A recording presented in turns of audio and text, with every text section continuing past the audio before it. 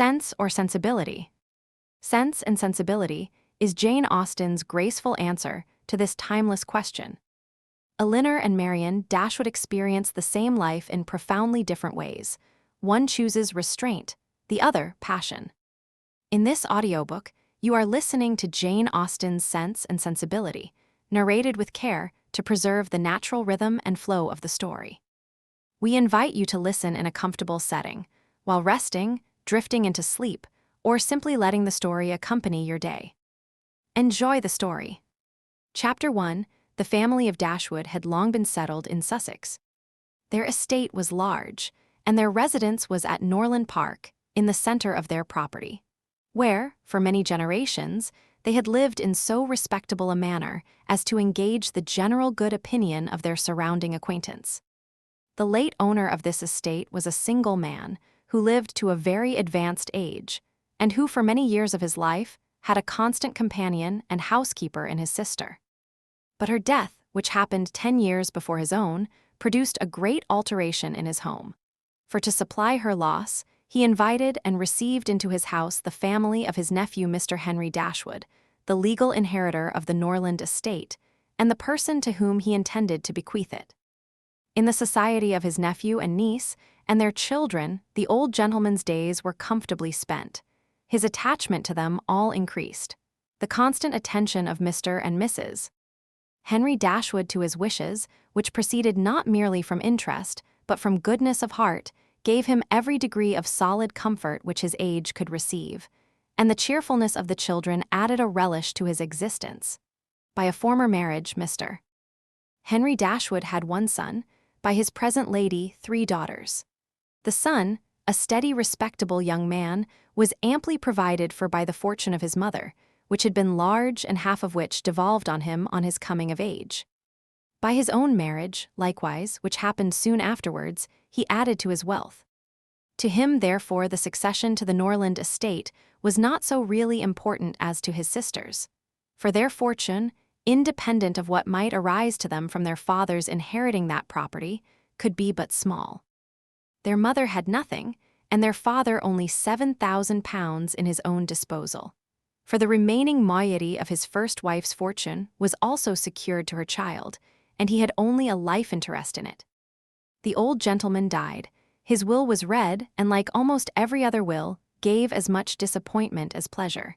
He was neither so unjust, nor so ungrateful, as to leave his estate from his nephew, but he left it to him on such terms as destroyed half the value of the bequest. Mr. Dashwood had wished for it more for the sake of his wife and daughters than for himself or his son. But to his son and his son's son, a child of 4 years old, it was secured, in such a way, as to leave to himself no power of providing for those who were most dear to him, and who most needed a provision by any charge on the estate, or by any sale of its valuable woods. The whole was tied up for the benefit of this child, who, in occasional visits with his father and mother at Norland, had so far gained on the affections of his uncle, by such attractions as are by no means unusual in children of 2 or 3 years old, an imperfect articulation, an earnest desire of having his own way, many cunning tricks, and a great deal of noise, as to outweigh all the value of all the attention which, for years, he had received from his niece and her daughters. He meant not to be unkind, however, and, as a mark of his affection for the 3 girls, he left them £1,000 apiece. Mr. Dashwood's disappointment was, at first, severe, but his temper was cheerful and sanguine, and he might reasonably hope to live many years, and by living economically, lay by a considerable sum from the produce of an estate already large, and capable of almost immediate improvement. But the fortune, which had been so tardy in coming, was his only £112 a month. He survived his uncle no longer, and £10,000, including the late legacies, was all that remained for his widow and daughters. His son was sent for as soon as his danger was known, and to him Mr. Dashwood recommended, with all the strength and urgency which illness could command, the interest of his mother-in-law and sisters. Mr. John Dashwood had not the strong feelings of the rest of the family, but he was affected by a recommendation of such a nature at such a time, and he promised to do everything in his power to make them comfortable. His father was rendered easy by such an assurance, and Mr. John Dashwood had then leisure to consider how much there might prudently be in his power to do for them. He was not an ill-disposed young man, unless to be rather cold-hearted and rather selfish is to be ill-disposed. But he was, in general, well respected, for he conducted himself with propriety in the discharge of his ordinary duties. Had he married a more amiable woman, he might have been made still more respectable than he was. He might even have been made amiable himself, for he was very young when he married and very fond of his wife. But Mrs. John Dashwood was a strong caricature of himself, more narrow-minded and selfish. When he gave his promise to his father, he meditated within himself to increase the fortunes of his sisters by the present of £1,000 apiece. He then really thought himself equal to it. The prospect of £4,000 a year, in addition to his present income, besides the remaining half of his own mother's fortune, warmed his heart and made him feel capable of generosity. Yes, he would give them £3,000. It would be liberal and handsome. It would be enough to make them completely easy. £3,000, he could spare so considerable a sum with little inconvenience. He thought of it all day long, and for many days successively, and he did not repent. No sooner was his father's funeral over than Mrs. John Dashwood, without sending any notice of her intention to her mother-in-law, arrived with her child and their attendants. No one could dispute her right to come. The house was her husband's from the moment of his father's decease, but the indelicacy of her conduct was so much the greater, and to a woman in Mrs. Dashwood's situation, with only common feelings, must have been highly unpleasing. But in her mind there was a sense of honor so keen, a generosity so romantic, that any offense of the kind, by whomsoever given or received, was to her a source of immovable disgust. Mrs. John Dashwood had never been a favorite with any of her husband's family, but she had had no opportunity, till the present, of showing them with how little attention to the comfort of other people she could act when occasion required it. So acutely did Mrs. Dashwood feel this ungracious behavior, and so earnestly did she despise her daughter-in-law for it, that, on the arrival of the latter, she would have quitted the house forever, had not the entreaty of her eldest girl induced her first to reflect on the propriety of going. And her own tender love for all her 3 children determined her afterwards to stay, and for their sakes avoid a breach with their brother. Elinor, this eldest daughter, whose advice was so effectual, possessed a strength of understanding and coolness of judgment, which qualified her, though only 19, to be the counselor of her mother, and enabled her frequently to counteract, to the advantage of them all, that eagerness of mind in Mrs. Dashwood, which must generally have led to imprudence. She had an excellent heart. Her disposition was affectionate, and her feelings were strong, but she knew how to govern them. It was a knowledge which her mother had yet to learn, and which one of her sisters had resolved never to be taught. Marianne's abilities were, in many respects, quite equal to Elinor's. She was sensible and clever, but eager in everything. Her sorrows, her joys, could have no moderation. She was generous, amiable, interesting. She was everything but prudent. The resemblance between her and her mother was strikingly great. Elinor saw, with concern, the excess of her sister's sensibility, but by Mrs. Dashwood it was valued and cherished. They encouraged each other now in the violence of their affliction. The agony of grief which overpowered them at first was voluntarily renewed, was sought for, was created again and again. They gave themselves up wholly to their sorrow, seeking increase of wretchedness in every reflection that could afford it, and resolved against ever admitting consolation in future. Elinor, too, was deeply afflicted, but still she could struggle, she could exert herself. She could consult with her brother, could receive her sister-in-law on her arrival, and treat her with proper attention, and could strive to rouse her mother to similar exertion and encourage her to similar forbearance. Margaret, the other sister, was a good-humored, well-disposed girl, but as she had already imbibed a good deal of Marianne's romance, without having much of her sense, she did not, at 13, bid fair to equal her sisters at a more advanced period of life. Chapter 2. Mrs. John Dashwood now installed herself mistress of Norland, and her mother and sisters-in-law were degraded to the condition of visitors. As such, however, they were treated by her with quiet civility, and by her husband with as much kindness as he could feel towards anybody beyond himself, his wife and their child. He really pressed them, with some earnestness, to consider Norland as their home. And, as no plan appeared so eligible to Mrs. Dashwood as remaining there till she could accommodate herself with a house in the neighborhood, his invitation was accepted. A continuance in a place where everything reminded her of former delight was exactly what suited her mind.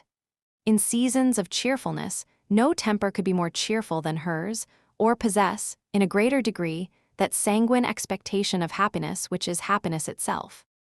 But in sorrow, she must be equally carried away by her fancy, and as far beyond consolation as in pleasure, she was beyond alloy.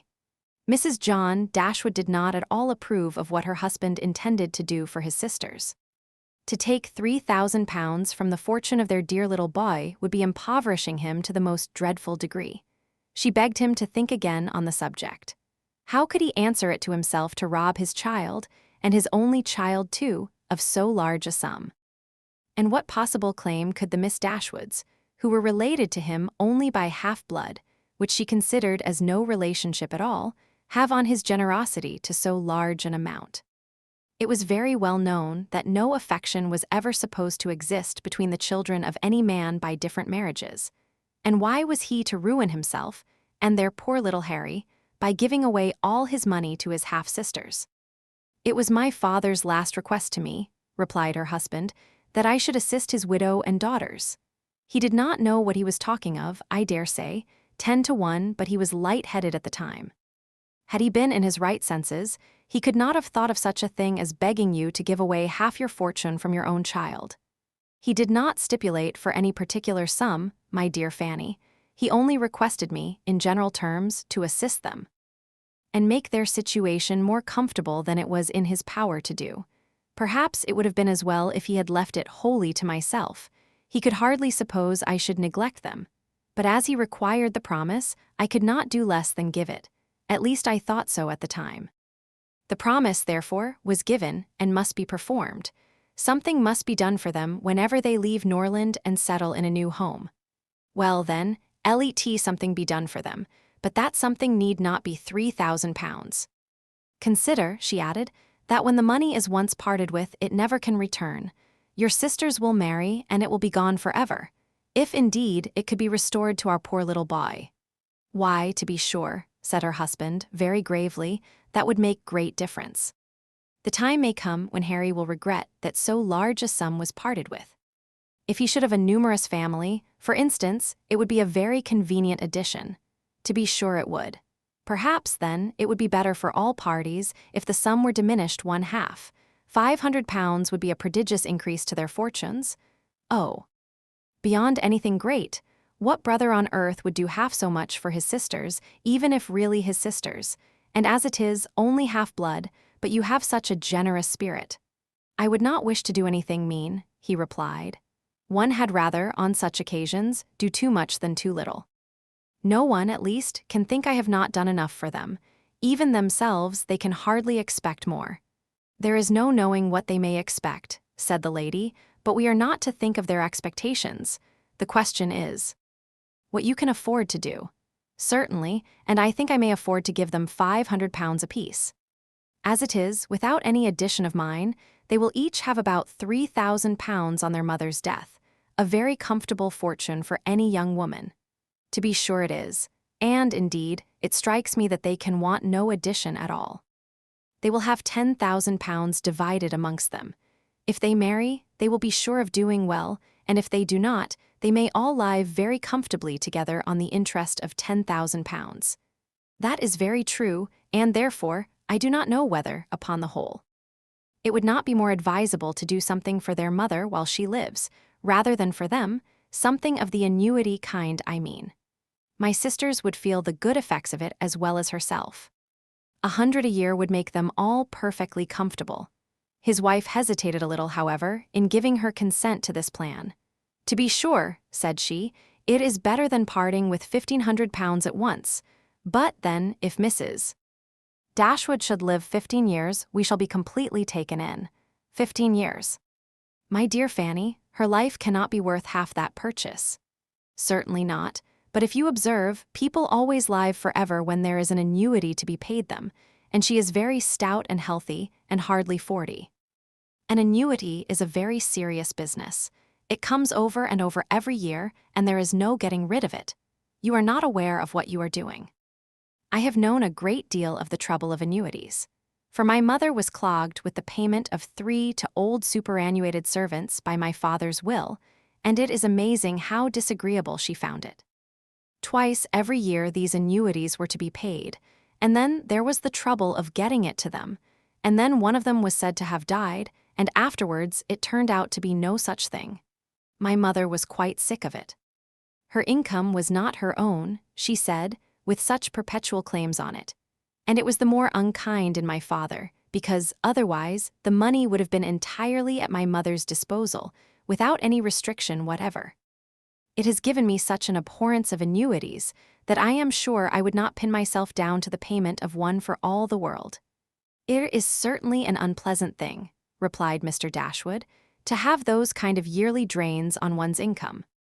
One's fortune, as your mother justly says, is not one's own. To be tied down to the regular payment of such a sum on every rent day is by no means desirable. It takes away one's independence. Undoubtedly, and after all you have no thanks for it.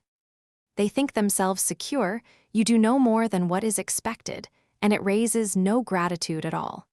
If I were you, whatever I did should be done at my own discretion entirely. I would not bind myself to allow them anything yearly.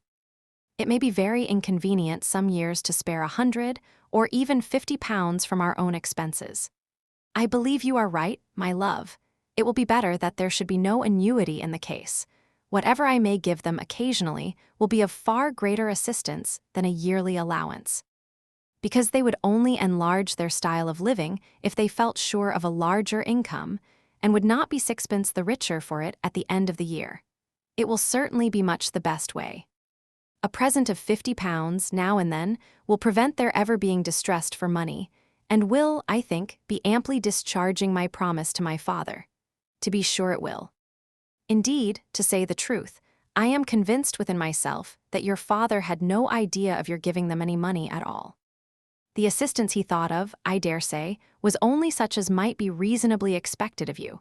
For instance, such as looking out for a comfortable small house for them, helping them to move their things, and sending them presents of fish and game, and so forth, whenever they are in season. I'll lay my life that he meant nothing farther. Indeed, it would be very strange and unreasonable if he did. Do but consider, my dear Mr. Dashwood, how excessively comfortable your mother-in-law and her daughters may live on the interest of 7,000 pounds, besides the 1,000 pounds belonging to each of the girls, which brings them in 50 pounds a year apiece, and, of course, they will pay their mother for their board out of it. Altogether, they will have 500 a year amongst them, and what on earth can 4 women want for more than that? They will live so cheap, their housekeeping will be nothing at all.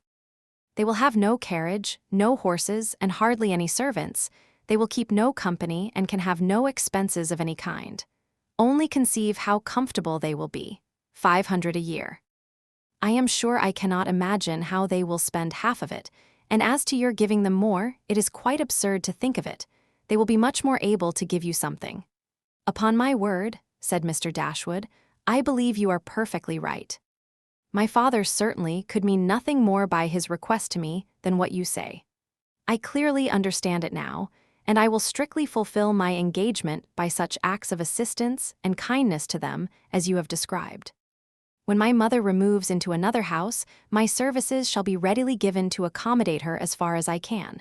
Some little present of furniture, too, may be acceptable then. Certainly, returned Mrs. John Dashwood. But, however, one thing must be considered. When your father and mother moved to Norland, though the furniture of Stanhill was sold, all the china, plate, and linen was saved, and is now left to your mother. Her house will therefore be almost completely fitted up as soon as she takes it. That is a material consideration, undoubtedly. A valuable legacy indeed, and yet some of the plate would have been a very pleasant addition to our own stock here. Yes, and the set of breakfast china is twice as handsome as what belongs to this house. a great deal too handsome, in my opinion, for any place they can ever afford to live in. But, however, so it is. Your father thought only of them, and I must say this, that you owe no particular gratitude to him, nor attention to his wishes, for we very well know that if he could, he would have left almost everything in the world to them. This argument was irresistible. It gave to his intentions whatever of decision was wanting before, and he finally resolved that it would be absolutely unnecessary, if not highly indecorous, to do more for the widow and children of his father than such kind of neighborly acts as his own wife pointed out. Chapter 3, Mrs. Dashwood remained at Norland several months, not from any disinclination to move when the sight of every well-known spot ceased to raise the violent emotion which it produced for a while, for when her spirits began to revive, and her mind became capable of some other exertion than that of heightening its affliction by melancholy remembrances, she was impatient to be gone, and indefatigable in her inquiries for a suitable dwelling in the neighborhood of Norland, for to remove far from that beloved spot was impossible.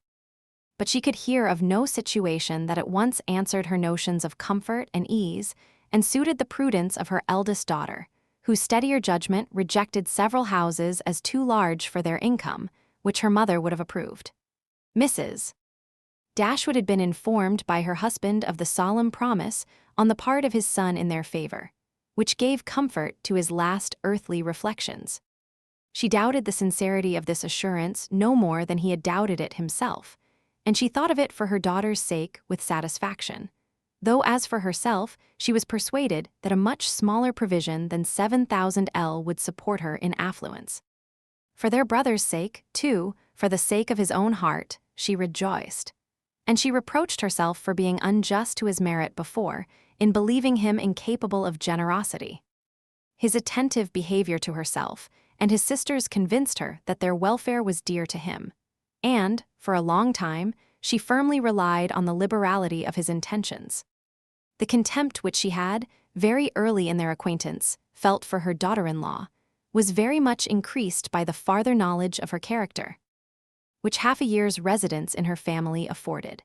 And perhaps in spite of every consideration of politeness or maternal affection on the side of the former, the two ladies might have found it impossible to have lived together so long, had not a particular circumstance occurred to give still greater eligibility, according to the opinions of Mrs. Dashwood, to her daughter's continuance at Norland. This circumstance was a growing attachment between her eldest girl and the brother of Mrs. John Dashwood, a gentlemanlike and pleasing young man, who was introduced to their acquaintance soon after his sister's establishment at Norland, and who had since spent the greatest part of his time there. Some mothers might have encouraged the intimacy from motives of interest, for Edward Ferrars was the eldest son of a man who had died very rich, and some might have repressed it from motives of prudence, for, except a trifling sum, the whole of his fortune depended on the will of his mother. But Mrs. Dashwood was alike uninfluenced by either consideration. It was enough for her that he appeared to be amiable, that he loved her daughter, and that Elinor returned the partiality.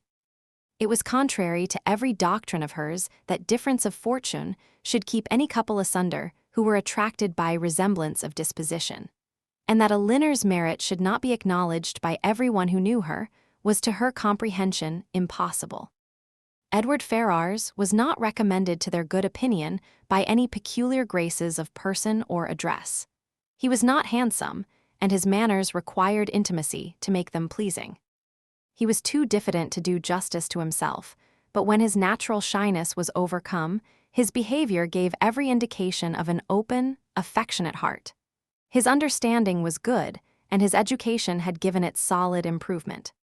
But he was neither fitted by abilities nor disposition to answer the wishes of his mother and sister, who longed to see him distinguished, as, they hardly knew what. They wanted him to make a fine figure in the world in some manner or other. His mother wished to interest him in political concerns, to get him into Parliament, or to see him connected with some of the great men of the day. Mrs. John Dashwood wished it likewise, but in the meanwhile, till one of these superior blessings could be attained, it would have quieted her ambition to see him driving a barouche. But Edward had no turn for great men or barouches. All his wishes centered in domestic comfort and the quiet of private life. Fortunately, he had a younger brother who was more promising. Edward had been staying several weeks in the house before he engaged much of Mrs. Dashwood's attention, for she was, at that time, in such affliction as rendered her careless of surrounding objects. She saw only that he was quiet and unobtrusive, and she liked him for it. He did not disturb the wretchedness of her mind by ill-timed conversation. She was first called to observe and approve him farther, by a reflection which Elinor chanced one day to make on the difference between him and his sister. It was a contrast which recommended him most forcibly to her mother. "It is enough," said she. "To say that he is unlike Fanny is enough. It implies everything amiable. I love him already." "I think you will like him," said Elinor, "when you know more of him." "Like him," replied her mother with a smile. "I feel no sentiment of approbation inferior to love. You may esteem him. I have never yet known what it was to separate esteem and love." Mrs. Dashwood now took pains to get acquainted with him. Her manners were attaching, and soon banished his reserve. She speedily comprehended all his merits.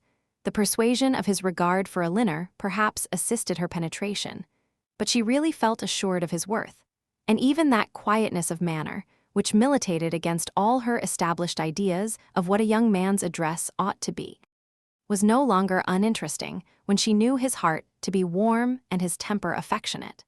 No sooner did she perceive any symptom of love in his behavior to Elinor than she considered their serious attachment as certain, and looked forward to their marriage as rapidly approaching.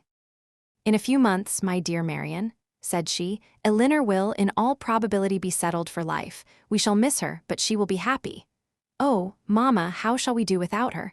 "My love, it will be scarcely a separation. We shall live within a few miles of each other, and shall meet every day of our lives. You will gain a brother, a real, affectionate brother. I have the highest opinion in the world of Edward's heart." "But you look grave, Marianne. Do you disapprove your sister's choice?" "Perhaps," said Marianne, "I may consider it with some surprise. Edward is very amiable, and I love him tenderly. But yet he is not the kind of young man. There is something wanting. His figure is not striking. It is none of that grace which I should expect in the man who could seriously attach my sister. His eyes want all that spirit, that fire, which at once announce virtue and intelligence. And besides all this, I am afraid, mamma, he has no real taste. Music seems scarcely to attract him, and though he admires Elinor's drawings very much, it is not the admiration of a person who can understand their worth. It is evident, in spite of his frequent attention to her while she draws, that in fact he knows nothing of the matter. He admires as a lover, not as a connoisseur. To satisfy me, those characters must be united. I could not be happy with a man whose taste did not in every point coincide with my own. He must enter into all my feelings. The same books, the same music must charm us both. Oh, mamma, how spiritless, how tame was Edward's manner in reading to us last night. I felt for my sister most severely. Yet she bore it with so much composure, she seemed scarcely to notice it. I could hardly keep my seat. To hear those beautiful lines which have frequently almost driven me wild, pronounced with such impenetrable calmness, such dreadful indifference. He would certainly have done more justice to simple and elegant prose. I thought so at the time, but you would give him Cowper. Nay, mamma, if he is not to be animated by Cowper, but we must allow for difference of taste. Elinor has not my feelings, and therefore she may overlook it and be happy with him. But it would have broke my heart, had I loved him, to hear him read with so little sensibility. Mamma, the more I know of the world, the more am I convinced that I shall never see a man whom I can really love. I require so much. He must have all Edward's virtues, and his person and manners must ornament his goodness with every possible charm. Remember, my love, that you are not 17. It is yet too early in life to despair of such a happiness. Why should you be less fortunate than your mother? In one circumstance only, my Marianne, may your destiny be different from hers. Chapter 4. What a pity it is, Elinor, said Marianne, that Edward should have no taste for drawing. No taste for drawing, replied Elinor. Why should you think so? He does not draw himself, indeed, but he has great pleasure in seeing the performances of other people, and I assure you he is by no means deficient in natural taste, though he has not had opportunities of improving it. Had he ever been in the way of learning, I think he would have drawn very well. He distrusts his own judgment in such matters so much that he is always unwilling to give his opinion on any picture, but he has an innate propriety and simplicity of taste, which in general direct him perfectly right. Marianne was afraid of offending, and said no more on the subject. But the kind of approbation which Elinor described as excited in him by the drawings of other people was very far from that rapturous delight which, in her opinion, could alone be called taste. Yet, though smiling within herself at the mistake, she honored her sister for that blind partiality to Edward which produced it. "I hope, Marianne," continued Elinor, "you do not consider him as deficient in general taste. Indeed, I think I may say that you cannot, for your behavior to him is perfectly cordial, and if that were your opinion, I am sure you could never be civil to him." Marianne hardly knew what to say. She would not wound the feelings of her sister on any account, and yet to say what she did not believe was impossible. At length, she replied, "Do not be offended, Elinor, if my praise of him is not in everything equal to your sense of his merits. I have not had so many opportunities of estimating the minuter propensities of his mind, his inclinations and tastes, as you have, but I have the highest opinion in the world of his goodness and sense. I think him everything that is worthy and amiable. I am sure," replied Elinor, with a smile, "that his dearest friends could not be dissatisfied with such commendation as that. I do not perceive how you could express yourself more warmly." Marianne was rejoiced to find her sister so easily pleased. "Of his sense and his goodness," continued Elinor, "no one can, I think, be in doubt who has seen him often enough to engage him in unreserved conversation. The excellence of his understanding and his principles can be concealed only by that shyness which too often keeps him silent. You know enough of him to do justice to his solid worth. But of his minuter propensities, as you call them, you have from peculiar circumstances been kept more ignorant than myself. He and I have been at times thrown a good deal together, while you have been wholly engrossed on the most affectionate principle by my mother. I have seen a great deal of him, have studied his sentiments and heard his opinion on subjects of literature and taste. And, upon the whole, I venture to pronounce that his mind is well informed, enjoyment of books exceedingly great, his imagination lively, his observation just and correct, and his taste delicate and pure. His abilities in every respect improve as much upon acquaintance as his manners and person.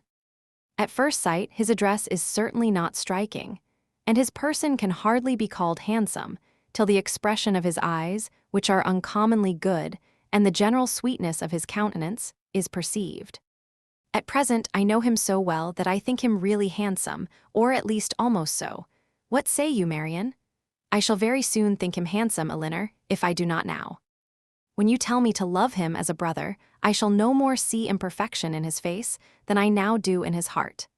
Elinor started at this declaration, and was sorry for the warmth she had been betrayed into in speaking of him. She felt that Edward stood very high in her opinion. She believed the regard to be mutual, but she required greater certainty of it to make Marianne's conviction of their attachment agreeable to her. She knew that what Marianne and her mother conjectured one moment, they believed the next, that with them, to wish was to hope, and to hope was to expect. She tried to explain the real state of the case to her sister. "I do not attempt to deny," said she, "that I think very highly of him, that I greatly esteem, that I like him." Marianne here burst forth with indignation. "Esteem him, like him, cold-hearted Elinor, oh, worse than cold-hearted. Ashamed of being otherwise. Use those words again, and I will leave the room this moment." Elinor could not help laughing. "Excuse me," said she, "and be assured that I meant no offense to you by speaking in so quiet a way of my own feelings. Believe them to be stronger than I have declared. Believe them, in short, to be such as his merit, and the suspicion, the hope of his affection for me may warrant, without imprudence or folly. But farther than this you must not believe. I am by no means assured of his regard for me. There are moments when the extent of it seems doubtful. Until his sentiments are fully known, you cannot wonder at my wishing to avoid any encouragement of my own partiality, by believing or calling it more than it is. In my heart, I feel little, scarcely any doubt of his preference.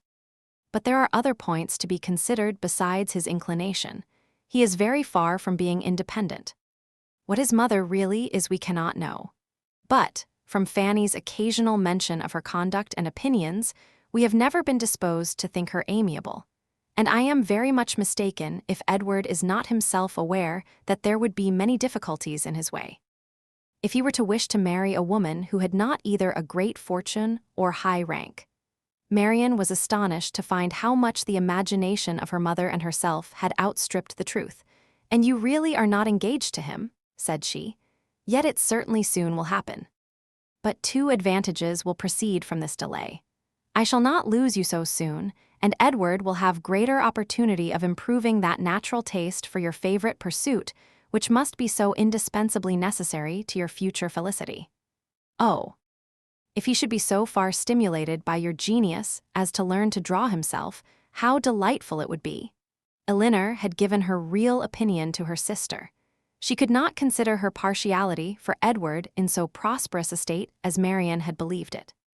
There was, at times, a want of spirits about him which, if it did not denote indifference, spoke of something almost as unpromising.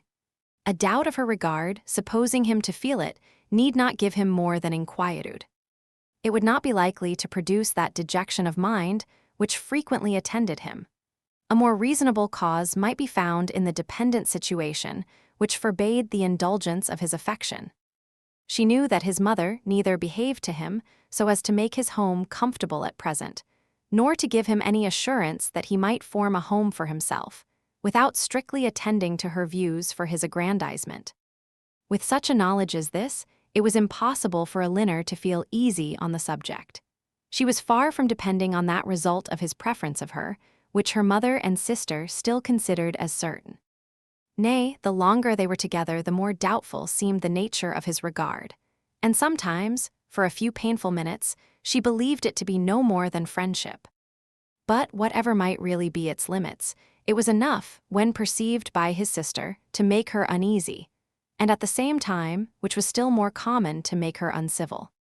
She took the first opportunity of affronting her mother-in-law on the occasion, talking to her so expressively of her brother's great expectations, of Mrs. Ferrars's resolution that both her sons should marry well, and of the danger attending any young woman who attempted to draw him in, that Mrs. Dashwood could neither pretend to be unconscious, nor endeavor to be calm. She gave her an answer which marked her contempt, and instantly left the room, resolving that, whatever might be the inconvenience or expense of so sudden a removal, her beloved Elinor should not be exposed another week to such insinuations. In this state of her spirits, a letter was delivered to her from the post, which contained a proposal particularly well timed. It was the offer of a small house, on very easy terms, belonging to a relation of her own, a gentleman of consequence and property in Devonshire.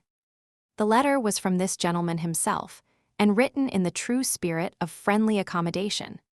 He understood that she was in need of a dwelling, and though the house he now offered her was merely a cottage, he assured her that everything should be done to it which she might think necessary, if the situation pleased her.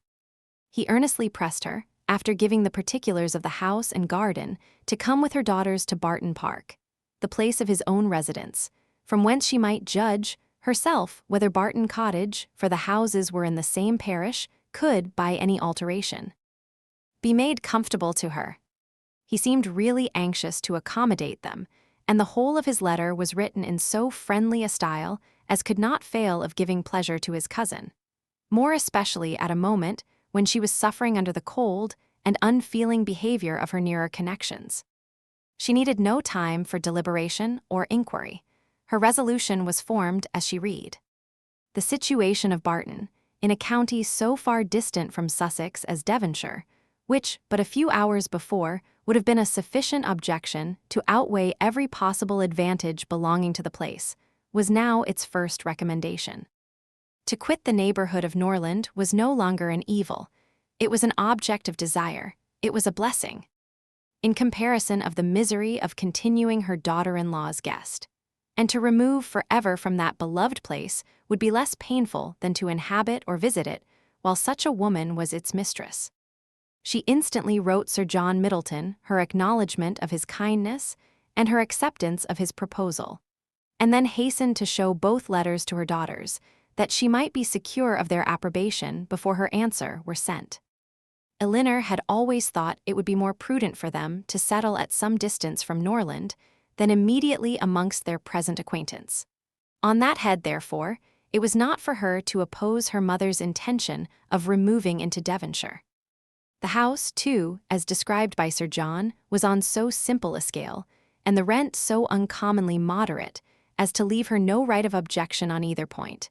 And, therefore, though it was not a plan which brought any charm to her fancy, though it was a removal from the vicinity of Norland beyond her wishes, she made no attempt to dissuade her mother from sending a letter of acquiescence.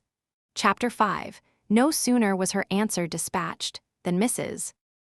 Dashwood indulged herself in the pleasure of announcing to her son-in-law and his wife that she was provided with a house, and should incommode them no longer than till everything were ready for her inhabiting it. They heard her with surprise. Mrs. John Dashwood said nothing, but her husband civilly hoped that she would not be settled far from Norland. She had great satisfaction in replying that she was going into Devonshire. Edward turned hastily towards her, on hearing this, and, in a voice of surprise and concern, which required no explanation to her, repeated, "Devonshire, are you indeed going there? So far from hence?" "And to what part of it?" She explained the situation. It was within 4 miles northward of Exeter. "It is but a cottage," she continued, "but I hope to see many of my friends in it.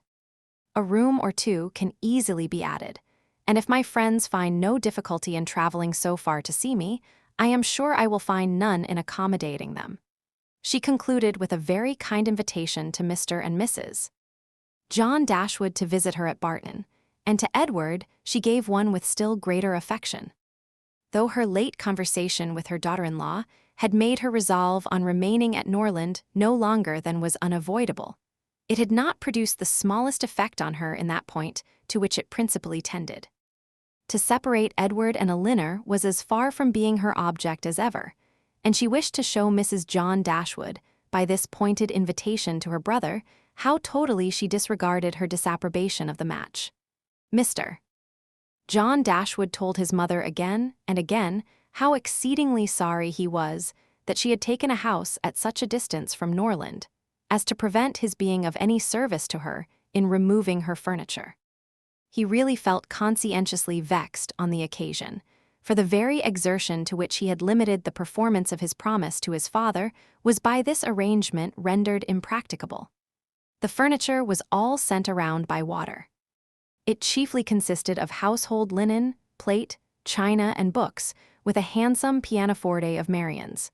Mrs. John Dashwood saw the packages depart with a sigh. She could not help feeling it hard that as Mrs. Dashwood's income would be so trifling in comparison with their own, she should have any handsome article of furniture. Mrs. Dashwood took the house for a 12-a-month. It was ready furnished, and she might have immediate possession. No difficulty arose on either side in the agreement, and she waited only for the disposal of her effects at Norland and to determine her future household before she set off for the West. And this, as she was exceedingly rapid in the performance of everything that interested her, was soon done. The horses which were left her by her husband had been sold soon after his death, and an opportunity now offering of disposing of her carriage, she agreed to sell that likewise at the earnest advice of her eldest daughter. For the comfort of her children, had she consulted only her own wishes, she would have kept it, but the discretion of Elinor prevailed. Her wisdom, too, limited the number of their servants to 3, 2 maids and a man, with whom they were speedily provided from amongst those who had formed their establishment at Norland. The man and one of the maids were sent off immediately into Devonshire to prepare the house for their mistress's arrival, for as Lady Middleton was entirely unknown to Mrs. Dashwood, she preferred going directly to the cottage to being a visitor at Barton Park, and she relied so undoubtingly on Sir John's description of the house as to feel no curiosity to examine it herself till she entered it as her own. Her eagerness to be gone from Norland was preserved from diminution by the evident satisfaction of her daughter-in-law in the prospect of her removal. a satisfaction which was but feebly attempted to be concealed under a cold invitation to her to defer her departure. Now was the time when her son-in-law's promise to his father might with particular propriety be fulfilled. Since he had neglected to do it on first coming to the estate, their quitting his house might be looked on as the most suitable period for its accomplishment. But Mrs. Dashwood began shortly to give over every hope of the kind, and to be convinced, from the general drift of his discourse, that his assistance extended no farther than their maintenance for 6 months at Norland. He so frequently talked of the increasing expenses of housekeeping, and of the perpetual demands upon his purse, which a man of any consequence in the world was beyond calculation exposed to, that he seemed rather to stand in need of more money himself than to have any design of giving money away. In a very few weeks from the day which brought Sir John Middleton's first letter to Norland, everything was so far settled in their future abode as to enable Mrs. Dashwood and her daughters to begin their journey. Many were the tears shed by them in their last adieus to a place so much beloved. "Dear, dear Norland," said Marianne, as she wandered alone before the house on the last evening of their being there, "when shall I cease to regret you, when learn to feel a home elsewhere? Oh, happy house, could you know what I suffer in now viewing you from this spot, from whence perhaps I may view you no more. And you, ye well-known trees, but you will continue the same. No leaf will decay because we are removed, nor any branch become motionless, although we can observe you no longer. No, you will continue the same, unconscious of the pleasure or the regret you occasion, and insensible of any change in those who walk under your shade, but who will remain to enjoy you." Chapter 6. The first part of their journey was performed in too melancholy a disposition to be otherwise than tedious and unpleasant. But as they drew towards the end of it, their interest in the appearance of a country which they were to inhabit overcame their dejection, and a view of Barton Valley as they entered it gave them cheerfulness. It was a pleasant, fertile spot, well wooded, and rich in pasture. After winding along it for more than a mile, they reached their own house. A small green court was the whole of its demesne in front, and a neat wicket gate admitted them into it. As a house, Barton Cottage, though small, was comfortable and compact. But as a cottage it was defective, for the building was regular, the roof was tiled, the window shutters were not painted green, nor were the walls covered with honeysuckles. A narrow passage led directly through the house into the garden behind. On each side of the entrance was a sitting room, about 16 feet square, and beyond them were the offices and the stairs. 4 bedrooms and 2 garrets formed the rest of the house. It had not been built many years and was in good repair. In comparison of Norland, it was poor and small indeed, but the tears which recollection called forth as they entered the house were soon dried away. They were cheered by the joy of the servants on their arrival, and each for the sake of the others resolved to appear happy. It was very early in September. The season was fine, and from first seeing the place under the advantage of good weather, they received an impression in its favor which was of material service in recommending it to their lasting approbation. The situation of the house was good. High hills rose immediately behind and at no great distance on each side, some of which were open downs, the others cultivated and woody. The village of Barton was chiefly on one of these hills and formed a pleasant view from the cottage windows. The prospect in front was more extensive. It commanded the whole of the valley and reached into the country beyond. The hills which surrounded the cottage terminated the valley in that direction, under another name, and in another course, it branched out again between 2 of the steepest of them. With the size and furniture of the house Mrs. Dashwood was upon the whole well satisfied, for though her former style of life rendered many additions to the latter indispensable, yet to add and improve was a delight to her, and she had at this time ready money enough to supply all that was wanted of greater elegance to the apartments. "As for the house itself, to be sure," said she, "it is too small for our family, but we will make ourselves tolerably comfortable for the present, as it is too late in the year for improvements. Perhaps in the spring, if I have plenty of money, as I dare say I shall, we may think about building. These parlors are both too small for such parties of our friends as I hope to see often collected here. and I have some thoughts of throwing the passage into one of them with perhaps a part of the other, and so leave the remainder of that other for an entrance. This, with a new drawing room which may be easily added and a bedchamber and garret above, will make it a very snug little cottage. I could wish the stairs were handsome, but one must not expect everything, though I suppose it would be no difficult matter to widen them. I shall see how much I am beforehand with the world in the spring, and we will plan our improvements accordingly. In the meantime, till all these alterations could be made from the savings of an income of 500 a year by a woman who never saved in her life. They were wise enough to be contented with the house as it was, and each of them was busy in arranging their particular concerns, and endeavoring, by placing around them books and other possessions, to form themselves a home. Marianne's pianoforte was unpacked and properly disposed of, and Elinor's drawings were affixed to the walls of their sitting room. In such employments as these they were interrupted soon after breakfast, the next day, by the entrance of their landlord, who called to welcome them to Barton, and to offer them every accommodation from his own house and garden in which theirs might at present be deficient. Sir John Middleton was a good-looking man about 40. He had formerly visited at Stanhill, but it was too long for his young cousins to remember him. His countenance was thoroughly good-humored, and his manners were as friendly as the style of his letter. Their arrival seemed to afford him real satisfaction, and their comfort to be an object of real solicitude to him. He said much of his earnest desire of their living in the most sociable terms with his family, and pressed them so cordially to dine at Barton Park every day till they were better settled at home, that, though his entreaties were carried to a point of perseverance beyond civility, they could not give offense. His kindness was not confined to words, for within an hour after he left them, a large basket full of garden stuff and fruit arrived from the park, which was followed before the end of the day by a present of game. He insisted, moreover, on conveying all their letters to and from the post for them, and would not be denied the satisfaction of sending them his newspaper every day. Lady Middleton had sent a very civil message by him, denoting her intention of waiting on Mrs. Dashwood as soon as she could be assured that her visit would be no inconvenience. And as this message was answered by an invitation equally polite, her ladyship was introduced to them the next day. They were, of course, very anxious to see a person on whom so much of their comfort at Barton must depend, and the elegance of her appearance was favorable to their wishes. Lady Middleton was not more than 6 or 7 and 20. Her face was handsome, her figure tall and striking, and her address graceful. Her manners had all the elegance which her husband's wanted.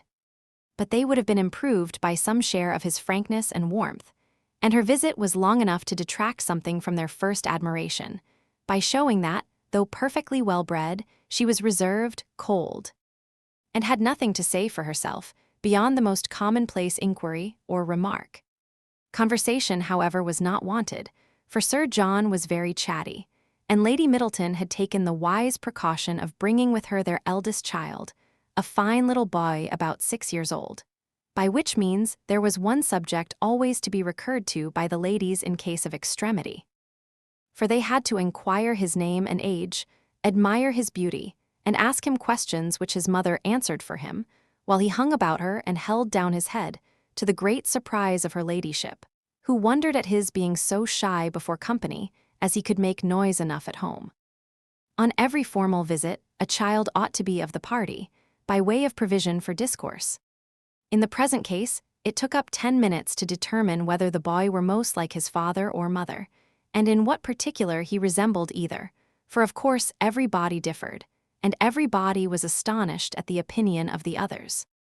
An opportunity was soon to be given to the Dashwoods of debating on the rest of the children, as Sir John would not leave the house without securing their promise of dining at the park the next day. Chapter 7, Barton Park, was about half a mile from the cottage. The ladies had passed near it in their way along the valley, but it was screened from their view at home by the projection of a hill. The house was large and handsome, and the Middletons lived in a style of equal hospitality and elegance. The former was for Sir John's gratification, the latter for that of his lady. They were scarcely ever without some friends staying with them in the house, and they kept more company of every kind than any other family in the neighborhood. It was necessary to the happiness of both, for however dissimilar in temper and outward behavior, they strongly resembled each other in that total want of talent and taste which confined their employments, unconnected with such as society produced, within a very narrow compass. Sir John was a sportsman, Lady Middleton a mother. He hunted and shot, and she humored her children, and these were their only resources. Lady Middleton had the advantage of being able to spoil her children all the year round, while Sir John's independent employments were in existence only half the time. Continual engagements at home and abroad, however, supplied all the deficiencies of nature and education, supported the good spirits of Sir John, and gave exercise to the good breeding of his wife. Lady Middleton piqued herself upon the elegance of her table and of all her domestic arrangements, and from this kind of vanity was her greatest enjoyment in any of their parties. But Sir John's satisfaction in society was much more real. He delighted in collecting about him more young people than his house would hold, and the noisier they were the better was he pleased. He was a blessing to all the juvenile part of the neighborhood, for in summer he was forever forming parties to eat cold ham and chicken out of doors, and in winter his private balls were numerous enough for any young lady who was not suffering under the unsatiable appetite of 15. The arrival of a new family in the country was always a matter of joy to him, and in every point of view he was charmed with the inhabitants he had now procured for his cottage at Barton. The Miss Dashwoods were young, pretty, and unaffected.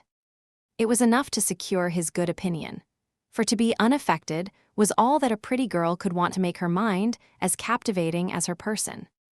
The friendliness of his disposition made him happy in accommodating those whose situation might be considered, in comparison with the past, as unfortunate. In showing kindness to his cousins, therefore, he had the real satisfaction of a good heart, and in settling a family of females only in his cottage, he had all the satisfaction of a sportsman. For a sportsman, though he esteems only those of his sex who are sportsmen likewise, is not often desirous of encouraging their taste by admitting them to a residence within his own manor. Mrs.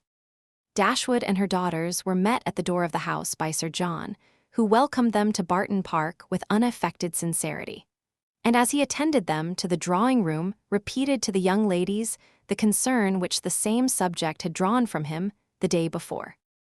He hoped they would all excuse the smallness of the party, and could assure them it should never happen so again. He had been to several families that morning in hopes of procuring some addition to their number, but it was moonlight, and every body was full of engagements. Luckily, Lady Middleton's mother had arrived at Barton within the last hour, and as she was a very cheerful, agreeable woman, he hoped the young ladies would not find it so very dull as they might imagine. The young ladies, as well as their mother, were perfectly satisfied with having two entire strangers of the party, and wished for no more. Mrs. Jennings, Lady Middleton's mother, was a good-humored, merry, fat, elderly woman who talked a great deal, seemed very happy, and rather vulgar.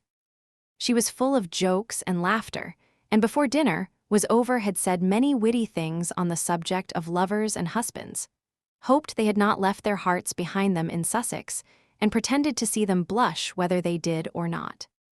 Marianne was vexed at it for her sister's sake, and turned her eyes towards Elinor to see how she bore these attacks, with an earnestness which gave Elinor far more pain than could arise from such commonplace raillery as Mrs. Jennings's.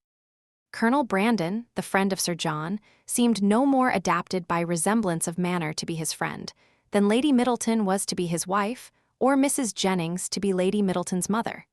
He was silent and grave.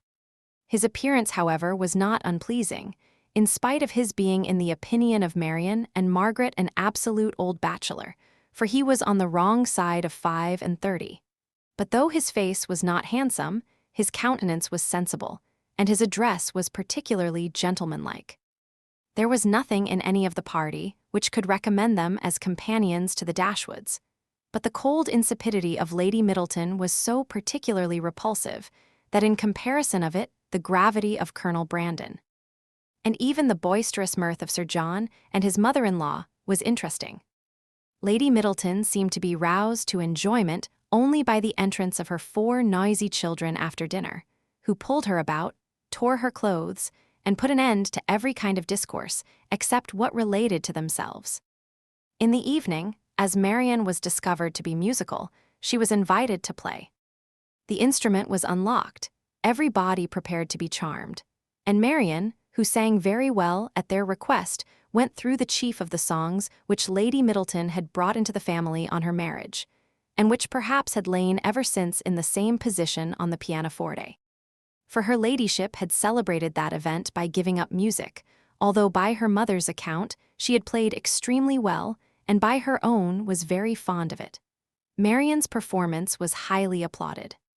Sir John was loud in his admiration at the end of every song, and as loud in his conversation with the others while every song lasted. Lady Middleton frequently called him to order, wondered how anyone's attention could be diverted from music for a moment, and asked Marianne to sing a particular song which Marianne had just finished. Colonel Brandon alone, of all the party, heard her without being in raptures. He paid her only the compliment of attention, and she felt a respect for him on the occasion, which the others had reasonably forfeited by their shameless want of taste. His pleasure in music, though it amounted not to that ecstatic delight which alone could sympathize with her own, was estimable when contrasted against the horrible insensibility of the others, and she was reasonable enough to allow that a man of 35 might well have outlived all acuteness of feeling and every exquisite power of enjoyment. She was perfectly disposed to make every allowance for the Colonel's advanced state of life which humanity required. Chapter 8. Mrs. Jennings was a widow with an ample jointure. She had only 2 daughters, both of whom she had lived to see respectably married, and she had now therefore nothing to do but to marry all the rest of the world. In the promotion of this object, she was zealously active, as far as her ability reached, and missed no opportunity of projecting weddings among all the young people of her acquaintance. She was remarkably quick in the discovery of attachments, and had enjoyed the advantage of raising the blushes and the vanity of many a young lady by insinuations of her power over such a young man. And this kind of discernment enabled her soon after her arrival at Barton decisively to pronounce that Colonel Brandon was very much in love with Marianne. Dashwood, she rather suspected it to be so, on the very first evening of their being together, from his listening so attentively while she sang to them. And when the visit was returned by the Middletons dining at the cottage, the fact was ascertained by his listening to her again. It must be so. She was perfectly convinced of it. It would be an excellent match, for he was rich and she was handsome. Mrs. Jennings had been anxious to see Colonel Brandon well married, ever since her connection with Sir John first brought him to her knowledge, and she was always anxious to get a good husband for every pretty girl. The immediate advantage to herself was by no means inconsiderable, for it supplied her with endless jokes against them both. At the park, she laughed at the Colonel, and in the cottage at Marianne. To the former her raillery was probably, as far as it regarded only himself, perfectly indifferent, but to the latter it was at first incomprehensible, and when its object was understood, she hardly knew whether most to laugh at its absurdity or censure its impertinence. For she considered it as an unfeeling reflection on the Colonel's advanced years and on his forlorn condition as an old bachelor. Mrs.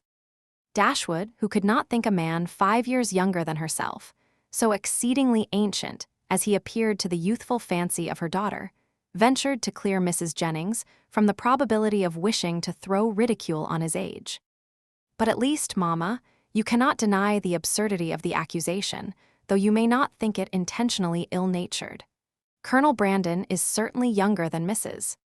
Jennings, but he is old enough to be my father, and if he were ever animated enough to be in love, must have long outlived every sensation of the kind. It is too ridiculous. When is a man to be safe from such wit, if age and infirmity will not protect him? Infirmity, said Elinor, do you call Colonel Brandon infirm? I can easily suppose that his age may appear much greater to you than to my mother, but you can hardly deceive yourself as to his having the use of his limbs. Did not you hear him complain of the rheumatism? And is not that the commonest infirmity of declining life? My dearest child, said her mother, laughing, At this rate you must be in continual terror of my decay, and it must seem to you a miracle that my life has been extended to the advanced age of 40. Mamma, you are not doing me justice. I know very well that Colonel Brandon is not old enough to make his friends, yet apprehensive of losing him in the course of nature. He may live 20 years longer. But 35 has nothing to do with matrimony. Perhaps, said Elinor, 35 and 17 had better not have anything to do with matrimony together. But if there should by any chance happen to be a woman who is single at 7 and 20, I should not think Colonel Brandon's being 35 any objection to his marrying her. A woman of 7 and 20, said Marianne, after pausing a moment, can never hope to feel or inspire affection again, and if her home be uncomfortable, or her fortune small, I can suppose that she might bring herself to submit to the offices of a nurse, for the sake of the provision and security of a wife. In his marrying such a woman, therefore, there would be nothing unsuitable. It would be a compact of convenience, and the world would be satisfied. In my eyes, it would be no marriage at all, but that would be nothing. To me, it would seem only a commercial exchange, in which each wished to be benefited at the expense of the other. It would be impossible, I know, replied Elinor, to convince you that a woman of 7 and 20 could feel for a man of 35 anything near enough to love, to make him a desirable companion to her. But I must object to your dooming Colonel Brandon and his wife to the constant confinement of a sick chamber, merely because he chanced to complain yesterday, a very cold, damp day, of a slight rheumatic feel in one of his shoulders. But he talked of flannel waistcoats, said Marianne, and with me a flannel waistcoat is invariably connected with aches, cramps, rheumatisms, and every species of ailment that can afflict the old and the feeble. Had he been only in a violent fever, you would not have despised him half so much. Confess, Marianne, is not there something interesting to you in the flushed cheek, hollow eye, and quick pulse of a fever? Soon after this, upon Elinor's leaving the room, Mamma, said Marianne, I have an alarm on the subject of illness which I cannot conceal from you. I am sure Edward Ferrars is not well. We have now been here almost a fortnight, and yet he does not come. Nothing but real indisposition could occasion this extraordinary delay. What else can detain him at Norland? Had you any idea of his coming so soon? Said Mrs. Dashwood. I had none. On the contrary, if I have felt any anxiety at all on the subject, it has been in recollecting that he sometimes showed a want of pleasure and readiness in accepting my invitation, when I talked of his coming to Barton. Does Elinor expect him already? I have never mentioned it to her, but of course she must. I rather think you are mistaken, for when I was talking to her yesterday of getting a new grate for the spare bedchamber, she observed that there was no immediate hurry for it, as it was not likely that the room would be wanted for some time. How strange this is! What can be the meaning of it? But the whole of their behavior to each other has been unaccountable. How cold, how composed were their last adieus. How languid their conversation the last evening of their being together. In Edward's farewell, there was no distinction between Elinor and me. It was the good wishes of an affectionate brother to both. Twice did I leave them purposely together in the course of the last morning, and each time did he most unaccountably follow me out of the room. And Elinor, in quitting Norland and Edward, cried not as I did. Even now her self-command is invariable. When is she dejected or melancholy? When does she try to avoid society, or appear restless and dissatisfied in it? Chapter 9. The Dashwoods were now settled at Barton with tolerable comfort to themselves. The house and the garden, with all the objects surrounding them, were now become familiar, and the ordinary pursuits which had given to Norland half its charms were engaged in again with far greater enjoyment than Norland had been able to afford since the loss of their father. Sir John Middleton, who called on them every day for the first fortnight, and who was not in the habit of seeing much occupation at home, could not conceal his amazement on finding them always employed. Their visitors, except those from Barton Park, were not many. For, in spite of Sir John's urgent entreaties that they would mix more in the neighborhood, and repeated assurances of his carriage being always at their service, the independence of Mrs. Dashwood's spirit overcame the wish of society for her children, and she was resolute in declining to visit any family beyond the distance of a walk. There were but few who could be so classed, and it was not all of them that were attainable. About 1.5 miles from the cottage, along the narrow, winding valley of Elenham, which issued from that of Barton, as formerly described, the girls had, in one of their earliest walks, discovered an ancient, respectable-looking mansion, which, by reminding them a little of Norland, interested their imagination and made them wish to be better acquainted with it. But they learnt, on inquiry, that its possessor, an elderly lady of very good character, was unfortunately too infirm to mix with the world, and never stirred from home. The whole country about them abounded in beautiful walks. The high downs which invited them from almost every window of the cottage to seek the exquisite enjoyment of air on their summits were a happy alternative when the dirt of the valleys beneath shut up their superior beauties. And towards one of these hills did Marianne and Margaret one memorable morning direct their steps, attracted by the partial sunshine of a showery sky, and unable longer to bear the confinement which the settled rain of the 2 preceding days had occasioned. The weather was not tempting enough to draw the 2 others from their pencil and their book, in spite of Marianne's declaration that the day would be lastingly fair, and that every threatening cloud would be drawn off from their hills, and the 2 girls set off together. They gaily ascended the downs, rejoicing in their own penetration at every glimpse of blue sky. And when they caught in their faces the animating gales of a high southwesterly wind, they pitied the fears which had prevented their mother and Elinor from sharing such delightful sensations. "Is there a felicity in the world," said Marianne, "superior to this? Margaret, we will walk here at least 2 hours."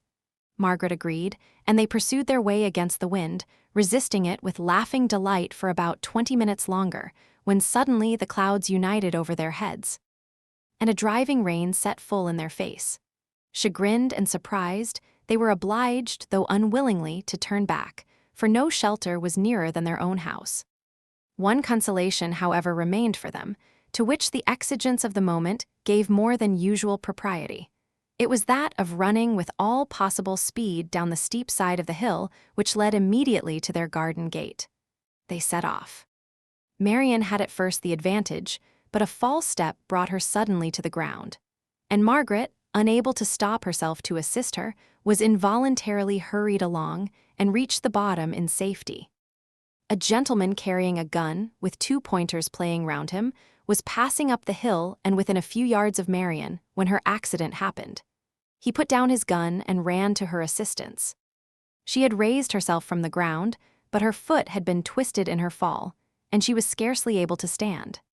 The gentleman offered his services, and perceiving that her modesty declined what her situation rendered necessary, took her up in his arms without farther delay and carried her down the hill. Then passing through the garden, the gate of which had been left open by Margaret, he bore her directly into the house, whither Margaret was just arrived, and quitted not his hold till he had seated her in a chair in the parlor. Elinor and her mother rose up in amazement at their entrance, and while the eyes of both were fixed on him with an evident wonder and a secret admiration which equally sprung from his appearance, he apologized for his intrusion by relating its cause, in a manner so frank and so graceful that his person, which was uncommonly handsome, received additional charms from his voice and expression. Had he been even old, ugly, and vulgar, the gratitude and kindness of Mrs. Dashwood would have been secured by any act of attention to her child, but the influence of youth, beauty, and elegance gave an interest to the action which came home to her feelings. She thanked him again and again, and, with a sweetness of address which always attended her, invited him to be seated. But this he declined, as he was dirty and wet. Mrs. Dashwood then begged to know to whom she was obliged. His name, he replied, was Willoughby, and his present home was at Elenham, from whence he hoped she would allow him the honor of calling tomorrow to inquire after Miss Dashwood. The honor was readily granted, and he then departed, to make himself still more interesting, in the midst of a heavy rain. His manly beauty and more than common gracefulness were instantly the theme of general admiration, and the laugh which his gallantry raised against Marianne received particular spirit from his exterior attractions. Marianne herself had seen less of his person than the rest. For the confusion which crimsoned over her face, on his lifting her up, had robbed her of the power of regarding him after their entering the house. But she had seen enough of him to join in all the admiration of the others, and with an energy which always adorned her praise.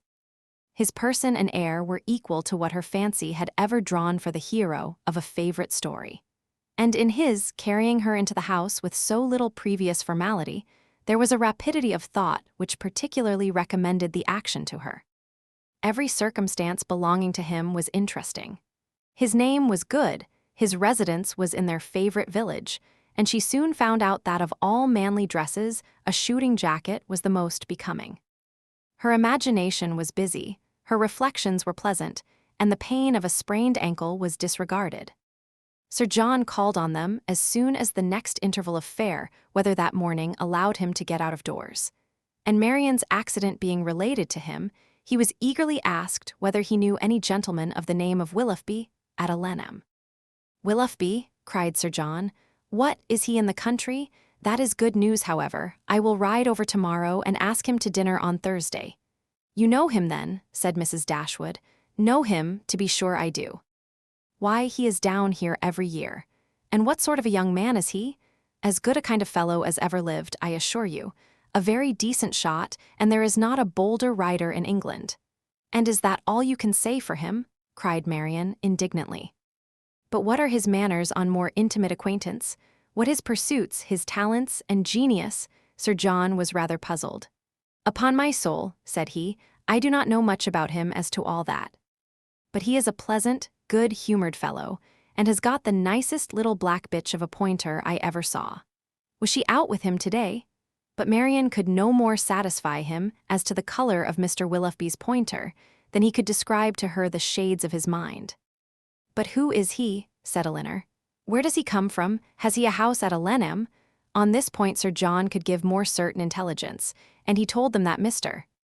Willoughby had no property of his own in the country, that he resided there only while he was visiting the old lady at Alenham Court, to whom he was related, and whose possessions he was to inherit. Adding, "Yes, yes, he is very well worth catching, I can tell you.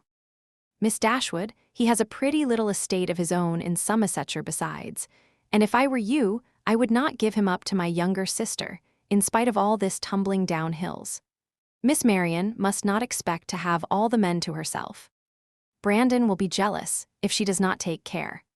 I do not believe," said Mrs. Dashwood, with a good-humored smile, "that Mr. Willoughby will be incommoded by the attempts of either of my daughters towards what you call catching him. It is not an employment to which they have been brought up. Men are very safe with us, let them be ever so rich. I am glad to find, however, from what you say, that he is a respectable young man, and one whose acquaintance will not be ineligible. He is as good a sort of fellow, I believe, as ever lived," repeated Sir John. "I remember last Christmas at a little hop at the park, he danced from 8 o'clock till 4 without once sitting down." "Did he indeed?" cried Marianne with sparkling eyes, and with elegance. "With spirit, yes, and he was up again at 8 to ride to Covert. That is what I like, that is what a young man ought to be. Whatever be his pursuits, his eagerness in them should know no moderation, and leave him no sense of fatigue." I see how it will be," said Sir John. "I see how it will be. You will be setting your cap at him now, and never think of poor Brandon." "That is an expression, Sir John," said Marianne warmly, "which I particularly dislike. I abhor every commonplace phrase by which wit is intended, and setting one's cap at a man, or making a conquest, are the most odious of all. Their tendency is gross and illiberal, and if their construction could ever be deemed clever, time has long ago destroyed all its ingenuity." Sir John did not much understand this reproof, but he laughed as heartily as if he did, and then replied, "Aye, you will make conquests enough, I dare say. One way or other. Poor Brandon, he is quite smitten already, and he is very well worth setting your cap at, I can tell you, in spite of all this tumbling about and spraining of ankles." Chapter 10, Marianne's preserver, as Margaret, with more elegance than precision, styled Willoughby, called at the cottage early the next morning to make his personal inquiries. He was received by Mrs. Dashwood with more than politeness. with a kindness which Sir John's account of him and her own gratitude prompted, and everything that passed during the visit tended to assure him of the sense, elegance, mutual affection, and domestic comfort of the family to whom accident had now introduced him. Of their personal charms, he had not required a second interview to be convinced. Miss Dashwood had a delicate complexion, regular features, and a remarkably pretty figure. Marianne was still handsomer. Her form, though not so correct as her sister's, in having the advantage of height, was more striking. And her face was so lovely that when in the common cant of praise she was called a beautiful girl, truth was less violently outraged than usually happens. Her skin was very brown, but from its transparency, her complexion was uncommonly brilliant. Her features were all good. Her smile was sweet and attractive, and in her eyes, which were very dark, there was a life, a spirit, an eagerness which could hardly be seen without delight. From Willoughby, their expression was at first held back by the embarrassment which the remembrance of his assistance created. But when this passed away, when her spirits became collected, when she saw that to the perfect good breeding of the gentleman, he united frankness and vivacity, and above all, when she heard him declare that of music and dancing he was passionately fond, she gave him such a look of approbation as secured the largest share of his discourse to herself for the rest of his stay. It was only necessary to mention any favorite amusement to engage her to talk. She could not be silent when such points were introduced, and she had neither shyness nor reserve in their discussion. They speedily discovered that their enjoyment of dancing and music was mutual, and that it arose from a general conformity of judgment in all that related to either. Encouraged by this to a further examination of his opinions, she proceeded to question him on the subject of books. Her favorite authors were brought forward and dwelt upon with so rapturous a delight that any young man of 25 must have been insensible indeed. Not to become an immediate convert to the excellence of such works, however disregarded before. Their taste was strikingly alike. The same books, the same passages were idolized by each, or if any difference appeared, any objection arose, it lasted no longer than till the force of her arguments and the brightness of her eyes could be displayed. He acquiesced in all her decisions, caught all her enthusiasm, and long before his visit concluded, they conversed with the familiarity of a long-established acquaintance. "Well, Marianne," said Elinor, as soon as he had left them, "for one morning I think you have done pretty well. You have already ascertained Mr. Willoughby's opinion in almost every matter of importance. You know what he thinks of Cowper and Scott. You are certain of his estimating their beauties as he ought, and you have received every assurance of his admiring Pope no more than is proper. But how is your acquaintance to be long supported under such extraordinary dispatch of every subject for discourse? You will soon have exhausted each favorite topic. Another meeting will suffice to explain his sentiments on picturesque beauty and second marriages, and then you can have nothing farther to ask." "Elinor," cried Marianne, "is this fair? Is this just? Are my ideas so scanty? But I see what you mean. I have been too much at my ease, too happy, too frank. I have erred against every commonplace notion of decorum. I have been open and sincere where I ought to have been reserved, spiritless, dull, and deceitful. Had I talked only of the weather and the roads, and had I spoken only once in 10 minutes, this reproach would have been spared." "My love," said her mother, "you must not be offended with Elinor. She was only in jest. I should scold her myself if she were capable of wishing to check the delight of your conversation with our new friend." Marianne was softened in a moment. Willoughby, on his side, gave every proof of his pleasure in their acquaintance, which an evident wish of improving it could offer. He came to them every day. To inquire after Marianne was at first his excuse, but the encouragement of his reception, to which every day gave greater kindness, made such an excuse unnecessary before it had ceased to be possible by Marianne's perfect recovery.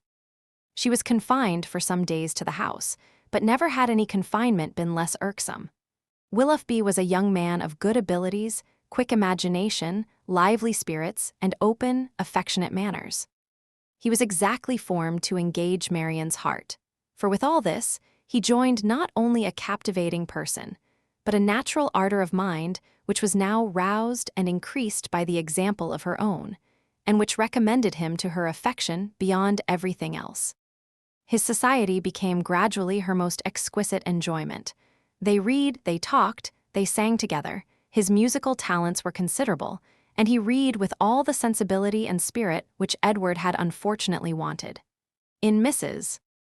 Dashwood's estimation, he was as faultless as in Marianne's, and Elinor saw nothing to censure in him but a propensity, in which he strongly resembled and peculiarly delighted her sister, of saying too much what he thought on every occasion, without attention to persons or circumstances, in hastily forming and giving his opinion of other people, in sacrificing general politeness to the enjoyment of undivided attention where his heart was engaged, and in sliding too easily the forms of worldly propriety, he displayed a want of caution which Elinor could not approve.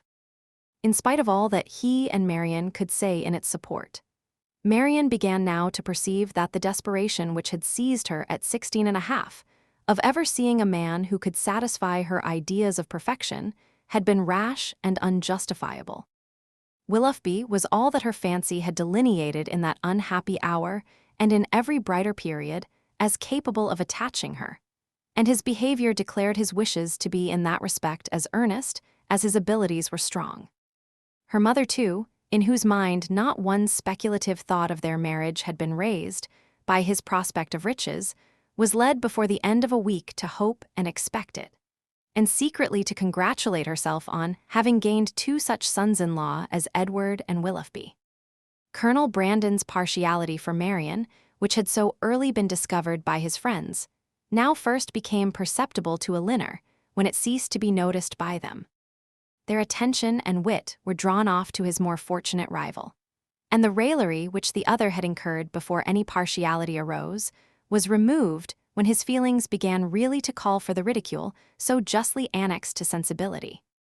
Elinor was obliged, though unwillingly, to believe that the sentiments which Mrs. Jennings had assigned him for her own satisfaction were now actually excited by her sister, and that however a general resemblance of disposition between the parties might forward the affection of Mr. Willoughby, an equally striking opposition of character, was no hindrance to the regard of Colonel Brandon. She saw it with concern, for what could a silent man of 35 hope when opposed to a very lively one of 25? And as she could not even wish him successful, she heartily wished him indifferent. She liked him. In spite of his gravity and reserve, she beheld in him an object of interest. His manners, though serious, were mild, and his reserve appeared rather the result of some oppression of spirits than of any natural gloominess of temper. Sir John had dropped hints of past injuries and disappointments, which justified her belief of his being an unfortunate man, and she regarded him with respect and compassion. Perhaps she pitied and esteemed him the more because he was slighted by Willoughby and Marianne, who, prejudiced against him for being neither lively nor young, seemed resolved to undervalue his merits. "Brandon is just the kind of man," said Willoughby one day, when they were talking of him together, "whom everybody speaks well of and nobody cares about, whom all are delighted to see and nobody remembers to talk to." "That is exactly what I think of him," cried Marianne. "Do not boast of it, however," said Elinor, "for it is injustice in both of you. He is highly esteemed by all the family at the park, and I never see him myself without taking pains to converse with him. That he is patronized by you," replied Willoughby, "is certainly in his favor, but as for the esteem of the others, it is a reproach in itself.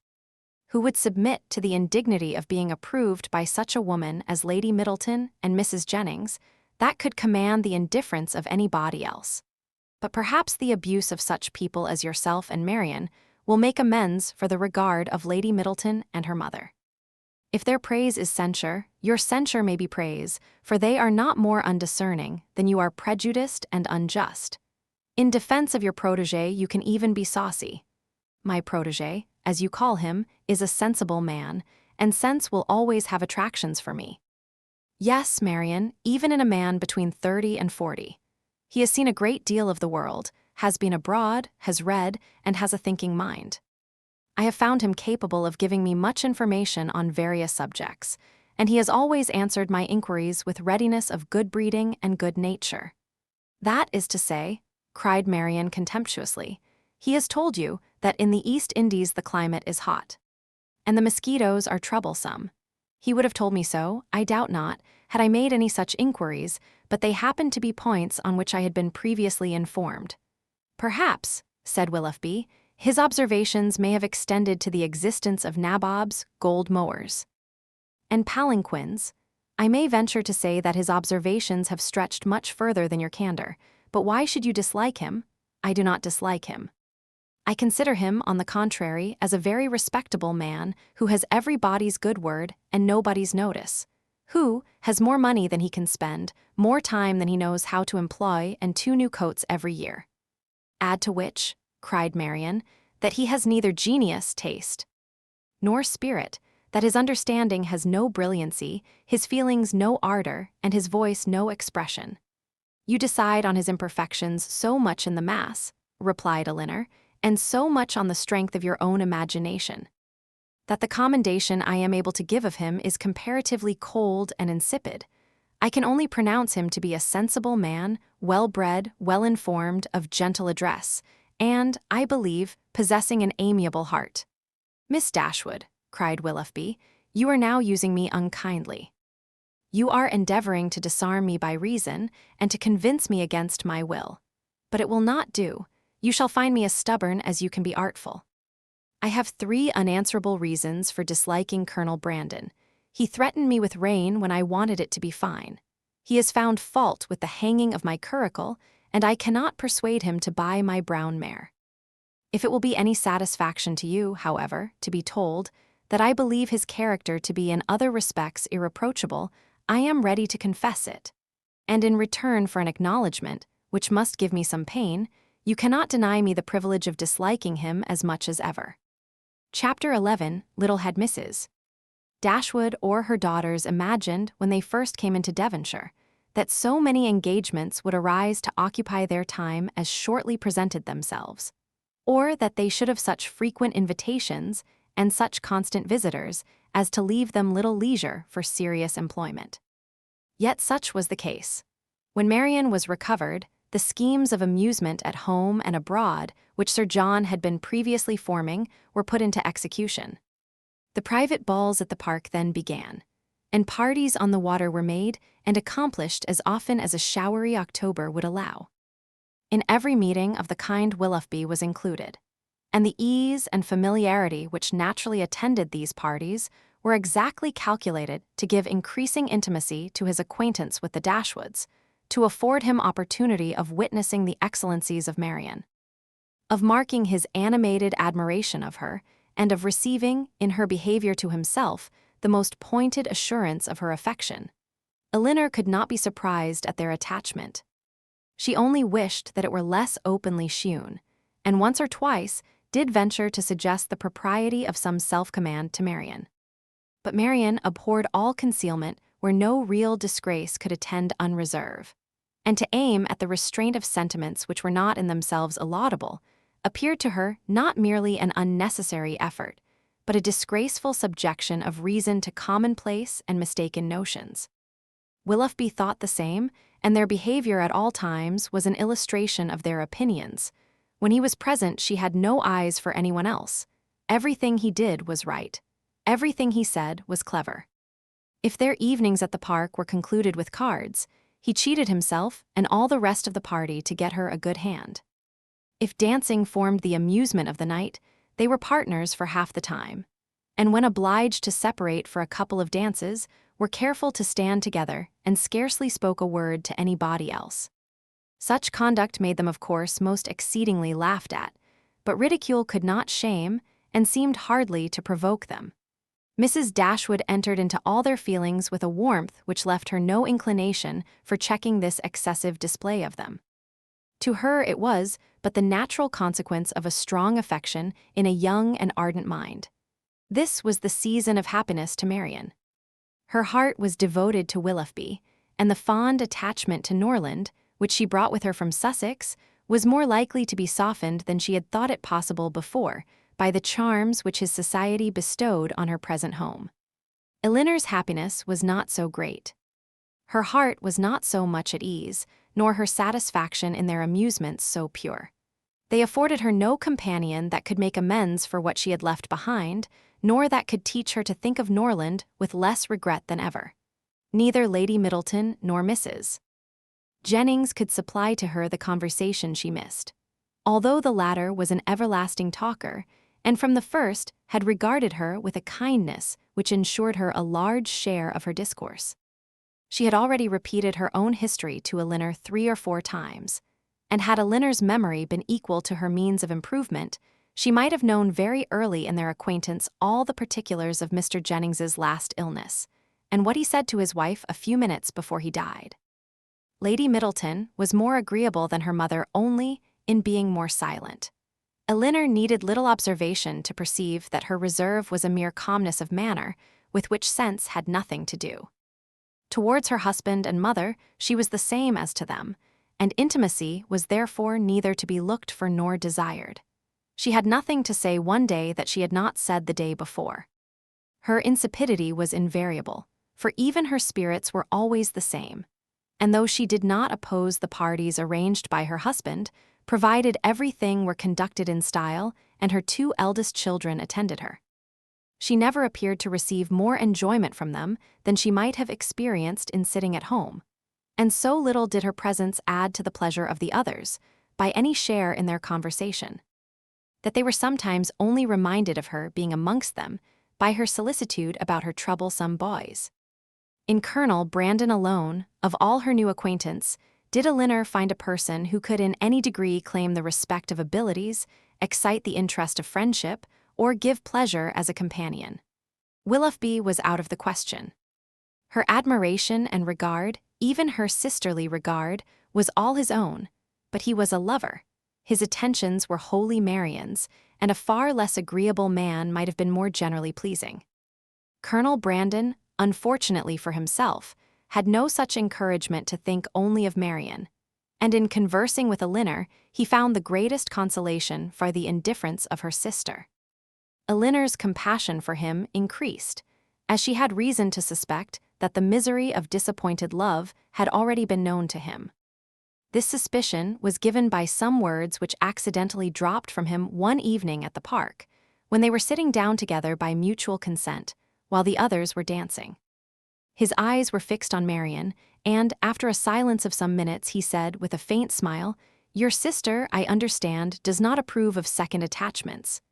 "No," replied Elinor, "her opinions are all romantic, or rather, as I believe. She considers them impossible to exist. I believe she does, but how she contrives it without reflecting on the character of her own father, who had himself 2 wives, I know not. A few years, however, will settle her opinions on the reasonable basis of common sense and observation, and then they may be more easy to define and to justify than they now are by any body but herself. This will probably be the case." He replied, "And yet there is something so amiable in the prejudices of a young mind that one is sorry to see them give way to the reception of more general opinions." "I cannot agree with you there," said Elinor. "There are inconveniences attending such feelings as Marianne's, which all the charms of enthusiasm and ignorance of the world cannot atone for. Her systems have all the unfortunate tendency of setting propriety at naught, and a better acquaintance with the world is what I look forward to as her greatest possible advantage." After a short pause, he resumed the conversation by saying, "Does your sister make no distinction in her objections against a second attachment, or is it equally criminal in every body? Are those who have been disappointed in their first choice, whether from the inconstancy of its object or the perverseness of circumstances, to be equally indifferent during the rest of their lives? Upon my word, I am not acquainted with the minutiae of her principles. I only know that I never yet heard her admit any instance of a second attachment's being pardonable. This," said he, "cannot hold, but a total change of sentiments. No, do not desire it, for when the romantic refinements of a young mind are obliged to give way, how frequently are they succeeded by such opinions as are but too common and too dangerous? I speak from experience. I once knew a lady who in temper and mind greatly resembled your sister, who thought and judged like her, but who, from an enforced change, from a series of unfortunate circumstances. Here he stopped suddenly, appeared to think that he had said too much, and by his countenance gave rise to conjectures, which might not otherwise have entered Elinor's head. The lady would probably have passed without suspicion, had he not convinced Miss Dashwood that what concerned her ought not to escape his lips. As it was, it required but a slight effort of fancy to connect his emotion with the tender recollection of past regard. Elinor attempted no more, but Marianne, in her place, would not have done so little. The whole story would have been speedily formed under her active imagination, and everything established in the most melancholy order of disastrous love. Chapter 12. As Elinor and Marianne were walking together the next morning, the latter communicated a piece of news to her sister, which, in spite of all that she knew before of Marianne's imprudence and want of thought, surprised her by its extravagant testimony of both. Marianne told her, with the greatest delight, that Willoughby had given her a horse, one that he had bred himself on his estate in Somersetshire, and which was exactly calculated to carry a woman. Without considering that it was not in her mother's plan to keep any horse, that if she were to alter her resolution in favor of this gift, she must buy another for the servant, and keep a servant to ride it, and after all, build a stable to receive them. She had accepted the present without hesitation, and told her sister of it in raptures. "He intends to send his groom into Somersetshire immediately for it," she added, "and when it arrives we will ride every day. You shall share its use with me. Imagine to yourself, my dear Elinor, the delight of a gallop on some of these downs." Most unwilling was she to awaken from such a dream of felicity to comprehend all the unhappy truths which attended the affair, and for some time she refused to submit to them. As to an additional servant, the expense would be a trifle. Mamma, she was sure, would never object to it, and any horse would do for him. He might always get one at the park. As to a stable, the merest shed would be sufficient. Elinor then ventured to doubt the propriety of her receiving such a present from a man so little, or at least so lately known to her. This was too much. "You are mistaken, Elinor," said she warmly, "in supposing I know very little of Willoughby. I have not known him long indeed, but I am much better acquainted with him than I am with any other creature in the world, except yourself and mamma. It is not time or opportunity that is to determine intimacy, it is disposition alone. 7 years would be insufficient to make some people acquainted with each other, and 7 days are more than enough for others. I should hold myself guilty of greater impropriety in accepting a horse from my brother than from Willoughby. Of John I know very little, though we have lived together for years, but of Willoughby my judgment has long been formed." Elinor thought it wisest to touch that point no more. She knew her sister's temper. Opposition on so tender a subject would only attach her the more to her own opinion.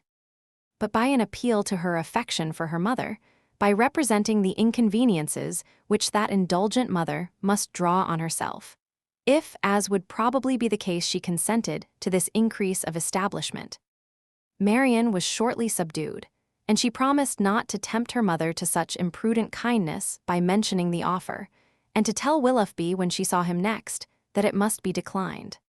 She was faithful to her word, and when Willoughby called at the cottage the same day, Elinor heard her express her disappointment to him in a low voice on being obliged to forego the acceptance of his present. The reasons for this alteration were at the same time related, and they were such as to make further entreaty on his side impossible. His concern, however, was very apparent, and after expressing it with earnestness, he added in the same low voice, "But, Marianne, the horse is still yours, though you cannot use it now. I shall keep it only till you can claim it. When you leave Barton to form your own establishment in a more lasting home, Queen Mab shall receive you." This was all overheard by Miss Dashwood, and in the whole of the sentence, in his manner of pronouncing it, and in his addressing her sister by her Christian name alone. She instantly saw an intimacy so decided, a meaning so direct, as marked a perfect agreement between them. From that moment she doubted not of their being engaged to each other, and the belief of it created no other surprise than that she, or any of their friends, should be left by tempers so frank, to discover it by accident.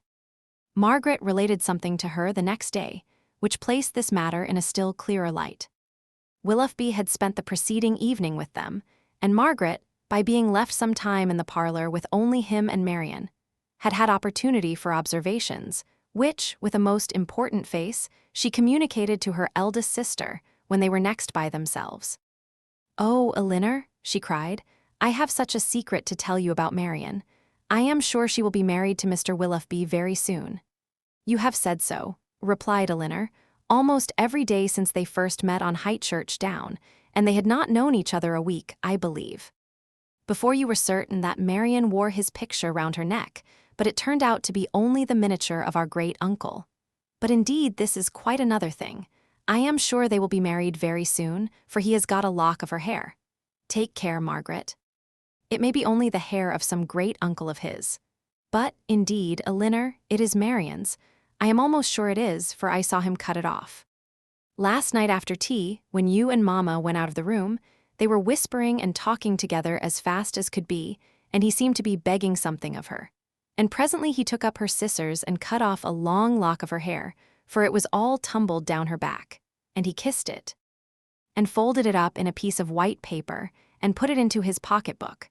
For such particulars, stated on such authority, Elinor could not withhold her credit, nor was she disposed to it, for the circumstance was in perfect unison with what she had heard and seen herself. Margaret's sagacity was not always displayed in a way so satisfactory to her sister. When Mrs. Jennings attacked her one evening at the park, to give the name of the young man who was Elinor's particular favorite, which had been long a matter of great curiosity to her, Margaret answered by looking at her sister, and saying, "I must not tell, may I?" Elinor, this of course made everybody laugh, and Elinor tried to laugh too, but the effort was painful. She was convinced that Margaret had fixed on a person whose name she could not bear with composure to become a standing joke with Mrs. Jennings. Marianne felt for her most sincerely, but she did more harm than good to the cause by turning very red and saying in an angry manner to Margaret, "Remember that whatever your conjectures may be, you have no right to repeat them." "I never had any conjectures about it," replied Margaret. "It was you who told me of it yourself." This increased the mirth of the company, and Margaret was eagerly pressed to say something more. "Oh, pray, Miss Margaret, let us know all about it," said Mrs. Jennings. "What is the gentleman's name?" "I must not tell, ma'am." "But I know very well what it is, and I know where he is too." Yes, we can guess where he is, at his own house at Norland to be sure. He is the curate of the parish, I dare say." "No, that he is not. He is of no profession at all." "Margaret," said Marianne with great warmth, "you know that all this is an invention of your own, and that there is no such person in existence." "Well then, he is lately dead, Marianne, for I am sure there was such a man once. And his name begins with an F." Most grateful did Elinor feel to Lady Middleton for observing, at this moment, that it rained very hard, though she believed the interruption to proceed less from any attention to her than from her ladyship's great dislike of all such inelegant subjects of raillery as delighted her husband and mother. The idea, however started by her, was immediately pursued by Colonel Brandon, who was on every occasion mindful of the feelings of others, and much was said on the subject of rain by both of them. Willoughby opened the pianoforte and asked Marianne to sit down to it, and thus, amidst the various endeavors of different people to quit the topic, it fell to the ground. But not so easily did Elinor recover from the alarm into which it had thrown her. A party was formed this evening for going on the following day to see a very fine place about 12 miles from Barton, belonging to a brother-in-law of Colonel Brandon, without whose interest it could not be seen, as the proprietor, who was then abroad, had left strict orders on that head. The grounds were declared to be highly beautiful, and Sir John, who was particularly warm in their praise, might be allowed to be a tolerable judge, for he had formed parties to visit them, at least, twice every summer for the last 10 years. They contained a noble piece of water, a sail on which was to form a great part of the morning's amusement. Cold provisions were to be taken, open carriages only to be employed, and everything conducted in the usual style of a complete party of pleasure. To some few of the company it appeared rather a bold undertaking, considering the time of year, and that it had rained every day for the last fortnight. And Mrs. Dashwood, who had already a cold, was persuaded by Elinor to stay at home. Chapter 13, their intended excursion to Whitwell turned out very different from what Elinor had expected. She was prepared to be wet through, fatigued, and frightened, but the event was still more unfortunate, for they did not go at all. By 10 o'clock, the whole party was assembled at the park, where they were to breakfast. The morning was rather favorable, though it had rained all night, as the clouds were then dispersing across the sky, and the sun frequently appeared. They were all in high spirits and good humor, eager to be happy, and determined to submit to the greatest inconveniences and hardships rather than be otherwise. While they were at breakfast, the letters were brought in. Among the rest, there was one for Colonel Brandon. He took it, looked at the direction, changed color, and immediately left the room. "What is the matter with Brandon?" said Sir John. Nobody could tell. "I hope he has had no bad news," said Lady Middleton. "It must be something extraordinary that could make Colonel Brandon leave my breakfast table so suddenly." In about 5 minutes he returned. "No bad news, Colonel, I hope," said Mrs. Jennings, as soon as he entered the room. "None at all, ma'am, I thank you." "Was it from Avignon?" "I hope it is not to say that your sister is worse." "No, ma'am, it came from town and is merely a letter of business." "But how came the hand to discompose you so much, if it was only a letter of business?" Come, this won't do, Colonel, so let us hear the truth of it." "My dear madam," said Lady Middleton, "recollect what you are saying." "Perhaps it is to tell you that your cousin Fanny is married," said Mrs. Jennings, without attending to her daughter's reproof. "No, indeed, it is not." "Well, then, I know who it is from, Colonel, and I hope she is well." "Whom do you mean, ma'am?" said he, coloring a little. "Oh, you know who I mean." "I am particularly sorry, ma'am," said he, addressing Lady Middleton, "that I should receive this letter today, for it is on business which requires my immediate attendance in town." "In town?" cried Mrs. Jennings. "What can you have to do in town at this time of year?"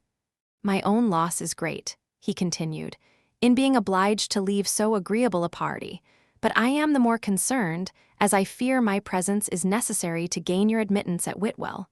What a blow upon them all was this!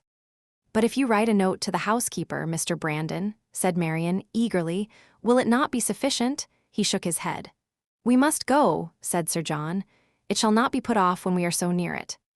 "You cannot go to town till tomorrow, Brandon, that is all."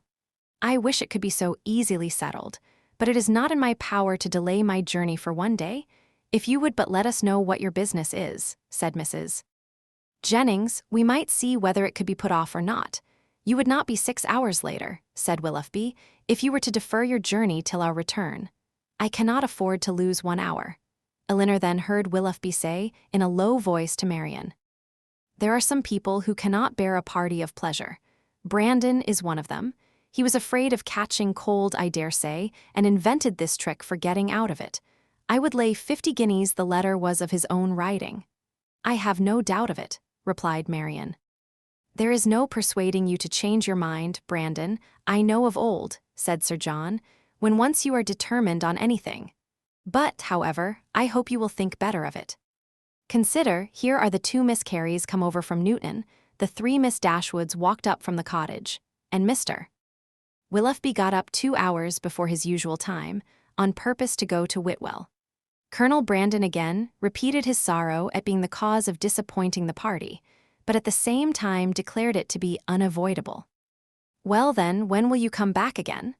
"I hope we shall see you at Barton," added her ladyship, "as soon as you can conveniently leave town, and we must put off the party to Whitwell till you return." "You are very obliging."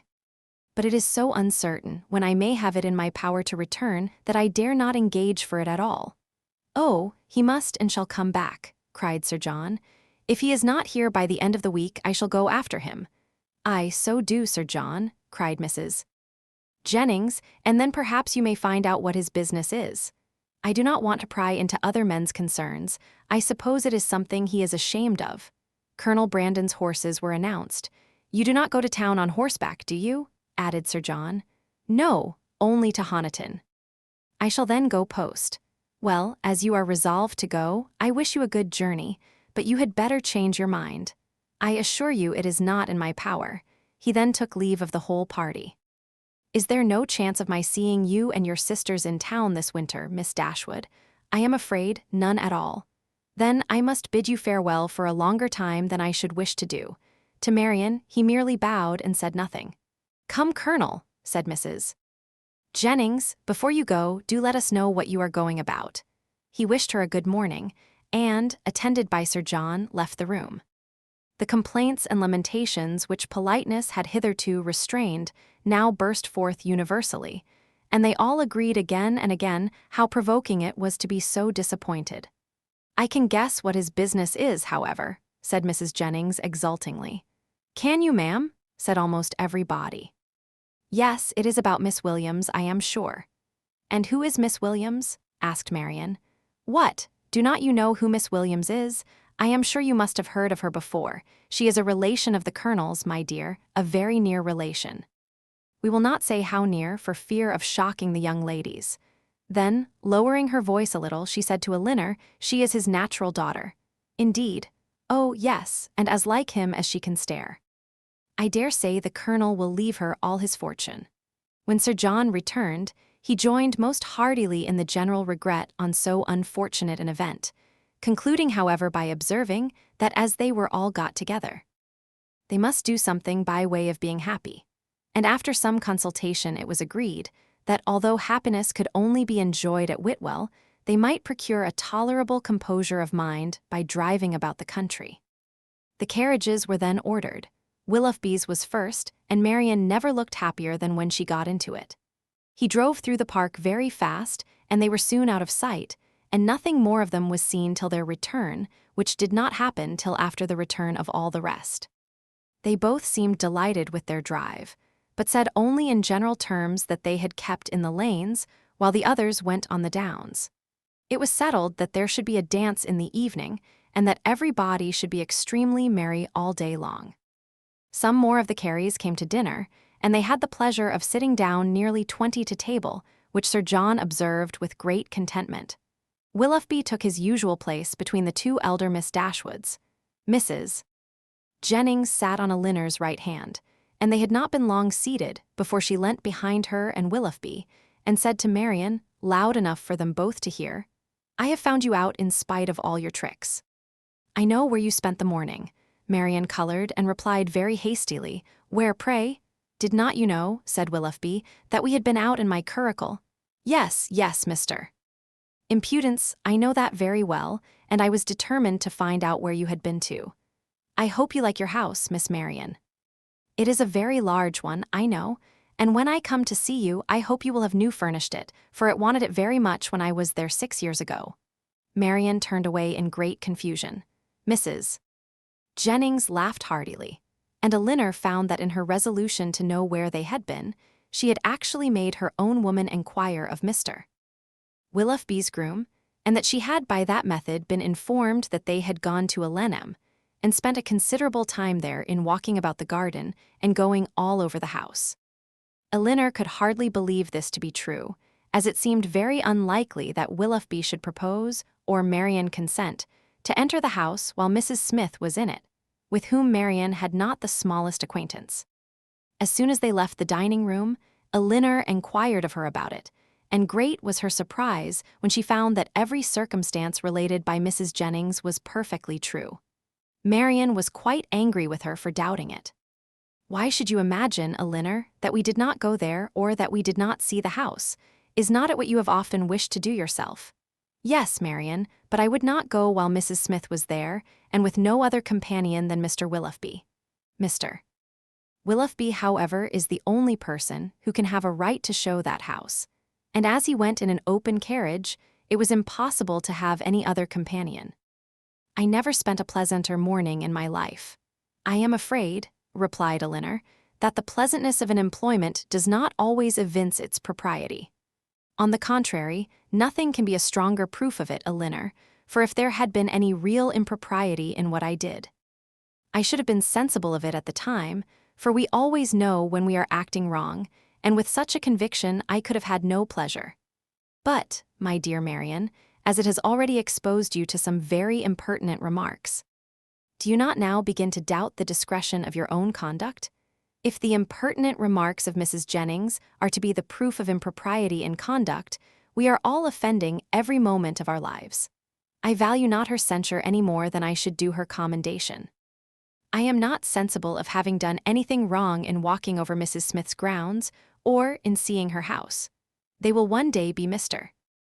Willoughby's, and, if they were one day to be your own, Marianne, you would not be justified in what you have done." She blushed at this hint, but it was even visibly gratifying to her, and after a 10 minutes interval of earnest thought, she came to her sister again, and said with great good humor, "Perhaps, Elinor, it was rather ill-judged in me to go to Alenham, but Mr. Willoughby wanted particularly to show me the place, and it is a charming house, I assure you. There is one remarkably pretty sitting room upstairs, of a nice comfortable size for constant use, and with modern furniture it would be delightful. It is a corner room, and has windows on 2 sides. On one side you look across the bowling green, behind the house, to a beautiful hanging wood, and on the other you have a view of the church and village, and, beyond them, of those fine bold hills that we have so often admired. I did not see it to advantage, for nothing could be more forlorn than the furniture, but if it were newly fitted up, a couple of £100, Willoughby says, would make it one of the pleasantest summer rooms in England. Could Elinor have listened to her without interruption from the others? She would have described every room in the house with equal delight.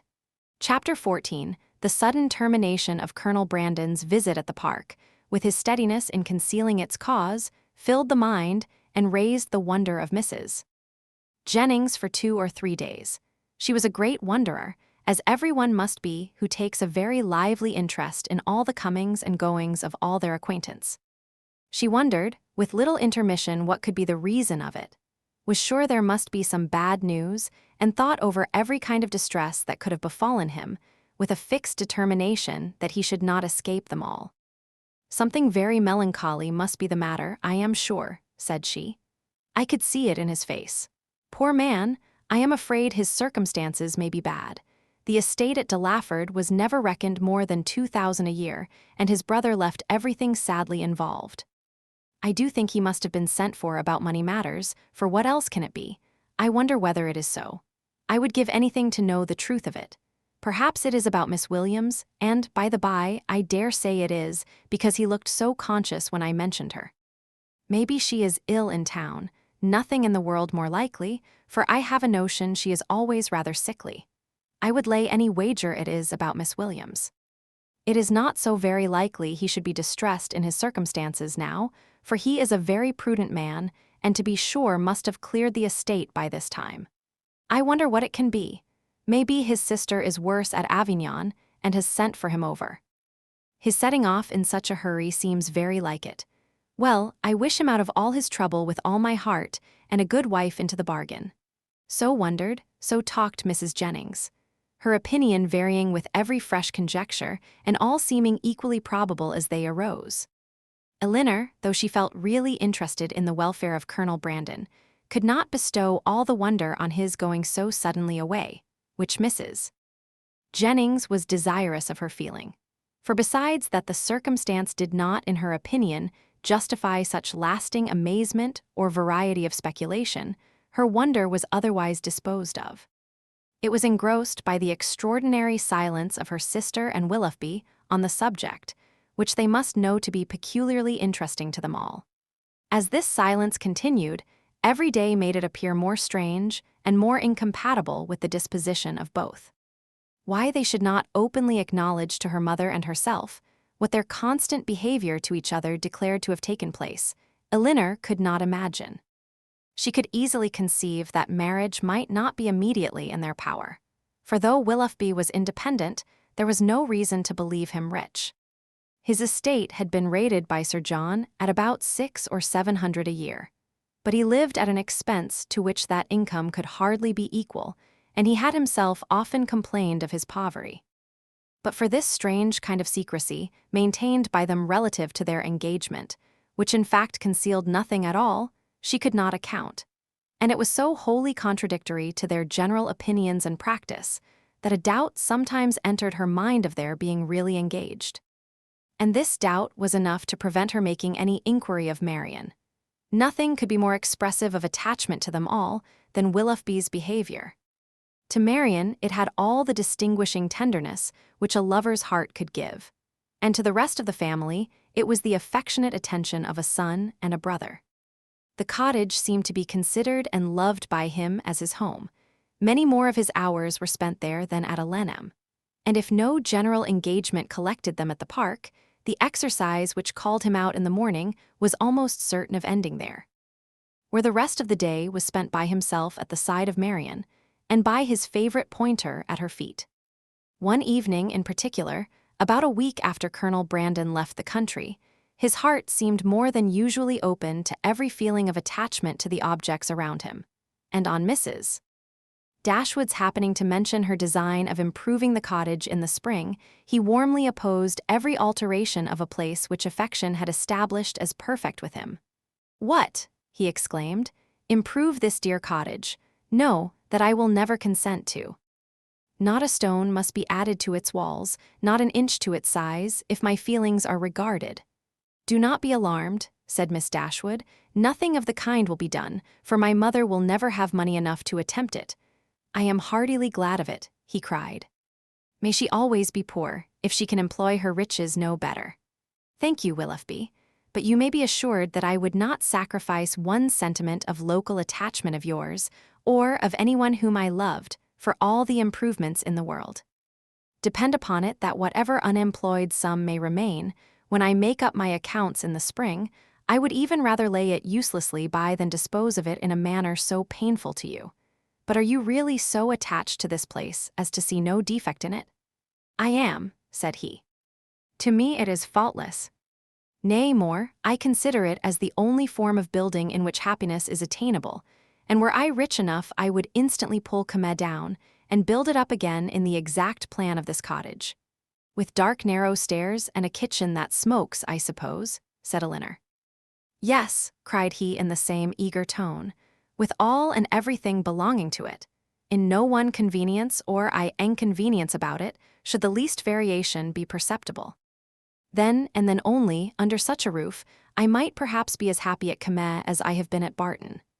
"I flatter myself," replied Elinor, "that even under the disadvantage of better rooms and a broader staircase, you will hereafter find your own house as faultless as you now do this."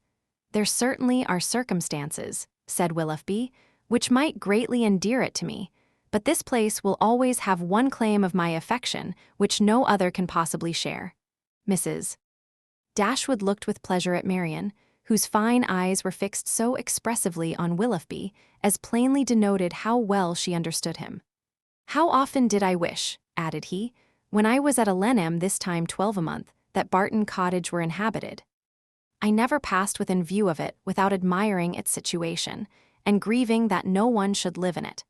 How little did I then think that the very first news I should hear from Mrs.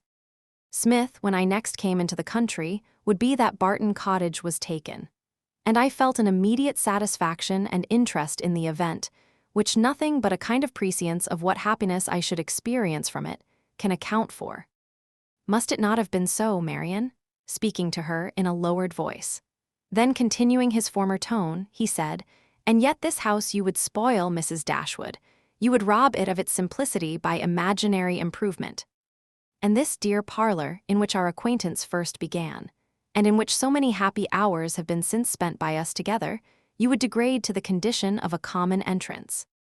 And every body would be eager to pass through the room, which has hitherto contained within itself more real accommodation and comfort than any other apartment of the handsomest dimensions in the world could possibly afford." Mrs. Dashwood again assured him that no alteration of the kind should be attempted. "You are a good woman," he warmly replied. "Your promise makes me easy. Extend it a little farther, and it will make me happy. Tell me that not only your house will remain the same, but that I shall ever find you and yours as unchanged as your dwelling, and that you will always consider me with the kindness which has made everything belonging to you so dear to me." The promise was readily given. And Willoughby's behavior during the whole of the evening declared at once his affection and happiness. "Shall we see you tomorrow to dinner?" said Mrs. Dashwood, when he was leaving them. I do not ask you to come in the morning, for we must walk to the park to call on Lady Middleton. He engaged to be with them by 4 o'clock. Chapter 15 Mrs. Dashwood's visit to Lady Middleton took place the next day, and 2 of her daughters went with her. But Marianne excused herself from being of the party, under some trifling pretext of employment, and her mother, who concluded that a promise had been made by Willoughby the night before of calling on her while they were absent, was perfectly satisfied with her remaining at home. On their return from the park, they found Willoughby's curricle and servant in waiting at the cottage, and Mrs. Dashwood was convinced that her conjecture had been just. So far, it was all as she had foreseen, but on entering the house, she beheld what no foresight had taught her to expect. They were no sooner in the passage than Marianne came hastily out of the parlor, apparently in violent affliction, with her handkerchief at her eyes, and without noticing them ran upstairs. Surprised and alarmed, they proceeded directly into the room she had just quitted, where they found only Willoughby, who was leaning against the mantelpiece with his back towards them. He turned round on their coming in, and his countenance showed that he strongly partook of the emotion which overpowered Marianne. "Is anything the matter with her?" cried Mrs. Dashwood as she entered. "Is she ill?" "I hope not," he replied, trying to look cheerful, and with a forced smile presently added, "It is I who may rather expect to be ill, for I am now suffering under a very heavy disappointment." "Disappointment?" "Yes. For I am unable to keep my engagement with you. Mrs. Smith has this morning exercised the privilege of riches upon a poor dependent cousin, by sending me on business to London. I have just received my dispatches and taken my farewell of Elinor, and by way of exhilaration I am now come to take my farewell of you. To London, and are you going this morning? Almost this moment. This is very unfortunate, but Mrs. Smith must be obliged, and her business will not detain you from us long, I hope." He colored as he replied, "You are very kind, but I have no idea of returning into Devonshire immediately. My visits to Mrs. Smith are never repeated within the 12 month. And is Mrs. Smith your only friend? Is Elinor the only house in the neighborhood to which you will be welcome? For shame, Willoughby, can you wait for an invitation here?" His color increased, and with his eyes fixed on the ground, he only replied, "You are too good." Mrs. Dashwood looked at Elinor with surprise. Elinor felt equal amazement. For a few moments everyone was silent. Mrs. Dashwood first spoke. "I have only to add, my dear Willoughby, that at Barton Cottage you will always be welcome.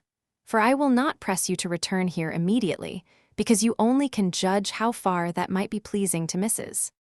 Smith, and on this head I shall be no more disposed to question your judgment than to doubt your inclination." "My engagements at present," replied Willoughby confusedly, "are of such a nature that I dare not flatter myself." He stopped. Mrs. Dashwood was too much astonished to speak, and another pause succeeded. This was broken by Willoughby, who said with a faint smile, "It is folly to linger in this manner. I will not torment myself any longer by remaining among friends whose society it is impossible for me now to enjoy." He then hastily took leave of them all and left the room. They saw him step into his carriage, and in a minute it was out of sight. Mrs. Dashwood felt too much for speech, and instantly quitted the parlor to give way in solitude to the concern and alarm which this sudden departure occasioned. Elinor's uneasiness was at least equal to her mother's. She thought of what had just passed with anxiety and distrust. Willoughby's behavior in taking leave of them, his embarrassment and affectation of cheerfulness, and, above all, his unwillingness to accept her mother's invitation, a backwardness so unlike a lover, so unlike himself, greatly disturbed her. One moment, she feared that no serious design had ever been formed on his side, and the next that some unfortunate quarrel had taken place between him and her sister. The distress in which Marianne had quitted the room was such as a serious quarrel could most reasonably account for. Though when she considered what Marianne's love for him was, a quarrel seemed almost impossible. But whatever might be the particulars of their separation, her sister's affliction was indubitable, and she thought with the tenderest compassion of that violent sorrow which Marianne was in all probability not merely giving way to as a relief, but feeding and encouraging as a duty. In about half an hour her mother returned, and though her eyes were red, her countenance was not uncheerful. "Our dear Willoughby is now some miles from Barton, Elinor," said she, as she sat down to work, "and with how heavy a heart does he travel? It is all very strange, so suddenly to be gone. It seems but the work of a moment. And last night he was with us so happy, so cheerful, so affectionate, and now, after only 10 minutes' notice, gone too without intending to return. Something more than what he owned to us must have happened. He did not speak, he did not behave like himself. You must have seen the difference as well as I. What can it be? Can they have quarreled? Why else should he have shewn such unwillingness to accept your invitation here? It was not inclination that he wanted, Elinor, I could plainly see that. He had not the power of accepting it. I have thought it all over, I assure you, and I can perfectly account for everything that at first seemed strange to me as well as to you." "Can you, indeed?" "Yes. I have explained it to myself in the most satisfactory way. But you, Elinor, who love to doubt where you can, it will not satisfy you, I know, but you shall not talk me out of my trust in it. I am persuaded that Mrs. Smith suspects his regard for Marianne, disapproves of it, perhaps because she has other views for him, and on that account is eager to get him away, and that the business which she sends him off to transact is invented as an excuse to dismiss him. This is what I believe to have happened. He is, moreover, aware that she does disapprove the connection. He dares not therefore at present confess to her his engagement with Marianne, and he feels himself obliged, from his dependent situation, to give in to her schemes, and absent himself from Devonshire for a while. You will tell me, I know, that this may or may not have happened, but I will listen to no cavil, unless you can point out any other method of understanding the affair as satisfactory at this. And now, Elinor, what have you to say? Nothing, for you have anticipated my answer. Then you would have told me that it might or might not have happened. Oh, Elinor, how incomprehensible are your feelings! You had rather take evil upon credit than good. You had rather look out for misery for Marianne, and guilt for poor Willoughby, than an apology for the latter. You are resolved to think him blamable, because he took leave of us with less affection than his usual behavior has shewn. And is no allowance to be made for inadvertence, or for spirits depressed by recent disappointment? Are no probabilities to be accepted, merely because they are not certainties? Is nothing due to the man whom we have all such reason to love, and no reason in the world to think ill of?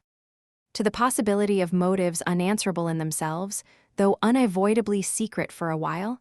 And, after all, what is it you suspect him of? I can hardly tell myself. But suspicion of something unpleasant is the inevitable consequence of such an alteration as we just witnessed in him. There is great truth, however, in what you have now urged of the allowances which ought to be made for him, and it is my wish to be candid in my judgment of every body. Willoughby may undoubtedly have very sufficient reasons for his conduct, and I will hope that he has. But it would have been more like Willoughby to acknowledge them at once. Secrecy may be advisable, but still I cannot help wondering at its being practiced by him. Do not blame him, however, for departing from his character, where the deviation is necessary. But you really do admit the justice of what I have said in his defense? I am happy, and he is acquitted. Not entirely. It may be proper to conceal their engagement if they are engaged from Mrs. Smith, and if that is the case, it must be highly expedient for Willoughby to be but little in Devonshire at present. But this is no excuse for their concealing it from us. Concealing it from us? My dear child, do you accuse Willoughby and Marianne of concealment? This is strange indeed, when your eyes have been reproaching them every day for incautiousness. I want no proof of their affection, said Elinor, but of their engagement I do. I am perfectly satisfied of both, yet not a syllable has been said to you on the subject. By either of them. I have not wanted syllables where actions have spoken so plainly. Has not his behavior to Marianne and to all of us, for at least the last fortnight, declared that he loved and considered her as his future wife, and that he felt for us the attachment of the nearest relation? Have we not perfectly understood each other? Has not my consent been daily asked by his looks, his manner, his attentive and affectionate respect? My Elinor, is it possible to doubt their engagement? How could such a thought occur to you? How is it to be supposed that Willoughby, persuaded as he must be of your sister's love, should leave her, and leave her perhaps for months, without telling her of his affection? That they should part without a mutual exchange of confidence? I confess, replied Elinor, that every circumstance except one is in favor of their engagement, but that one is the total silence of both on the subject, and with me it almost outweighs every other. How strange this is! You must think wretchedly indeed of Willoughby, if, after all that has openly passed between them, you can doubt the nature of the terms on which they are together. Has he been acting a part in his behavior to your sister all this time? Do you suppose him really indifferent to her? No, I cannot think that. He must and does love her, I am sure, but with a strange kind of tenderness, if he can leave her with such indifference, such carelessness of the future, as you attribute to him. You must remember, my dear mother, that I have never considered this matter as certain. I have had my doubts, I confess, but they are fainter than they were, and they may soon be entirely done away. If we find they correspond, every fear of mine will be removed. A mighty concession indeed. If you were to see them at the altar, you would suppose they were going to be married. Ungracious girl, but I require no such proof. Nothing in my opinion has ever passed to justify doubt, no secrecy has been attempted, all has been uniformly open and unreserved. You cannot doubt your sister's wishes. It must be Willoughby therefore whom you suspect. But why? Is he not a man of honor and feeling? Has there been any inconsistency on his side to create alarm? Can he be deceitful? I hope not, I believe not, cried Elinor. I love Willoughby, sincerely love him, and suspicion of his integrity cannot be more painful to yourself than to me.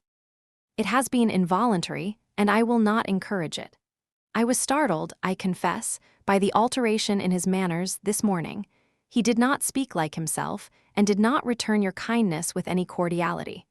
But all this may be explained by such a situation of his affairs as you have supposed. He had just parted from my sister, had seen her leave him in the greatest affliction, and if he felt obliged, from a fear of offending Mrs. Smith, to resist the temptation of returning here soon, and yet aware that by declining your invitation, by saying that he was going away for some time, he should seem to act an ungenerous, a suspicious part by our family, he might well be embarrassed and disturbed. In such a case, a plain and open avowal of his difficulties would have been more to his honor, I think, as well as more consistent with his general character. But I will not raise objections against anyone's conduct on so illiberal a foundation, as a difference in judgment from myself, or a deviation from what I may think right and consistent. You speak very properly. Willoughby certainly does not deserve to be suspected. Though we have not known him long, he is no stranger in this part of the world, and who has ever spoken to his disadvantage? Had he been in a situation to act independently and marry immediately, it might have been odd that he should leave us without acknowledging everything to me at once. But this is not the case. It is an engagement in some respects not prosperously begun, for their marriage must be at a very uncertain distance, and even secrecy, as far as it can be observed, may now be very advisable. They were interrupted by the entrance of Margaret, and Elinor was then at liberty to think over the representations of her mother, to acknowledge the probability of many, and hope for the justice of all. They saw nothing of Marianne till dinner time, when she entered the room and took her place at the table without saying a word.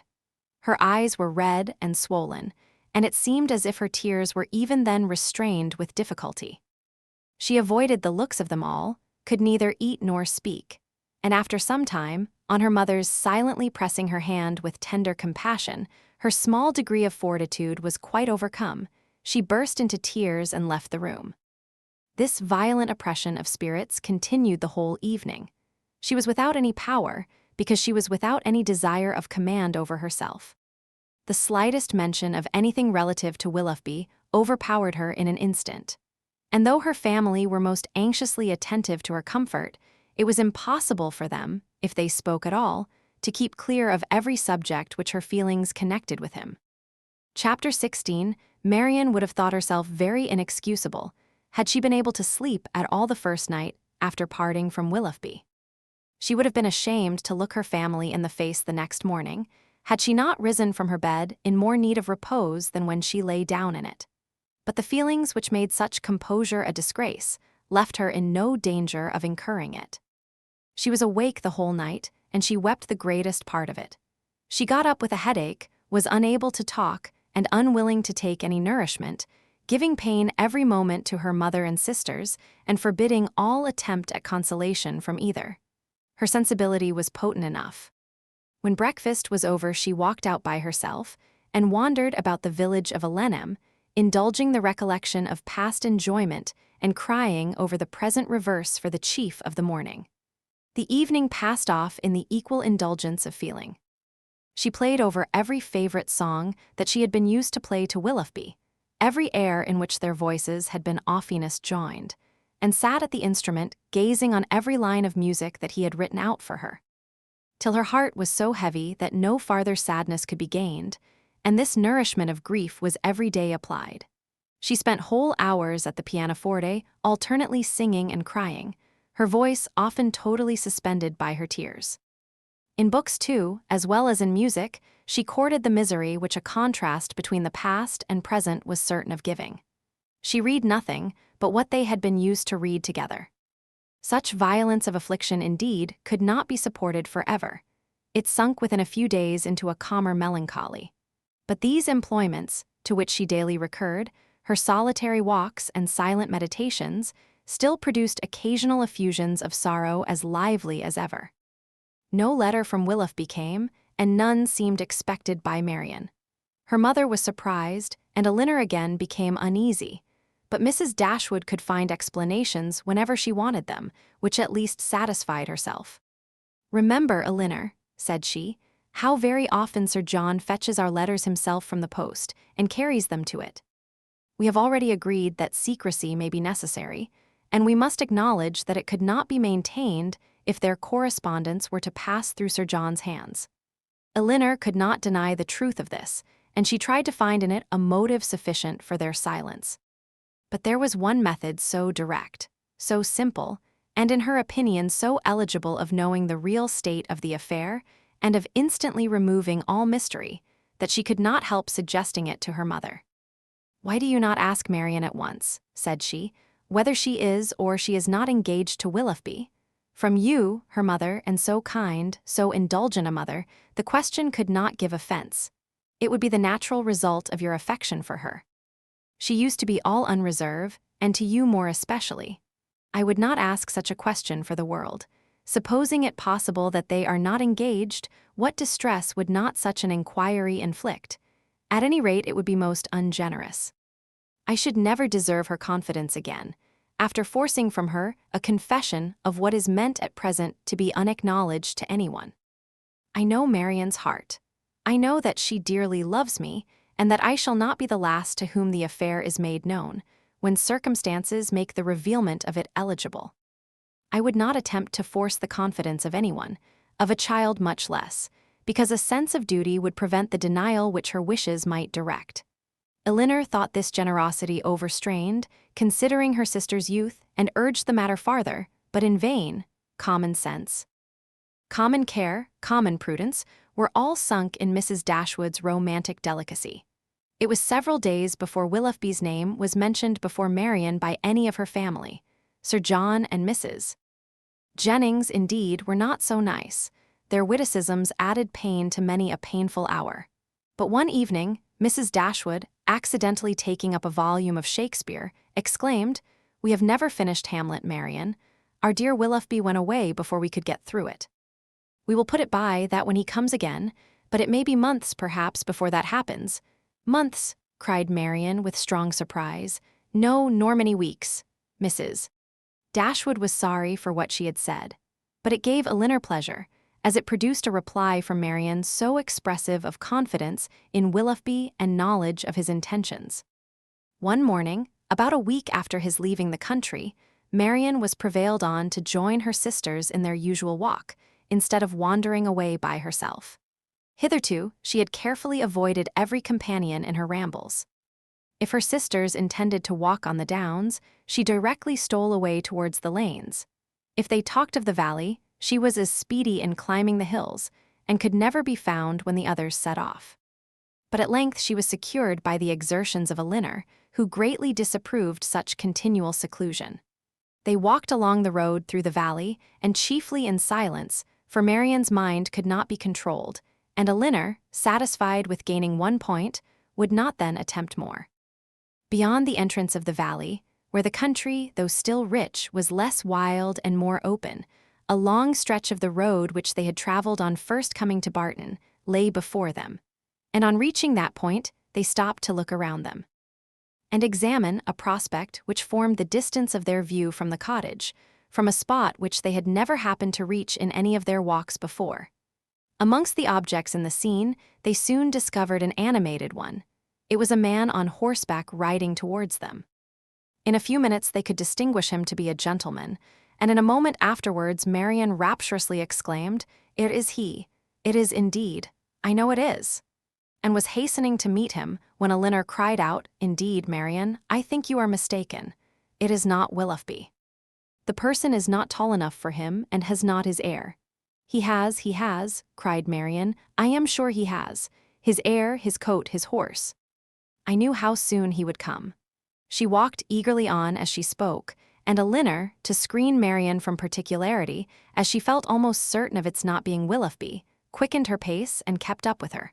They were soon within 30 yards of the gentleman.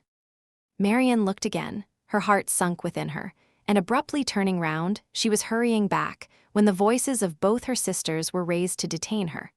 A third, almost as well known as Willoughby's, joined them in begging her to stop. And she turned round with surprise to see and welcome Edward Ferrars. He was the only person in the world who could at that moment be forgiven for not being Willoughby, the only one who could have gained a smile from her.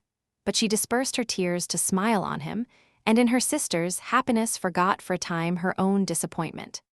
He dismounted, and giving his horse to his servant, walked back with them to Barton, whither he was purposely coming to visit them.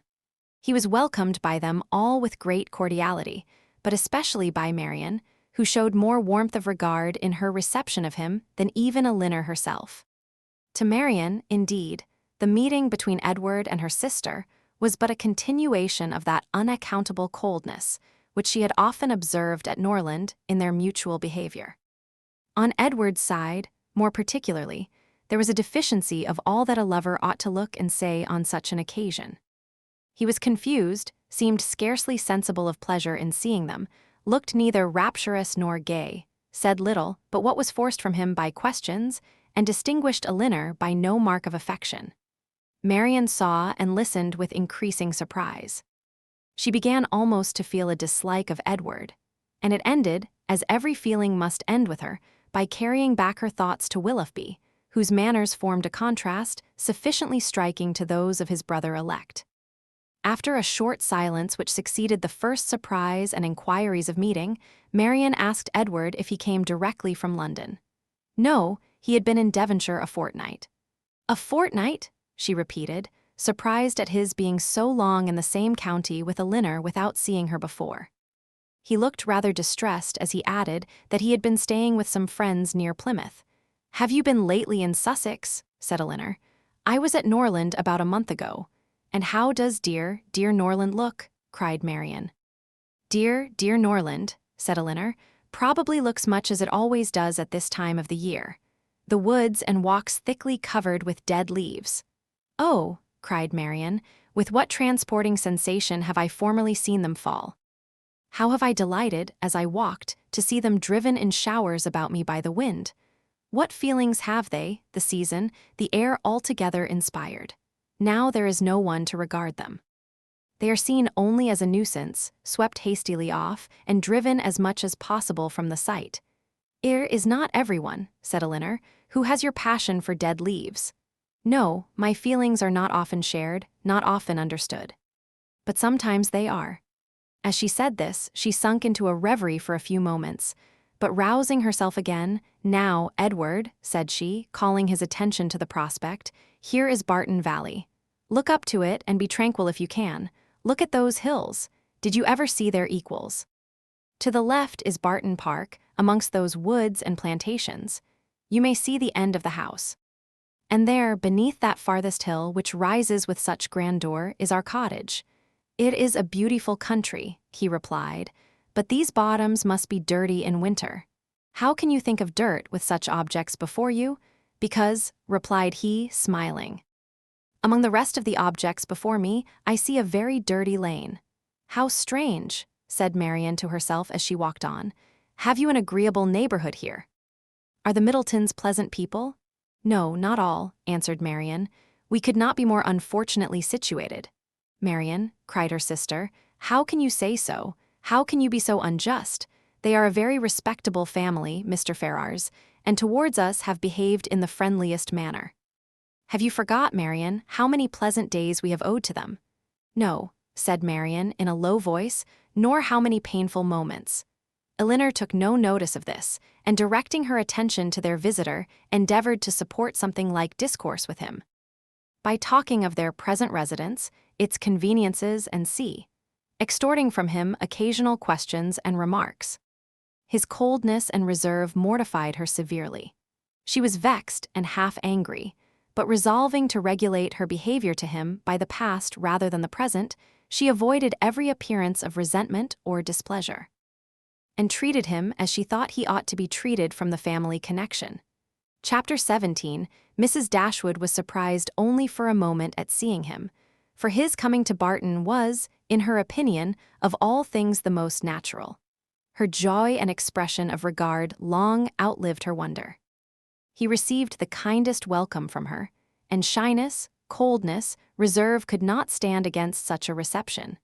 They had begun to fail him before he entered the house, and they were quite overcome by the captivating manners of Mrs. Dashwood. Indeed, a man could not very well be in love with either of her daughters, without extending the passion to her, and Elinor had the satisfaction of seeing him soon become more like himself. His affections seemed to reanimate towards them all, and his interest in their welfare again became perceptible. He was not in spirits, however. He praised their house, admired its prospect, was attentive and kind, but still he was not in spirits. The whole family perceived it, and Mrs. Dashwood, attributing it to some want of liberality in his mother, sat down to table indignant against all selfish parents. "What are Mrs. Ferrars's views for you at present, Edward?" said she, when dinner was over and they had drawn round the fire. "Are you still to be a great orator in spite of yourself?" "No. I hope my mother is now convinced that I have no more talents than inclination for a public life. But how is your fame to be established? For famous you must be to satisfy all your family, and with no inclination for expense, no affection for strangers, no profession, and no assurance, you may find it a difficult matter. I shall not attempt it. I have no wish to be distinguished, and have every reason to hope I never shall. Thank heaven, I cannot be forced into genius and eloquence. You have no ambition, I well know. Your wishes are all moderate. As moderate as those of the rest of the world, I believe. I wish as well as everybody else to be perfectly happy, but, like everybody else, it must be in my own way." "Greatness will not make me so. Strange that it would," cried Marianne. "What have wealth or grandeur to do with happiness? Grandeur has but little," said Elinor, "but wealth has much to do with it." "Elinor, for shame," said Marianne. "Money can only give happiness where there is nothing else to give it. Beyond a competence, it can afford no real satisfaction, as far as mere self is concerned." "Perhaps," said Elinor, smiling, "we may come to the same point. Your competence and my wealth are very much alike, I dare say, and without them, as the world goes now, we shall both agree that every kind of external comfort must be wanting. Your ideas are only more noble than mine. Come, what is your competence?" "About 1,800 or 2,000 a year, not more than that." Elinor laughed. 2,000 a year, one is my wealth. I guessed how it would end. "And yet 2,000 a year is a very moderate income," said Marianne. "A family cannot well be maintained on a smaller. I am sure I am not extravagant in my demands.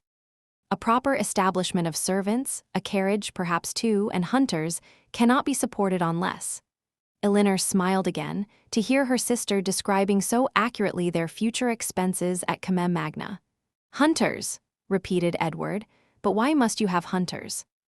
"Everybody does not hunt," Marianne colored as she replied, "but most people do. I wish, said Margaret, striking out a novel thought, that somebody would give us all a large fortune apiece. Oh, that they would, cried Marianne, her eyes sparkling with animation, and her cheeks glowing with the delight of such imaginary happiness. We are all unanimous in that wish, I suppose, said Elinor, in spite of the insufficiency of wealth. Oh dear, cried Margaret, how happy I should be.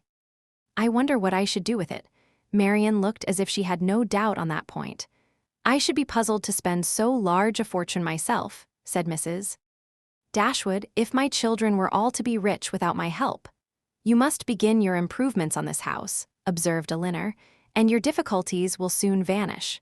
What magnificent orders would travel from this family to London, said Edward, in such an event. What a happy day for booksellers, music sellers, and print shops.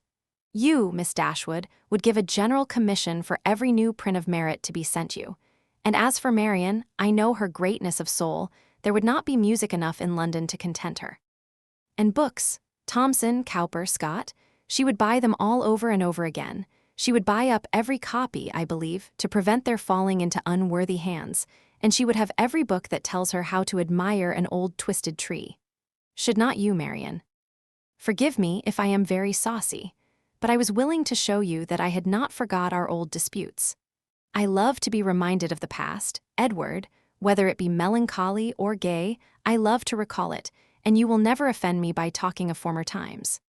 You are very right in supposing how my money would be spent. Some of it, at least, my loose cash would certainly be employed in improving my collection of music and books. And the bulk of your fortune would be laid out in annuities on the authors or their heirs. No, Edward. I should have something else to do with it. Perhaps, then, you would bestow it as a reward on that person who wrote the ablest defense of your favorite maxim, that no one can ever be in love more than once in their life. Your opinion on that point is unchanged, I presume? Undoubtedly. At my time of life, opinions are tolerably fixed. It is not likely that I should now see or hear anything to change them. Marianne is as steadfast as ever, you see, said Elinor. She is not at all altered. She has only grown a little more grave than she was. Nay, Edward, said Marianne, you need not reproach me. You are not very gay yourself. Why should you think so? Replied he with a sigh. But gaiety never was a part of my character. Nor do I think it a part of Marianne's, said Elinor. I should hardly call her a lively girl, she is very earnest. Very eager in all she does, sometimes talks a great deal and always with animation, but she is not often really merry. I believe you are right, he replied, and yet I have always set her down as a lively girl. I have frequently detected myself in such kind of mistakes, said Elinor. In a total misapprehension of character in some point or other. Fancying people so much more gay or grave or ingenious or stupid than they really are, and I can hardly tell why or in what the deception originated. Sometimes one is guided by what they say of themselves, and very frequently by what other people say of them, without giving oneself time to deliberate and judge. But I thought it was right, Elinor, said Marianne, to be guided wholly by the opinion of other people. I thought our judgments were given us merely to be subservient to those of neighbors. This has always been your doctrine, I am sure. No, Marianne, never. My doctrine has never aimed at the subjection of the understanding. All I have ever attempted to influence has been the behavior. You must not confound my meaning. I am guilty, I confess, of having often wished you to treat our acquaintance in general with greater attention. But when have I advised you to adopt their sentiments or to conform to their judgment in serious matters? You have not been able to bring your sister over to your plan of general civility. Said Edward to Elinor, do you gain no ground? Quite the contrary, replied Elinor, looking expressively at Marianne. My judgment, he returned, is all on your side of the question, but I am afraid my practice is much more on your sister's. I never wish to offend, but I am so foolishly shy that I often seem negligent, when I am only kept back by my natural awkwardness. I have frequently thought that I must have been intended by nature to be fond of low company. I am so little at my ease among strangers of gentility. Marianne has not shyness to excuse any inattention of hers, said Elinor. She knows her own worth too well for false shame, replied Edward. Shyness is only the effect of a sense of inferiority in some way or other. If I could persuade myself that my manners were perfectly easy and graceful, I should not be shy. But you would still be reserved, said Marianne, and that is worse. Edward started, reserved. Am I reserved, Marianne? Yes, very. I do not understand you, replied he, coloring. Reserved? How, in what manner, what am I to tell you? What can you suppose? Elinor looked surprised at his emotion, but trying to laugh off the subject, she said to him, Do not you know my sister well enough to understand what she means?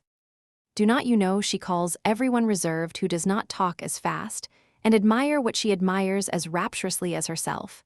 Edward made no answer. His gravity and thoughtfulness returned on him in their fullest extent, and he sat for some time silent and dull. Chapter 18. Elinor saw, with great uneasiness, the low spirits of her friend. His visit afforded her but a very partial satisfaction, while his own enjoyment in it appeared so imperfect. It was evident that he was unhappy. She wished it were equally evident that he still distinguished her by the same affection which once she had felt no doubt of inspiring. But hitherto the continuance of his preference seemed very uncertain, and the reservedness of his manner towards her contradicted one moment what a more animated look had intimated the preceding one. He joined her and Marianne in the breakfast-room the next morning before the others were down, and Marianne, who was always eager to promote their happiness as far as she could, soon left them to themselves. But before she was halfway upstairs, she heard the parlor door open, and, turning round, was astonished to see Edward himself come out. I am going into the village to see my horses, said he. As you are not yet ready for breakfast, I shall be back again presently. Edward returned to them with fresh admiration of the surrounding country in his walk to the village. He had seen many parts of the valley to advantage, and the village itself, in a much higher situation than the cottage, afforded a general view of the whole which had exceedingly pleased him. This was a subject which ensured Marianne's attention, and she was beginning to describe her own admiration of these scenes, and to question him more minutely on the objects that had particularly struck him, when Edward interrupted her by saying, You must not inquire too far. Marianne, remember I have no knowledge in the picturesque, and I shall offend you by my ignorance and want of taste if we come to particulars. I shall call hills steep, which ought to be bold, surfaces strange and uncouth, which ought to be irregular and rugged, and distant objects out of sight, which ought only to be indistinct through the soft medium of a hazy atmosphere. You must be satisfied with such admiration as I can honestly give. I call it a very fine country. The hills are steep, the woods seem full of fine timber, and the valley looks comfortable and snug, with rich meadows and several neat farmhouses scattered here and there. It exactly answers my idea of a fine country, because it unites beauty with utility, and I dare say it is a picturesque one too, because you admire it. I can easily believe it to be full of rocks and promontories, gray moss and brushwood, but these are all lost on me. I know nothing of the picturesque. I am afraid it is but too true, said Marianne, but why should you boast of it? I suspect, said Elinor, that to avoid one kind of affectation, Edward here falls into another. Because he believes many people pretend to more admiration of the beauties of nature than they really feel, and is disgusted with such pretensions, he affects greater indifference and less discrimination in viewing them himself than he possesses. He is fastidious and will have an affectation of his own. It is very true, said Marianne, that admiration of landscape scenery is become a mere jargon. Every body pretends to feel and tries to describe with the taste and elegance of him who first defined what picturesque beauty was. I detest jargon of every kind, and sometimes I have kept my feelings to myself, because I could find no language to describe them in but what was worn and hackneyed out of all sense and meaning. I am convinced, said Edward, that you really feel all the delight in a fine prospect which you profess to feel. But, in return, your sister must allow me to feel no more than I profess. I like a fine prospect, but not on picturesque principles. I do not like crooked, twisted, blasted trees. I admire them much more if they are tall, straight, and flourishing. I do not like ruined, tattered cottages. I am not fond of nettles or thistles or heath blossoms. I have more pleasure in a snug farmhouse than a watchtower, and a troop of tidy, happy villages please me better than the finest banditti in the world. Marianne looked with amazement at Edward, with compassion at her sister. Elinor only laughed. The subject was continued no farther, and Marianne remained thoughtfully silent till a new object suddenly engaged her attention. She was sitting by Edward, and in taking his tea from Mrs. Dashwood, his hand passed so directly before her as to make a ring with a plait of hair in the center, very conspicuous on one of his fingers. "I never saw you wear a ring before, Edward," she cried. "Is that Fanny's hair? I remember her promising to give you some. But I should have thought her hair had been darker." Marianne spoke inconsiderately what she really felt, but when she saw how much she had pained Edward, her own vexation at her want of thought could not be surpassed by his. He colored very deeply, and giving a momentary glance at Elinor, replied, "Yes, it is my sister's hair. The setting always casts a different shade on it, you know." Elinor had met his eye and looked conscious likewise. That the hair was her own, she instantaneously felt as well satisfied as Marianne. The only difference in their conclusions was that what Marianne considered as a free gift from her sister, Elinor was conscious must have been procured by some theft or contrivance unknown to herself. She was not in a humor, however, to regard it as an affront, and affecting to take no notice of what passed, by instantly talking of something else, she internally resolved henceforward to catch every opportunity of eyeing the hair and of satisfying herself, beyond all doubt, that it was exactly the shade of her own. Edward's embarrassment lasted some time, and it ended in an absence of mind still more settled. He was particularly grave the whole morning. Marianne severely censured herself for what she had said, but her own forgiveness might have been more speedy had she known how little offense it had given her sister. Before the middle of the day, they were visited by Sir John and Mrs. Jennings, who, having heard of the arrival of a gentleman at the cottage, came to take a survey of the guest. With the assistance of his mother-in-law, Sir John was not long in discovering that the name of Ferrars began with an F. And this prepared a future mine of raillery against the devoted Elinor, which nothing but the newness of their acquaintance with Edward could have prevented from being immediately sprung. But, as it was, she only learned, from some very significant looks, how far their penetration, founded on Margaret's instructions, extended. Sir John never came to the Dashwoods without either inviting them to dine at the park the next day or to drink tea with them that evening. On the present occasion, for the better entertainment of their visitor, towards whose amusement he felt himself bound to contribute, he wished to engage them for both.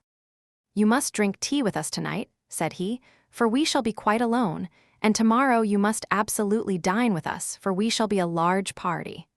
Mrs. Jennings enforced the necessity. "And who knows but you may raise a dance," said she. "And that will tempt you, Miss Marianne." "A dance," cried Marianne. "Impossible! Who is to dance? Who? Why, yourselves and the Careys and Whittakers, to be sure." "What? You thought nobody could dance because a certain person that shall be nameless is gone? I wish with all my soul," cried Sir John, "that Willoughby were among us again." This, and Marianne's blushing, gave new suspicions to Edward. "And who is Willoughby?" said he, in a low voice to Miss Dashwood, by whom he was sitting. She gave him a brief reply. Marianne's countenance was more communicative. Edward saw enough to comprehend, not only the meaning of others, but such of Marianne's expressions as had puzzled him before. And when their visitors left them, he went immediately round her and said, in a whisper, "I have been guessing." "Shall I tell you my guess?" "What do you mean?" "Shall I tell you?" "Certainly." "Well then, I guess that Mr. Willoughby hunts."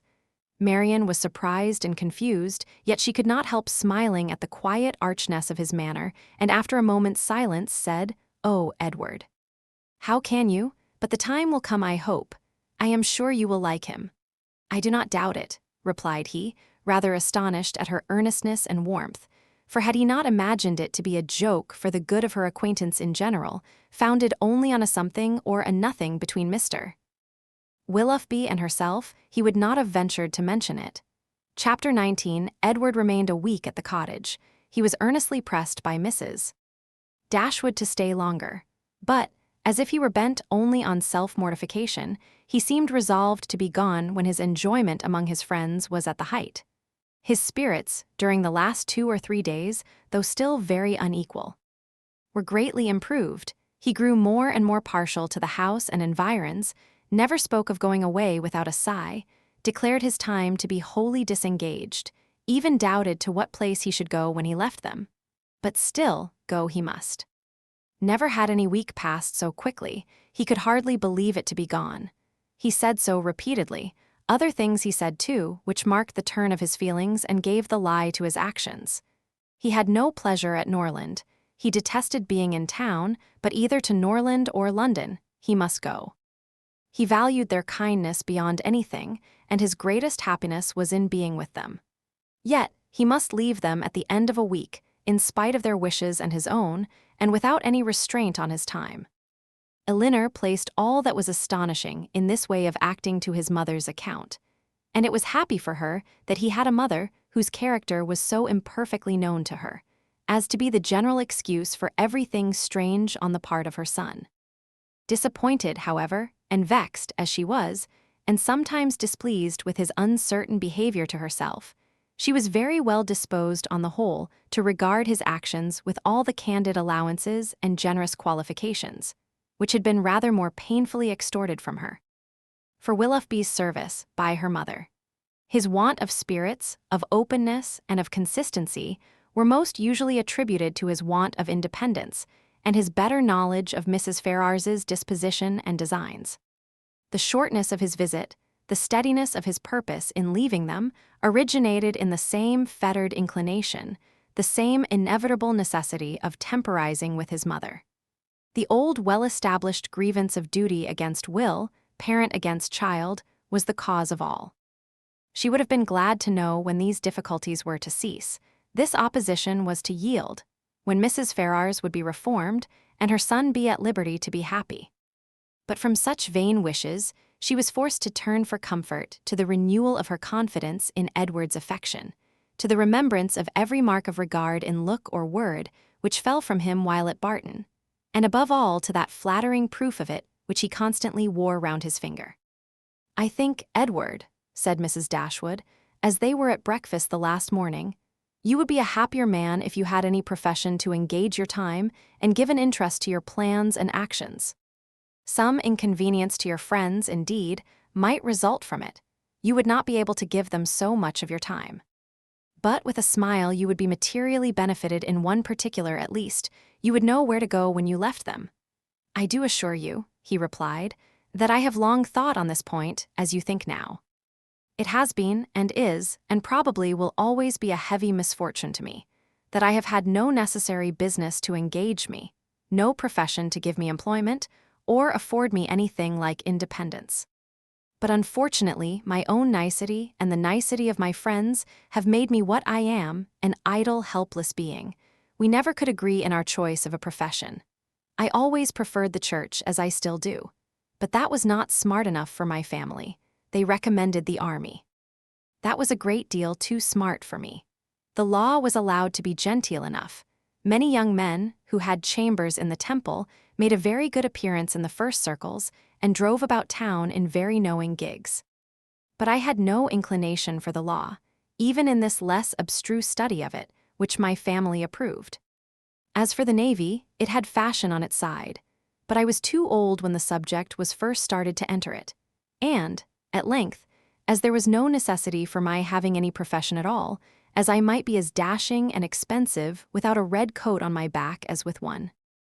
Idleness was pronounced on the whole to be most advantageous and honorable, and a young man of 18 is not in general so earnestly bent on being busy as to resist the solicitations of his friends to do nothing.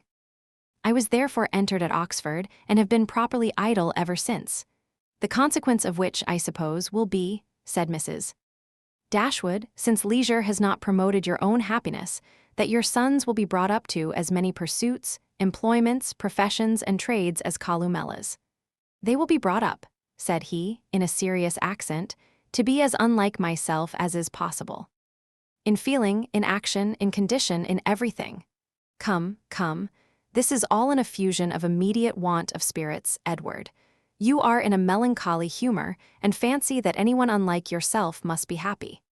But remember that the pain of parting from friends will be felt by everybody at times, whatever be their education or state. Know your own happiness. You want nothing but patience, or give it a more fascinating name, call it hope. Your mother will secure to you, in time, that independence you are so anxious for. It is her duty, and it must ere long become her happiness to prevent your whole youth from being wasted in discontent. How much may not a few months do? I think, replied Edward, that I may defy many months to produce any good to me. This desponding turn of mind, though it could not be communicated to Mrs. Dashwood, gave additional pain to them all in the parting, which shortly took place, and left an uncomfortable impression on Elinor's feelings especially, which required some trouble and time to subdue. But as it was her determination to subdue it, and to prevent herself from appearing to suffer more than what all her family suffered on his going away, she did not adopt the method so judiciously employed by Marianne, on a similar occasion, to augment and fix her sorrow, by seeking silence. Solitude and idleness. Their means were as different as their objects, and equally suited to the advancement of each. Elinor sat down to her drawing table as soon as he was out of the house, busily employed herself the whole day, neither sought nor avoided the mention of his name, appeared to interest herself almost as much as ever in the general concerns of the family, and if, by this conduct, she did not lessen her own grief, it was at least prevented from unnecessary increase, and her mother and sisters were spared much solicitude on her account. Such behavior as this, so exactly the reverse of her own, appeared no more meritorious to Marianne than her own had seemed faulty to her. The business of self-command she settled very easily. With strong affections it was impossible, with calm ones it could have no merit. That her sister's affections were calm, she dared not deny, though she blushed to acknowledge it. And of the strength of her own, she gave a very striking proof, by still loving and respecting that sister, in spite of this mortifying conviction. Without shutting herself up from her family, or leaving the house in determined solitude to avoid them, or lying awake the whole night to indulge meditation, Elinor found every day afforded her leisure enough to think of Edward, and of Edward's behavior. In every possible variety which the different state of her spirits at different times could produce, with tenderness, pity, approbation, censure, and doubt. There were moments in abundance, when, if not by the absence of her mother and sisters, at least by the nature of their employments, conversation was forbidden among them, and every effect of solitude was produced. Her mind was inevitably at liberty. Her thoughts could not be chained elsewhere. And the past and the future, on a subject so interesting, must be before her, must force her attention, and engross her memory, her reflection, and her fancy. From a reverie of this kind, as she sat at her drawing table, she was roused one morning, soon after Edward's leaving them, by the arrival of company. She happened to be quite alone. The closing of the little gate, at the entrance of the green court in front of the house, drew her eyes to the window, and she saw a large party walking up to the door. Amongst them were Sir John and Lady Middleton and Mrs. Jennings, but there were two others, a gentleman and lady, who were quite unknown to her.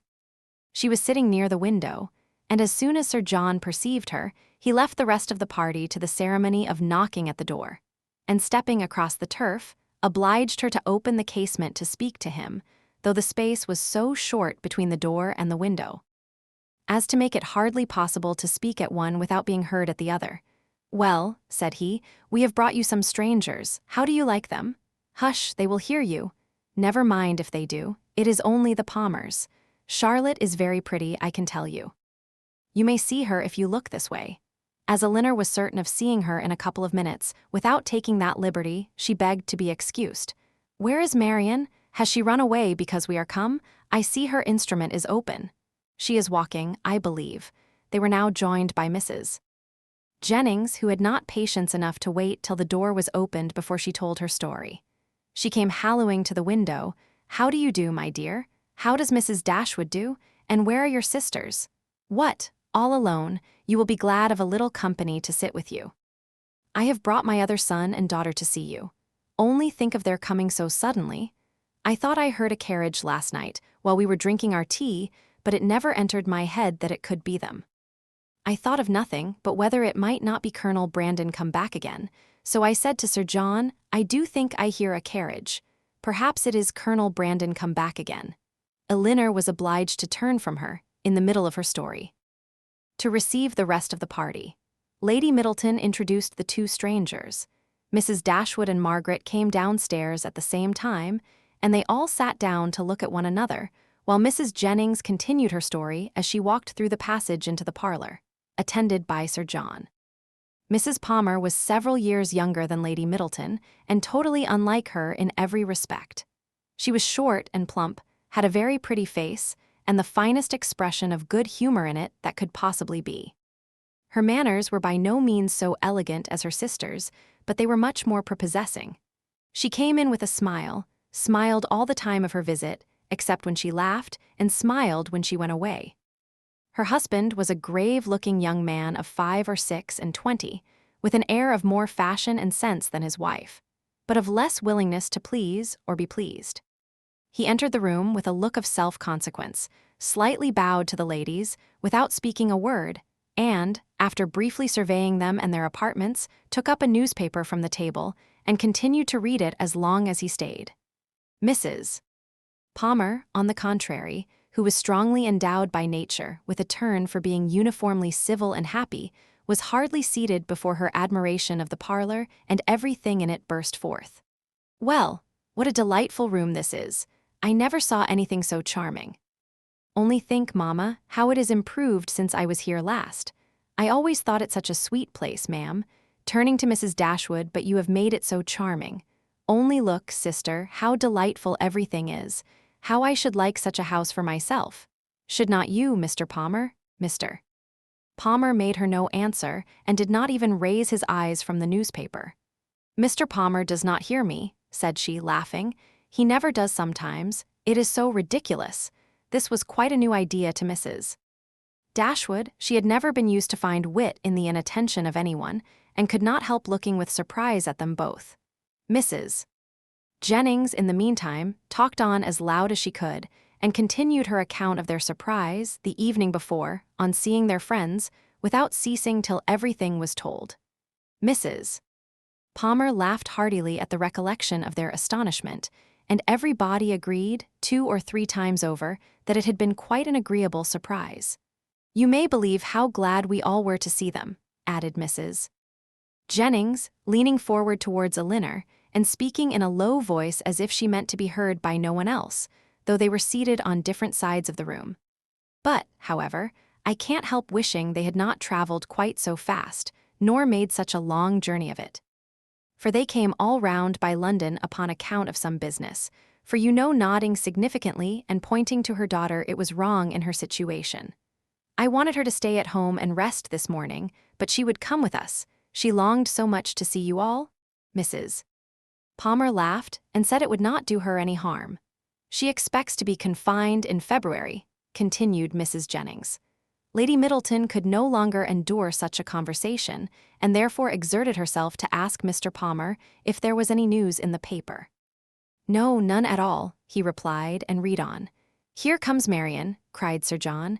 Now, Palmer, you shall see a monstrous pretty girl. He immediately went into the passage, opened the front door, and ushered her in himself. Mrs. Jennings asked her, as soon as she appeared, if she had not been to Elenham, and Mrs. Palmer laughed so heartily at the question as to show she understood it. Mr. Palmer looked up on her entering the room, stared at her some minutes, and then returned to his newspaper. Mrs. Palmer's eye was now caught by the drawings which hung round the room. She got up to examine them. Oh, dear, how beautiful these are. Well, how delightful. Do but look, Mamma, how sweet. I declare they are quite charming. I could look at them forever. And then sitting down again, she very soon forgot that there were any such things in the room. When Lady Middleton rose to go away, Mr. Palmer rose also, laid down the newspaper, stretched himself and looked at them all around. My love, have you been asleep? Said his wife, laughing. He made her no answer, and only observed, after again examining the room, that it was very low-pitched, and that the ceiling was crooked. He then made his bow and departed with the rest. Sir John had been very urgent with them all to spend the next day at the park.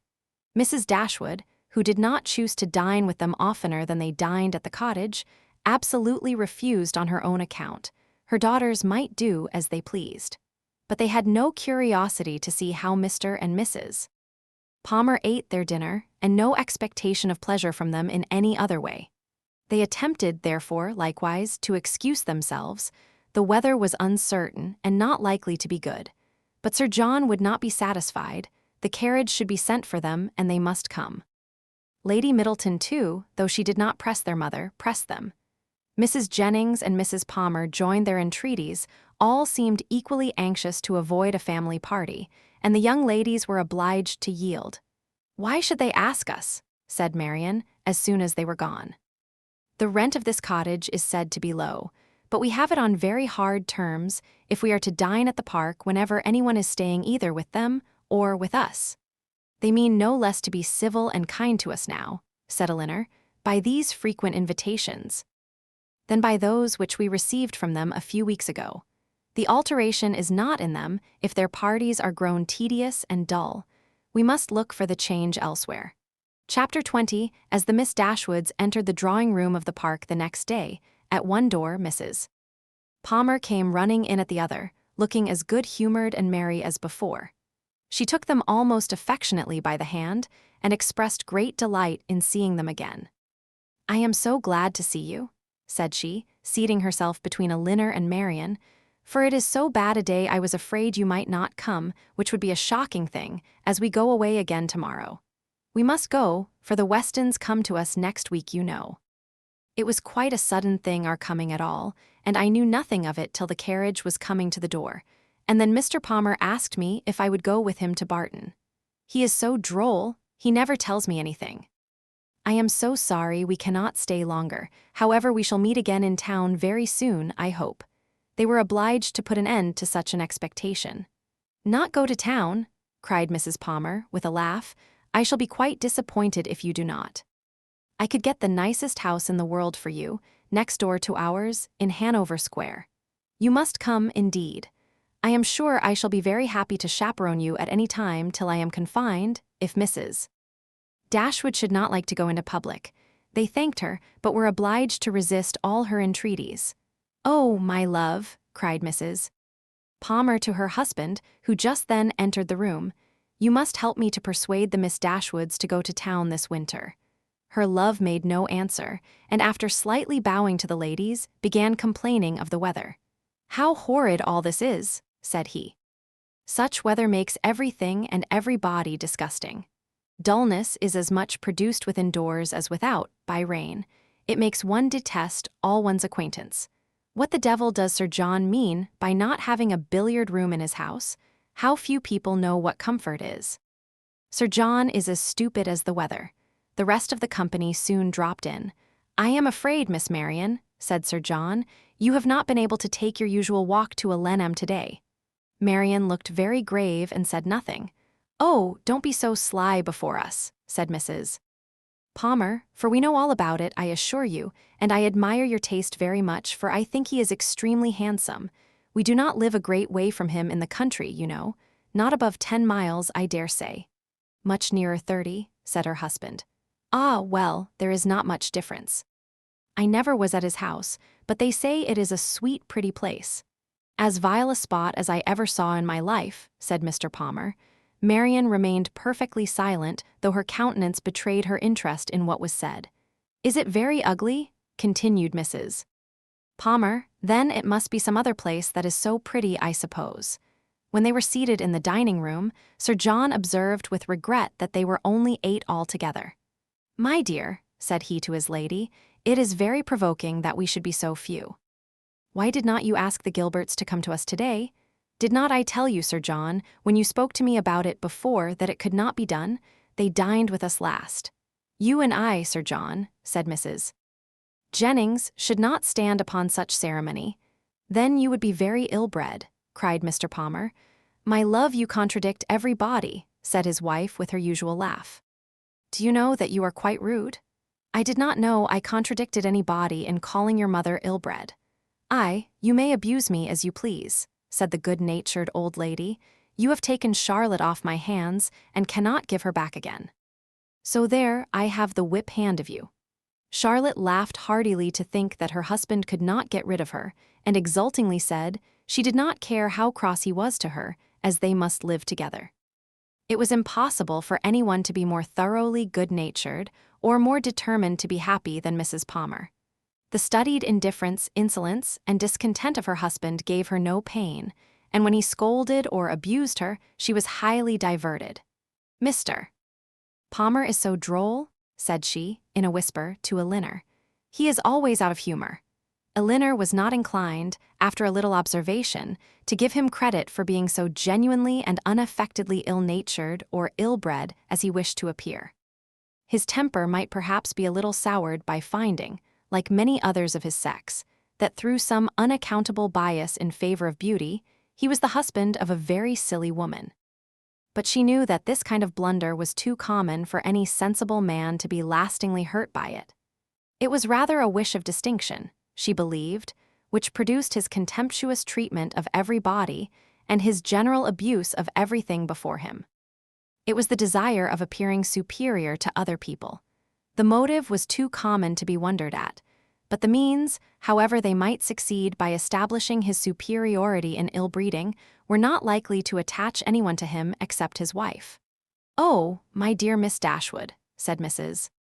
Palmer soon afterwards, "I have got such a favor to ask of you and your sister. Will you come and spend some time at Cleveland this Christmas? Now, pray do, and come while the Westons are with us. You cannot think how happy I shall be." "It will be quite delightful, my love," applying to her husband. "Don't you long to have the Miss Dashwoods come to Cleveland?" "Certainly," he replied, with a sneer. "I came into Devonshire with no other view." "There now," said his lady, "you see Mr. Palmer expects you, so you cannot refuse to come." They both eagerly and resolutely declined her invitation. "But indeed you must and shall come. I am sure you will like it of all things. The Westons will be with us, and it will be quite delightful. You cannot think what a sweet place Cleveland is, and we are so gay now, for Mr. Palmer is always going about the country canvassing against the election, and so many people came to dine with us that I never saw before. It is quite charming. But, poor fellow, it is very fatiguing to him, for he is forced to make every body like him." Elinor could hardly keep her countenance as she assented to the hardship of such an obligation. "How charming it will be," said Charlotte, "when he is in Parliament. Won't it? How I shall laugh. It will be so ridiculous to see all his letters directed to him with an MP. But do you know, he says, he will never frank for me. He declares he won't. Don't you, Mr. Palmer?" Mr. Palmer took no notice of her. "He cannot bear writing, you know," she continued. "He says it is quite shocking." "No," said he, "I never said anything so irrational. Don't palm all your abuses of languages upon me. There now, you see how droll he is. This is always the way with him. Sometimes he won't speak to me for half a day together, and then he comes out with something so droll, all about anything in the world." She surprised Elinor very much as they returned into the drawing-room, by asking her whether she did not like Mr. Palmer excessively. "Certainly," said Elinor, "he seems very agreeable." "Well, I am so glad you do. I thought you would, he is so pleasant, and Mr. Palmer is excessively pleased with you and your sisters, I can tell you, and you can't think how disappointed he will be if you don't come to Cleveland. I can't imagine why you should object to it." Elinor was again obliged to decline her invitation, and by changing the subject, put a stop to her entreaties. She thought it probable that as they lived in the same county, Mrs.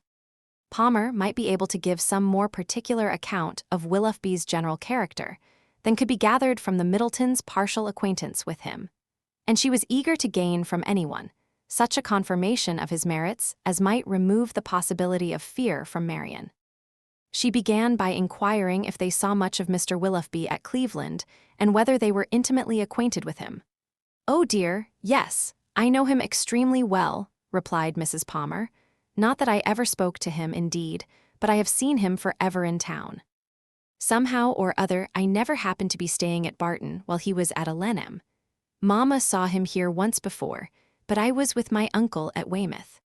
However, I dare say we should have seen a great deal of him in Somersetshire, if it had not happened very unluckily that we should never have been in the country together. He is very little at Camet, I believe, but if he were ever so much there, I do not think Mr. Palmer would visit him, for he is in the opposition, you know, and besides it is such a way off. I know why you inquire about him, very well, your sister is to marry him. I am monstrous glad of it, for then I shall have her for a neighbor, you know. Upon my word, replied Elinor, you know much more of the matter than I do, if you have any reason to expect such a match. Don't pretend to deny it, because you know it is what everybody talks of. I assure you I heard of it in my way through town. My dear Mrs. Palmer, upon my honor I did. I met Colonel Brandon Monday morning in Bond Street, just before we left town, and he told me of it directly. You surprise me very much. Colonel Brandon tell you of it, surely you must be mistaken. To give such intelligence to a person who could not be interested in it, even if it were true, is not what I should expect Colonel Brandon to do. But I do assure you it was so, for all that, and I will tell you how it happened. When we met him, he turned back and walked with us. And so we began talking of my brother and sister, and one thing and another, and I said to him, so, Colonel, there is a new family come to Barton Cottage, I hear, and Mamma sends me word they are very pretty. And that one of them is going to be married to Mr. Willoughby of Combe Magna. Is it true, pray? For of course you must know, as you have been in Devonshire so lately. And what did the Colonel say? Oh, he did not say much, but he looked as if he knew it to be true, so from that moment I set it down as certain. It will be quite delightful, I declare. When is it to take place? Mr. Brandon was very well, I hope. Oh, yes, quite well, and so full of your praises, he did nothing but say fine things of you. I am flattered by his commendation. He seems an excellent man, and I think him uncommonly pleasing. So do I. He is such a charming man that it is quite a pity he should be so grave and so dull. Mamma says he was in love with your sister too. I assure you it was a great compliment if he was, for he hardly ever falls in love with anybody. Is Mr. Willoughby much known in your part of Somersetshire? Said Elinor. Oh. Yes, extremely well. That is, I do not believe many people are acquainted with him, because Combe Magna is so far off. But they all think him extremely agreeable, I assure you. Nobody is more liked than Mr. Willoughby wherever he goes, and so you may tell your sister. She is a monstrous lucky girl to get him, upon my honor. Not but that he is much more lucky in getting her, because she is so very handsome and agreeable that nothing can be good enough for her. However, I don't think her hardly at all handsomer than you, I assure you, for I think you both excessively pretty, and so does Mr. Palmer too, I am sure, though we could not get him to own it last night. Mrs. Palmer's information respecting Willoughby was not very material, but any testimony in his favor, however small, was pleasing to her. I am so glad we are got acquainted at last, continued Charlotte. And now I hope we shall always be great friends. You can't think how much I long to see you. It is so delightful that you should live at the cottage. Nothing can be like it, to be sure, and I am so glad your sister is going to be well married. I hope you will be a great deal at Combe Magna. It is a sweet place by all accounts. You have been long acquainted with Colonel Brandon, have not you? Yes, a great while, ever since my sister married. He was a particular friend of Sir John's. I believe, she added in a low voice, he would have been very glad to have had me if he could. Sir John and Lady Middleton wished it very much, but Mamma did not think the match good enough for me, otherwise Sir John would have mentioned it to the Colonel, and we should have been married immediately. Did not Colonel Brandon know of Sir John's proposal to your mother before it was made? Had he never owned his affection to yourself? Oh, no, but if Mamma had not objected to it, I dare say he would have liked it of all things. He had not seen me then above twice, for it was before I left school. However, I am much happier as I am. Mr. Palmer is the kind of man I like. Chapter 21. The Palmers returned to Cleveland the next day, and the two families at Barton were again left to entertain each other. But this did not last long. Elinor had hardly got their last visitors out of her head, had hardly done wondering at Charlotte's being so happy without a cause, at Mr. Palmer's acting so simply, with good abilities, and at the strange unsuitableness which often existed between husband and wife, before Sir John's and Mrs. Jennings's active zeal in the cause of society, procured her some other new acquaintance to see and observe. In a morning's excursion to Exeter, they had met with two young ladies, whom Mrs. Jennings had the satisfaction of discovering to be her relations, and this was enough for Sir John to invite them directly to the park, as soon as their present engagements at Exeter were over. Their engagements at Exeter instantly gave way before such an invitation, and Lady Middleton was thrown into no little alarm on the return of Sir John, by hearing that she was very soon to receive a visit from two girls whom she had never seen in her life, and of whose elegance, whose tolerable gentility even, she could have no proof, for the assurances of her husband and mother on that subject went for nothing at all. Their being her relations too made it so much the worse, and Mrs. Jennings's attempts at consolation were therefore unfortunately founded, when she advised her daughter not to care about their being so fashionable, because they were all cousins and must put up with one another. As it was impossible, however, now to prevent their coming, Lady Middleton resigned herself to the idea of it, with all the philosophy of a well-bred woman, contenting herself with merely giving her husband a gentle reprimand on the subject 5 or 6 times every day. The young ladies arrived. Their appearance was by no means ungenteel or unfashionable. Their dress was very smart, their manners very civil. They were delighted with the house, and in raptures with the furniture, and they happened to be so dotingly fond of children that Lady Middleton's good opinion was engaged in their favor before they had been an hour at the park. She declared them to be very agreeable girls indeed, which for her ladyship was enthusiastic admiration. Sir John's confidence in his own judgment rose with this animated praise, and he set off directly for the cottage to tell the Miss Dashwoods of the Miss Steele's arrival, and to assure them of their being the sweetest girls in the world. From such commendation as this, however, there was not much to be learned. Elinor well knew that the sweetest girls in the world were to be met with in every part of England, under every possible variation of form, face, temper, and understanding. Sir John wanted the whole family to walk to the park directly and look at his guests. Benevolent, philanthropic man, it was painful to him even to keep a third cousin to himself. "Do come now," said he.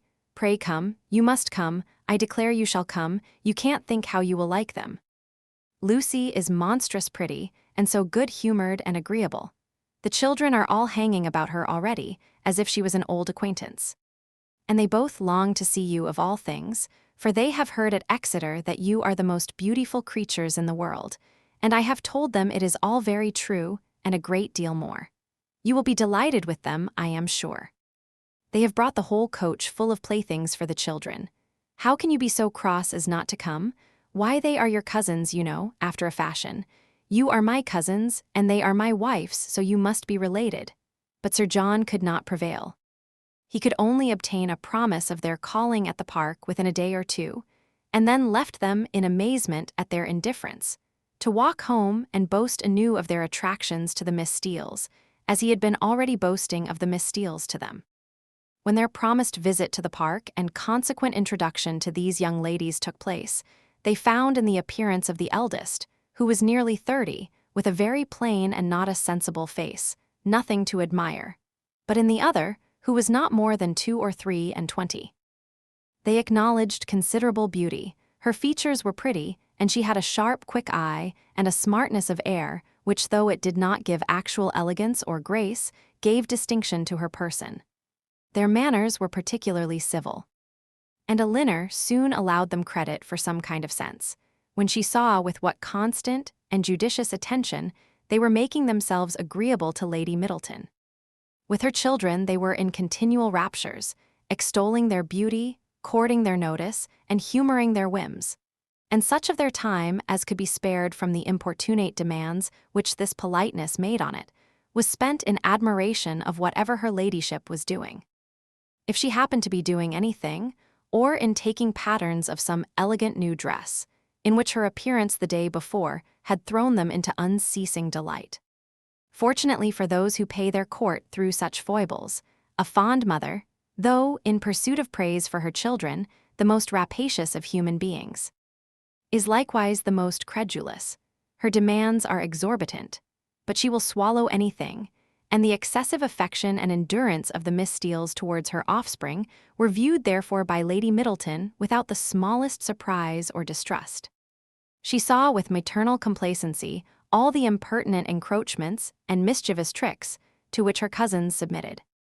She saw their sashes untied, their hair pulled about their ears, their work-bags searched, and their knives and scissors stolen away, and felt no doubt of its being a reciprocal enjoyment.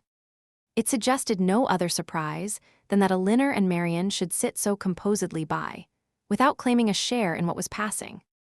"John is in such spirits today," said she, on his taking Miss Steeles's pocket handkerchief and throwing it out of window.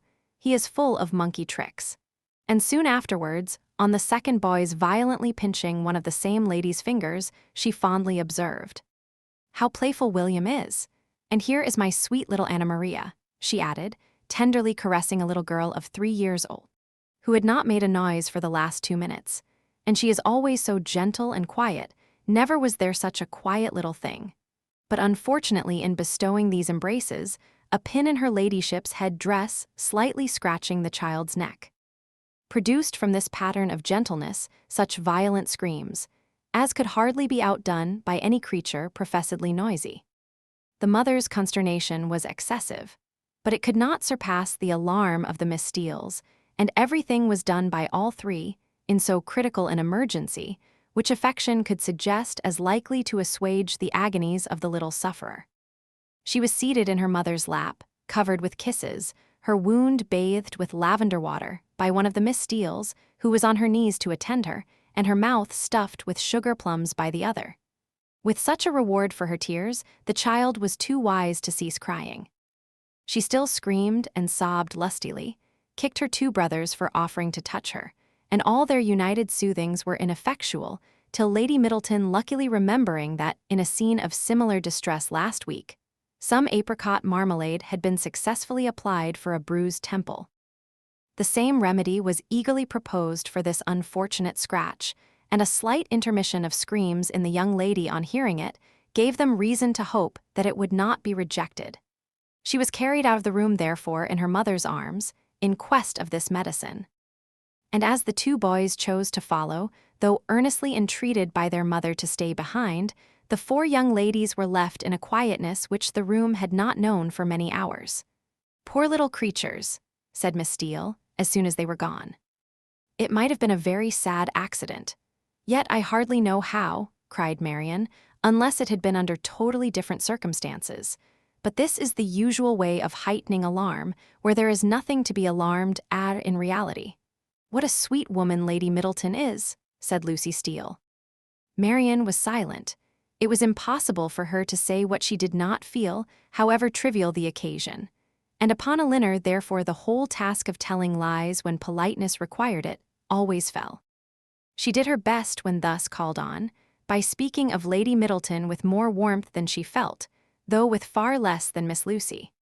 "And Sir John, too," cried the elder sister. "What a charming man he is." Here, too, Miss Dashwood's commendation, being only simple and just, came in without any eclat. She merely observed that he was perfectly good-humored and friendly. "And what a charming little family they have. I never saw such fine children in my life. I declare I quite dote upon them already, and indeed I am always distractedly fond of children." "I should guess so," said Elinor, with a smile, "from what I have witnessed this morning." "I have a notion," said Lucy. "You think the little Middletons rather too much indulged. Perhaps they may be the outside of enough, but it is so natural in Lady Middleton, and for my part, I love to see children full of life and spirits. I cannot bear them if they are tame and quiet." "I confess," replied Elinor, "that while I am at Barton Park, I never think of tame and quiet children with any abhorrence." A short pause succeeded this speech, which was first broken by Miss Steele, who seemed very much disposed for conversation, and who now said rather abruptly, "And how do you like Devonshire, Miss Dashwood? I suppose you were very sorry to leave Sussex." In some surprise at the familiarity of this question, or at least of the manner in which it was spoken, Elinor replied that she was. "Norland is a prodigious beautiful place, is not it?" added Miss Steele. "We have heard Sir John admire it excessively," said Lucy, who seemed to think some apology necessary for the freedom of her sister. "I think everyone must admire it," replied Elinor. "Whoever saw the place, though it is not to be supposed that anyone can estimate its beauties as we do. And had you a great many smart beaux there?" "I suppose you have not so many in this part of the world. For my part, I think they are a vast addition always." "But why should you think," said Lucy, looking ashamed of her sister, "that there are not as many genteel young men in Devonshire as Sussex?" "Nay, my dear. I'm sure I don't pretend to say that there ain't. I'm sure there's a vast many smart beaux in Exeter. But you know, how could I tell what smart beaux there might be about Norland? And I was only afraid the Miss Dashwoods might find it dull at Barton if they had not so many as they used to have. But perhaps you young ladies may not care about the beaux, and had as lief be without them as with them. For my part, I think they are vastly agreeable, provided they dress smart and behave civil. But I can't bear to see them dirty and nasty. Now there's Mr. Rose at Exeter, a prodigious smart young man, quite a beau, clerk to Mr. Simpson, you know, and yet if you do but meet him of a morning, he is not fit to be seen. I suppose your brother was quite a beau, Miss Dashwood, before he married, as he was so rich?" "Upon my word," replied Elinor, "I cannot tell you, for I do not perfectly comprehend the meaning of the word. But this I can say, that if he ever was a beau before he married, he is one still, for there is not the smallest alteration in him." "Oh, dear, one never thinks of married men's being beaux, they have something else to do. Lord." "Anne," cried her sister, "you can talk of nothing but beaux. You will make Miss Dashwood believe you think of nothing else." And then, to turn the discourse, she began admiring the house and the furniture. This specimen of the Miss Steeles was enough. The vulgar freedom and folly of the eldest left her no recommendation. And as Elinor was not blinded by the beauty, or the shrewd look of the youngest, to her want of real elegance and artlessness, she left the house without any wish of knowing them better. Not so the Miss Steeles.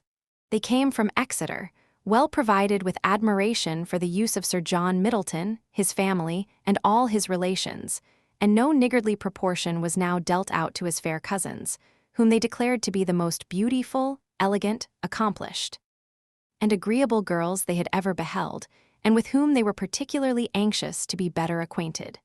And to be better acquainted, therefore, Elinor soon found was their inevitable lot, for as Sir John was entirely on the side of the Miss Steeles, their party would be too strong for opposition, and that kind of intimacy must be submitted to, which consists of sitting an hour or two together in the same room almost every day. Sir John could do no more, but he did not know that any more was required. To be together was, in his opinion, to be intimate, and while his continual schemes for their meeting were effectual, he had not a doubt of their being established friends. To do him justice, he did everything in his power to promote their unreserve, by making the Miss Steeles acquainted with whatever he knew or supposed of his cousin's situations in the most delicate particulars, and Elinor had not seen them more than twice. Before the eldest of them wished her joy on her sister's having been so lucky as to make a conquest of a very smart beau since she came to Barton. "'Twill be a fine thing to have her married so young, to be sure," said she, "and I hear he is quite a beau and prodigious handsome. And I hope you may have as good luck yourself soon, but perhaps you may have a friend in the corner already." Elinor could not suppose that Sir John would be more nice in proclaiming his suspicions of her regard for Edward than he had been with respect to Marianne. Indeed, it was rather his favorite joke of the two, as being somewhat newer and more conjectural.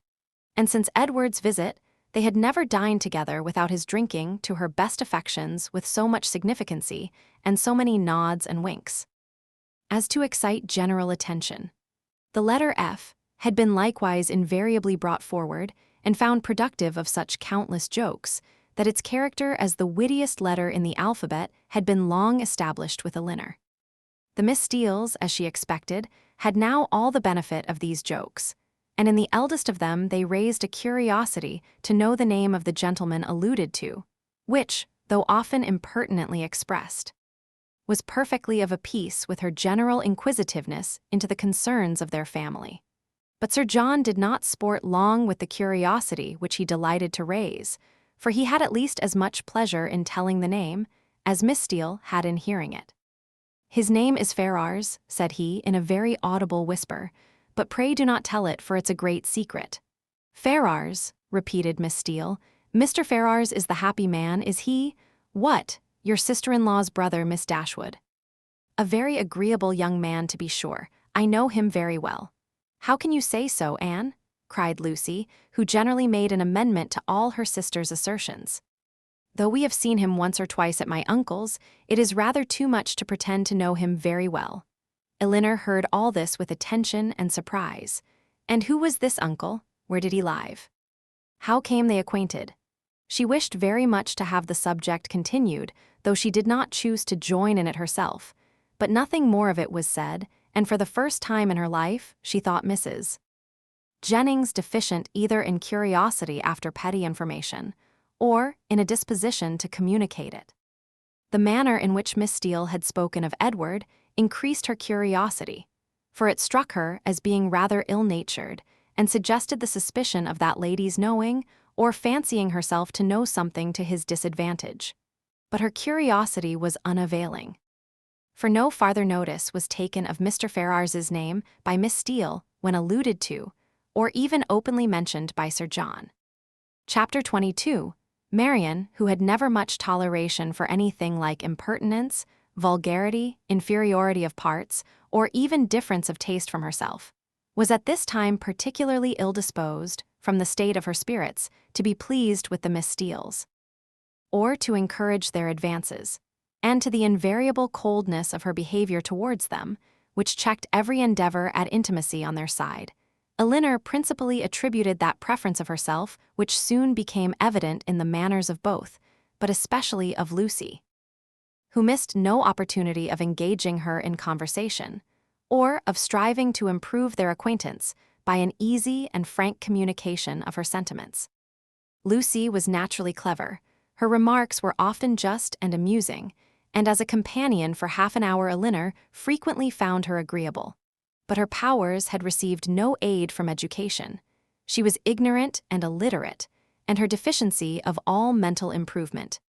Her want of information in the most common particulars could not be concealed from Miss Dashwood, in spite of her constant endeavor to appear to advantage. Elinor saw and pitied her for the neglect of abilities which education might have rendered so respectable. But she saw, with less tenderness of feeling, the thorough want of delicacy, of rectitude and integrity of mind, which her attentions, her assiduities, her flatteries at the park betrayed, and she could have no lasting satisfaction in the company of a person who joined insincerity with ignorance, whose want of instruction prevented their meeting in conversation on terms of equality, and whose conduct toward others made every show of attention and deference towards herself perfectly valueless. "You will think my question an odd one, I dare say," said Lucy to her one day, as they were walking together from the park to the cottage. "But pray, are you personally acquainted with your sister-in-law's mother, Mrs.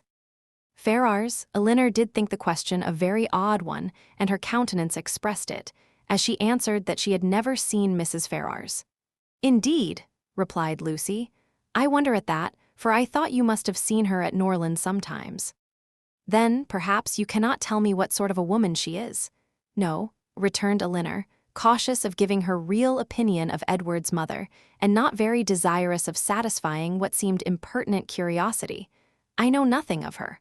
I am sure you think me very strange for inquiring about her in such a way," said Lucy, eyeing Elinor attentively as she spoke. "But perhaps there may be reasons. I wish I might venture. But however, I hope you will do me the justice of believing that I do not mean to be impertinent." Elinor made her a civil reply, and they walked on for a few minutes in silence. It was broken by Lucy, who renewed the subject again by saying, with some hesitation, "I cannot bear to have you think me impertinently curious. I am sure I would rather do anything in the world than be thought so by a person whose good opinion is so well worth having as yours. And I am sure I should not have the smallest fear of trusting you. Indeed, I should be very glad of your advice how to manage in such an uncomfortable situation as I am. But, however, there is no occasion to trouble you. I am sorry you do not happen to know Mrs.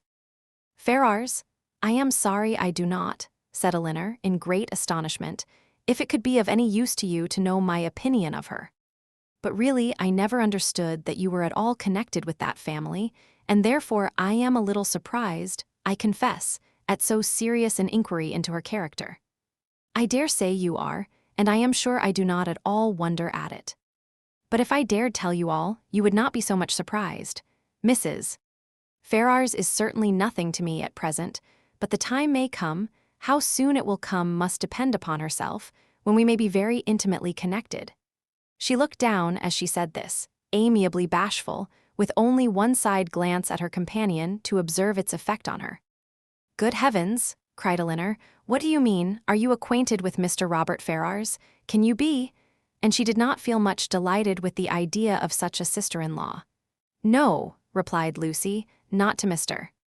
Robert Ferrars. I never saw him in my life, but," fixing her eyes upon Elinor, "to his eldest brother." What felt Elinor at that moment? Astonishment, that would have been as painful as it was strong, had not an immediate disbelief of the assertion attended it. She turned towards Lucy in silent amazement, unable to divine the reason or object of such a declaration.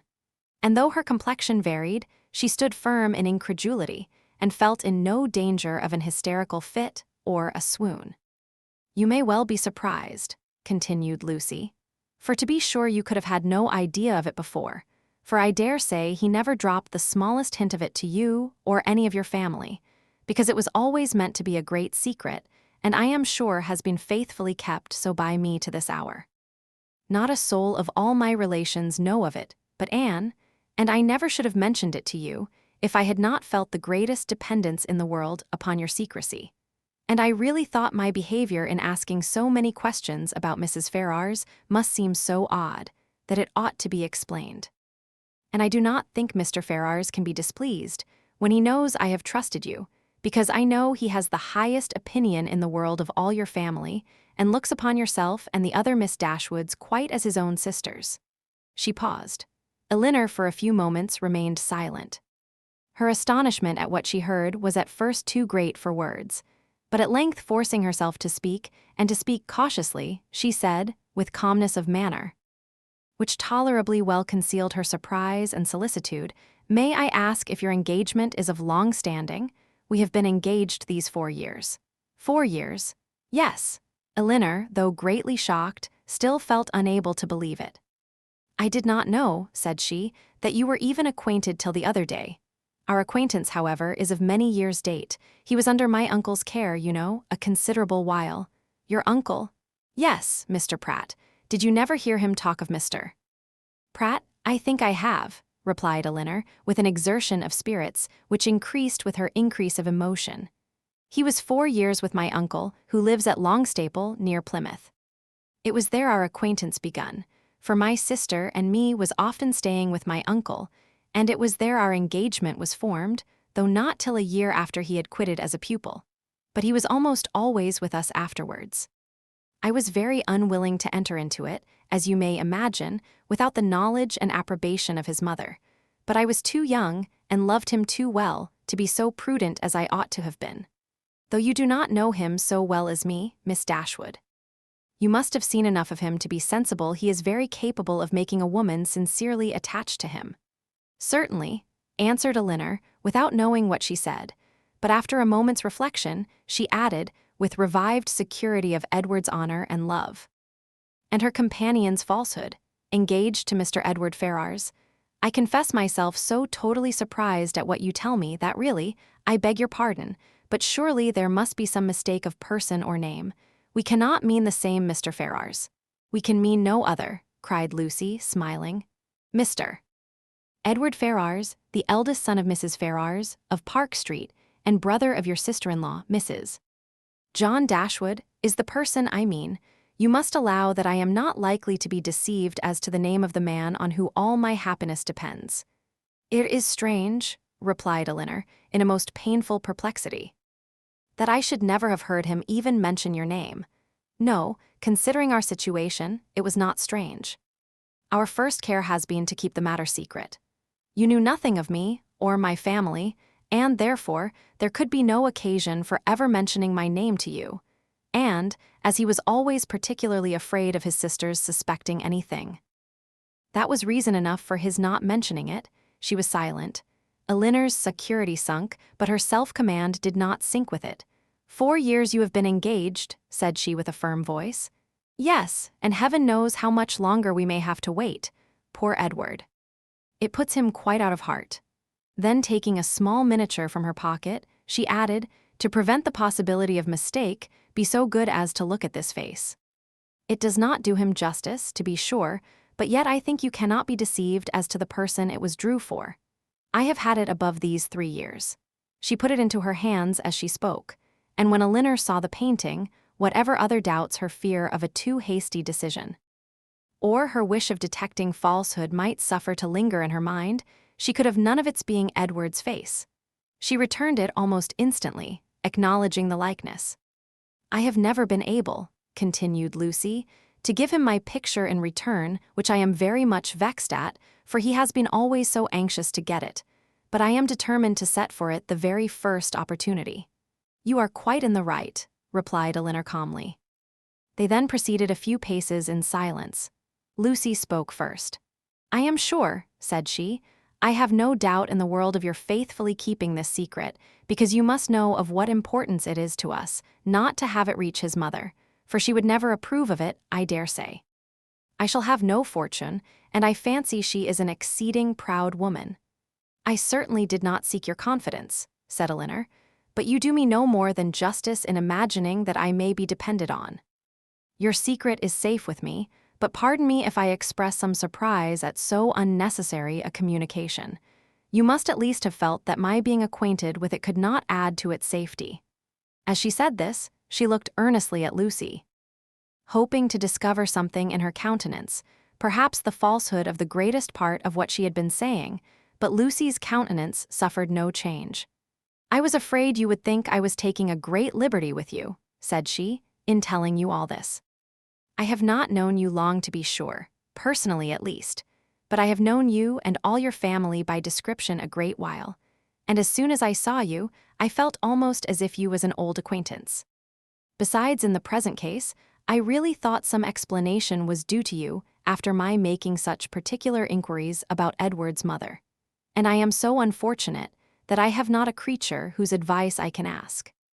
Anne is the only person that knows of it, and she has no judgment at all. Indeed, she does me a great deal more harm than good, for I am in constant fear of her betraying me. She does not know how to hold her tongue, as you must perceive, and I am sure I was in the greatest fright in the world t'other day, when Edward's name was mentioned by Sir John, lest she should out with it all. You can't think how much I go through in my mind from it altogether.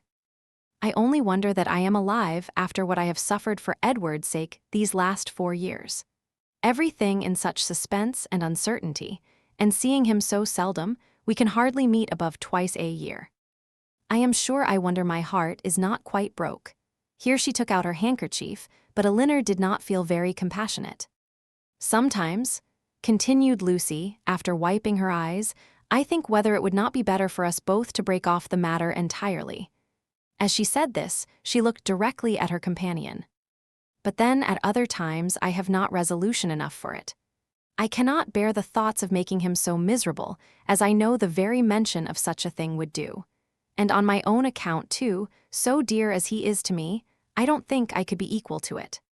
What would you advise me to do in such a case, Miss Dashwood? What would you do yourself? Pardon me, replied Elinor, startled by the question, but I can give you no advice under such circumstances. Your own judgment must direct you. To be sure, continued Lucy, after a few minutes' silence on both sides, his mother must provide for him some time or other, but poor Edward is so cast down by it. Did you not think him dreadful low-spirited when he was at Barton? He was so miserable when he left us at Longstaple to go to you that I was afraid you would think him quite ill. Did he come from your uncle's then, when he visited us? Oh, yes, he had been staying a fortnight with us. Did you think he came directly from town? No, replied Elinor, most feelingly sensible of every fresh circumstance in favor of Lucy's veracity. I remember he told us that he had been staying a fortnight with some friends near Plymouth. She remembered, too, her own surprise at the time. We did, indeed, particularly so when he first arrived. I begged him to exert himself for fear you should suspect what was the matter, but it made him so melancholy, not being able to stay more than a fortnight with us. And seeing me so much affected. Poor fellow, I am afraid it is just the same with him now, for he writes in wretched spirits. I heard from him just before I left Exeter, taking a letter from her pocket and carelessly showing the direction to Elinor. You know his hand, I dare say, a charming one it is, but that is not written so well as usual. He was tired, I dare say, for he had just filled the sheet to me as full as possible. Elinor saw that it was his hand, and she could doubt no longer. This picture, she had allowed herself to believe, might have been accidentally obtained. It might not have been Edward's gift. But a correspondence between them by letter could subsist only under a positive engagement, could be authorized by nothing else, for a few moments. She was almost overcome. Her heart sunk within her, and she could hardly stand. But exertion was indispensably necessary, and she struggled so resolutely against the oppression of her feelings that her success was speedy and for the time complete. "Writing to each other," said Lucy, returning the letter into her pocket, "is the only comfort we have in such long separations. Yes, I have one other comfort in his picture, but poor Edward has not even that. If he had but my picture, he says he should be easy. I gave him a lock of my hair set in a ring when he was at Longstaple last, and that was some comfort to him, he said, but not equal to a picture. Perhaps you might notice the ring when you saw him?" "I did," said Elinor, with a composure of voice under which was concealed an emotion and distress beyond anything she had ever felt before. She was mortified, shocked, confounded. Fortunately for her, they had now reached the cottage, and the conversation could be continued no farther. After sitting with them a few minutes, the Miss Steeles returned to the park, and Elinor was then at liberty to think and be wretched. At this point in the first and second editions, Volume 1 ends. Chapter 23, however small Elinor's general dependence on Lucy's veracity might be. It was impossible for her, on serious reflection, to suspect it in the present case, where no temptation could be answerable to the folly of inventing a falsehood of such a description. What Lucy had asserted to be true, therefore, Elinor could not, dared not longer doubt, supported as it was too on every side by such probabilities and proofs, and contradicted by nothing but her own wishes. Their opportunity of acquaintance in the house of Mr. Pratt was a foundation for the rest, at once indisputable and alarming, and Edward's visit near Plymouth, his melancholy state of mind, his dissatisfaction at his own prospects, his uncertain behavior towards herself. The intimate knowledge of the Miss Steeles as to Norland and their family connections, which had often surprised her, the picture, the letter, the ring, formed altogether such a body of evidence as overcame every fear of condemning him unfairly, and established as a fact, which no partiality could set aside, his ill treatment of herself.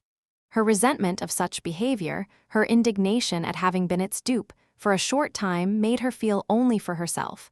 But other ideas, other considerations, soon arose. Had Edward been intentionally deceiving her? Had he feigned a regard for her which he did not feel? Was his engagement to Lucy an engagement of the heart? No, whatever it might once have been, she could not believe it such at present. His affection was all her own. She could not be deceived in that. Her mother, sisters, Fanny, all had been conscious of his regard for her at Norland. It was not an illusion of her own vanity. He certainly loved her. What a softener of the heart was this persuasion! How much could it not tempt her to forgive? He had been blamable, highly blamable, in remaining at Norland after he first felt her influence over him to be more than it ought to be. In that, he could not be defended. But if he had injured her, how much more had he injured himself? If her case were pitiable, his was hopeless. His imprudence had made her miserable for a while, but it seemed to have deprived himself of all chance of ever being otherwise. She might in time regain tranquility, but he, what had he to look forward to? Could he ever be tolerably happy with Lucy Steele? Could he, were his affection for herself out of the question, with his integrity, his delicacy and well-informed mind, be satisfied with a wife like her? Illiterate, artful, and selfish. The youthful infatuation of 19 would naturally blind him to everything but her beauty and good nature. But the 4 succeeding years, which if rationally spent, give such improvement to the understanding, must have opened his eyes to her defects of education. While the same period of time, spent on her side in inferior society and more frivolous pursuits, had perhaps robbed her of that simplicity which might once have given an interesting character to her beauty. If in the supposition of his seeking to marry herself, his difficulties from his mother had seemed great, how much greater were they now likely to be, when the object of his engagement was undoubtedly inferior in connections, and probably inferior in fortune to herself. These difficulties, indeed, with a heart so alienated from Lucy, might not press very hard upon his patience. But melancholy was the state of the person by whom the expectation of family opposition and unkindness could be felt as a relief. As these considerations occurred to her in painful succession, she wept for him more than for herself. Supported by the conviction of having done nothing to merit her present unhappiness, and consoled by the belief that Edward had done nothing to forfeit her esteem, she thought she could even now, under the first smart of the heavy blow, command herself enough to guard every suspicion of the truth from her mother and sisters. And so well was she able to answer her own expectations, that when she joined them at dinner only 2 hours after she had first suffered the extinction of all her dearest hopes, no one would have supposed from the appearance of the sisters that Elinor was mourning in secret over obstacles which must divide her forever from the object of her love, and that Marianne was internally dwelling on the perfections of a man, of whose whole heart she felt thoroughly possessed, and whom she expected to see in every carriage which drove near their house.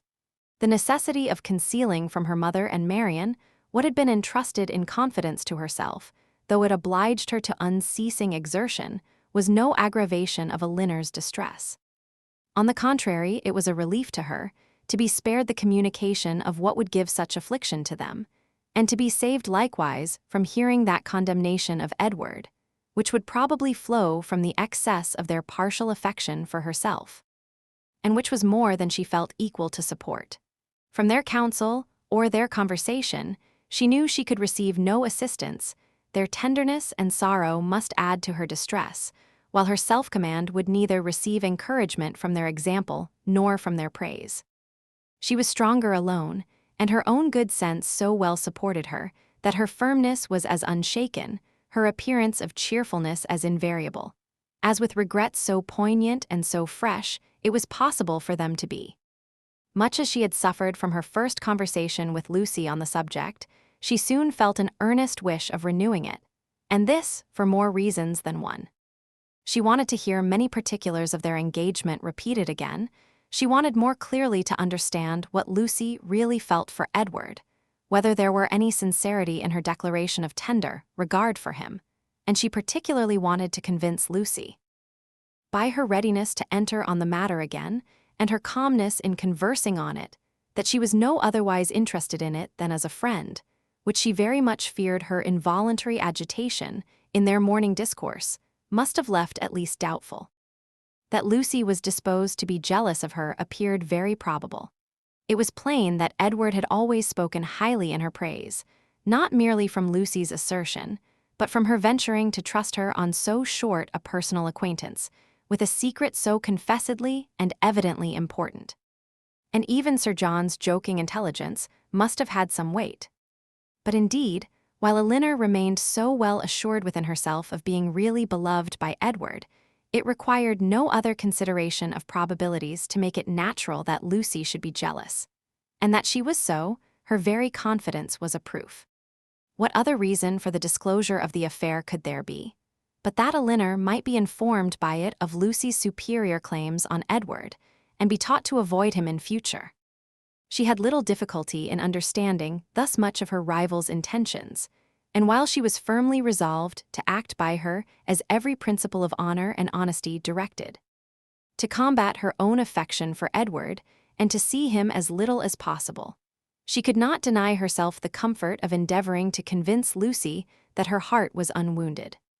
And as she could now have nothing more painful to hear on the subject than had already been told, She did not mistrust her own ability of going through a repetition of particulars with composure.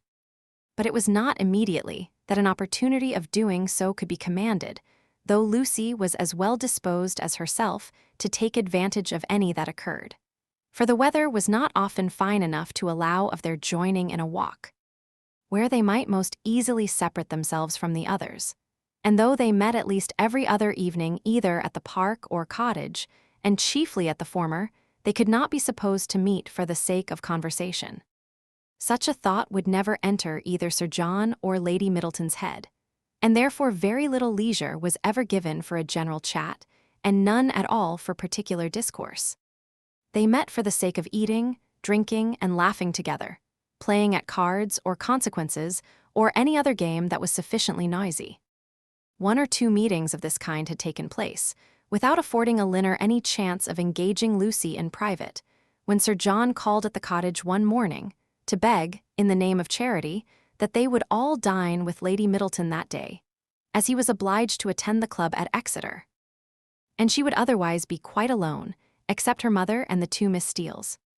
Elinor, who foresaw a fairer opening for the point she had in view, in such a party as this was likely to be, more at liberty among themselves under the tranquil and well-bred direction of Lady Middleton, than when her husband united them together in one noisy purpose, immediately accepted the invitation. Margaret, with her mother's permission, was equally compliant, and Marianne, though always unwilling to join any of their parties, was persuaded by her mother, who could not bear to have her seclude herself from any chance of amusement, to go likewise.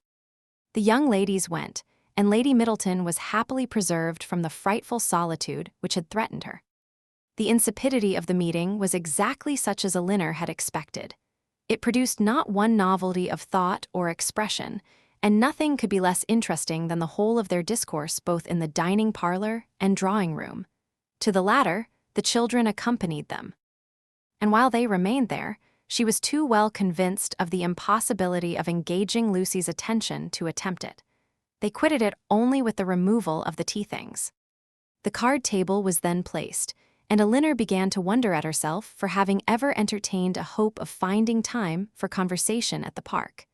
They all rose up in preparation for a round game.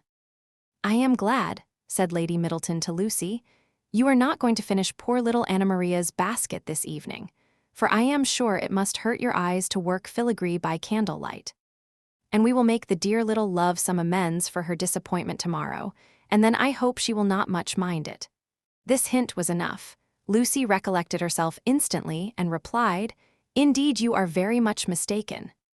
Lady Middleton, I am only waiting to know whether you can make your party without me, or I should have been at my filigree already. I would not disappoint the little angel for all the world, and if you want me at the card table now, I am resolved to finish the basket after supper. You are very good. I hope it won't hurt your eyes. Will you ring the bell for some working candles? My poor little girl would be sadly disappointed, I know, if the basket was not finished tomorrow, for though I told her it certainly would not, I am sure she depends upon having it done." Lucy directly drew her work table near her and reseated herself with an alacrity and cheerfulness, which seemed to infer that she could taste no greater delight than in making a filigree basket for a spoilt child. Lady Middleton proposed a rubber of casino to the others. No one made any objection but Marianne, who, with her usual inattention to the forms of general civility, exclaimed, "Your ladyship will have the goodness to excuse me. You know I detest cards. I shall go to the pianoforte. I have not touched it since it was tuned." And without farther ceremony, she turned away and walked to the instrument. Lady Middleton looked as if she thanked heaven that she had never made so rude a speech. "Marianne can never keep long from that instrument, you know, ma'am," said Elinor, endeavoring to smooth away the offense, "and I do not much wonder at it, for it is the very best toned pianoforte I ever heard." The remaining 5 were now to draw their cards. "Perhaps," continued Elinor, "if I should happen to cut out, I may be of some use to Miss Lucy Steele in rolling her papers for her. And there is so much still to be done to the basket that it must be impossible, I think, for her labor singly to finish it this evening. I should like the work exceedingly if she would allow me a share in it. Indeed, I shall be very much obliged to you for your help, cried Lucy, "for I find there is more to be done to it than I thought there was, and it would be a shocking thing to disappoint dear Anna Maria after all." "Oh, that would be terrible indeed," said Miss Steele. "Dear little soul, how I do love her." "You are very kind," said Lady Middleton to Elinor, "and as you really like the work, perhaps you will be as well pleased not to cut in till another rubber. Or will you take your chance now?" Elinor joyfully profited by the first of these proposals, and thus by a little of that address which Marianne could never condescend to practice, gained her own end, and pleased Lady Middleton at the same time. Lucy made room for her with ready attention, and the two fair rivals were thus seated side by side at the same table, and, with the utmost harmony, engaged in forwarding the same work. The pianoforte at which Marianne, wrapped up in her own music and her own thoughts, had by this time forgotten that any body was in the room besides herself, was luckily so near them that Miss Dashwood now judged she might safely, under the shelter of its noise, introduce the interesting subject, without any risk of being heard at the card table. Chapter 24, in a firm, though cautious tone, Elinor thus began. "I should be undeserving of the confidence you have honored me with, if I felt no desire for its continuance or no farther curiosity on its subject. I will not apologize, therefore, for bringing it forward again." "Thank you," cried Lucy warmly, "for breaking the ice. You have set my heart at ease by it, for I was somehow or other afraid I had offended you by what I told you that Monday." "Offended me? How could you suppose so?" "Believe me," and Elinor spoke it with the truest sincerity, "nothing could be farther from my intention than to give you such an idea. Could you have a motive for the trust, that was not honorable and flattering to me." "And yet I do assure you," replied Lucy, her little sharp eyes full of meaning, "there seemed to me to be a coldness and displeasure in your manner that made me quite uncomfortable. I felt sure that you was angry with me, and have been quarreling with myself ever since, for having took such a liberty as to trouble you with my affairs. But I am very glad to find it was only my own fancy, and that you really do not blame me. If you knew what a consolation it was to me to relieve my heart, speaking to you, of what I am always thinking of every moment of my life, your compassion would make you overlook everything else, I am sure. Indeed, I can easily believe that it was a very great relief to you. To acknowledge your situation to me, and be assured that you shall never have reason to repent it. Your case is a very unfortunate one. You seem to me to be surrounded with difficulties, and you will have need of all your mutual affection to support you under them. Mr. Ferrars, I believe, is entirely dependent on his mother. He has only £2,000 of his own. It would be madness to marry upon that, though for my own part, I could give up every prospect of more without a sigh. I have been always used to a very small income, and could struggle with any poverty for him, but I love him too well to be the selfish means of robbing him, perhaps, of all that his mother might give him if he married to please her. We must wait, it may be for many years. With almost every other man in the world, it would be an alarming prospect, but Edward's affection and constancy nothing can deprive me of, I know. That conviction must be everything to you, and he is undoubtedly supported by the same trust in yours. If the strength of your reciprocal attachment had failed, as between many people, and under many circumstances, it naturally would during a 4 years' engagement, your situation would have been pitiable. Indeed, Lucy here looked up, but Elinor was careful in guarding her countenance from every expression that could give her words a suspicious tendency. "Edward's love for me," said Lucy, "has been pretty well put to the test by our long, very long absence since we were first engaged, and it has stood the trial so well that I should be unpardonable to doubt it now. I can safely say that he has never gave me one moment's alarm on that account from the first." Elinor hardly knew whether to smile or sigh at this assertion. Lucy went on.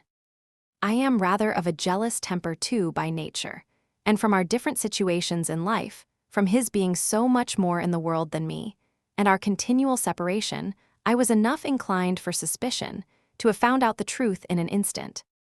If there had been the slightest alteration in his behavior to me when we met, or any lowness of spirits that I could not account for, or if he had talked more of one lady than another, or seemed in any respect less happy at Longstaple than he used to be, I do not mean to say that I am particularly observant or quick-sighted in general, but in such a case I am sure I could not be deceived.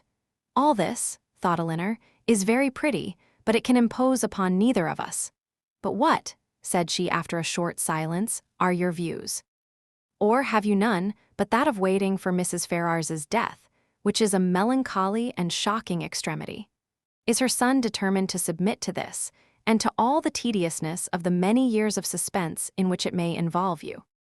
Rather than run the risk of her displeasure for a while by owning the truth, if we could be certain that it would be only for a while. But Mrs.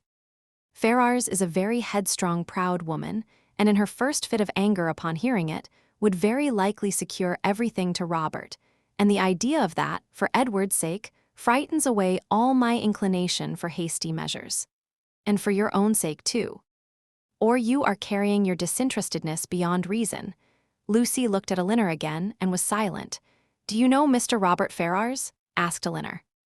Not at all, I never saw him, but I fancy he is very unlike his brother, silly and a great coxcomb. A great coxcomb? Repeated Miss Steele, whose ear had caught those words by a sudden pause in Marianne's music. Oh, they are talking of their favorite beau, I dare say. No, sister, cried Lucy. You are mistaken there, our favorite beaux are not great coxcombs. I can answer for it that Miss Dashwood's is not, said Mrs. Jennings, laughing heartily, for he is one of the modestest, prettiest behaved young men I ever saw. But as for Lucy, she is such a sly little creature, there is no finding out who she likes.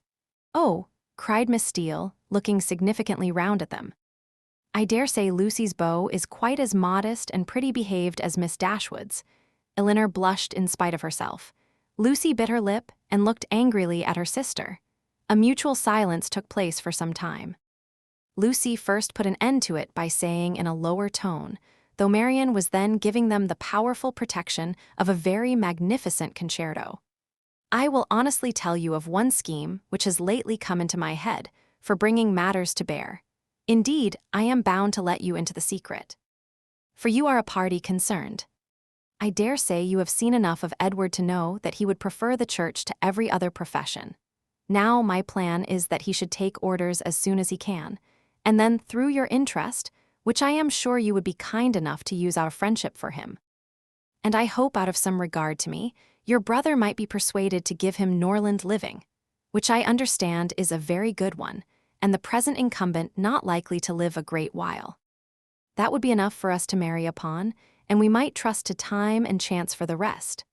I should always be happy, replied Elinor, to show any mark of my esteem and friendship for Mr. Ferrars, but do you not perceive that my interest on such an occasion would be perfectly unnecessary? He is brother to Mrs. John Dashwood, that must be recommendation enough to her husband. But Mrs. John Dashwood would not much approve of Edward's going into orders. Then I rather suspect that my interest would do very little.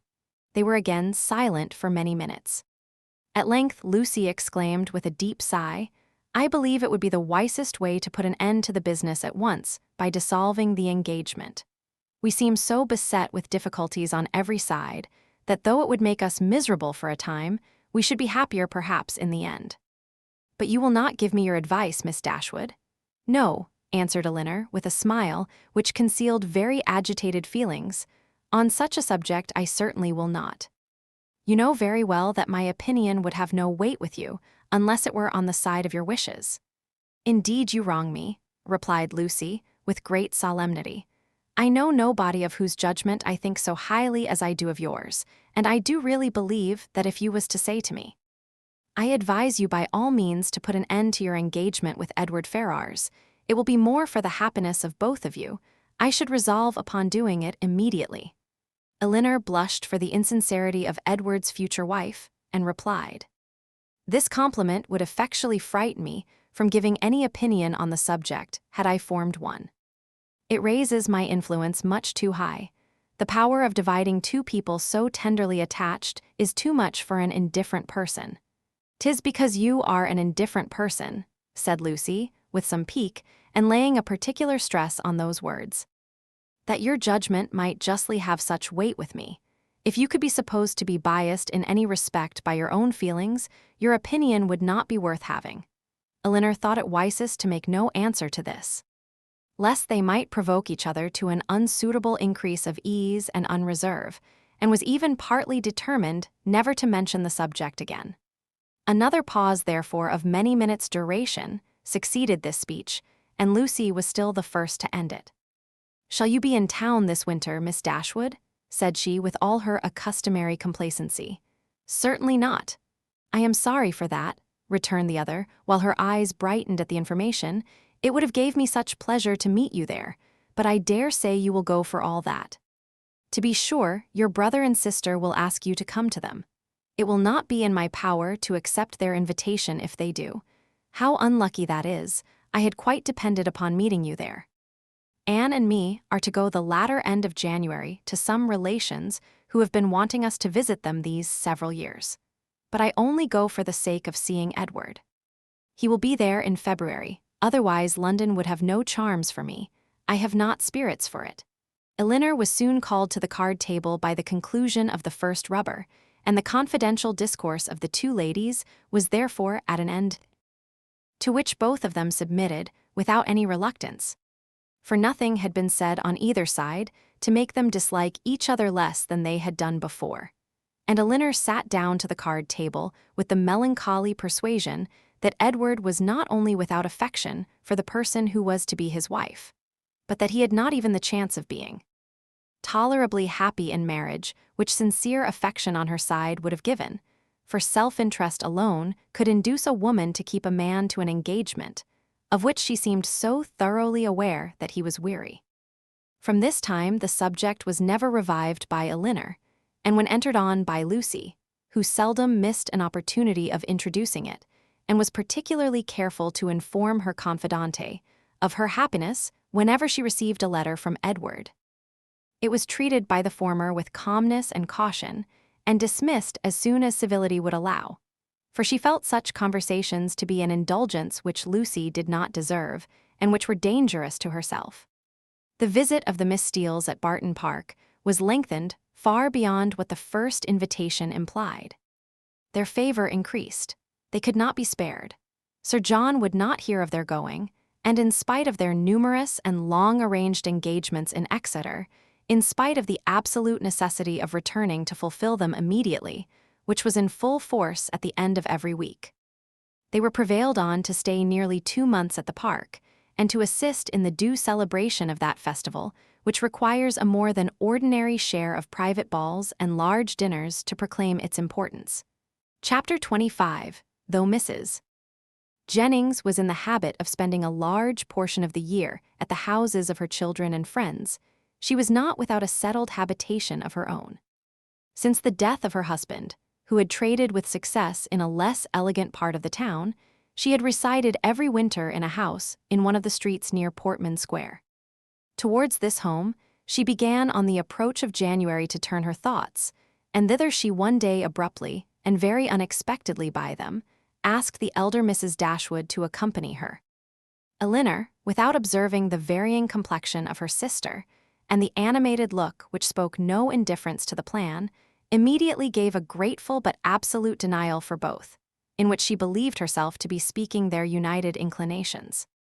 The reason alleged was their determined resolution of not leaving their mother at that time of the year. Mrs. Jennings received the refusal with some surprise and repeated her invitation immediately. "Oh, Lord, I am sure your mother can spare you very well, and I do beg you will favor me with your company, for I've quite set my heart upon it. Don't fancy that you will be any inconvenience to me, for I shan't put myself at all out of my way for you. It will only be sending Betty by the coach, and I hope I can afford that. We 3 shall be able to go very well in my chaise, and when we are in town, if you do not like to go wherever I do, well and good, you may always go with one of my daughters. I am sure your mother will not object to it, for I have had such good luck in getting my own children off my hands that she will think me a very fit person to have the charge of you. And if I don't get one of you at least well married before I have done with you, it shall not be my fault. I shall speak a good word for you to all the young men, you may depend upon it. I have a notion," said Sir John, "that Miss Marianne would not object to such a scheme if her elder sister would come into it. It is very hard indeed that she should not have a little pleasure, because Miss Dashwood does not wish it. So I would advise you, too, to set off for town when you are tired of Barton, without saying a word to Miss Dashwood about it." "Nay," cried Mrs. Jennings, "I am sure I shall be monstrous glad of Miss Marianne's company, whether Miss Dashwood will go or not, only the more the merrier, say I, and I thought it would be more comfortable for them to be together. Because, if they got tired of me, they might talk to one another and laugh at my old ways behind my back. But one or the other, if not both of them, I must have. Lord bless me, how do you think I can live poking by myself, I who have been always used till this winter to have Charlotte with me? Come, Miss Marianne, let us strike hands upon the bargain, and if Miss Dashwood will change her mind by and by, why so much the better." "I thank you, ma'am, sincerely thank you," said Marianne, with warmth. "Your invitation has ensured my gratitude forever, and it would give me such happiness. Yes, almost the greatest happiness I am capable of, to be able to accept it. But my mother, my dearest, kindest mother, I feel the justice of what Elinor has urged, and if she were to be made less happy, less comfortable by our absence. Oh, no, nothing should tempt me to leave her. It should not, must not be a struggle." Mrs. Jennings repeated her assurance that Mrs. Dashwood could spare them perfectly well. And Elinor, who now understood her sister, and saw to what indifference to almost everything else she was carried by her eagerness to be with Willoughby again, made no farther direct opposition to the plan, and merely referred it to her mother's decision, from whom, however, she scarcely expected to receive any support in her endeavour to prevent a visit, which she could not approve of for Marianne, and which on her own account she had particular reasons to avoid. Whatever Marianne was desirous of, her mother would be eager to promote. She could not expect to influence the latter to cautiousness of conduct in an affair respecting which she had never been able to inspire her with distrust, and she dared not explain the motive of her own disinclination for going to London. That Marianne, fastidious as she was, thoroughly acquainted with Mrs. Jennings' manners and invariably disgusted by them, should overlook every inconvenience of that kind, should disregard whatever must be most wounding to her irritable feelings, in her pursuit of one object, was such a proof, so strong, so full of the importance of that object to her, as Elinor, in spite of all that had passed, was not prepared to witness. On being informed of the invitation, Mrs. Dashwood, persuaded that such an excursion would be productive of much amusement to both her daughters, and perceiving through all her affectionate attention to herself how much the heart of Marianne was in it, would not hear of their declining the offer upon her account, insisted on their both accepting it directly, and then began to foresee, with her usual cheerfulness, a variety of advantages that would accrue to them all from this separation. "I am delighted with the plan," she cried. "It is exactly what I could wish. Margaret and I shall be as much benefited by it as yourselves. When you and the Middletons are gone, we shall go on so quietly and happily together with our books and our music. You will find Margaret so improved when you come back again. I have a little plan of alteration for your bedrooms too, which may now be performed without any inconvenience to anyone. It is very right that you should go to town. I would have every young woman of your condition in life acquainted with the manners and amusements of London. You will be under the care of a motherly good sort of woman, of whose kindness to you I can have no doubt. And in all probability you will see your brother, and whatever may be his faults, or the faults of his wife, when I consider whose son he is, I cannot bear to have you so wholly estranged from each other.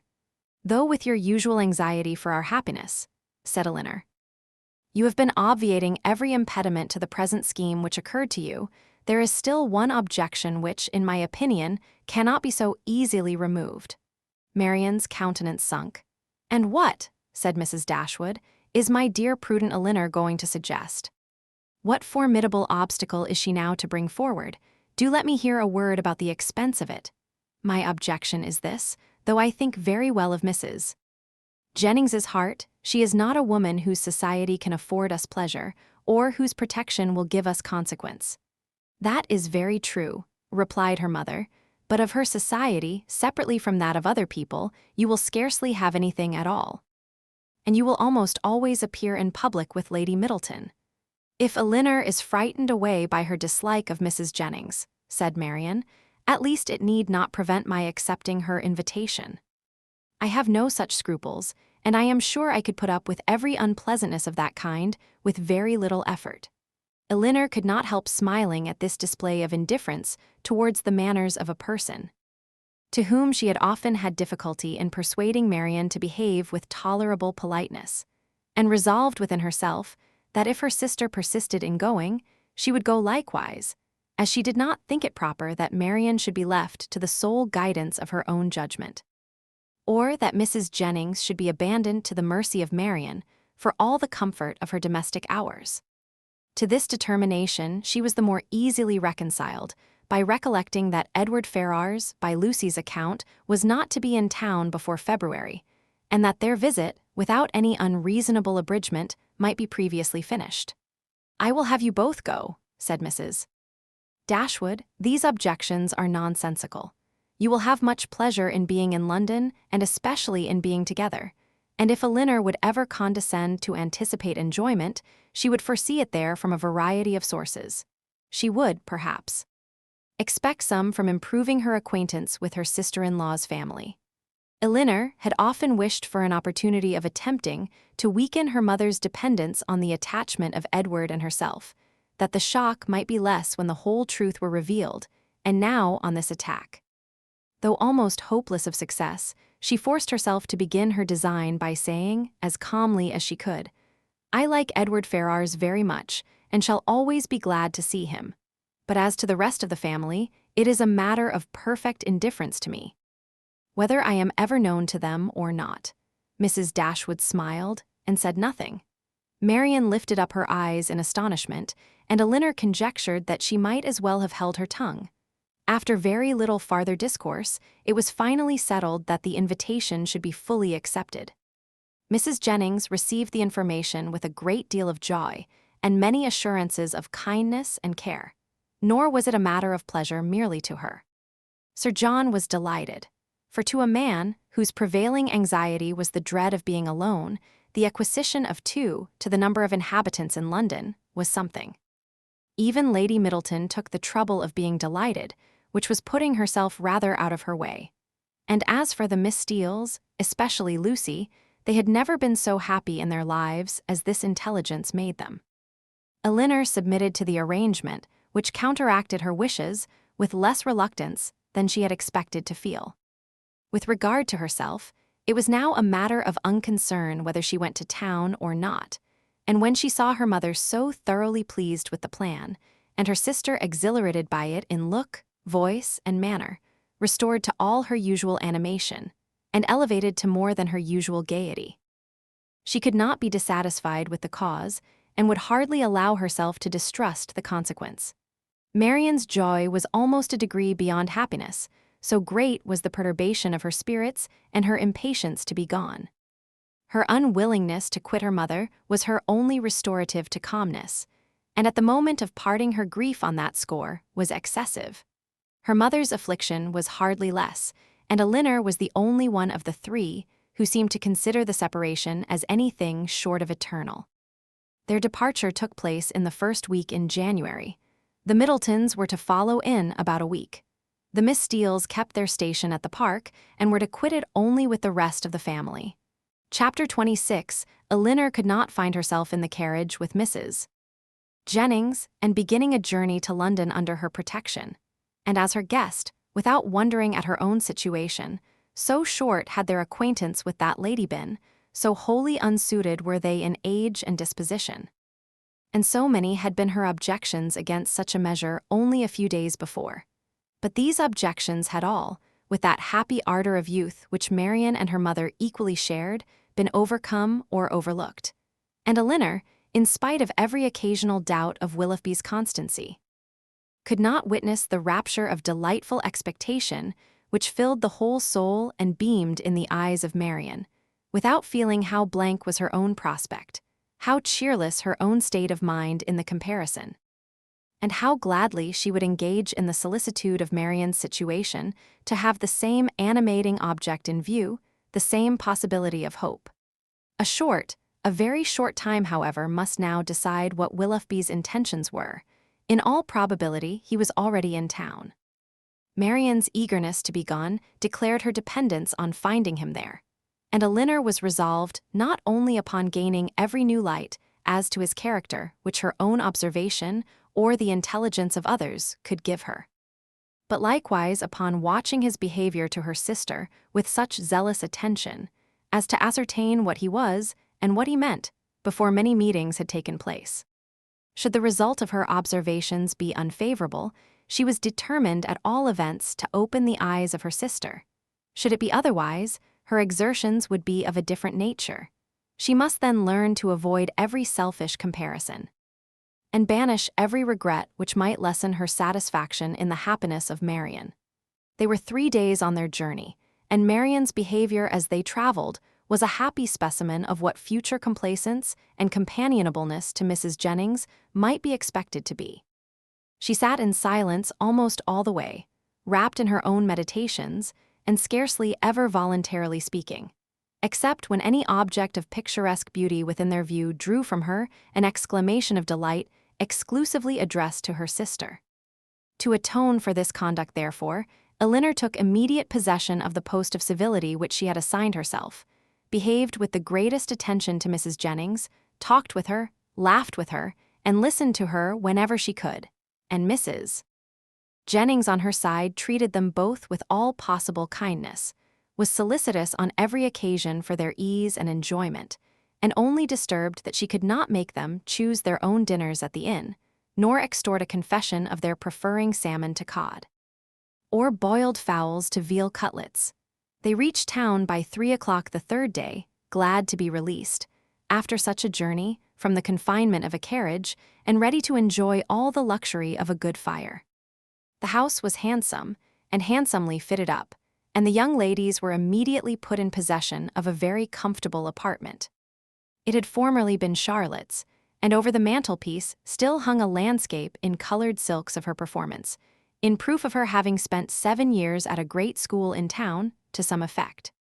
As dinner was not to be ready in less than 2 hours from their arrival, Elinor determined to employ the interval in writing to her mother, and sat down for that purpose. In a few moments, Marianne did the same. "I am writing home, Marianne," said Elinor. "Had not you better defer your letter for a day or two?" "I am not going to write to my mother," replied Marianne hastily, and as if wishing to avoid any farther inquiry. Elinor said no more. It immediately struck her that she must then be writing to Willoughby, and the conclusion which as instantly followed was that, however mysteriously they might wish to conduct the affair, they must be engaged. This conviction, though not entirely satisfactory, gave her pleasure, and she continued her letter with greater alacrity. Marianne's was finished in a very few minutes. In length it could be no more than a note. It was then folded up, sealed, and directed with eager rapidity. Elinor thought she could distinguish a large W in the direction, and no sooner was it complete than Marianne, ringing the bell, requested the footman who answered it to get that letter conveyed for her to the 2-penny post. This decided the matter at once. Her spirits still continued very high, but there was a flutter in them which prevented their giving much pleasure to her sister, and this agitation increased as the evening drew on. She could scarcely eat any dinner, and when they afterwards returned to the drawing-room, seemed anxiously listening to the sound of every carriage. It was a great satisfaction to Elinor that Mrs. Jennings, by being much engaged in her own room, could see little of what was passing. The tea things were brought in, and already had Marianne been disappointed more than once by a rap at a neighboring door, when a loud one was suddenly heard which could not be mistaken for one at any other house. Elinor felt secure of its announcing Willoughby's approach, and Marianne, starting up, moved towards the door. Everything was silent. This could not be borne many seconds. She opened the door, advanced a few steps towards the stairs, and after listening half a minute, returned into the room in all the agitation which a conviction of having heard him would naturally produce. In the ecstasy of her feelings at that instant, she could not help exclaiming, "Oh, Elinor, it is Willoughby, indeed it is," and seemed almost ready to throw herself into his arms. When Colonel Brandon appeared, it was too great a shock to be borne with calmness, and she immediately left the room. Elinor was disappointed too, but at the same time, her regard for Colonel Brandon ensured his welcome with her, and she felt particularly hurt that a man so partial to her sister should perceive that she experienced nothing but grief and disappointment in seeing him. She instantly saw that it was not unnoticed by him, that he even observed Marianne as she quitted the room, with such astonishment and concern as hardly left him the recollection of what civility demanded towards herself. "Is your sister ill?" said he. Elinor answered in some distress that she was, and then talked of headaches, low spirits, and over-fatigues, and of everything to which she could decently attribute her sister's behavior. He heard her with the most earnest attention, but seeming to recollect himself, said no more on the subject, and began directly to speak of his pleasure at seeing them in London, making the usual inquiries about their journey and the friends they had left behind. In this calm kind of way, with very little interest on either side, they continued to talk, both of them out of spirits and the thoughts of both engaged elsewhere. Elinor wished very much to ask whether Willoughby were then in town, but she was afraid of giving him pain by any inquiry after his arrival, and at length, by way of saying something, she asked if he had been in London ever since she had seen him last. "Yes," he replied with some embarrassment, "almost ever since. I have been once or twice at Delaford for a few days, but it has never been in my power to return to Barton." This, and the manner in which it was said, immediately brought back to her remembrance all the circumstances of his quitting that place, with the uneasiness and suspicions they had caused to Mrs. Jennings, and she was fearful that her question had implied much more curiosity on the subject than she had ever felt. Mrs. Jennings soon came in. "Oh, Colonel," said she, with her usual noisy cheerfulness, "I am monstrous glad to see you. Sorry I could not come before, beg your pardon, but I have been forced to look about me a little and settle my matters, for it is a long while since I have been at home. And you know one has always a world of little odd things to do after one has been away for any time. And then I have had Cartwright to settle with. Lord, I have been as busy as a bee ever since dinner. But pray, Colonel, how came you to conjure out that I should be in town today? I had the pleasure of hearing it at Mr. Palmer's, where I have been dining." "Oh, you did? Well, and how do they all do at their house? How does Charlotte do? I warrant you she is a fine size by this time." "Mrs. Palmer appeared quite well, and I am commissioned to tell you that you will certainly see her tomorrow." "Aye, to be sure, I thought as much. Well, Colonel, I have brought 2 young ladies with me, you see. That is, you see but one of them now, but there is another somewhere. Your friend Miss Marianne, too, which you will not be sorry to hear. I do not know what you and Mr. Willoughby will do between you about her. Aye, it is a fine thing to be young and handsome. Well, I was young once, but I never was very handsome, worse luck for me. However, I got a very good husband, and I don't know what the greatest beauty can do more. Ah, poor man, he has been dead these 8 years and better. But, Colonel, where have you been to since we parted, and how does your business go on? Come, come, let's have no secrets among friends." He replied with his customary mildness to all her inquiries, but without satisfying her in any. Elinor now began to make the tea, and Marianne was obliged to appear again. After her entrance, Colonel Brandon became more thoughtful and silent than he had been before, and Mrs. Jennings could not prevail on him to stay long. No other visitor appeared that evening, and the ladies were unanimous in agreeing to go early to bed. Marianne rose the next morning with recovered spirits and happy looks. The disappointment of the evening before seemed forgotten in the expectation of what was to happen that day. They had not long finished their breakfast before Mrs. Palmer's barouche stopped at the door, and in a few minutes she came laughing into the room, so delighted to see them all that it was hard to say whether she received most pleasure from meeting her mother or the Miss Dashwoods again. So surprised at their coming to town, though it was what she had rather expected all along. So angry at their accepting her mother's invitation after having declined her own, though at the same time she would never have forgiven them if they had not come. "Mr. Palmer will be so happy to see you," said she. "What do you think he said when he heard of your coming with Mamma?" I forget what it was now, but it was something so droll. After an hour or two, spent in what her mother called comfortable chat, or, in other words, in every variety of inquiry concerning all their acquaintance on Mrs. Jennings's side, and in laughter without cause on Mrs. Palmer's. It was proposed by the latter that they should all accompany her to some shops where she had business that morning, to which Mrs. Jennings and Elinor readily consented, as having likewise some purchases to make themselves, and Marianne, though declining it at first, was induced to go likewise. Wherever they went, she was evidently always on the watch. In Bond Street especially, where much of their business lay, her eyes were in constant inquiry, and in whatever shop the party were engaged, her mind was equally abstracted from everything actually before them, from all that interested and occupied the others. Restless and dissatisfied everywhere, her sister could never obtain her opinion of any article of purchase. However it might equally concern them both, she received no pleasure from anything, was only impatient to be at home again, and could with difficulty govern her vexation at the tediousness of Mrs. Palmer, whose eye was caught by everything pretty, expensive, or new, who was wild to buy all, could determine on none, and dawdled away her time in rapture and indecision. It was late in the morning before they returned home, and no sooner had they entered the house than Marianne flew eagerly upstairs, and when Elinor followed, she found her turning from the table with a sorrowful countenance, which declared that no Willoughby had been there. "Has no letter been left here for me since we went out?" said she to the footman, who then entered with the parcels. She was answered in the negative. "Are you quite sure of it?" she replied. "Are you certain that no servant, no porter has left any letter or note?" The man replied that none had. "How very odd," said she, in a low and disappointed voice, as she turned away to the window. "How odd indeed," repeated Elinor within herself, regarding her sister with uneasiness.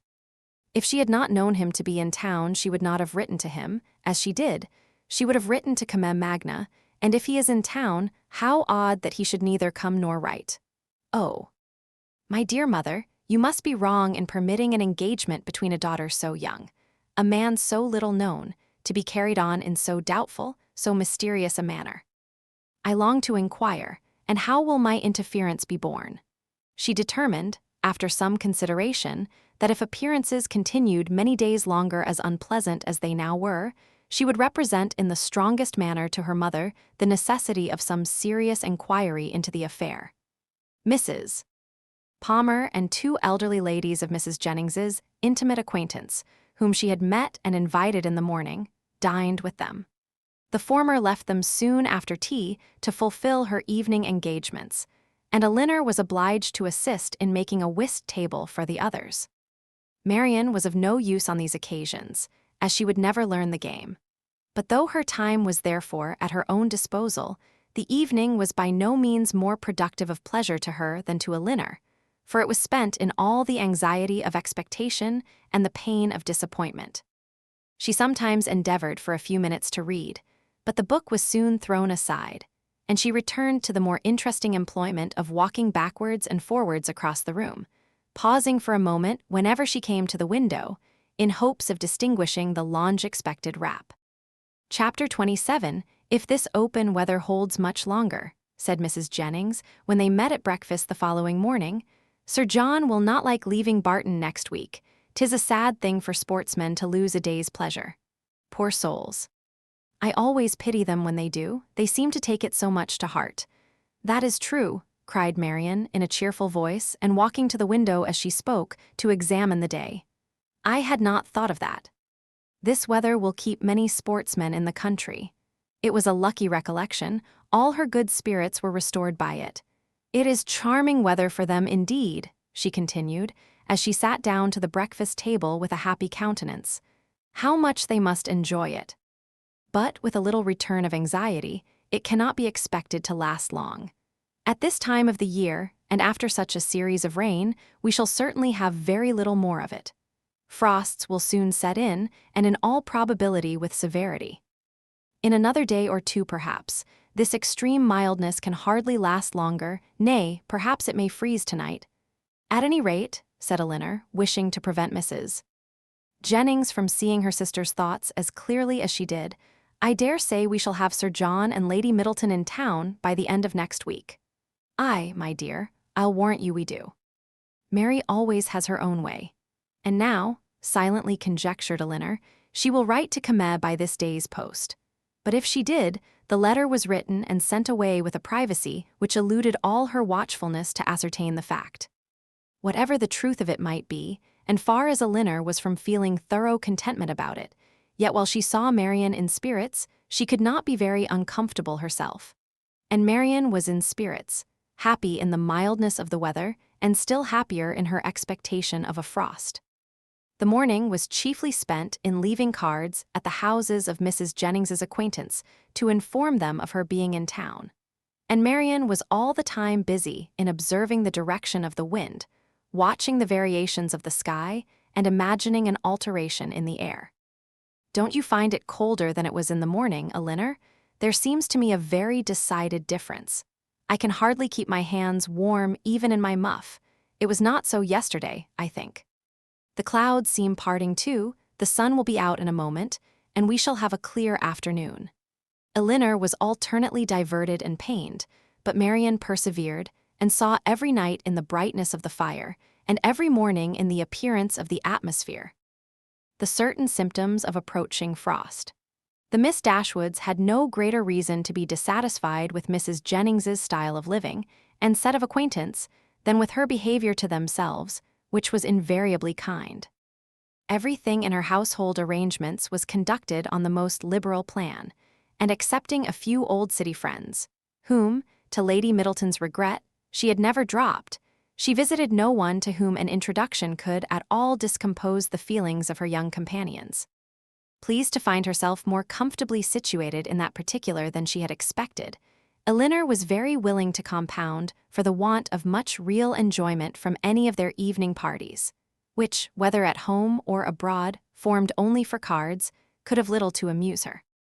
Colonel Brandon, who had a general invitation to the house, was with them almost every day. He came to look at Marianne and talk to Elinor, who often derived more satisfaction from conversing with him than from any other daily occurrence, but who saw at the same time with much concern his continued regard for her sister. She feared it was a strengthening regard. It grieved her to see the earnestness with which he often watched Marianne, and his spirits were certainly worse than when at Barton. About a week after their arrival, it became certain that Willoughby was also arrived. His card was on the table when they came in from the morning's drive. "Good God," cried Marianne, "he has been here while we were out." Elinor, rejoiced to be assured of his being in London, now ventured to say, "Depend upon it, he will call again tomorrow." But Marianne seemed hardly to hear her, and on Mrs. Jennings's entrance, escaped with the precious card. This event, while it raised the spirits of Elinor, restored to those of her sister all, and more than all, their former agitation. From this moment her mind was never quiet. The expectation of seeing him every hour of the day made her unfit for anything. She insisted on being left behind the next morning, when the others went out. Elinor's thoughts were full of what might be passing in Berkeley Street during their absence, but a moment's glance at her sister when they returned was enough to inform her that Willoughby had paid no second visit there. A note was just then brought in and laid on the table. "For me," cried Marianne, stepping hastily forward. "No, ma'am, for my mistress." But Marianne, not convinced, took it instantly up. "It is indeed for Mrs. Jennings. How provoking! You are expecting a letter, then?" said Elinor, unable to be longer silent. "Yes, a little, not much," after a short pause. "You have no confidence in me, Marianne." "Nay, Elinor, this reproach from you, you who have confidence in no one?" "Me," returned Elinor in some confusion. "Indeed, Marianne, I have nothing to tell." "Nor I," answered Marianne with energy. "Our situations then are alike. We have neither of us anything to tell. You, because you do not communicate, and I, because I conceal nothing." Elinor, distressed by this charge of reserve in herself, which she was not at liberty to do away, knew not how, under such circumstances, to press for greater openness in Marianne. Mrs. Jennings soon appeared, and the note being given her, she read it aloud. It was from Lady Middleton, announcing their arrival in Conduit Street the night before, and requesting the company of her mother and cousins the following evening. Business on Sir John's part, and a violent cold on her own, prevented their calling in Berkeley Street. The invitation was accepted, but when the hour of appointment drew near, necessary as it was in common civility to Mrs. Jennings, that they should both attend her on such a visit, Elinor had some difficulty in persuading her sister to go, for still she had seen nothing of Willoughby, and therefore was not more indisposed for amusement abroad than unwilling to run the risk of his calling again in her absence. Elinor found, when the evening was over, that disposition is not materially altered by a change of abode, for although scarcely settled in town, Sir John had contrived to collect around him nearly 20 young people and to amuse them with a ball. This was an affair, however, of which Lady Middleton did not approve. In the country, an unpremeditated dance was very allowable, but in London, where the reputation of elegance was more important and less easily attained, it was risking too much for the gratification of a few girls to have it known that Lady Middleton had given a small dance of 8 or 9 couple. With 2 violins and a mere sideboard collation, Mr. and Mrs. Palmer were of the party.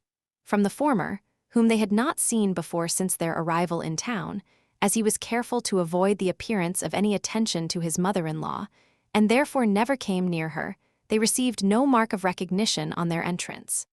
He looked at them slightly, without seeming to know who they were, and merely nodded to Mrs. Jennings from the other side of the room. Marianne gave one glance round the apartment as she entered. It was enough. He was not there, and she sat down, equally ill-disposed to receive or communicate pleasure. After they had been assembled about an hour, Mr. Palmer sauntered towards the Miss Dashwoods to express his surprise on seeing them in town, though Colonel Brandon had been first informed of their arrival at his house, and he had himself said something very droll on hearing that they were to come. "I thought you were both in Devonshire," said he. "Did you?" replied Elinor. "When do you go back again?" "I do not know." And thus ended their discourse. Never had Marianne been so unwilling to dance in her life as she was that evening, and never so much fatigued by the exercise. She complained of it as they returned to Berkeley Street. "Aye," said Mrs. Jennings, "we know the reason of all that very well. If a certain person who shall be nameless had been there, you would not have been a bit tired. And to say the truth, it was not very pretty of him not to give you the meeting when he was invited." "Invited?" cried Marianne. "So my daughter Middleton told me, for it seems Sir John met him somewhere in the street this morning." Marianne said no more, but looked exceedingly hurt. Impatient in this situation to be doing something that might lead to her sister's relief, Elinor resolved to write the next morning to her mother, and hoped by awakening her fears for the health of Marianne to procure those inquiries which had been so long delayed, and she was still more eagerly bent on this measure by perceiving after breakfast on the morrow that Marianne was again riding to Willoughby, for she could not suppose it to be to any other person. About the middle of the day, Mrs. Jennings went out by herself on business, and Elinor began her letter directly, while Marianne, too restless for employment, too anxious for conversation, walked from one window to the other, or sat down by the fire in melancholy meditation. Elinor was very earnest in her application to her mother, relating all that had passed, her suspicions of Willoughby's inconstancy, urging her by every plea of duty and affection to demand from Marianne an account of her real situation with respect to him. Her letter was scarcely finished when a rap foretold a visitor, and Colonel Brandon was announced. Marianne, who had seen him from the window and who hated company of any kind, left the room before he entered it. He looked more than usually grave, and though expressing satisfaction at finding Miss Dashwood alone, as if he had somewhat in particular to tell her, sat for some time without saying a word. Elinor, persuaded that he had some communication to make in which her sister was concerned, impatiently expected its opening. It was not the first time of her feeling the same kind of conviction, for, more than once before, beginning with the observation of "your sister looks unwell today," or "your sister seems out of spirits," he had appeared on the point, either of disclosing or of inquiring something particular about her. After a pause of several minutes, their silence was broken by his asking her in a voice of some agitation when he was to congratulate her on the acquisition of a brother. Elinor was not prepared for such a question, and having no answer ready, was obliged to adopt the simple and common expedient of asking what he meant. He tried to smile as he replied, "Your sister's engagement to Mr. Willoughby is very generally known. "It cannot be generally known," returned Elinor, "for her own family do not know it." He looked surprised and said, "I beg your pardon, I am afraid my inquiry has been impertinent, but I had not supposed any secrecy intended, as they openly correspond. And their marriage is universally talked of. How can that be? By whom can you have heard it mentioned?" "By many, by some of whom you know nothing, by others with whom you are most intimate, Mrs. Jennings, Mrs. Palmer, and the Middletons." "But still I might not have believed it, for where the mind is perhaps rather unwilling to be convinced, it will always find something to support its doubts. If I had not, when the servant let me in today, accidentally seen a letter in his hand, directed to Mr. Willoughby in your sister's writing. I came to inquire, but I was convinced before I could ask the question. Is everything finally settled? Is it impossible to? But I have no right, and I could have no chance of succeeding. Excuse me, Miss Dashwood. I believe I have been wrong in saying so much, but I hardly know what to do, and on your prudence I have the strongest dependence. Tell me that it is all absolutely resolved on, that any attempt, that in short concealment, if concealment be possible, is all that remains." These words, which conveyed to Elinor a direct avowal of his love for her sister, affected her very much. She was not immediately able to say anything, and even when her spirits were recovered, she debated for a short time on the answer it would be most proper to give. The real state of things between Willoughby and her sister was so little known to herself, that in endeavoring to explain it, she might be as liable to say too much as too little. Yet as she was convinced that Marianne's affection for Willoughby could leave no hope of Colonel Brandon's success, whatever the event of that affection might be, and at the same time wished to shield her conduct from censure, she thought it most prudent and kind, after some consideration, to say more than she really knew or believed. She acknowledged, therefore, that though she had never been informed by themselves of the terms on which they stood with each other, of their mutual affection she had no doubt, and of their correspondence she was not astonished to hear. He listened to her with silent attention, and on her ceasing to speak, rose directly from his seat, and after saying in a voice of emotion, "To your sister I wish all imaginable happiness, to Willoughby that he may endeavor to deserve her," took leave and went away. Elinor derived no comfortable feelings from this conversation to lessen the uneasiness of her mind on other points. She was left, on the contrary, with a melancholy impression of Colonel Brandon's unhappiness, and was prevented even from wishing it removed by her anxiety for the very event that must confirm it. Chapter 28. Nothing occurred during the next 3 or 4 days to make Elinor regret what she had done in applying to her mother, for Willoughby neither came nor wrote. They were engaged about the end of that time to attend Lady Middleton to a party, from which Mrs. Jennings was kept away by the indisposition of her youngest daughter, and for this party Marianne, wholly dispirited, careless of her appearance, and seeming equally indifferent whether she went or stayed, prepared, without one look of hope or one expression of pleasure. She sat by the drawing-room fire after tea, till the moment of Lady Middleton's arrival, without once stirring from her seat or altering her attitude, lost in her own thoughts, and insensible of her sister's presence. And when at last they were told that Lady Middleton waited for them at the door, she started as if she had forgotten that anyone was expected. They arrived in due time at the place of destination, and as soon as the string of carriages before them would allow, alighted, ascended the stairs, heard their names announced from one landing-place to another in an audible voice, and entered a room splendidly lit up, quite full of company, and insufferably hot. When they had paid their tribute of politeness by curtsying to the lady of the house, they were permitted to mingle in the crowd and take their share of the heat and inconvenience to which their arrival must necessarily add.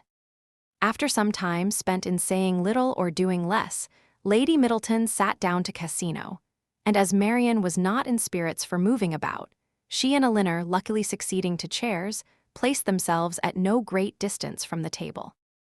They had not remained in this manner long, before Elinor perceived Willoughby, standing within a few yards of them, in earnest conversation with a very fashionable-looking young woman.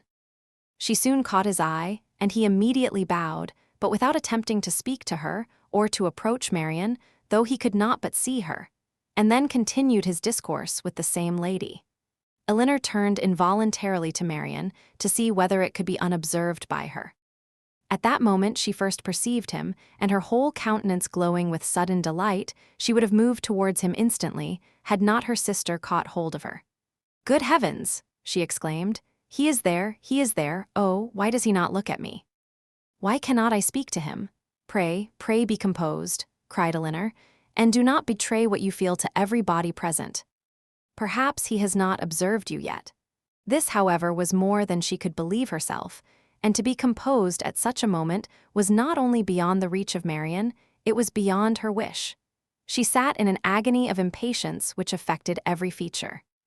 At last he turned round again, and regarded them both. She started up, and pronouncing his name in a tone of affection, held out her hand to him. He approached, and addressing himself rather to Elinor than Marianne, as if wishing to avoid her eye, and determined not to observe her attitude, inquired in a hurried manner after Mrs. Dashwood, and asked how long they had been in town. Elinor was robbed of all presence of mind by such an address, and was unable to say a word. But the feelings of her sister were instantly expressed. Her face was crimsoned over, and she exclaimed in a voice of the greatest emotion, "Good God, Willoughby, what is the meaning of this? Have you not received my letters? Will you not shake hands with me?" He could not then avoid it, but her touch seemed painful to him, and he held her hand only for a moment. During all this time he was evidently struggling for composure. Elinor watched his countenance and saw its expression becoming more tranquil. After a moment's pause, he spoke with calmness. "I did myself the honor of calling in Berkeley Street last Tuesday, and very much regretted that I was not fortunate enough to find yourselves and Mrs. Jennings at home. My card was not lost, I hope, but have you not received my notes?" cried Marianne in the wildest anxiety. "Here is some mistake, I am sure, some dreadful mistake. What can be the meaning of it? Tell me, Willoughby, for heaven's sake tell me, what is the matter?" He made no reply, his complexion changed, and all his embarrassment returned. But as if, on catching the eye of the young lady with whom he had been previously talking, he felt the necessity of instant exertion.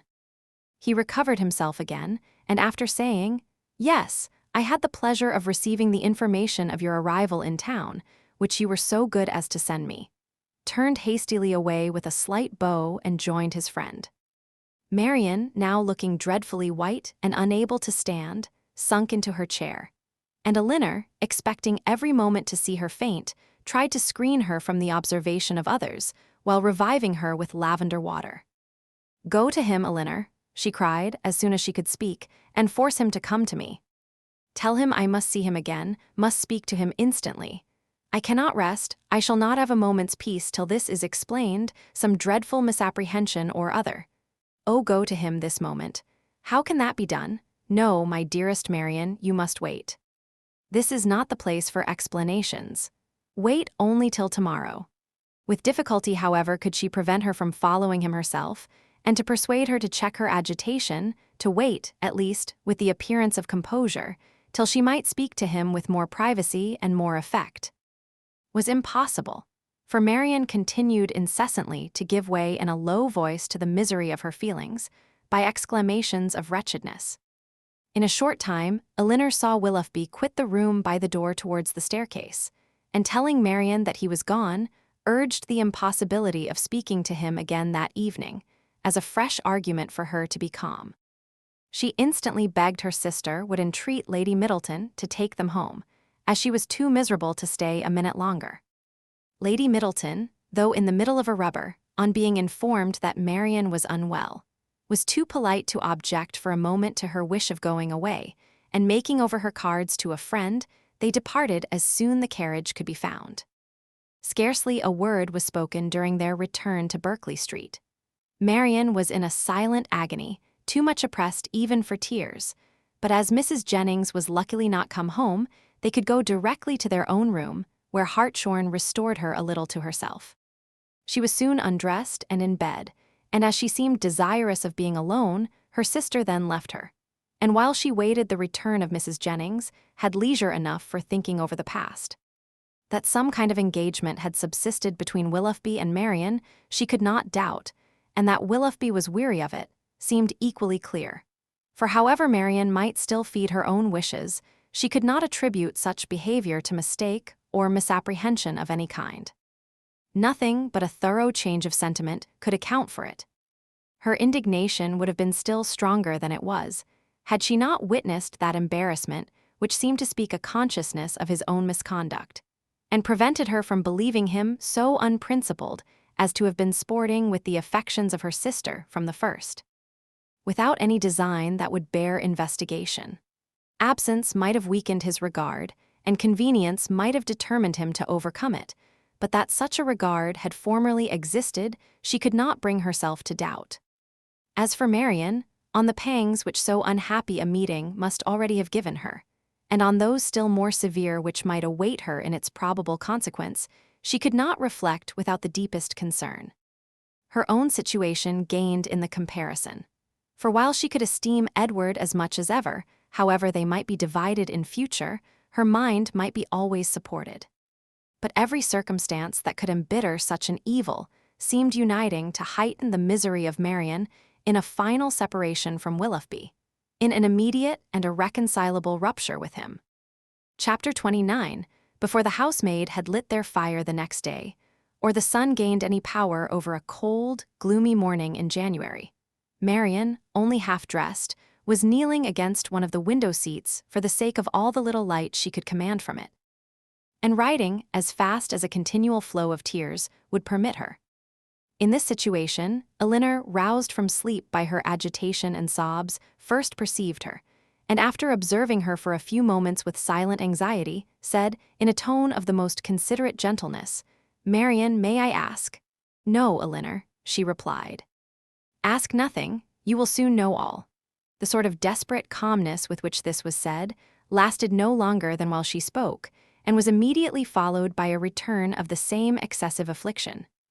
It was some minutes before she could go on with her letter, and the frequent bursts of grief which still obliged her, at intervals, to withhold her pen, were proofs enough of her feeling how more than probable it was that she was writing for the last time to Willoughby. Elinor paid her every quiet and unobtrusive attention in her power, and she would have tried to soothe and tranquilize her still more, had not Marianne entreated her, with all the eagerness of the most nervous irritability, not to speak to her for the world. In such circumstances, it was better for both that they should not be long together, and the restless state of Marianne's mind not only prevented her from remaining in the room a moment after she was dressed, but requiring at once solitude and continual change of place, made her wander about the house till breakfast time, avoiding the sight of every body. At breakfast she neither ate nor attempted to eat anything, and Elinor's attention was then all employed, not in urging her, not in pitying her, nor in appearing to regard her, but in endeavoring to engage Mrs. Jennings's notice entirely to herself, as this was a favorite meal with Mrs. Jennings. It lasted a considerable time, and they were just setting themselves, after it, round the common working table, when a letter was delivered to Marianne, which she eagerly caught from the servant, and, turning of a death-like paleness, instantly ran out of the room. Elinor, who saw as plainly by this, as if she had seen the direction, that it must come from Willoughby, felt immediately such a sickness at heart as made her hardly able to hold up her head, and sat in such a general tremor as made her fear it impossible to escape Mrs. Jennings's notice. That good lady, however, saw only that Marianne had received a letter from Willoughby, which appeared to her a very good joke, and which she treated accordingly, by hoping, with a laugh, that she would find it to her liking. Of Elinor's distress, she was too busily employed in measuring lengths of worsted for her rug to see anything at all, and calmly continuing her talk, as soon as Marianne disappeared, she said, "Upon my word, I never saw a young woman so desperately in love in my life. My girls were nothing to her, and yet they used to be foolish enough, but as for Miss Marianne, she is quite an altered creature. I hope, from the bottom of my heart, he won't keep her waiting much longer, for it is quite grievous to see her look so ill and forlorn. Pray, when are they to be married?"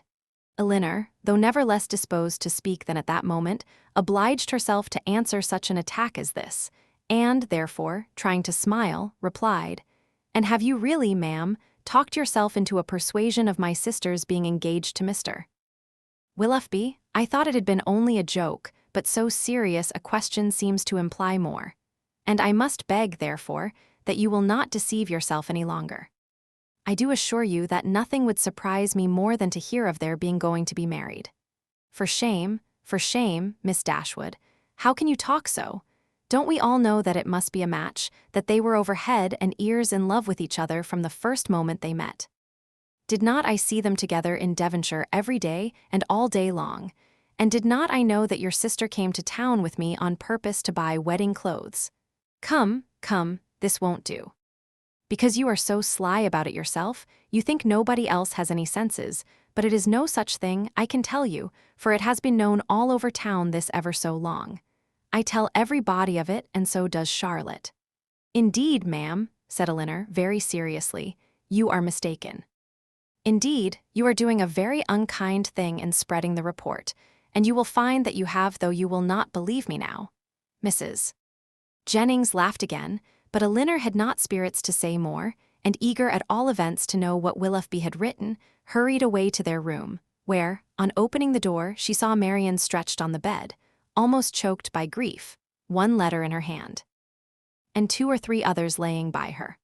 Elinor drew near, but without saying a word, and seating herself on the bed, took her hand, kissed her affectionately several times, and then gave way to a burst of tears, which at first was scarcely less violent than Marianne's. The latter, though unable to speak, seemed to feel all the tenderness of this behavior, and after some time thus spent in joint affliction, she put all the letters into Elinor's hands, and then covering her face with her handkerchief, almost screamed with agony. Elinor, who knew that such grief, shocking as it was to witness it, must have its course, watched by her till this excess of suffering had somewhat spent itself, and then turning eagerly to Willoughby's letter, read as follows: Bond Street, January. My dear madam, I have just had the honor of receiving your letter, for which I beg to return my sincere acknowledgments. I am much concerned to find there was anything in my behavior last night that did not meet your approbation. And though I am quite at a loss to discover in what point I could be so unfortunate as to offend you, I entreat your forgiveness of what I can assure you to have been perfectly unintentional. I shall never reflect on my former acquaintance with your family in Devonshire without the most grateful pleasure, and flatter myself it will not be broken by any mistake or misapprehension of my actions. My esteem for your whole family is very sincere, but if I have been so unfortunate as to give rise to a belief of more than I felt or meant to express, I shall reproach myself for not having been more guarded in my professions of that esteem. That I should ever have meant more you will allow to be impossible, when you understand that my affections have been long engaged elsewhere, and it will not be many weeks, I believe, before this engagement is fulfilled. It is with great regret that I obey your commands in returning the letters with which I have been honored from you, and the lock of hair which you so obligingly bestowed on me. I am, dear madam, your most obedient, humble servant, John Willoughby. With what indignation such a letter as this must be read by Miss Dashwood may be imagined, though aware, before she began it, that it must bring a confession of his inconstancy and confirm their separation forever. She was not aware that such language could be suffered to announce it, nor could she have supposed Willoughby capable of departing so far from the appearance of every honorable and delicate feeling, so far from the common decorum of a gentleman, as to send a letter so impudently cruel. A letter which, instead of bringing with his desire of a release any professions of regret, acknowledged no breach of faith, denied all peculiar affection whatever, a letter of which every line was an insult, and which proclaimed its writer to be deep in hardened villainy. She paused over it for some time with indignant astonishment, then read it again and again. But every perusal only served to increase her abhorrence of the man, and so bitter were her feelings against him that she dared not trust herself to speak, lest she might wound Marianne still deeper by treating their disengagement, not as a loss to her of any possible good, but as an escape from the worst and most irremediable of all evils, a connection for life with an unprincipled man, as a deliverance the most real, a blessing the most important. In her earnest meditations on the contents of the letter, on the depravity of that mind which could dictate it, and probably on the very different mind of a very different person, who had no other connection whatever with the affair than what her heart gave him with everything that passed. Elinor forgot the immediate distress of her sister, forgot that she had 3 letters on her lap yet unread, and so entirely forgot how long she had been in the room, that, when on hearing a carriage drive up to the door, she went to the window to see who could be coming so unreasonably early. She was all astonishment to perceive Mrs. Jennings's chariot, which she knew had not been ordered till 1. Determined not to quit Marianne, though hopeless of contributing, at present, to her ease, she hurried away to excuse herself from attending Mrs. Jennings on account of her sister being indisposed. Mrs. Jennings, with a thoroughly good-humored concern for its cause, admitted the excuse most readily. And Elinor, after seeing her safe off, returned to Marianne, whom she found attempting to rise from the bed, and whom she reached just in time to prevent her from falling on the floor. Faint and giddy from a long want of proper rest and food, for it was many days since she had any appetite, and many nights since she had really slept. And now, when her mind was no longer supported by the fever of suspense, the consequence of all this was felt in an aching head, a weakened stomach, and a general nervous faintness. A glass of wine, which Elinor procured for her directly, made her more comfortable, and she was at last able to express some sense of her kindness, by saying, "Poor Elinor, how unhappy I make you." "I only wish," replied her sister, "there were anything I could do which might be of comfort to you." This, as everything else would have been, was too much for Marianne, who could only exclaim in the anguish of her heart, "Oh, Elinor, I am miserable, indeed," before her voice was entirely lost in sobs. Elinor could no longer witness this torrent of unresisted grief in silence. "Exert yourself, dear Marianne," she cried, "if you would not kill yourself and all who love you. Think of your mother, think of her misery while you suffer. For her sake you must exert yourself." I cannot," cried Marianne. Leave me, if I distress you, leave me, hate me, forget me, but do not torture me so. Oh, how easy for those who have no sorrow of their own to talk of exertion. Happy, Elinor, you cannot have an idea of what I suffer. Do you call me happy, Marianne? Ah! If you knew, and can you believe me to be so, while I see you so wretched? Forgive me, throwing her arms round her sister's neck. I know you feel for me, I know what a heart you have, but yet you must be happy. Edward loves you. What, oh what can do away such happiness as that? Many circumstances, said Elinor solemnly. No, cried Marianne wildly. He loves you and only you can have no grief. I can have no pleasure while I see you in this state, and you will never see me otherwise. Mine is a misery which nothing can do away. You must not talk so, Marianne. Have you no comforts? No friends? Is your loss such as leaves no opening for consolation? Much as you suffer now, think of what you would have suffered if the discovery of his character had been delayed to a later period. If your engagement had been carried on for months and months, as it might have been, before he chose to put an end to it. Every additional day of unhappy confidence on your side would have made the blow more dreadful. Engagement? Cried Marianne. There has been no engagement. No engagement. No, he is not so unworthy as you believe him. He has broken no faith with me. But he told you that he loved you. Yes, no, never absolutely. It was every day implied, but never professedly declared. Sometimes I thought it had been, but it never was. Yet you wrote to him? Yes, could that be wrong after all that had passed? But I cannot talk. Elinor said no more, and turning again to the 3 letters which now raised a much stronger curiosity than before, directly ran over the contents of all. The first, which was what her sister had sent him on their arrival in town, was to this effect. Berkeley Street, January. How surprised you will be, Willoughby, on receiving this, and I think you will feel something more than surprise when you know that I am in town. An opportunity of coming hither, though with Mrs. Jennings, was a temptation we could not resist. I wish you may receive this in time to come here tonight, but I will not depend on it. At any rate, I shall expect you tomorrow. For the present, adieu. M.D. Her second note, which had been written on the morning after the dance at the Middletons, was in these words. I cannot express my disappointment in having missed you the day before yesterday, nor my astonishment at not having received any answer to a note which I sent you above a week ago. I have been expecting to hear from you, and still more to see you, every hour of the day. Pray call again as soon as possible, and explain the reason of my having expected this in vain. You had better come earlier another time, because we are generally out by 1. We were last night at Lady Middleton's, where there was a dance. I have been told that you were asked to be of the party, but could it be so? You must be very much altered indeed since we parted, if that could be the case, and you not there. But I will not suppose this possible, and I hope very soon to receive your personal assurance of its being otherwise. M.D. The contents of her last note to him were these: "What am I to imagine, Willoughby, by your behavior last night? Again, I demand an explanation of it. I was prepared to meet you with the pleasure which our separation naturally produced, with the familiarity which our intimacy at Barton appeared to me to justify. I was repulsed indeed. I have passed a wretched night in endeavoring to excuse a conduct which can scarcely be called less than insulting. But though I have not yet been able to form any reasonable apology for your behavior, I am perfectly ready to hear your justification of it.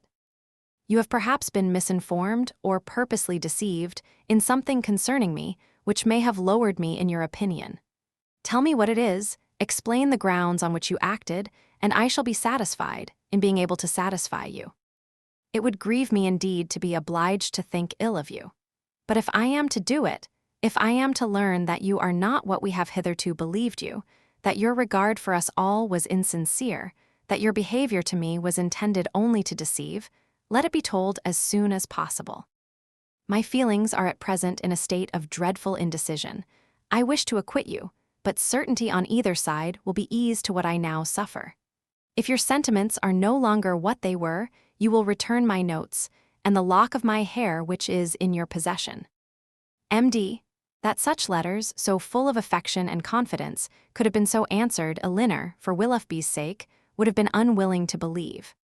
But her condemnation of him did not blind her to the impropriety of their having been written at all, and she was silently grieving over the imprudence which had hazarded such unsolicited proofs of tenderness, not warranted by anything preceding, and most severely condemned by the event. When Marianne, perceiving that she had finished the letters, observed to her that they contained nothing but what anyone would have written in the same situation. I felt myself, she added, to be as solemnly engaged to him as if the strictest legal covenant had bound us to each other. I can believe it, said Elinor, but unfortunately he did not feel the same. He did feel the same, Elinor, for weeks and weeks he felt it. I know he did. Whatever may have changed him now, and nothing but the blackest art employed against me can have done it, I was once as dear to him as my own soul could wish. This lock of hair, which now he can so readily give up, was begged of me with the most earnest supplication. Had you seen his look, his manner, had you heard his voice at that moment? Have you forgot the last evening of our being together at Barton, the morning that we parted too? When he told me that it might be many weeks before we met again, his distress, can I ever forget his distress? For a moment or two she could say no more, but when this emotion had passed away, she added in a firmer tone, Elinor, I have been cruelly used, but not by Willoughby, dearest Marianne. Who but himself? By whom can he have been instigated? By all the world, rather than by his own heart. I could rather believe every creature of my acquaintance leagued together to ruin me in his opinion than believe his nature capable of such cruelty. This woman of whom he writes, whoever she be, or anyone in short but your own dear self, Mamma, and Edward, may have been so barbarous to belie me. Beyond you three, is there a creature in the world whom I would not rather suspect of evil than Willoughby, whose heart I know so well? Elinor would not contend, and only replied, whoever may have been so detestably your enemy, let them be cheated of their malignant triumph, my dear sister. By seeing how nobly the consciousness of your own innocence and good intentions supports your spirits, it is a reasonable and laudable pride which resists such malevolence. No, no, cried Marianne, misery such as mine has no pride. I care not who knows that I am wretched. The triumph of seeing me so may be open to all the world. Elinor, Elinor, they who suffer little may be proud and independent as they like, may resist insult or return mortification, but I cannot. I must feel I must be wretched, and they are welcome to enjoy the consciousness of it that can.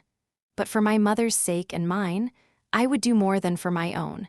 But to appear happy when I am so miserable, oh, who can require it? Again they were both silent. Elinor was employed in walking thoughtfully from the fire to the window, from the window to the fire, without knowing that she received warmth from one or discerning objects through the other. And Marianne, seated at the foot of the bed, with her head leaning against one of its posts, again took up Willoughby's letter, and, after shuddering over every sentence, exclaimed, "It is too much. Oh, Willoughby, Willoughby, could this be yours? Cruel, cruel, nothing can acquit you. Elinor, nothing can. Whatever he might have heard against me, ought he not to have suspended his belief? Ought he not to have told me of it, to have given me the power of clearing myself? The lock of hair, repeating it from the letter, which you so obligingly bestowed on me, that is unpardonable. Willoughby, where was your heart when you wrote those words? Oh, barbarously insolent. Elinor, can he be justified? No, Marianne, in no possible way. And yet this woman, who knows what her art may have been, how long it may have been premeditated, and how deeply contrived by her, who is she? Who can she be? Whom did I ever hear him talk of as young and attractive among his female acquaintance? Oh, no one, he talked to me only of myself. Another pause ensued. Marianne was greatly agitated, and it ended thus. Elinor, I must go home. I must go and comfort Mamma. Cannot we be gone tomorrow? Tomorrow, Marianne? Yes, why should I stay here? I came only for Willoughby's sake, and now who cares for me? Who regards me? It would be impossible to go tomorrow. We owe Mrs. Jennings much more than civility, and civility of the commonest kind must prevent such a hasty removal as that. Well then, another day or two, perhaps, but I cannot stay here long. I cannot stay to endure the questions and remarks of all these people. The Middletons and Palmers, how am I to bear their pity? The pity of such a woman as Lady Middleton. Oh, what would he say to that? Elinor advised her to lie down again, and for a moment she did so, but no attitude could give her ease, and in restless pain of mind and body she moved from one posture to another, till growing more and more hysterical. Her sister could with difficulty keep her on the bed at all, and for some time was fearful of being constrained to call for assistance. Some lavender drops, however, which she was at length persuaded to take, were of use, and from that time till Mrs. Jennings returned, she continued on the bed quiet and motionless. Chapter 30. Mrs. Jennings came immediately to their room on her return, and without waiting to have her request of admittance answered, opened the door and walked in with a look of real concern. "How do you do, my dear?" said she in a voice of great compassion to Marianne, who turned away her face without attempting to answer. "How is she, Miss Dashwood? Poor thing, she looks very bad. No wonder. It is but too true. He is to be married very soon, a good-for-nothing fellow. I have no patience with him. Mrs. Taylor told me of it half an hour ago, and she was told it by a particular friend of Miss Grey herself, else I am sure I should not have believed it, and I was almost ready to sink as it was. Well, said I, all I can say is, that if this be true, he has used a young lady of my acquaintance abominably ill, and I wish with all my soul his wife may plague his heart out. And so I shall always say, my dear, you may depend on it. I have no notion of men's going on in this way, and if ever I meet him again, I will give him such a dressing as he has not had this many a day. But there is one comfort, my dear Miss Marianne, he is not the only young man in the world worth having, and with your pretty face you will never want admirers. Well, poor thing, I won't disturb her any longer, for she had better have her cry out at once and have done with. The Parrys and Sandersons luckily are coming tonight, you know, and that will amuse her. She then went away, walking on tiptoe out of the room, as if she supposed her young friend's affliction could be increased by noise. Marianne, to the surprise of her sister, determined on dining with them. Elinor even advised her against it. But no, she would go down, she could bear it very well, and the bustle about her would be less. Elinor, pleased to have her governed for a moment by such a motive, though believing it hardly possible that she could sit out the dinner, said no more, and adjusting her dress for her as well as she could, while Marianne still remained on the bed, was ready to assist her into the dining room as soon as they were summoned to it.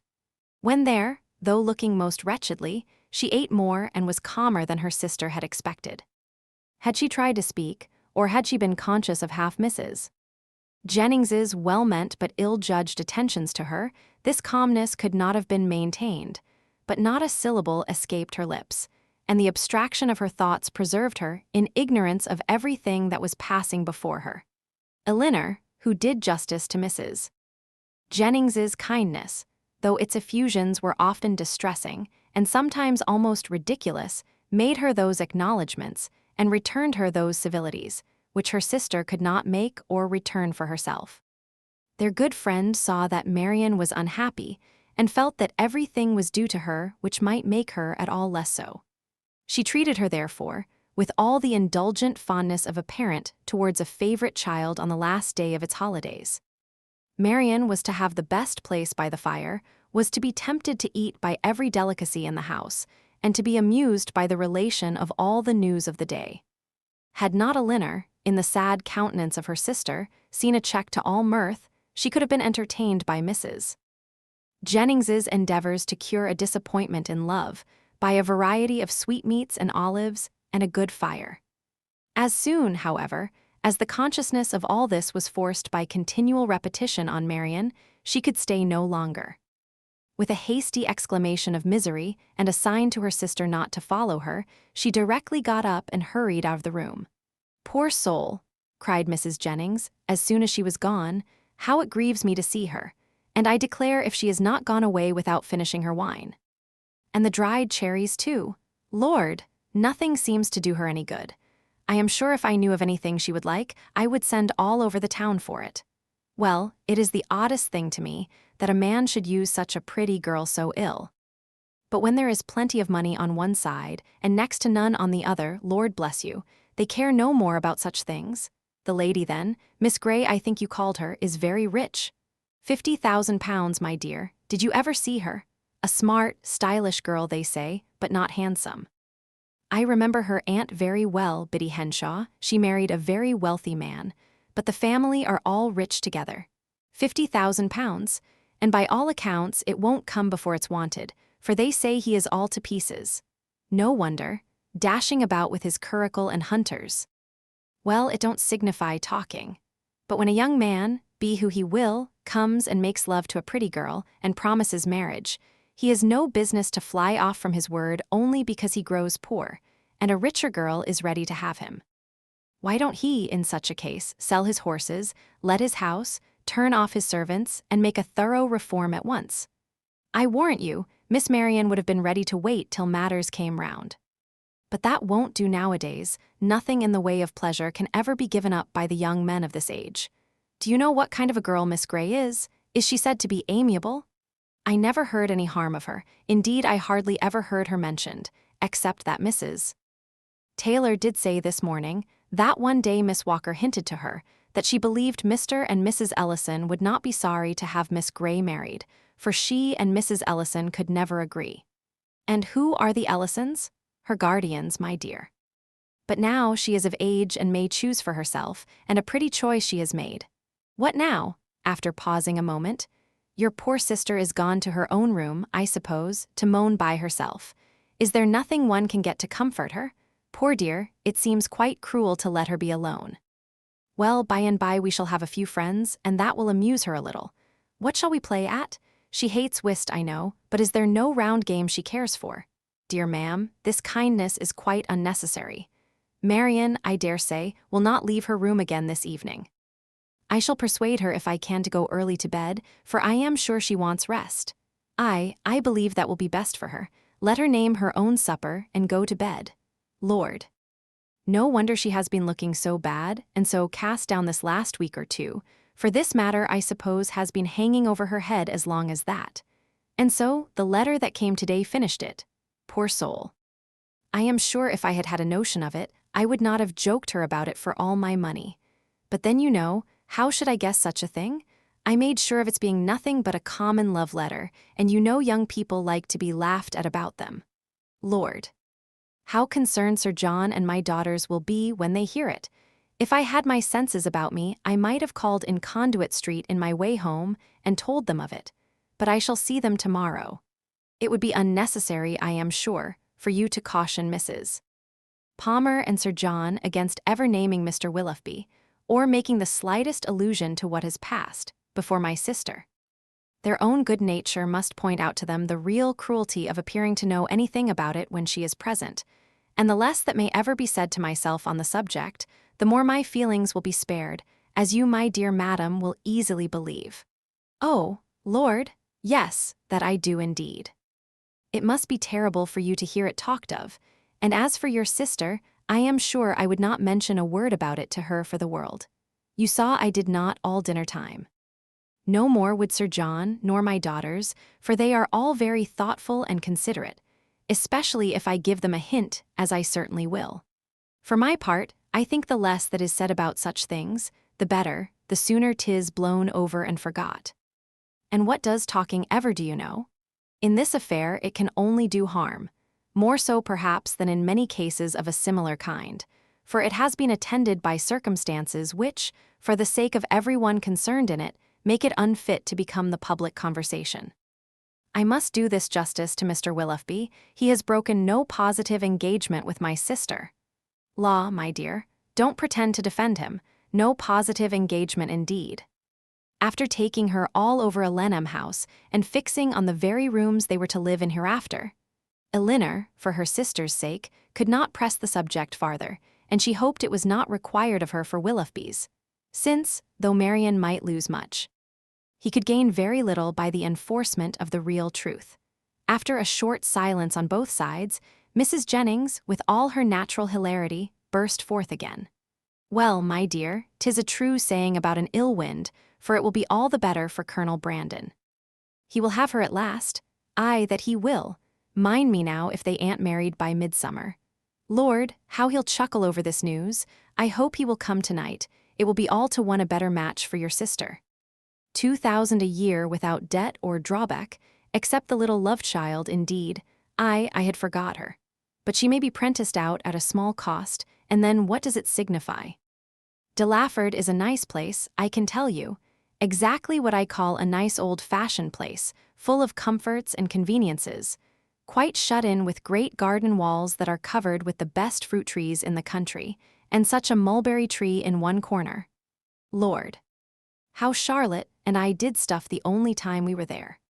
Then there is a dovecote, some delightful stewpans, and a very pretty canal, and everything, in short, that one could wish for. And, moreover, it is close to the church, and only a quarter of a mile from the turnpike road, so 'tis never dull. For if you only go and sit up in an old yew arbor behind the house, you may see all the carriages that pass along. Oh, 'tis a nice place, a butcher hard by in the village, and the parsonage house within a stone's throw. To my fancy, 1,000 times prettier than Barton Park, where they are forced to send 3 miles for their meat, and have not a neighbor nearer than your mother. Well, I shall spirit up the Colonel as soon as I can. One shoulder of mutton, you know, drives another down. If we can but put Willoughby out of her head. Aye, if we can do that, ma'am, said Elinor, we shall do very well with or without Colonel Brandon. And then rising, she went away to join Marianne, whom she found, as she expected, in her own room, leaning in silent misery over the small remains of a fire, which, till Elinor's entrance, had been her only light. You had better leave me, was all the notice that her sister received from her. I will leave you, said Elinor, if you will go to bed. But this, from the momentary perverseness of impatient suffering, she at first refused to do. Her sister's earnest, though gentle persuasion, however, soon softened her to compliance, and Elinor saw her lay her aching head on the pillow, and as she hoped, in a way to get some quiet rest before she left her. In the drawing-room, whither she then repaired, she was soon joined by Mrs. Jennings with a wine-glass full of something in her hand. My dear, said she, entering, I have just recollected that I have some of the finest old Constantia wine in the house that ever was tasted, so I have brought a glass of it for your sister. My poor husband, how fond he was of it. Whenever he had a touch of his old colicky gout, he said it did him more good than anything else in the world.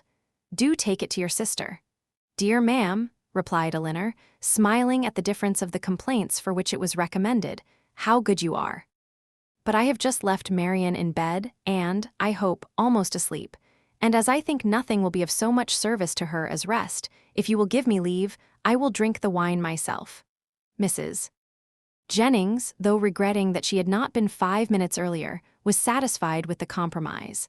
And Elinor, as she swallowed the chief of it, reflected that though its effects on a colicky gout were, at present, of little importance to her, its healing powers, on a disappointed heart, might be as reasonably tried on herself as on her sister.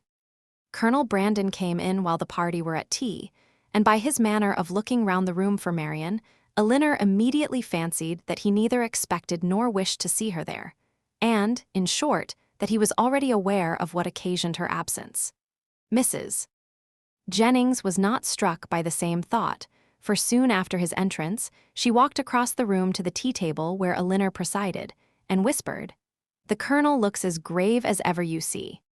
"He knows nothing of it, do tell him, my dear." He shortly afterwards drew a chair close to hers and, with a look which perfectly assured her of his good information, inquired after her sister. "Marianne is not well," said she. "She has been indisposed all day, and we have persuaded her to go to bed." "Perhaps, then," he hesitatingly replied, "what I heard this morning may be, there may be more truth in it than I could believe possible at first." "What did you hear?" "That a gentleman, whom I had reason to think, in short, that a man whom I knew to be engaged, but how shall I tell you? If you know it already, as surely you must, I may be spared." "You mean," answered Elinor, with forced calmness, "Mr. Willoughby's marriage with Miss Grey." "Yes, we do know it all." This seems to have been a day of general elucidation, for this very morning first unfolded it to us. "Mr. Willoughby is unfathomable. Where did you hear it?" "In a stationer's shop in Pall Mall, where I had business. 2 ladies were waiting for their carriage, and one of them was giving the other an account of the intended match, in a voice so little attempting concealment that it was impossible for me not to hear all. The name of Willoughby, John Willoughby, frequently repeated, first caught my attention, and what followed was a positive assertion that everything was now finally settled respecting his marriage with Miss Grey. It was no longer to be a secret. It would take place even within a few weeks, with many particulars of preparations and other matters.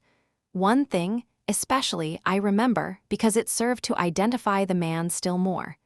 As soon as the ceremony was over, they were to go to Comem Magna, his seat in Somersetshire. My astonishment, but it would be impossible to describe what I felt.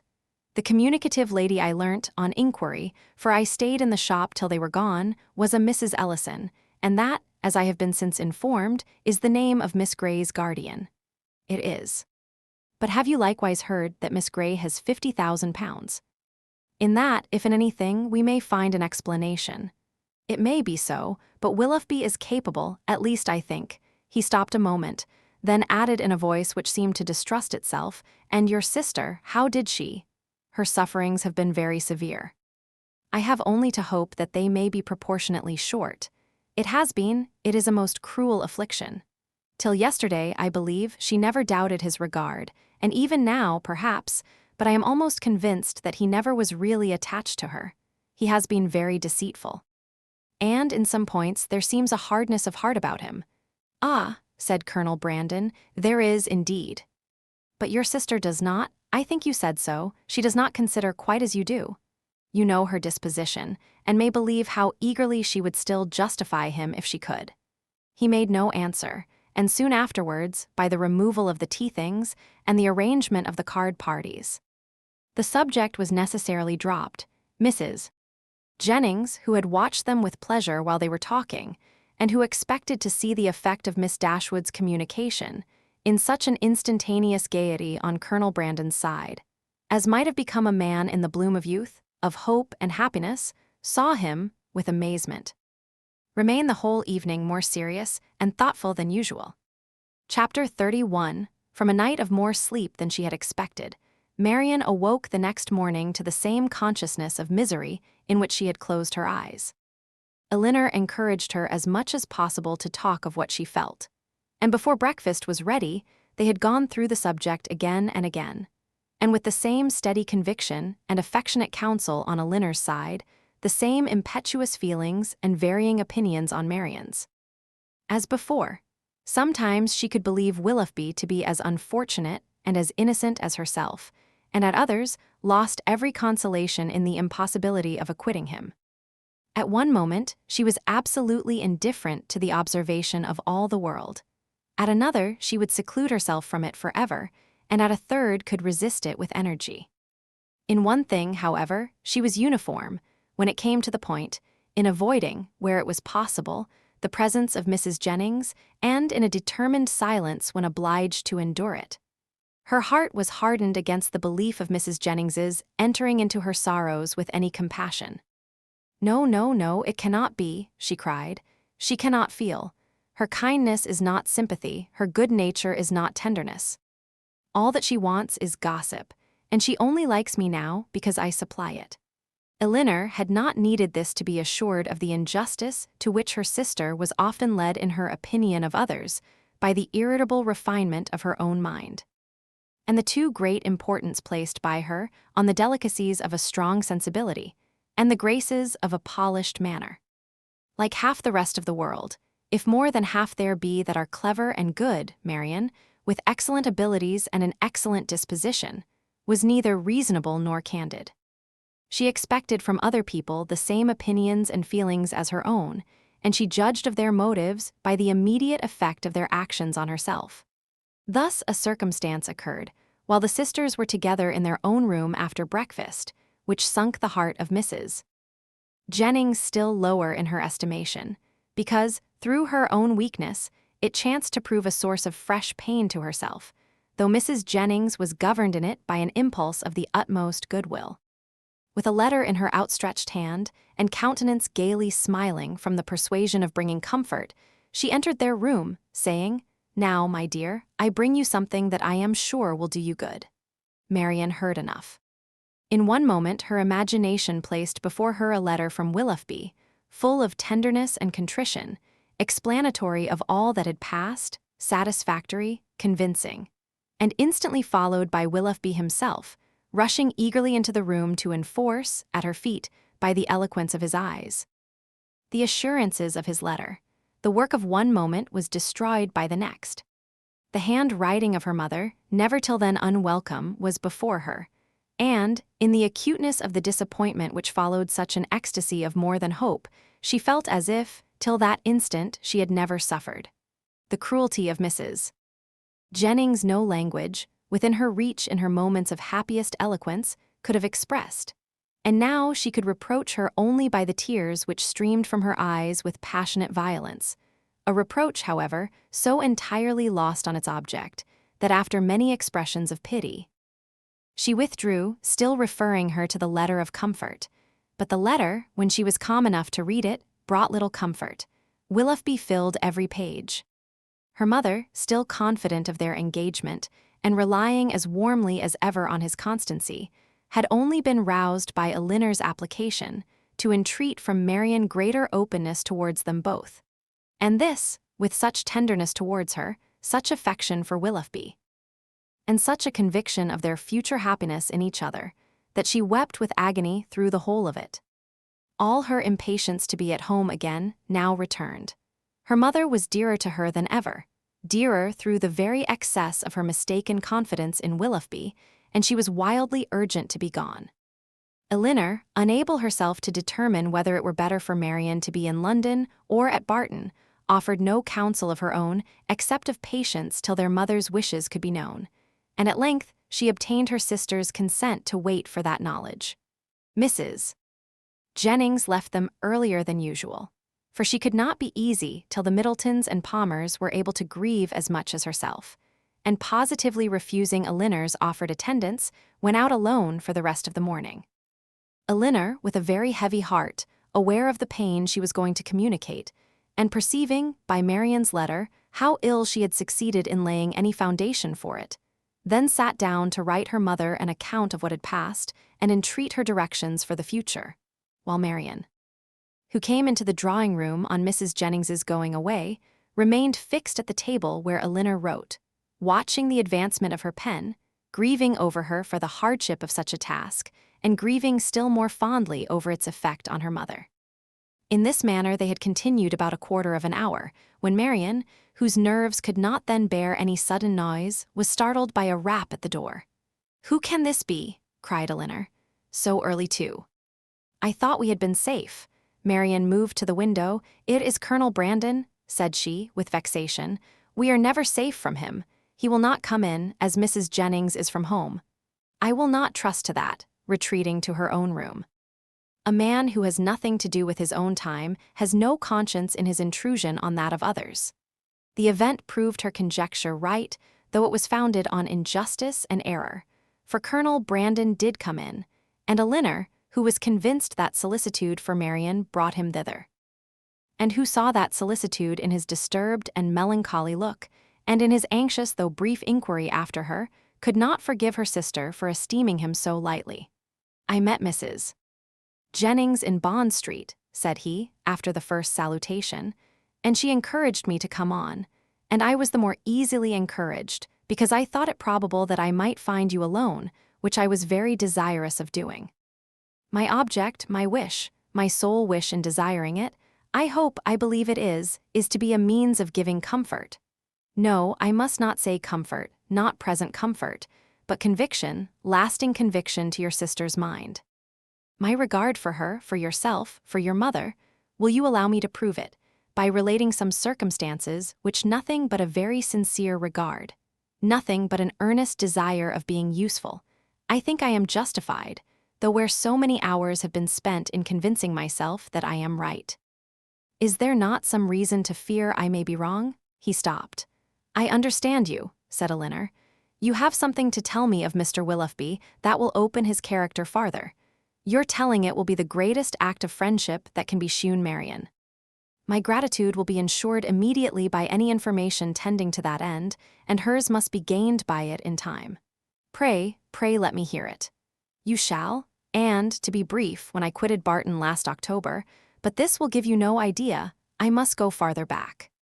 You will find me a very awkward narrator, Miss Dashwood. I hardly know where to begin. A short account of myself, I believe, will be necessary, and it shall be a short one. On such a subject, sighing heavily, can I have little temptation to be diffuse? He stopped a moment for recollection, and then, with another sigh, went on. You have probably entirely forgotten a conversation. It is not to be supposed that it could make any impression on you. A conversation between us one evening at Barton Park. It was the evening of a dance, in which I alluded to a lady I had once known, as resembling, in some measure, your sister Marianne. Indeed, answered Elinor, I have not forgotten it. He looked pleased by this remembrance, and added, if I am not deceived by the uncertainty, the partiality of tender recollection, there is a very strong resemblance between them, as well in mind as person. The same warmth of heart, the same eagerness of fancy and spirits. This lady was one of my nearest relations, an orphan from her infancy, and under the guardianship of my father. Our ages were nearly the same, and from our earliest years we were playfellows and friends. I cannot remember the time when I did not love Eliza, and my affection for her, as we grew up, was such as perhaps, judging from my present forlorn and cheerless gravity, you might think me incapable of having ever felt. Hers, for me, was, I believe, fervent as the attachment of your sister to Mr. Willoughby, and it was, though from a different cause, no less unfortunate. At 17 she was lost to me forever. She was married against her inclination to my brother. Her fortune was large, and our family estate much encumbered. And this, I fear, is all that can be said for the conduct of one who was at once her uncle and guardian. My brother did not deserve her, he did not even love her. I had hoped that her regard for me would support her under any difficulty, and for some time it did. But at last the misery of her situation, for she experienced great unkindness, overcame all her resolution, and though she had promised me that nothing, but how blindly I relate. I have never told you how this was brought on. We were within a few hours of eloping together for Scotland. The treachery, or the folly, of my cousin's maid betrayed us. I was banished to the house of a relation far distant, and she was allowed no liberty, no society, no amusement, till my father's point was gained. I had depended on her fortitude too far, and the blow was a severe one. But had her marriage been happy, so young as I then was, a few months must have reconciled me to it, or at least I should not have now to lament it. This, however, was not the case. My brother had no regard for her. His pleasures were not what they ought to have been, and from the first he treated her unkindly. The consequence of this, upon a mind so young, so lively, so inexperienced as Mrs. Brandon's, was but too natural. She resigned herself at first to all the misery of her situation. And happy had it been if she had not lived to overcome those regrets which the remembrance of me occasioned. But can we wonder that, with such a husband to provoke inconstancy, and without a friend to advise or restrain her, for my father lived only a few months after their marriage, and I was with my regiment in the East Indies, she should fall? Had I remained in England? Perhaps, but I meant to promote the happiness of both by removing from her for years, and for that purpose had procured my exchange. The shock which her marriage had given me, he continued, in a voice of great agitation, was of trifling weight, was nothing to what I felt when I heard, about 2 years afterwards, of her divorce. It was that which threw this gloom, even now the recollection of what I suffered. He could say no more, and rising hastily walked for a few minutes about the room. Elinor, affected by his relation, and still more by his distress, could not speak. He saw her concern, and coming to her, took her hand, pressed it, and kissed it with grateful respect. A few minutes more of silent exertion enabled him to proceed with composure. It was nearly 3 years after this unhappy period before I returned to England. My first care, when I did arrive, was of course to seek for her, but the search was as fruitless as it was melancholy. I could not trace her beyond her first seducer, and there was every reason to fear that she had removed from him only to sink deeper in a life of sin. Her legal allowance was not adequate to her fortune, nor sufficient for her comfortable maintenance, and I learnt from my brother that the power of receiving it had been made over some months before to another person. He imagined, and calmly could he imagine it, that her extravagance and consequent distress had obliged her to dispose of it for some immediate relief. At last, however, and after I had been 6 months in England, I did find her.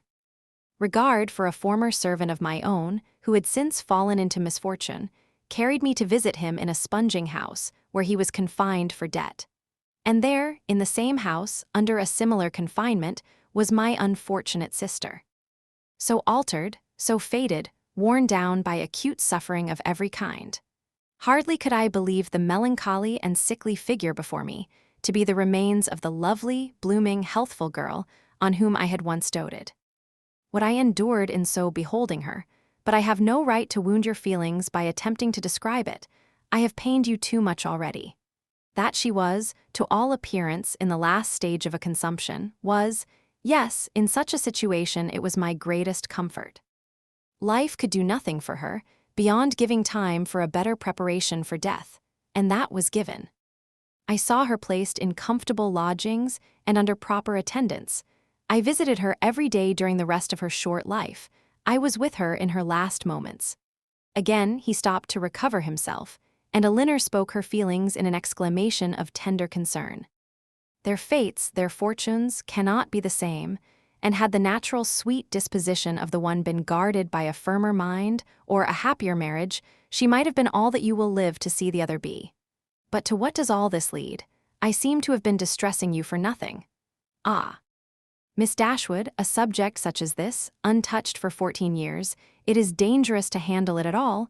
I will be more collected, more concise. She left to my care her only child, a little girl, the offspring of her first guilty connection, who was then about 3 years old. She loved the child and had always kept it with her. It was a valued, a precious trust to me, and gladly would I have discharged it in the strictest sense by watching over her education myself, had the nature of our situations allowed it. But I had no family, no home, and my little Eliza was therefore placed at school. I saw her there whenever I could, and after the death of my brother, which happened about 5 years ago, and which left to me the possession of the family property, she visited me at Delaford. I called her a distant relation, but I am well aware that I have in general been suspected of a much nearer connection with her. It is now 3 years ago, she had just reached her 14th year, that I removed her from school to place her under the care of a very respectable woman, residing in Dorsetshire, who had the charge of 4 or 5 other girls of about the same time of life, and for 2 years I had every reason to be pleased with her situation. But last February, almost a 12-month back, she suddenly disappeared. I had allowed her, imprudently, as it has since turned out at her earnest desire, to go to Bath with one of her young friends, who was attending her father there for his health. I knew him to be a very good sort of man, and I thought well of his daughter. Better than she deserved, for, with a most obstinate and ill-judged secrecy, she would tell nothing, would give no clue, though she certainly knew all. He, her father, a well-meaning but not a quick-sighted man, could really, I believe, give no information, for he had been generally confined to the house, while the girls were ranging over the town and making what acquaintance they chose, and he tried to convince me, as thoroughly as he was convinced himself, of his daughter's being entirely unconcerned in the business. In short, I could learn nothing but that she was gone. All the rest, for 8 long months, was left to conjecture. What I thought, what I feared may be imagined, and what I suffered too. Good heavens, cried Elinor, could it be, could Willoughby be? The first news that reached me of her, he continued, came in a letter from herself last October. It was forwarded to me from Delaford, and I received it on the very morning of our intended party to Whitwell, and this was the reason of my leaving Barton so suddenly, which I am sure must at the time have appeared strange to every body, and which I believe gave offence to some. Little did Mr. Willoughby imagine, I suppose, when his looks censured me for incivility in breaking up the party, that I was called away to the relief of one whom he had made poor and miserable. But had he known it, what would it have availed? Would he have been less gay or less happy in the smiles of your sister? No, he had already done that, which no man who can feel for another would do. He had left the girl whose youth and innocence he had seduced, in a situation of the utmost distress, with no creditable home, no help, no friends, ignorant of his address. He had left her, promising to return. He neither returned nor wrote nor relieved her. This is beyond everything, exclaimed Elinor. His character is now before you, expensive, dissipated, and worse than both. Knowing all this, as I have now known it many weeks, guess what I must have felt on seeing your sister as fond of him as ever, and on being assured that she was to marry him. Guess what I must have felt for all your sakes. When I came to you last week and found you alone, I came determined to know the truth, though irresolute what to do when it was known. My behavior must have seemed strange to you then, but now you will comprehend it. To suffer you all to be so deceived, to see your sister, but what could I do? I had no hope of interfering with success, and sometimes I thought your sister's influence might yet reclaim him. But now, after such dishonorable usage, who can tell what were his designs on her? Whatever they may have been, however, she may now, and hereafter doubtless will turn with gratitude towards her own condition, when she compares it with that of my poor Eliza, when she considers the wretched and hopeless situation of this poor girl, and pictures her to herself. With an affection for him so strong, still as strong as her own, and with a mind tormented by self-reproach which must attend her through life. Surely this comparison must have its use with her. She will feel her own sufferings to be nothing. They proceed from no misconduct, and can bring no disgrace. On the contrary, every friend must be made still more her friend by them. Concern for her unhappiness, and respect for her fortitude under it, must strengthen every attachment. Use your own discretion, however, in communicating to her what I have told you. You must know best what will be its effect. But had I not seriously, and from my heart believed it might be of service, might lessen her regrets, I would not have suffered myself to trouble you with this account of my family afflictions. With a recital which may seem to have been intended to raise myself at the expense of others. Elinor's thanks followed this speech with grateful earnestness, attended too with the assurance of her expecting material advantage to Marianne from the communication of what had passed. I have been more pained, said she, by her endeavors to acquit him than by all the rest, for it irritates her mind more than the most perfect conviction of his unworthiness can do. Now, though at first she will suffer much, I am sure she will soon become easier. Have you, she continued after a short silence, ever seen Mr. Willoughby since you left him at Barton? Yes, he replied gravely, once I have. One meeting was unavoidable. Elinor, startled by his manner, looked at him anxiously, saying, What? Have you met him too? I could meet him no other way. Eliza had confessed to me, though most reluctantly, the name of her lover, and when he returned to town, which was within a fortnight after myself, we met by appointment, he to defend, I to punish his conduct. We returned unwounded, and the meeting, therefore, never got abroad. Elinor sighed over the fancied necessity of this, but to a man and a soldier she presumed not to censure it. Such, said Colonel Brandon, after a pause, has been the unhappy resemblance between the fate of mother and daughter. And so imperfectly have I discharged my trust. Is she still in town? No. As soon as she recovered from her lying-in, for I found her near her delivery, I removed her and her child into the country, and there she remains. Recollecting, soon afterwards, that he was probably dividing Elinor from her sister, he put an end to his visit, receiving from her again the same grateful acknowledgments, and leaving her full of compassion and esteem for him. Chapter 32, when the particulars of this conversation were repeated by Miss Dashwood to her sister, as they very soon were, the effect on her was not entirely such as the former had hoped to see. Not that Marianne appeared to distrust the truth of any part of it, for she listened to it all with the most steady and submissive attention, made neither objection nor remark, attempted no vindication of Willoughby, and seemed to show by her tears that she felt it to be impossible. But though this behavior assured Elinor that the conviction of this guilt was carried home to her mind, though she saw with satisfaction the effect of it, in her no longer avoiding Colonel Brandon when he called, in her speaking to him, even voluntarily speaking, with a kind of compassionate respect, and though she saw her spirits less violently irritated than before, she did not see her less wretched. Her mind did become settled, but it was settled in a gloomy dejection. She felt the loss of Willoughby's character, yet more heavily than she had felt the loss of his heart. His seduction and desertion of Miss Williams, the misery of that poor girl, and the doubt of what his designs might once have been on herself, preyed altogether so much on her spirits, that she could not bring herself to speak of what she felt even to Elinor, and, brooding over her sorrows in silence, gave more pain to her sister than could have been communicated by the most open and most frequent confession of them. To give the feelings or the language of Mrs. Dashwood on receiving and answering Elinor's letter would be only to give a repetition of what her daughters had already felt and said, of a disappointment hardly less painful than Marianne's, and an indignation even greater than Elinor's. Long letters from her, quickly succeeding each other, arrived to tell all that she suffered and thought, to express her anxious solicitude for Marianne, and entreat she would bear up with fortitude under this misfortune. Bad indeed must the nature of Marianne's affliction be, when her mother could talk of fortitude. Mortifying and humiliating must be the origin of those regrets, which she could wish her not to indulge. Against the interest of her own individual comfort, Mrs. Dashwood had determined that it would be better for Marianne to be anywhere, at that time, than at Barton, where everything within her view would be bringing back the past in the strongest and most afflicting manner, by constantly placing Willoughby before her, such as she had always seen him there.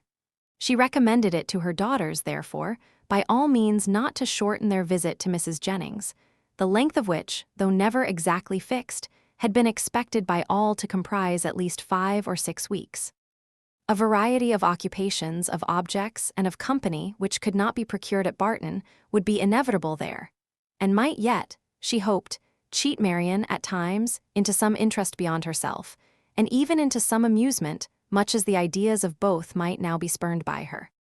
From all danger of seeing Willoughby again, her mother considered her to be at least equally safe in town as in the country, since his acquaintance must now be dropped by all who called themselves her friends. Design could never bring them in each other's way.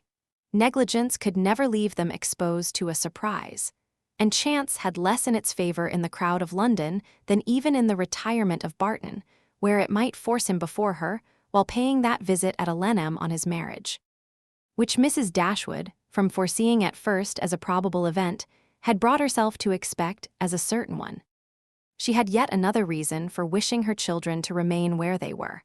A letter from her son-in-law had told her that he and his wife were to be in town before the middle of February, and she judged it right that they should sometimes see their brother.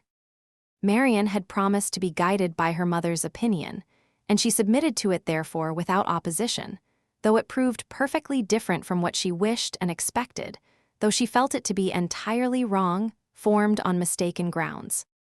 And that by requiring her longer continuance in London, it deprived her of the only possible alleviation of her wretchedness, the personal sympathy of her mother, and doomed her to such society and such scenes as must prevent her ever knowing a moment's rest.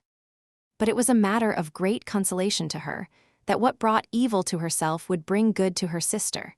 And Elinor, on the other hand, suspecting that it would not be in her power to avoid Edward entirely, comforted herself by thinking that though their longer stay would therefore militate against her own happiness, it would be better for Marianne than an immediate return into Devonshire. Her carefulness in guarding her sister from ever hearing Willoughby's name mentioned was not thrown away. Marianne, though without knowing it herself, reaped all its advantage, for neither Mrs. Jennings, nor Sir John, nor even Mrs. Palmer herself ever spoke of him before her. Elinor wished that the same forbearance could have extended towards herself, but that was impossible, and she was obliged to listen day after day to the indignation of them all. Sir John could not have thought it possible. A man of whom he had always had such reason to think well.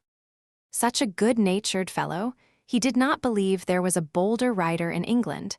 It was an unaccountable business. He wished him at the devil with all his heart. He would not speak another word to him, meet him where he might, for all the world.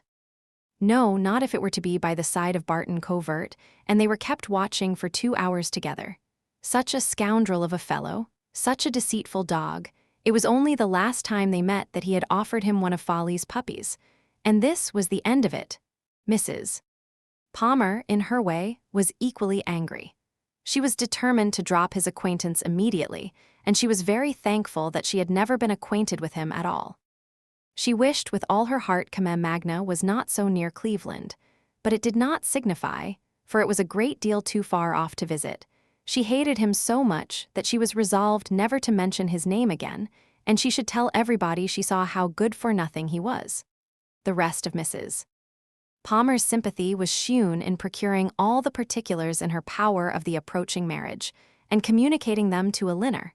She could soon tell at what coachmaker's the new carriage was building, by what painter Mr.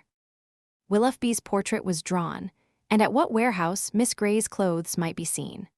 The calm and polite unconcern of Lady Middleton on the occasion was a happy relief to Elinor's spirits, oppressed as they often were by the clamorous kindness of the others.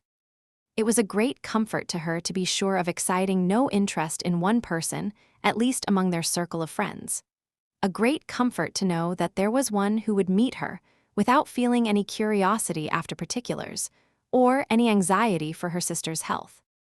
Every qualification is raised at times, by the circumstances of the moment, to more than its real value, and she was sometimes worried down by officious condolence to rate good breeding as more indispensable to comfort than good nature.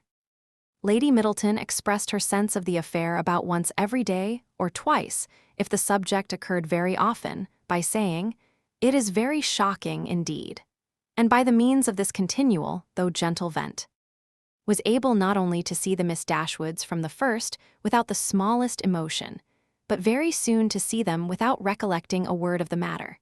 And having thus supported the dignity of her own sex, and spoken her decided censure of what was wrong in the other, she thought herself at liberty to attend to the interest of her own assemblies, and therefore determined, though rather against the opinion of Sir John, that as Mrs. Willoughby would at once be a woman of elegance and fortune, to leave her card with her as soon as she married.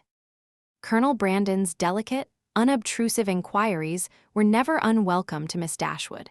He had abundantly earned the privilege of intimate discussion of her sister's disappointment, by the friendly zeal with which he had endeavored to soften it, and they always conversed with confidence.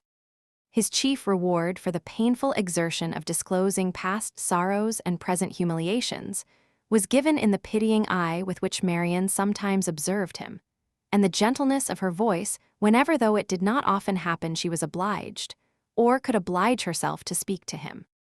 These assured him that his exertion had produced an increase of goodwill towards himself, and these gave Elinor hopes of its being farther augmented hereafter. But Mrs.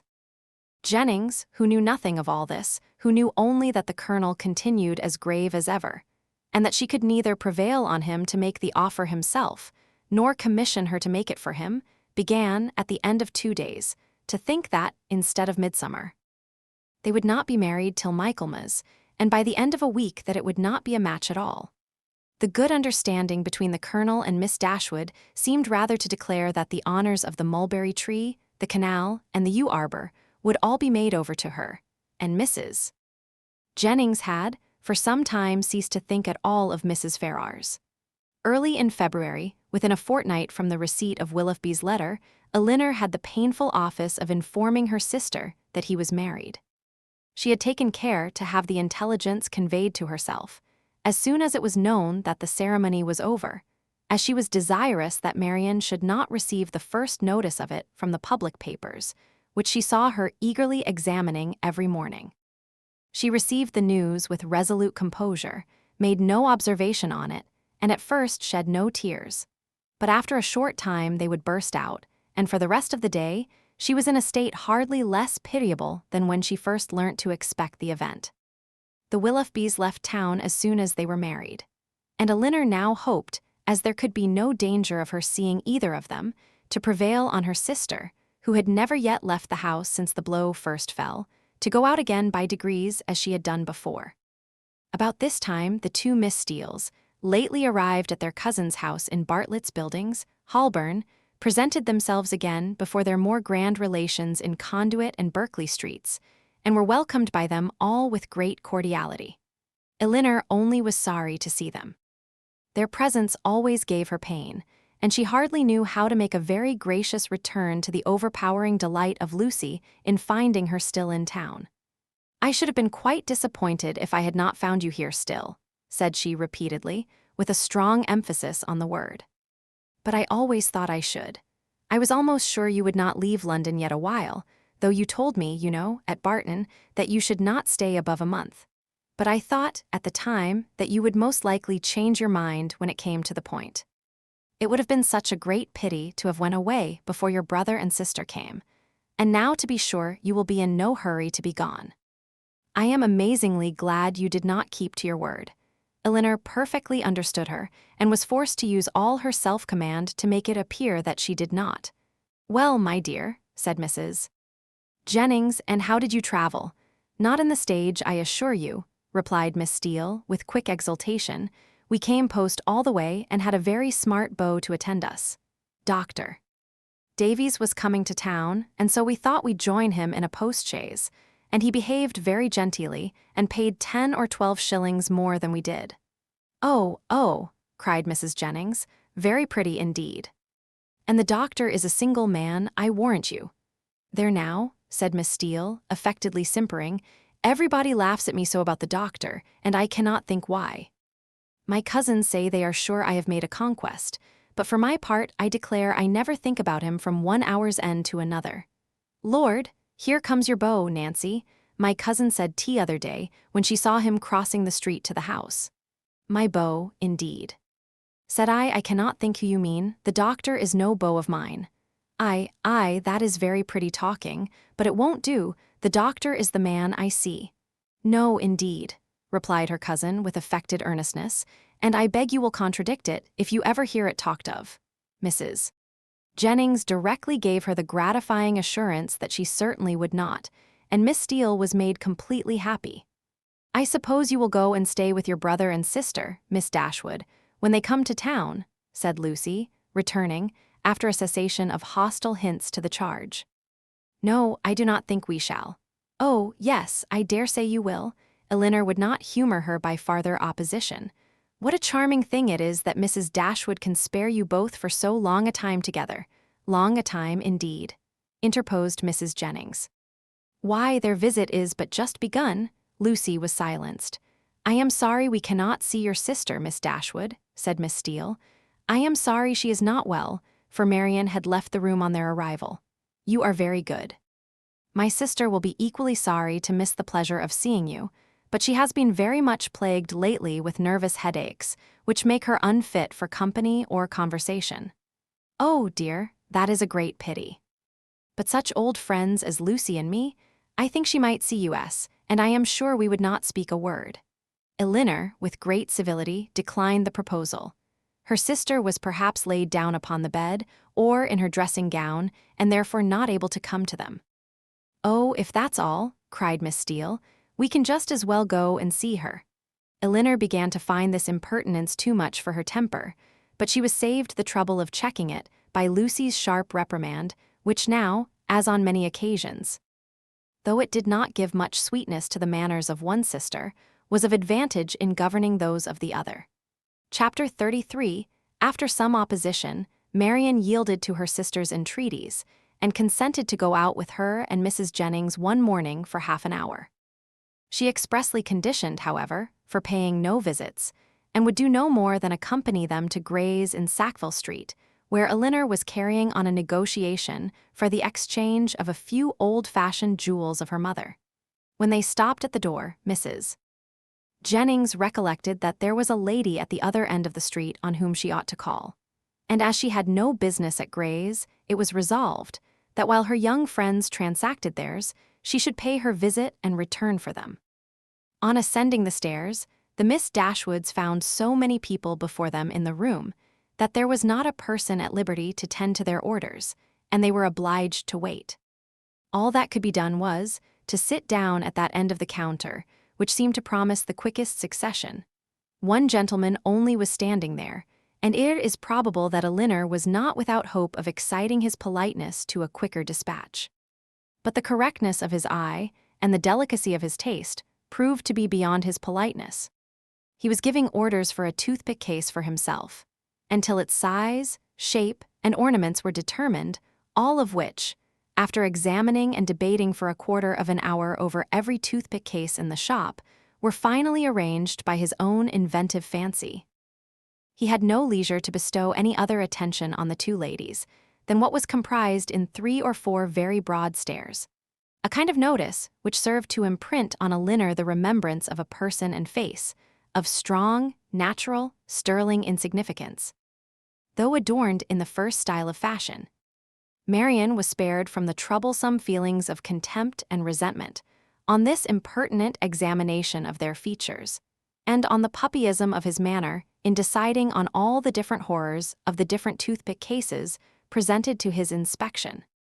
By remaining unconscious of it all, for she was as well able to collect her thoughts within herself and be as ignorant of what was passing around her in Mr. Gray's shop as in her own bedroom. At last the affair was decided.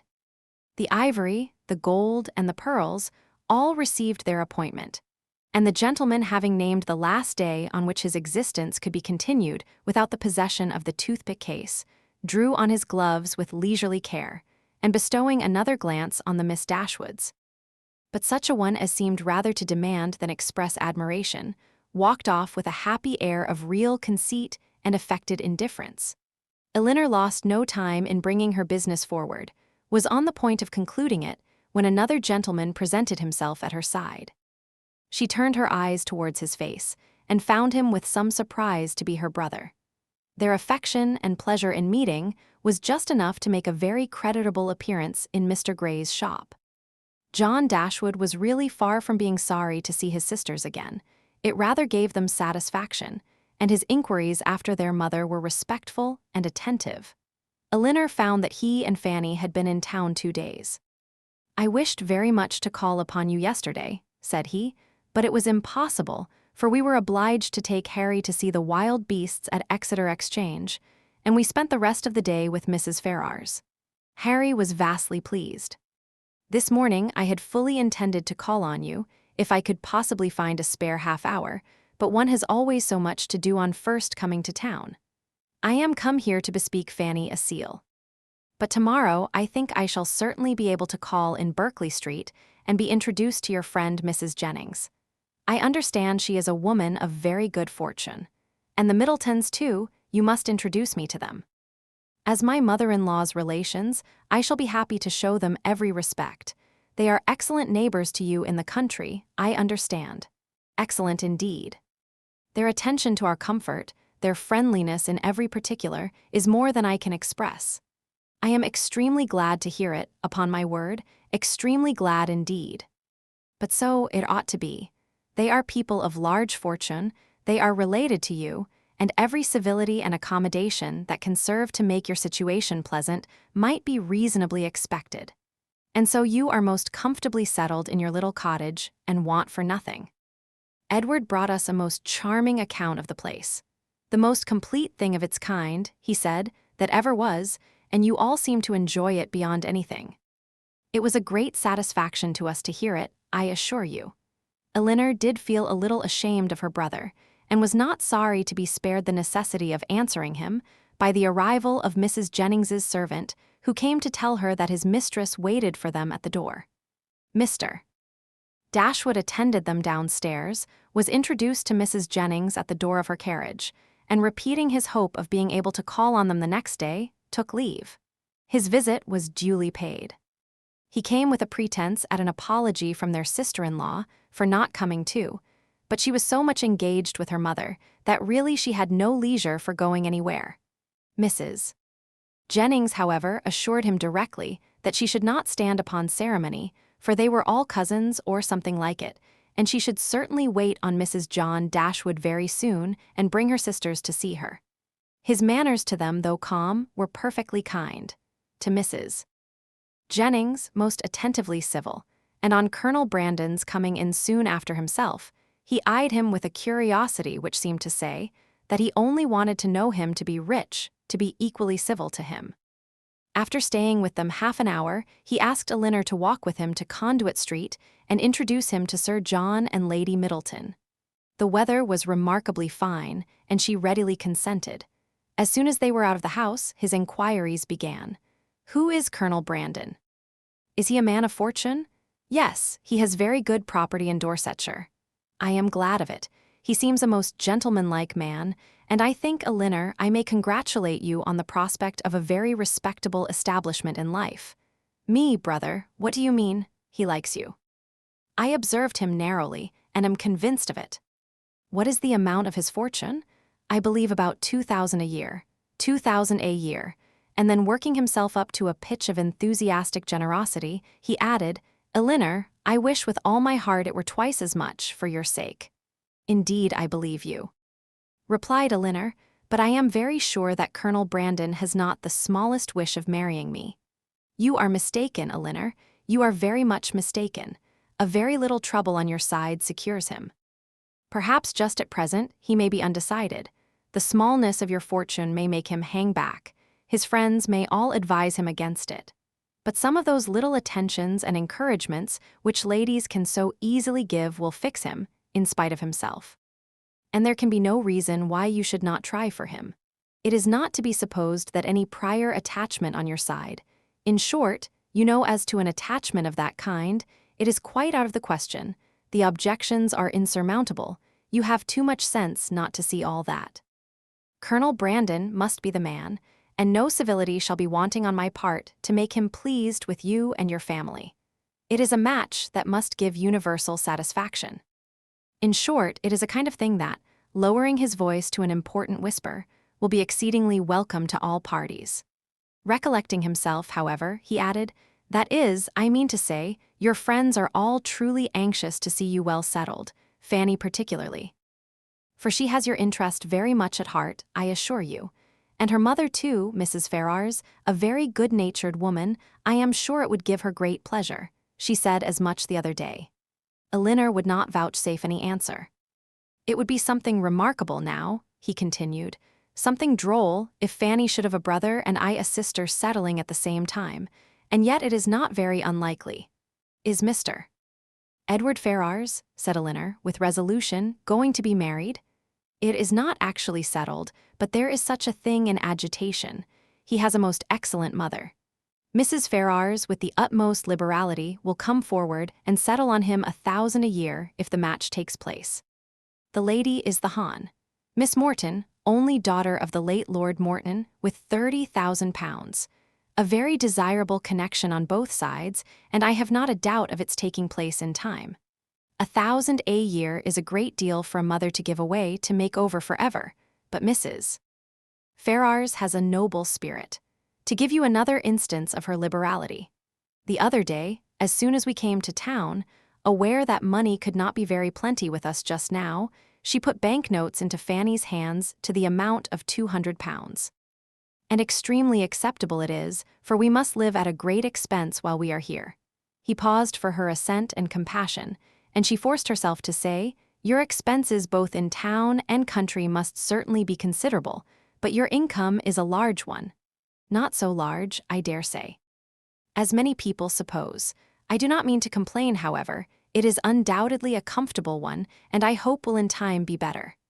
The enclosure of Norland Common, now carrying on, is a most serious drain. And then I have made a little purchase within this half-year. East Kingham Farm, you must remember the place, where old Gibson used to live. The land was so very desirable for me in every respect, so immediately adjoining my own property, that I felt it my duty to buy it. I could not have answered it to my conscience to let it fall into any other hands. A man must pay for his convenience, and it has cost me a vast deal of money. More than you think it really and intrinsically worth. Why, I hope not that. I might have sold it again the next day for more than I gave. But, with regard to the purchase money, I might have been very unfortunate indeed. For the stocks were at that time so low that if I had not happened to have the necessary sum in my banker's hands, I must have sold out to very great loss. Elinor could only smile. Other great and inevitable expenses, too, we have had on first coming to Norland. Our respected father, as you well know, bequeathed all the Stanhill effects that remained at Norland, and very valuable they were to your mother. Far be it from me to repine at his doing so. He had an undoubted right to dispose of his own property as he chose, but, in consequence of it, we have been obliged to make large purchases of linen, china, and to supply the place of what was taken away. You may guess, after all these expenses, how very far we must be from being rich, and how acceptable Mrs. Ferrars's kindness is. Certainly, said Elinor, and assisted by her liberality, I hope you may yet live to be in easy circumstances. Another year or two may do much towards it, he gravely replied, but however there is still a great deal to be done. There is not a stone laid of Fanny's greenhouse, and nothing but the plan of the flower garden marked out. Where is the greenhouse to be? Upon the knoll behind the house. The old walnut trees are all come down to make room for it. It will be a very fine object from many parts of the park, and the flower garden will slope down just before it and be exceedingly pretty. We have cleared away all the old thorns that grew in patches over the brow. Elinor kept her concern and her censure to herself, and was very thankful that Marianne was not present to share the provocation. Having now said enough to make his poverty clear, and to do away the necessity of buying a pair of earrings for each of his sisters, in his next visit at Gray's, his thoughts took a cheerfuller turn, and he began to congratulate Elinor on having such a friend as Mrs. Jennings. She seems a most valuable woman indeed. Her house, her style of living, all bespeak an exceeding good income, and it is an acquaintance that has not only been of great use to you hitherto, but in the end may prove materially advantageous. Her inviting you to town is certainly a vast thing in your favor, and indeed, it speaks altogether so great a regard for you, that in all probability when she dies you will not be forgotten. She must have a great deal to leave. Nothing at all. I should rather suppose, for she has only her jointure, which will descend to her children. But it is not to be imagined that she lives up to her income. Few people of common prudence will do that, and whatever she saves, she will be able to dispose of. And do you not think it more likely that she should leave it to her daughters than to us? Her daughters are both exceedingly well married, and therefore I cannot perceive the necessity of her remembering them farther. Whereas, in my opinion, by her taking so much notice of you and treating you in this kind of way, she has given you a sort of claim on her future consideration, which a conscientious woman would not disregard. Nothing can be kinder than her behavior, and she can hardly do all this without being aware of the expectation it raises. But she raises none in those most concerned. Indeed, brother, your anxiety for our welfare and prosperity carries you too far. Why, to be sure, said he, seeming to recollect himself, people have very little in their power. But, my dear Elinor, what is the matter with Marianne? She looks very unwell, has lost her color, and is grown quite thin. Is she ill? She is not well. She has had a nervous complaint on her for several weeks. I am sorry for that. At her time of life, anything of an illness destroys the bloom forever. Hers has been a very short one. She was as handsome a girl last September as I ever saw, and as likely to attract the man. There was something in her style of beauty to please them particularly. I remember Fanny used to say that she would marry sooner and better than you did, not but what she is exceedingly fond of you, but so it happened to strike her. She will be mistaken, however. I question whether Marianne now will marry a man worth more than 500 or 600 a year, at the utmost, and I am very much deceived if you do not do better. Dorsetshire. I know very little of Dorsetshire, but, my dear Elinor, I shall be exceedingly glad to know more of it, and I think I can answer for your having Fanny and myself among the earliest and best pleased of your visitors. Elinor tried very seriously to convince him that there was no likelihood of her marrying Colonel Brandon, but it was an expectation of too much pleasure to himself to be relinquished, and he was really resolved on seeking an intimacy with that gentleman, and promoting the marriage by every possible attention. He had just compunction enough for having done nothing for his sisters himself, to be exceedingly anxious that everybody else should do a great deal. And an offer from Colonel Brandon, or a legacy from Mrs. Jennings, was the easiest means of atoning for his own neglect. They were lucky enough to find Lady Middleton at home, and Sir John came in before their visit ended. Abundance of civilities passed on all sides. Sir John was ready to like anybody, and though Mr. Dashwood did not seem to know much about horses, he soon set him down as a very good-natured fellow, while Lady Middleton saw enough of fashion in his appearance to think his acquaintance worth having, and Mr. Dashwood went away delighted with both.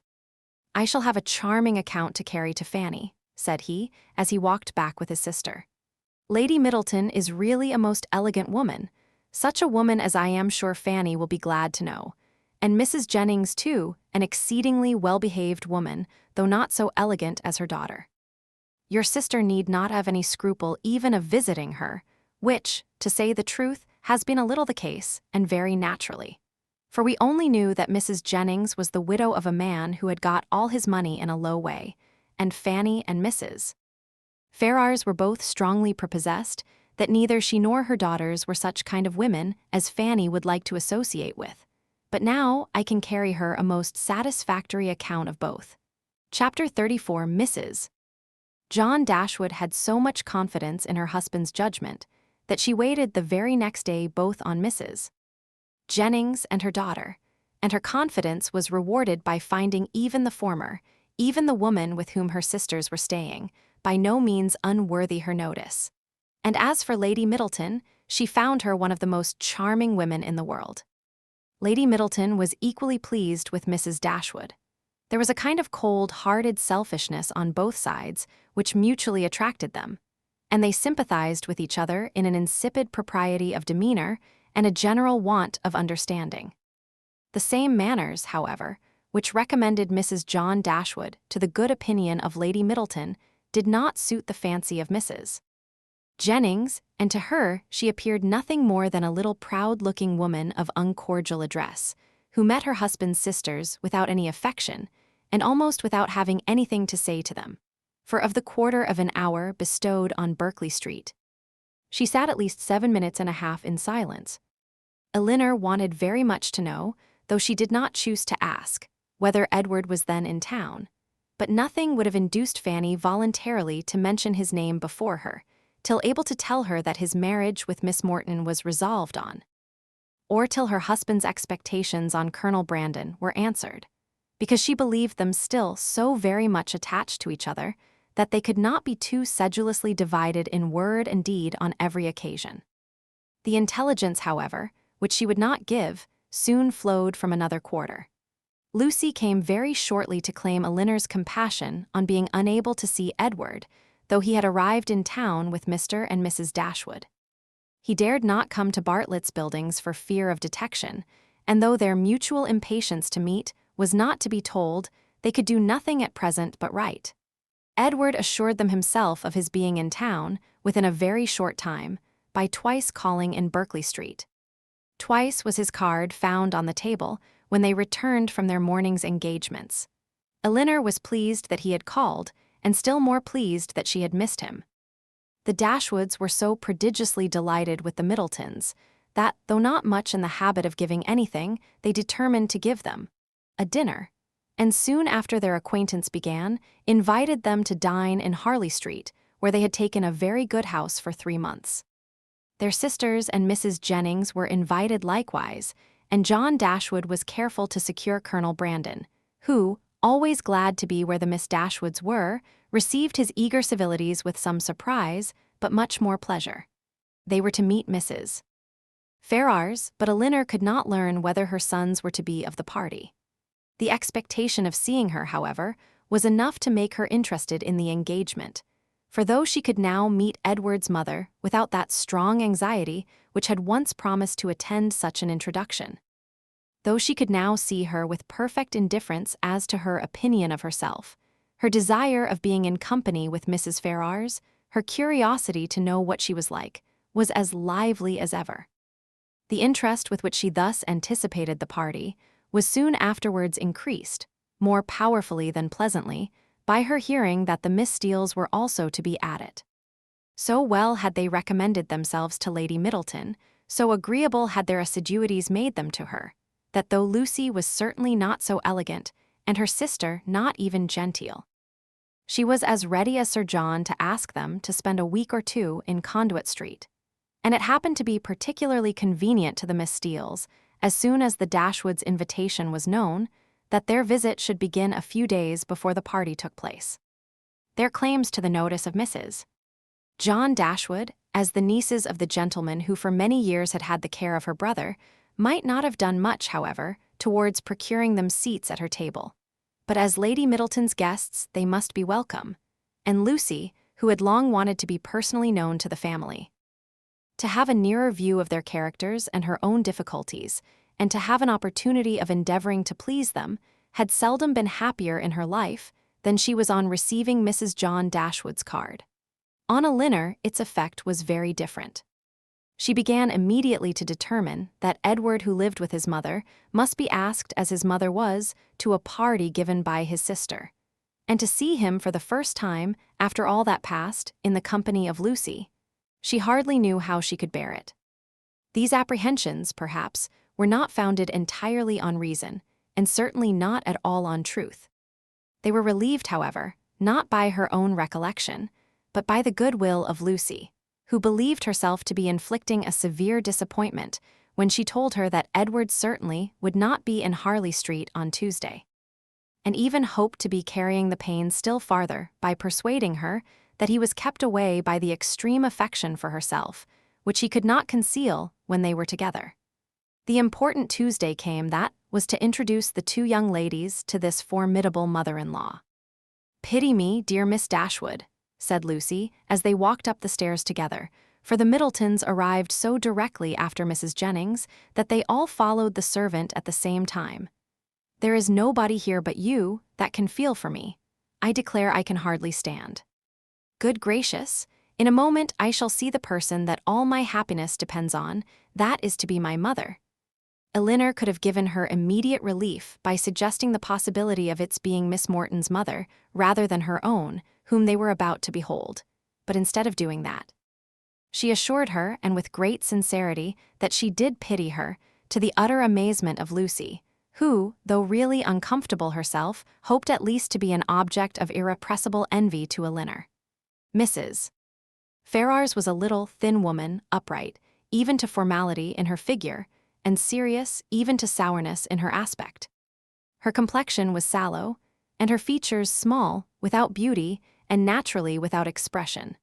But a lucky contraction of the brow had rescued her countenance from the disgrace of insipidity, by giving it the strong characters of pride and ill nature. She was not a woman of many words, for, unlike people in general, she proportioned them to the number of her ideas, and of the few syllables that did escape her, not one fell to the share of Miss Dashwood, whom she eyed with the spirited determination of disliking her at all events. Elinor could not now be made unhappy by this behavior. A few months ago it would have hurt her exceedingly, but it was not in Mrs. Ferrars' power to distress her by it now, and the difference of her manners to the Miss Steeles, a difference which seemed purposely made to humble her more, only amused her.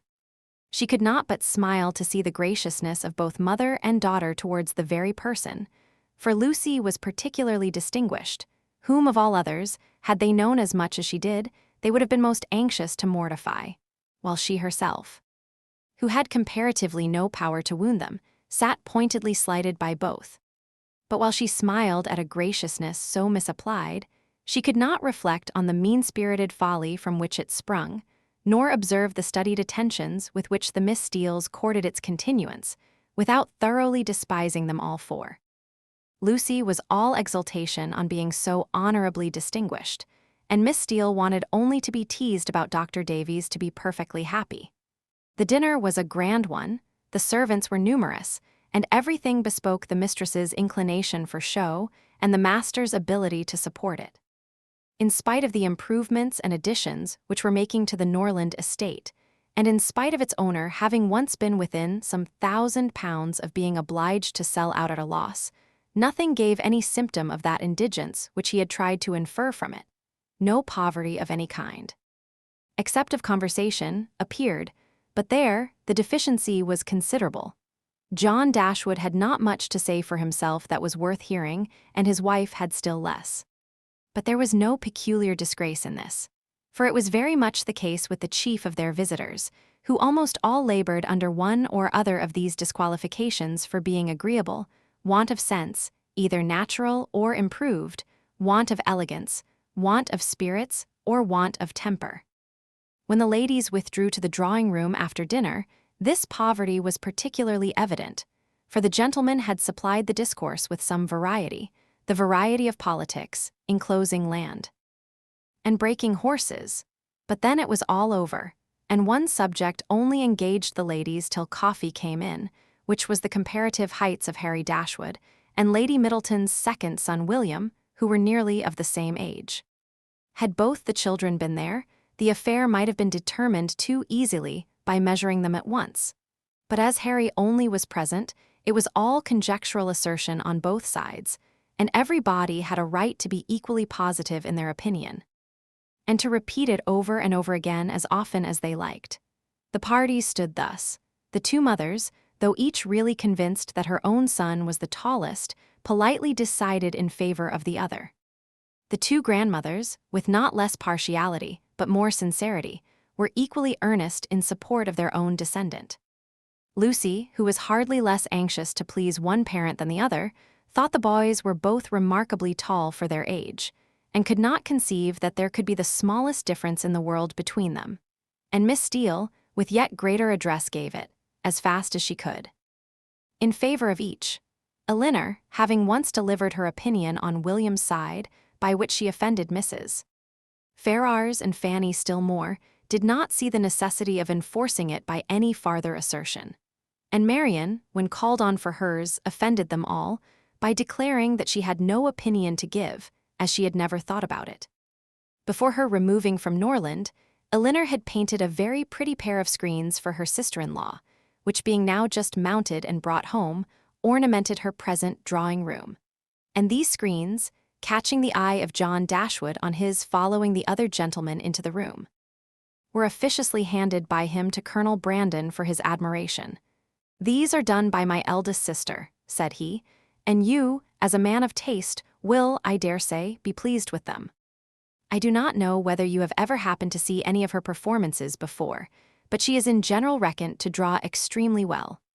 The Colonel, though disclaiming all pretensions to connoisseurship, warmly admired the screens, as he would have done anything painted by Miss Dashwood, and on the curiosity of the others being of course excited, they were handed round for general inspection. Mrs.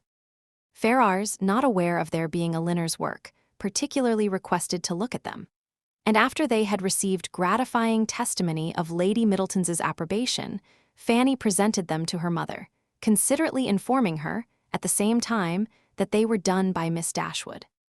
Said Mrs. Ferrars, "very pretty," and without regarding them at all, returned them to her daughter. Perhaps Fanny thought for a moment that her mother had been quite rude enough, for, coloring a little, she immediately said, "They are very pretty, ma'am, ain't they?" But then again, The dread of having been too civil, too encouraging herself, probably came over her, for she presently added, "Do you not think they are something in Miss Morton's style of painting, ma'am? She does paint most delightfully. How beautifully her last landscape is done. Beautifully indeed, but she does everything well." Marianne could not bear this. She was already greatly displeased with Mrs. Ferrars, and such ill-timed praise of another, at Elinor's expense, though she had not any notion of what was principally meant by it, provoked her immediately to say with warmth, "This is admiration of a very particular kind. What is Miss Morton to us? Who knows, or who cares? For her, it is Elinor of whom we think and speak." And so saying, she took the screens out of her sister-in-law's hands to admire them herself as they ought to be admired. Mrs. Ferrars looked exceedingly angry, and drawing herself up more stiffly than ever, pronounced in retort this bitter philippic, "Miss Morton is Lord Morton's daughter." Fanny looked very angry too, and her husband was all in a fright at his sister's audacity. Elinor was much more hurt by Marianne's warmth than she had been by what produced it. But Colonel Brandon's eyes, as they were fixed on Marianne, declared that he noticed only what was amiable in it, the affectionate heart which could not bear to see a sister slighted in the smallest point. Marianne's feelings did not stop here. The cold insolence of Mrs. Ferrars's general behavior to her sister seemed, to her, to foretell such difficulties and distresses to Elinor, as her own wounded heart taught her to think of with horror, and urged by a strong impulse of affectionate sensibility, she moved after a moment to her sister's chair, and putting one arm round her neck and one cheek close to hers, said in a low but eager voice, "Dear, dear Elinor, don't mind them. Don't let them make you unhappy." She could say no more. Her spirits were quite overcome, and hiding her face on Elinor's shoulder, she burst into tears. Everybody's attention was called, and almost everybody was concerned. Colonel Brandon rose up and went to them without knowing what he did. Mrs. Jennings, with a very intelligent "Poor dear," immediately gave her salts. And Sir John felt so desperately enraged against the author of this nervous distress that he instantly changed his seat to one close by Lucy Steele, and gave her, in a whisper, a brief account of the whole shocking affair. In a few minutes, however, Marianne was recovered enough to put an end to the bustle and sit down among the rest, though her spirits retained the impression of what had passed the whole evening. "Poor Marianne," said her brother to Colonel Brandon, in a low voice as soon as he could secure his attention, "she has not such good health as her sister. She is very nervous. She has not Elinor's constitution.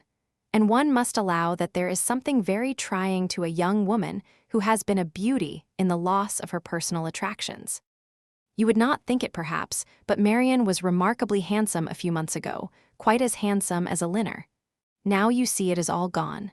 Chapter 35, Elinor's curiosity to see Mrs. Ferrars was satisfied. She had found in her everything that could tend to make a farther connection between the families undesirable. She had seen enough of her pride, her meanness, and her determined prejudice against herself to comprehend all the difficulties that must have perplexed the engagement and retarded the marriage of Edward and herself had he been otherwise free. And she had seen almost enough to be thankful for her OWN's sake that one greater obstacle preserved her from suffering under any other of Mrs. Ferrars's creation, preserved her from all dependence upon her caprice or any solicitude for her good opinion. Or at least, if she did not bring herself quite to rejoice in Edward's being fettered to Lucy, she determined that had Lucy been more amiable, she ought to have rejoiced. She wondered that Lucy's spirits could be so very much elevated by the civility of Mrs. Ferrars, that her interest and her vanity should so very much blind her as to make the attention which seemed only paid her, because she was not Elinor, appear a compliment to herself, or to allow her to derive encouragement from a preference only given her, because her real situation was unknown. But that it was so, had not only been declared by Lucy's eyes at the time, but was declared over again the next morning more openly, for at her particular desire, Lady Middleton set her down in Berkeley Street on the chance of seeing Elinor alone, to tell her how happy she was. The chance proved a lucky one, for a message from Mrs. Palmer soon after she arrived carried Mrs. Jennings away. "My dear friend," cried Lucy, as soon as they were by themselves, I come to talk to you of my happiness. Could anything be so flattering as Mrs. Ferrars's way of treating me yesterday? So exceeding affable as she was, you know how I dreaded the thoughts of seeing her. But the very moment I was introduced, there was such an affability in her behavior as really should seem to say, she had quite took a fancy to me. Now was not it so? You saw it all, and was not you quite struck with it? She was certainly very civil to you. Civil, did you see nothing but only civility? I saw a vast deal more. Such kindness as fell to the share of nobody but me. No pride, no hauteur, and your sister just the same, all sweetness and affability. Elinor wished to talk of something else, but Lucy still pressed her to own that she had reason for her happiness, and Elinor was obliged to go on. Undoubtedly. If they had known your engagement, said she, nothing could be more flattering than their treatment of you, but as that was not the case. I guessed you would say so, replied Lucy quickly, but there was no reason in the world why Mrs. Ferrars should seem to like me, if she did not, and her liking me is everything. You shan't talk me out of my satisfaction. I am sure it will all end well, and there will be no difficulties at all, to what I used to think. Mrs. Ferrars is a charming woman, and so is your sister. They are both delightful women, indeed. I wonder I should never hear you say how agreeable Mrs. Dashwood was. To this Elinor had no answer to make, and did not attempt any. Are you ill, Miss Dashwood? You seem low, you don't speak, sure you ain't well. I never was in better health. I am glad of it with all my heart, but really you did not look it. I should be sorry to have you ill. You, that have been the greatest comfort to me in the world. Heaven knows what I should have done without your friendship. Elinor tried to make a civil answer, though doubting her own success. But it seemed to satisfy Lucy, for she directly replied, Indeed, I am perfectly convinced of your regard for me, and next to Edward's love, it is the greatest comfort I have. Poor Edward. But now there is one good thing, we shall be able to meet, and meet pretty often. For Lady Middleton's delighted with Mrs. Dashwood, so we shall be a good deal in Harley Street, I dare say, and Edward spends half his time with his sister. Besides, Lady Middleton and Mrs. Ferrars will visit now, and Mrs. Ferrars and your sister were both so good to say more than once, they should always be glad to see me. They are such charming women. I am sure if ever you tell your sister what I think of her. You cannot speak too high, but Elinor would not give her any encouragement to hope that she should tell her sister. Lucy continued, I am sure I should have seen it in a moment if Mrs. Ferrars had took a dislike to me. If she had only made me a formal courtesy, for instance, without saying a word, and never after had took any notice of me, and never looked at me in a pleasant way. You know what I mean. If I had been treated in that forbidding sort of way, I should have gave it all up in despair. I could not have stood it, for where she does dislike, I know it is most violent. Elinor was prevented from making any reply to this civil triumph, by the doors being thrown open, the servants announcing Mr. Ferrars, and Edward's immediately walking in. It was a very awkward moment, and the countenance of each showed that it was so. They all looked exceedingly foolish, and Edward seemed to have as great an inclination to walk out of the room again as to advance farther into it. The very circumstance, in its unpleasantest form, which they would each have been most anxious to avoid, had fallen on them. They were not only all three together, but were together without the relief of any other person. The ladies recovered themselves first. It was not Lucy's business to put herself forward, and the appearance of secrecy must still be kept up. She could therefore only look her tenderness, and after slightly addressing him, said no more. But Elinor had more to do, and so anxious was she, for his sake and her own to do it well, that she forced herself, after a moment's recollection, to welcome him, with a look and manner that were almost easy and almost open. And another struggle, another effort still improved them. She would not allow the presence of Lucy, nor the consciousness of some injustice towards herself, to deter her from saying that she was happy to see him, and that she had very much regretted being from home when he called before in Berkeley Street. She would not be frightened from paying him those attentions which, as a friend and almost a relation, were his due, by the observant eyes of Lucy, though she soon perceived them to be narrowly watching her. Her manners gave some reassurance to Edward, and he had courage enough to sit down, but his embarrassment still exceeded that of the ladies in a proportion, which the case rendered reasonable, though his sex might make it rare. For his heart had not the indifference of Lucy's. Nor could his conscience have quite the ease of Elinor's. Lucy, with a demure and settled air, seemed determined to make no contribution to the comfort of the others, and would not say a word. And almost everything that was said proceeded from Elinor, who was obliged to volunteer all the information about her mother's health, their coming to town, and see, which Edward ought to have inquired about, but never did. Her exertions did not stop here, for she soon afterwards felt herself so heroically disposed as to determine, under pretense of fetching Marianne, to leave the others by themselves. And she really did it, and that in the handsomest manner, for she loitered away several minutes on the landing place, with the most high-minded fortitude, before she went to her sister. When that was once done, however, it was time for the raptures of Edward to cease, for Marianne's joy hurried her into the drawing-room immediately. Her pleasure in seeing him was like every other of her feelings, strong in itself and strongly spoken. She met him with a hand that would be taken, and a voice that expressed the affection of a sister. "Dear Edward," she cried, "this is a moment of great happiness. This would almost make amends for everything." Edward tried to return her kindness as it deserved, but before such witnesses he dared not say half what he really felt. Again they all sat down, and for a moment or two all were silent, while Marianne was looking with the most speaking tenderness, sometimes at Edward and sometimes at Elinor, regretting only that their delight in each other should be checked by Lucy's unwelcome presence. Edward was the first to speak, and it was to notice Marianne's altered looks and express his fear of her not finding London agree with her. "Oh, don't think of me," she replied with spirited earnestness, though her eyes were filled with tears as she spoke. "Don't think of my health. Elinor is well, you see. That must be enough for us both." This remark was not calculated to make Edward or Elinor more easy, nor to conciliate the goodwill of Lucy, who looked up at Marianne with no very benignant expression. "Do you like London?" said Edward, willing to say anything that might introduce another subject. "Not at all. I expected much pleasure in it, but I have found none.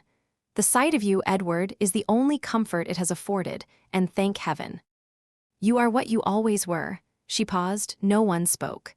"I think, Elinor," she presently added, "we must employ Edward to take care of us in our return to Barton. In a week or two, I suppose, we shall be going, and, I trust, Edward will not be very unwilling to accept the charge." Poor Edward muttered something, but what it was nobody knew, not even himself.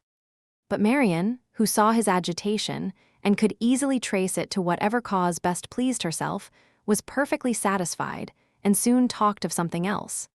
"We spent such a day, Edward, in Harley Street yesterday. So dull, so wretchedly dull, but I have much to say to you on that head, which cannot be said now." And with this admirable discretion did she defer the assurance of her finding their mutual relatives more disagreeable than ever, and of her being particularly disgusted with his mother, till they were more in private. "But why were you not there, Edward? Why did you not come?" "I was engaged elsewhere." "Engaged? But what was that when such friends were to be met?" "Perhaps, Miss Marianne," cried Lucy, eager to take some revenge on her, "you think young men never stand upon engagements if they have no mind to keep them, little as well as great." Elinor was very angry. But Marianne seemed entirely insensible of the sting, for she calmly replied, "Not so, indeed. For, seriously speaking, I am very sure that conscience only kept Edward from Harley Street. And I really believe he has the most delicate conscience in the world, the most scrupulous in performing every engagement, however minute, and however it may make against his interest or pleasure. He is the most fearful of giving pain, of wounding expectation, and the most incapable of being selfish of any body I ever saw. Edward, it is so, and I will say it." "What? Are you never to hear yourself praised? Then you must be no friend of mine, for those who will accept of my love and esteem must submit to my open commendation." The nature of her commendation, in the present case, however, happened to be particularly ill-suited to the feelings of 2/3 of her auditors, and was so very unexhilarating to Edward that he very soon got up to go away. "Going so soon," said Marianne. "My dear Edward, this must not be. and drawing him a little aside, she whispered her persuasion that Lucy could not stay much longer. But even this encouragement failed, for he would go, and Lucy, who would have outstayed him, had his visit lasted 2 hours, soon afterwards went away. "What can bring her here so often?" said Marianne, on her leaving them. Could not she see that we wanted her gone? How teasing to Edward! Why so? We were all his friends, and Lucy has been the longest known to him of any. It is but natural that he should like to see her as well as ourselves. Marianne looked at her steadily and said, "You know, Elinor, that this is a kind of talking which I cannot bear. If you only hope to have your assertion contradicted, as I must suppose to be the case, you ought to recollect that I am the last person in the world to do it. I cannot descend to be tricked out of assurances that are not really wanted." She then left the room, and Elinor dared not follow her to say more, for bound as she was by her promise of secrecy to Lucy. She could give no information that would convince Marianne, and painful as the consequences of her still continuing in an error might be, she was obliged to submit to it. All that she could hope was that Edward would not often expose her or himself to the distress of hearing Marianne's mistaken warmth, nor to the repetition of any other part of the pain that had attended their recent meeting. And this she had every reason to expect. Chapter 36. Within a few days after this meeting, the newspapers announced to the world that the lady of Thomas Palmer, Esq., was safely delivered of a son and heir. A very interesting and satisfactory paragraph, at least to all those intimate connections who knew it before. This event, highly important to Mrs.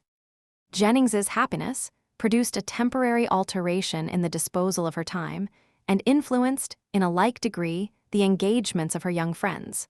For as she wished to be as much as possible with Charlotte, she went thither every morning as soon as she was dressed, and did not return till late in the evening, and the Miss Dashwoods, at the particular request of the Middletons, spent the whole of every day in Conduit Street. For their own comfort, they would much rather have remained, at least all the morning, in Mrs.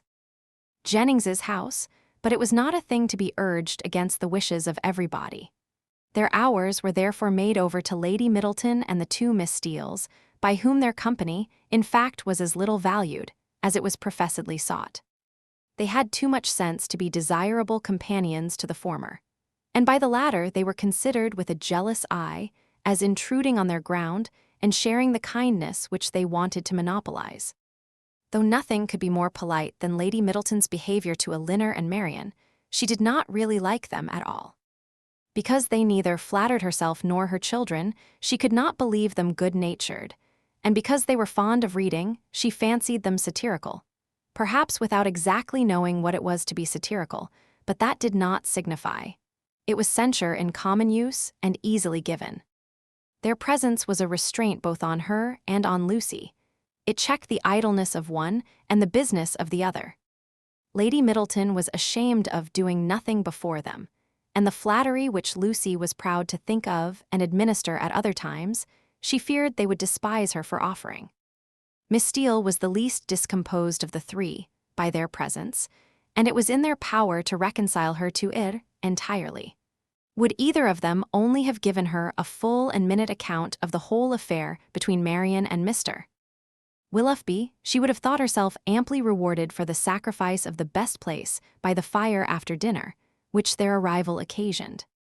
But this conciliation was not granted, for though she often threw out expressions of pity for her sister to Elinor, and more than once dropped a reflection on the inconstancy of Beau before Marianne, no effect was produced, but a look of indifference from the former, or of disgust in the latter.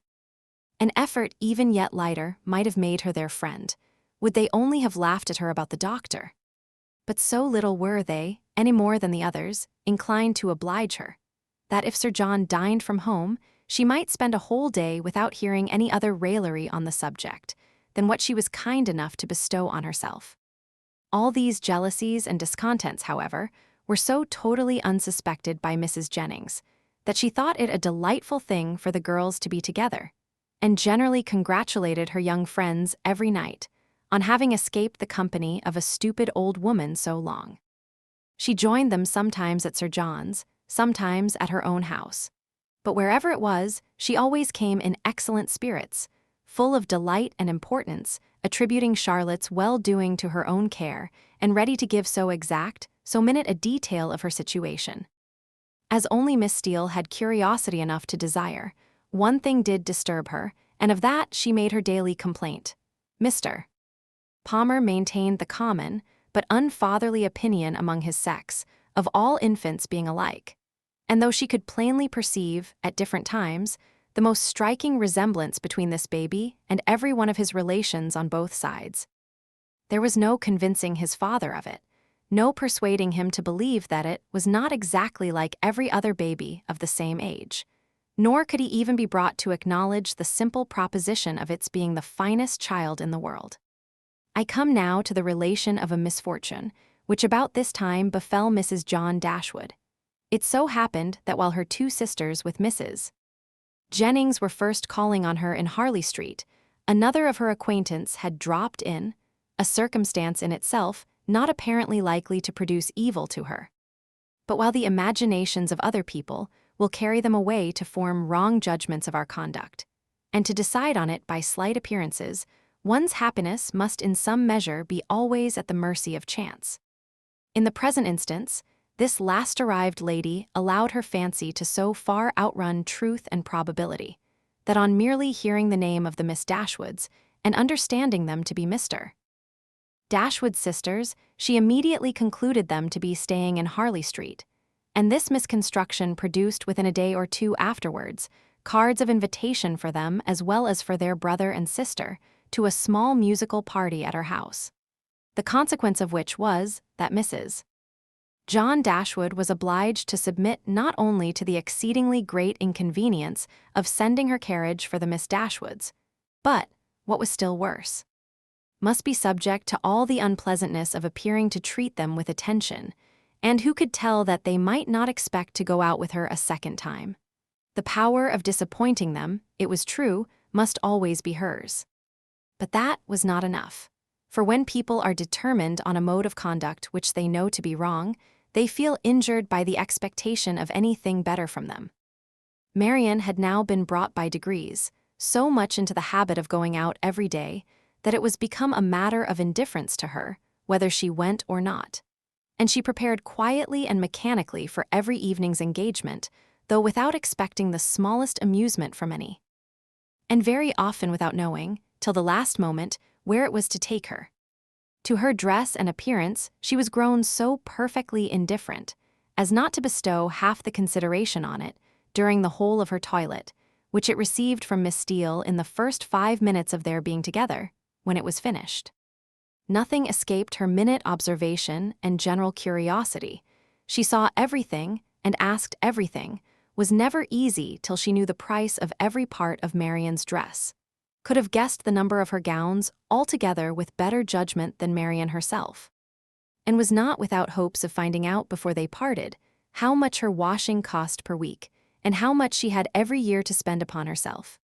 The impertinence of these kind of scrutinies, moreover, was generally concluded with a compliment, which, though meant as its douceur, was considered by Marianne as the greatest impertinence of all.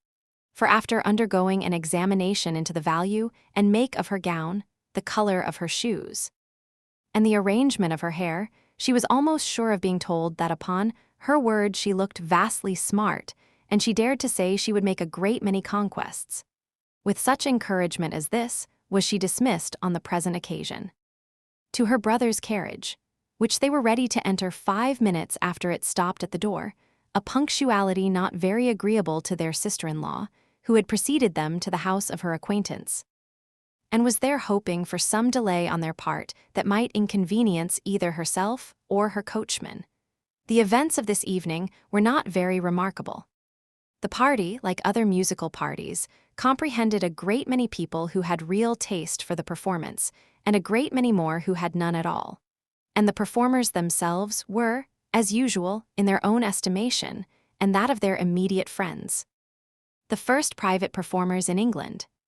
As Elinor was neither musical, nor affecting to be so, she made no scruple of turning her eyes from the grand pianoforte, whenever it suited her, and unrestrained even by the presence of a harp and violoncello, would fix them at pleasure on any other object in the room.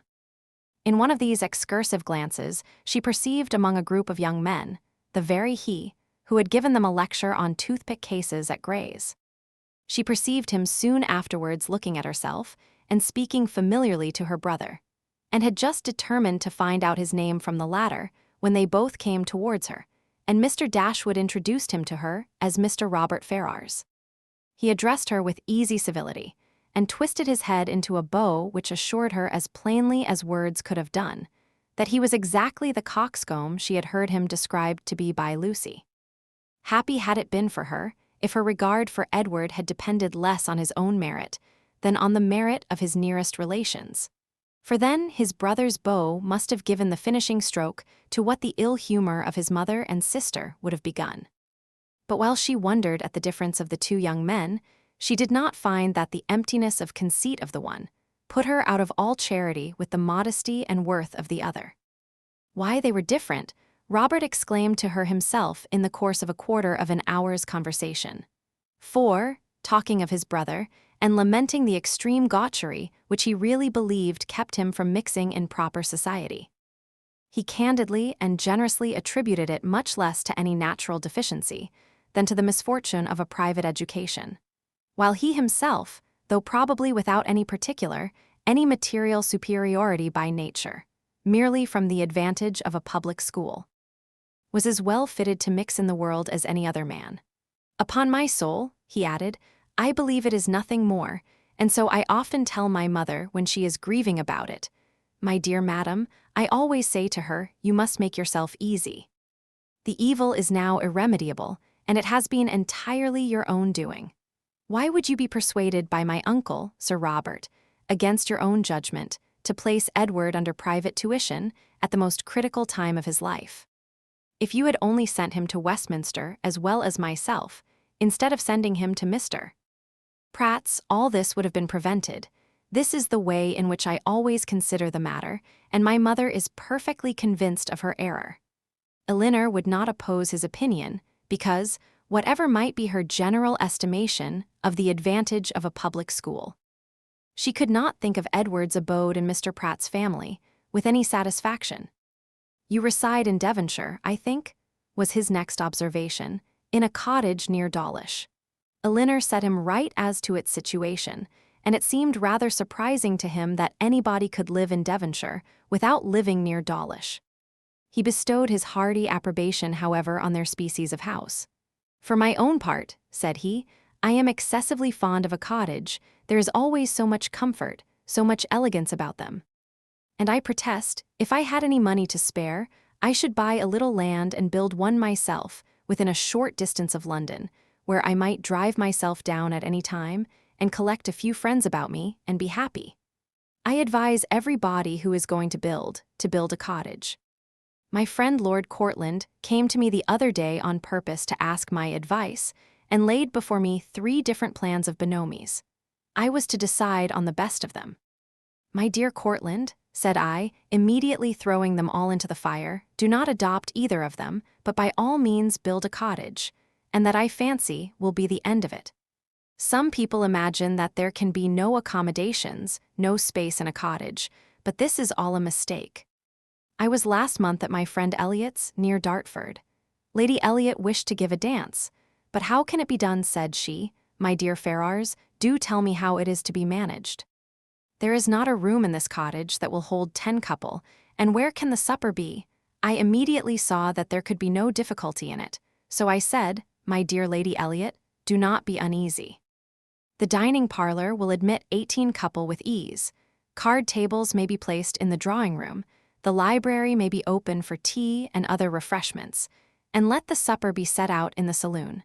Lady Elliot was delighted with the thought. We measured the dining room, and found it would hold exactly 18 couple, and the affair was arranged precisely after my plan.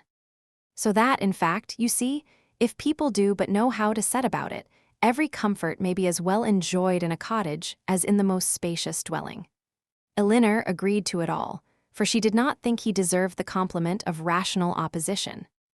As John Dashwood had no more pleasure in music than his eldest sister, his mind was equally at liberty to fix on anything else.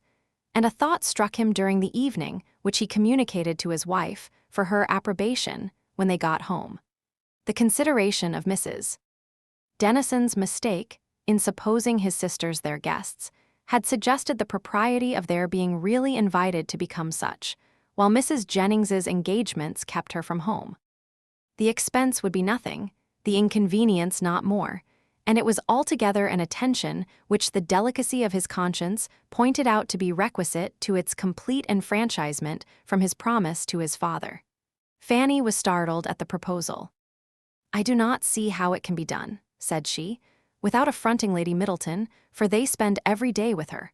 Otherwise, I should be exceedingly glad to do it. You know I am always ready to pay them any attention in my power, as my taking them out this evening shows. But they are Lady Middleton's visitors. How can I ask them away from her?" Her husband, but with great humility, did not see the force of her objection. They had already spent a week in this manner in Conduit Street, and Lady Middleton could not be displeased at their giving the same number of days to such near relations. Fanny paused a moment, and then, with fresh vigor, said, "My love, I would ask them with all my heart, if it was in my power. But I had just settled within myself to ask the Miss Steeles to spend a few days with us. They are very well-behaved, good kind of girls, and I think the attention is due to them, as their uncle did so very well by Edward. We can ask your sisters some other year, you know, but the Miss Steeles may not be in town any more. I am sure you will like them. Indeed, you do like them, you know, very much already, and so does my mother, and they are such favorites with Harry." Mr. Dashwood was convinced.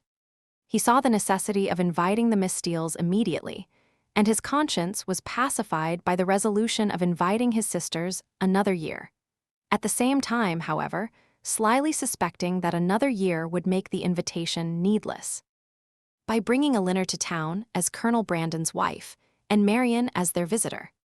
Fanny, rejoicing in her escape and proud of the ready wit that had procured it, wrote the next morning to Lucy, to request her company and her sisters, for some days, in Harley Street, as soon as Lady Middleton could spare them. This was enough to make Lucy really and reasonably happy. Mrs. Dashwood seemed actually working for her, herself, cherishing all her hopes and promoting all her views.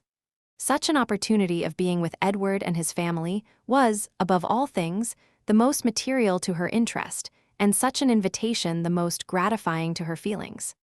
It was an advantage that could not be too gratefully acknowledged, nor too speedily made use of, and the visit to Lady Middleton, which had not before had any precise limits, was instantly discovered to have been always meant to end in 2 days' time. When the note was shown to Elinor, as it was within 10 minutes after its arrival, it gave her, for the first time, some share in the expectations of Lucy. For such a mark of uncommon kindness, vouchsafed on so short an acquaintance, seemed to declare that the goodwill towards her arose from something more than merely malice against herself, and might be brought, by time and address, to do everything that Lucy wished. Her flattery had already subdued the pride of Lady Middleton, and made an entry into the close heart of Mrs. John Dashwood, and these were effects that laid open the probability of greater. The Miss Steeles removed to Harley Street, and all that reached Elinor of their influence there strengthened her expectation of the event. Sir John, who called on them more than once, brought home such accounts of the favor they were in as must be universally striking. Mrs. Dashwood had never been so much pleased with any young women in her life. As she was with them, had given each of them a needle book made by some emigrant, called Lucy by her Christian name, and did not know whether she should ever be able to part with them. At this point in the first and second editions, volume II ended. Chapter 37 Mrs. Palmer was so well at the end of a fortnight that her mother felt it no longer necessary to give up the whole of her time to her, and, contenting herself with visiting her once or twice a day, returned from that period to her own home and her own habits, in which she found the Miss Dashwoods very ready to resume their former share. About the 3rd or 4th morning after their being thus resettled in Berkeley Street, Mrs. Jennings, on returning from her ordinary visit to Mrs. Palmer, entered the drawing-room, where Elinor was sitting by herself, with an air of such hurrying importance as prepared her to hear something wonderful, and giving her time only to form that idea, began directly to justify it, by saying, "Lord, my dear Miss Dashwood. Have you heard the news?" "No, ma'am, what is it?" "Something so strange, but you shall hear it all. When I got to Mr. Palmer's, I found Charlotte quite in a fuss about the child. She was sure it was very ill, it cried and fretted and was all over pimples. So I looked at it directly and Lord. "My dear," says I, "it is nothing in the world but the red gum," and nurse said just the same. But Charlotte, she would not be satisfied, so Mr. Donovan was sent for, and luckily he happened to just come in from Harley Street, so he stepped over directly, and as soon as ever he saw the child, he said, just as we did, that it was nothing in the world but the red gum, and then Charlotte was easy. And so, just as he was going away again, it came into my head, I am sure I do not know how I happened to think of it, but it came into my head to ask him if there was any news. So upon that, he smirked and simpered and looked grave and seemed to know something or other, and at last he said in a whisper, "For fear any unpleasant report should reach the young ladies under your care as to their sister's indisposition, I think it advisable to say that I believe there is no great reason for alarm. I hope Mrs. Dashwood will do very well." "What, is Fanny ill?" "That is exactly what I said, my dear. Lord, says I, is Mrs. Dashwood ill?" So then it all came out, and the long and the short of the matter, by all I can learn, seems to be this. Mr. Edward Ferrars, the very young man I used to joke with you about, but however, as it turns out, I am monstrous glad there was never anything in it. Mr. Edward Ferrars, it seems, has been engaged above this 12 month to my cousin Lucy. There's for you, my dear.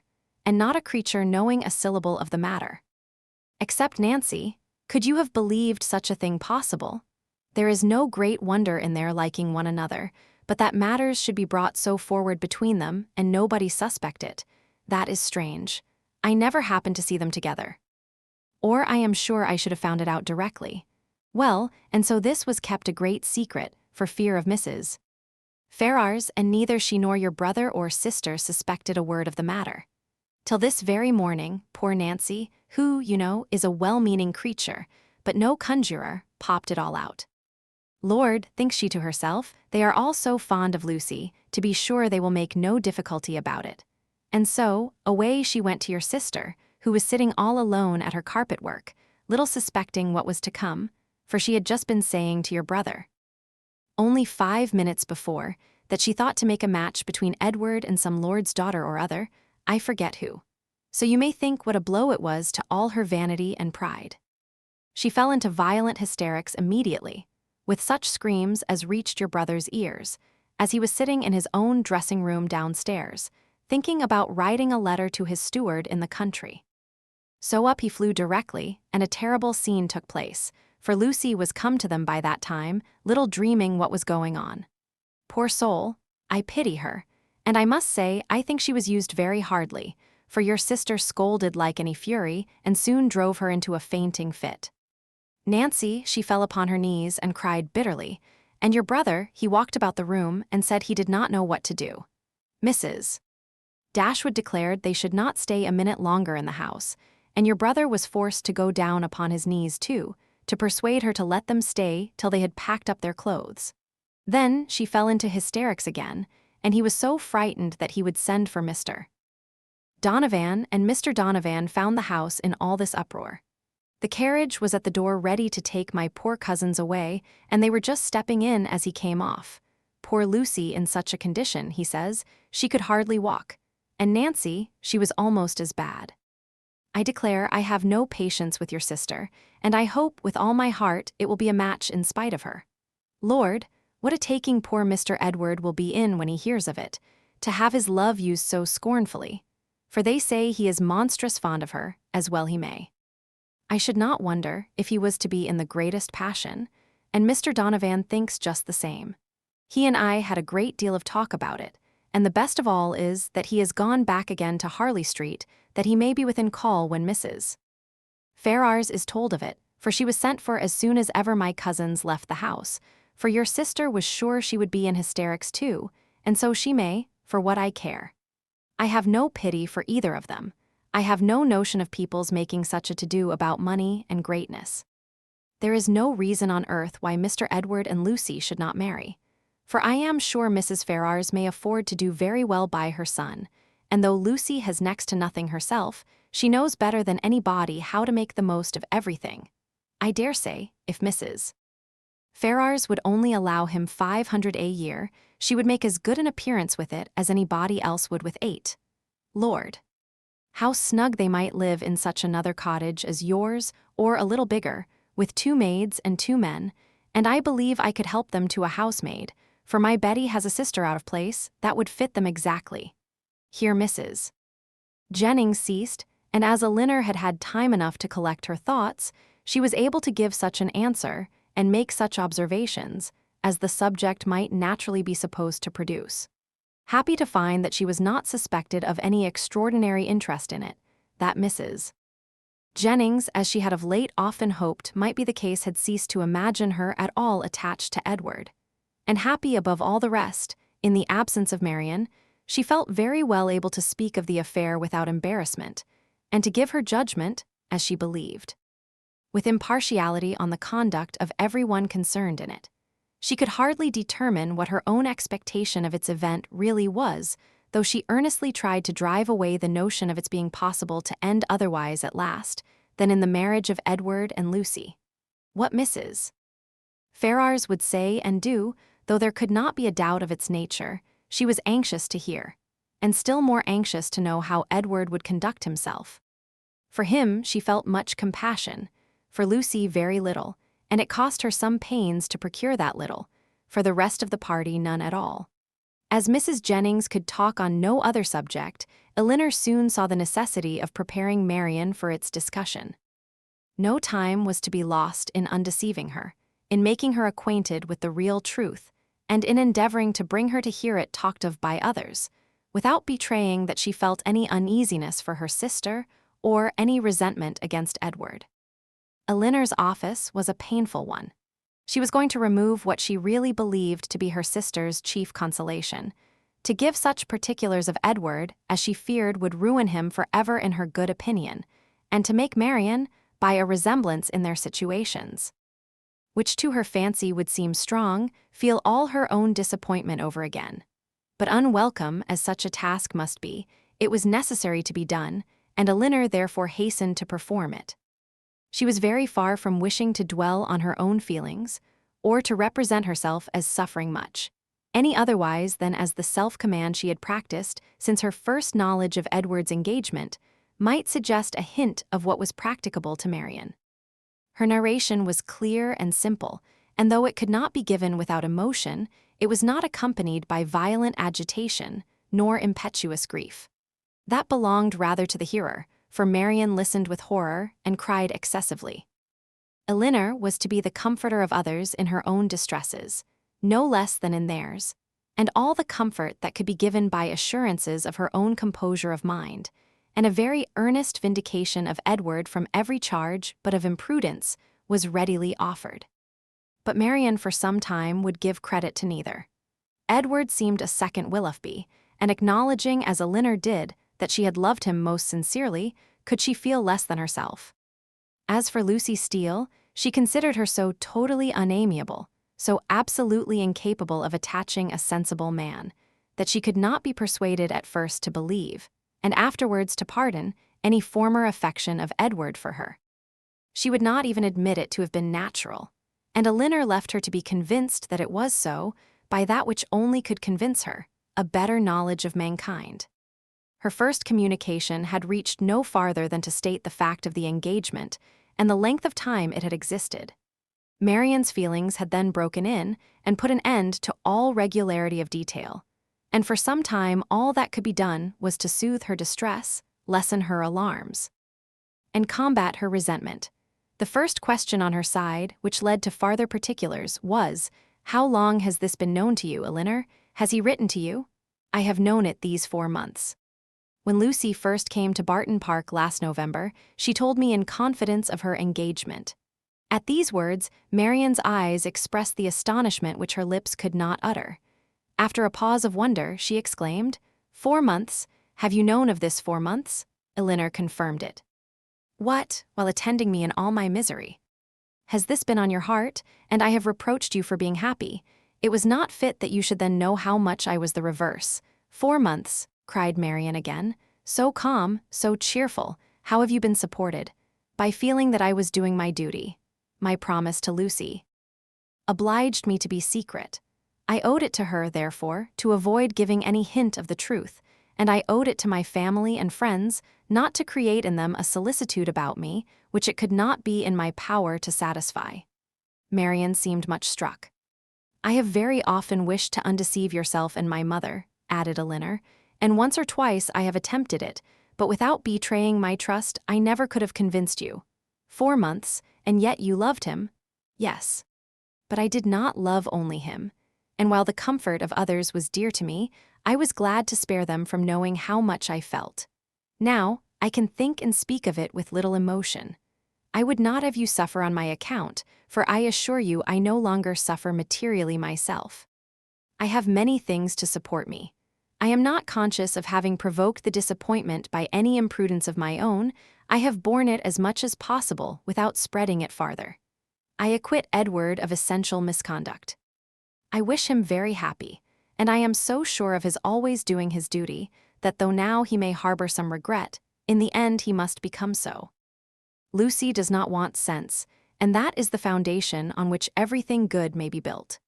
And after all, Marianne, after all that is bewitching in the idea of a single and constant attachment, and all that can be said of one's happiness depending entirely on any particular person, it is not meant, it is not fit, it is not possible that it should be so. Edward will marry Lucy. He will marry a woman superior in person and understanding to half her sex, and time and habit will teach him to forget that he ever thought another superior to her, if such is your way of thinking. Said Marianne, if the loss of what is most valued is so easily to be made up by something else, your resolution, your self-command, are, perhaps, a little less to be wondered at. They are brought more within my comprehension. I understand you. You do not suppose that I have ever felt much. For 4 months, Marianne, I have had all this hanging on my mind, without being at liberty to speak of it to a single creature, knowing that it would make you and my mother most unhappy whenever it were explained to you, yet unable to prepare you for it in the least. It was told me, it was in a manner forced on me by the very person herself, whose prior engagement ruined all my prospects, and told me, as I thought, with triumph. This person's suspicions, therefore, I have had to oppose, by endeavoring to appear indifferent where I have been most deeply interested, and it has not been only once. I have had her hopes and exultation to listen to again and again.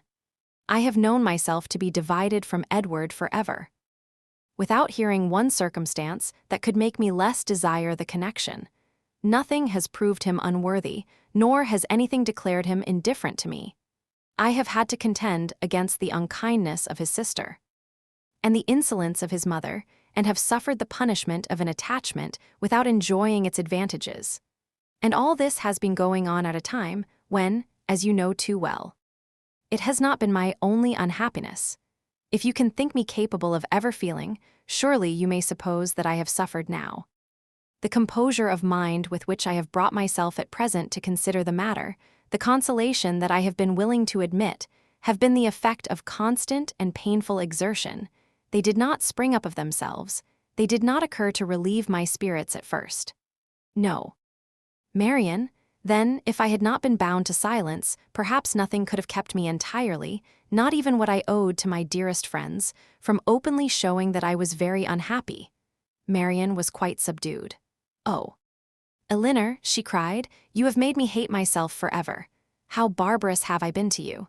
You, who have been my only comfort, who have borne with me in all my misery, who have seemed to be only suffering for me, is this my gratitude? Is this the only return I can make you?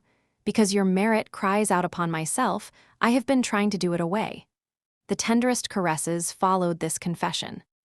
In such a frame of mind as she was now in, Elinor had no difficulty in obtaining from her whatever promise she required, and at her request, Marianne engaged never to speak of the affair to anyone with the least appearance of bitterness, to meet Lucy without betraying the smallest increase of dislike to her, and even to see Edward himself, if chance should bring them together, without any diminution of her usual cordiality.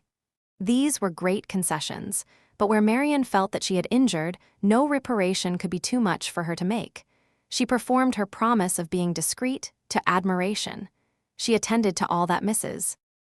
Jennings had to say upon the subject, with an unchanging complexion, dissented from her in nothing, and was heard 3 times to say, "Yes, ma'am." She listened to her praise of Lucy with only moving from one chair to another, and when Mrs. Jennings talked of Edward's affection, it cost her only a spasm in her throat. Such advances towards heroism in her sister made Elinor feel equal to anything herself. The next morning brought a farther trial of it, in a visit from their brother, who came with a most serious aspect to talk over the dreadful affair and bring them news of his wife. "You have heard, I suppose," said he with great solemnity as soon as he was seated, "of the very shocking discovery that took place under our roof yesterday." They all looked their assent. It seemed too awful a moment for speech. "Your sister," he continued, "has suffered dreadfully. Mrs. Ferrars too. In short, it has been a scene of such complicated distress, but I will hope that the storm may be weathered without our being any of us quite overcome. Poor Fanny, she was in hysterics all yesterday, but I would not alarm you too much. Donovan says there is nothing materially to be apprehended. Her constitution is a good one, and her resolution equal to anything. She has borne it all, with the fortitude of an angel. She says she never shall think well of anybody again, and one cannot wonder at it, after being so deceived. Meeting with such ingratitude, where so much kindness had been shewn, so much confidence had been placed. It was quite out of the benevolence of her heart that she had asked these young women to her house, merely because she thought they deserved some attention, were harmless, well-behaved girls, and would be pleasant companions, for otherwise we both wished very much to have invited you and Marianne to be with us, while your kind friend there was attending her daughter, and now to be so rewarded. I wish with all my heart, says poor Fanny in her affectionate way, that we had asked your sisters instead of them." Here he stopped to be thanked, which being done, he went on. "What poor Mrs. Ferrars suffered, when first Fanny broke it to her, is not to be described. While she with the truest affection had been planning a most eligible connection for him, was it to be supposed that he could be all the time secretly engaged to another person? Such a suspicion could never have entered her head. If she suspected any prepossession elsewhere, it could not be in that quarter. There, to be sure, said she, I might have thought myself safe. She was quite in an agony. We consulted together, however, as to what should be done, and at last she determined to send for Edward. He came. But I am sorry to relate what ensued. All that Mrs. Ferrars could say to make him put an end to the engagement, assisted too, as you may well suppose, by my arguments, and Fanny's entreaties, was of no avail. Duty, affection, everything was disregarded. I never thought Edward so stubborn, so unfeeling before. His mother explained to him her liberal designs in case of his marrying Miss Morton, told him she would settle on him the Norfolk estate, which, clear of land tax, brings in a good 1,000 a year. Offered even, when matters grew desperate, to make it 1,200, and in opposition to this, if he still persisted in this low connection, represented to him the certain penury that must attend the match. His own £2,000, she protested, should be his all. She would never see him again, and so far would she be from affording him the smallest assistance, that if he were to enter into any profession with a view of better support, she would do all in her power to prevent him advancing in it. Here Marianne, in an ecstasy of indignation, clapped her hands together and cried, "Gracious God, can this be possible?" "Well may you wonder, Marianne," replied her brother, "at the obstinacy which could resist such arguments as these. Your exclamation is very natural." Marianne was going to retort, but she remembered her promises and forbore. All this, however, he continued, was urged in vain. Edward said very little, but what he did say was in the most determined manner. Nothing should prevail on him to give up his engagement. He would stand to it, cost him what it might. "Then," cried Mrs. Jennings with blunt sincerity, no longer able to be silent, "he has acted like an honest man. I beg your pardon, Mr. Dashwood, but if he had done otherwise, I should have thought him a rascal. I have some little concern in the business as well as yourself, for Lucy Steele is my cousin, and I believe there is not a better kind of girl in the world, nor one who more deserves a good husband. John Dashwood was greatly astonished, but his nature was calm, not open to provocation. And he never wished to offend anybody, especially anybody of good fortune.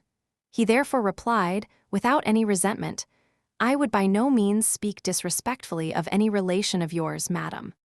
Miss Lucy Steele is, I dare say, a very deserving young woman, but in the present case, you know, the connection must be impossible. And to have entered into a secret engagement with a young man under her uncle's care, the son of a woman especially of such very large fortune as Mrs. Ferrars is perhaps altogether a little extraordinary. In short, I do not mean to reflect upon the behavior of any person whom you have a regard for, Mrs. Jennings. We all wish her extremely happy, and Mrs. Ferrars's conduct throughout the whole has been such as every conscientious, good mother, in like circumstances, would adopt. It has been dignified and liberal. Edward has drawn his own lot, and I fear it will be a bad one." Marianne sighed out her similar apprehension, and Elinor's heart wrung for the feelings of Edward while braving his mother's threats for a woman who could not reward him. "Well, sir," said Mrs. Jennings, "and how did it end?" "I am sorry to say, ma'am, in a most unhappy rupture. Edward is dismissed forever from his mother's notice. He left her house yesterday, but where he is gone, or whether he is still in town, I do not know, for we of course can make no inquiry. Poor young man, and what is to become of him? What, indeed, ma'am, it is a melancholy consideration, born to the prospect of such affluence. I cannot conceive a situation more deplorable. The interest of £2,000, how can a man live on it? And when to that is added the recollection that he might, but for his own folly, within 3 months have been in the receipt of £2,500 a year, for Miss Morton has £30,000. I cannot picture to myself a more wretched condition. We must all feel for him, and the more so because it is totally out of our power to assist him." "Poor young man," cried Mrs. Jennings, "I am sure he should be very welcome to bed and board at my house, and so I would tell him if I could see him.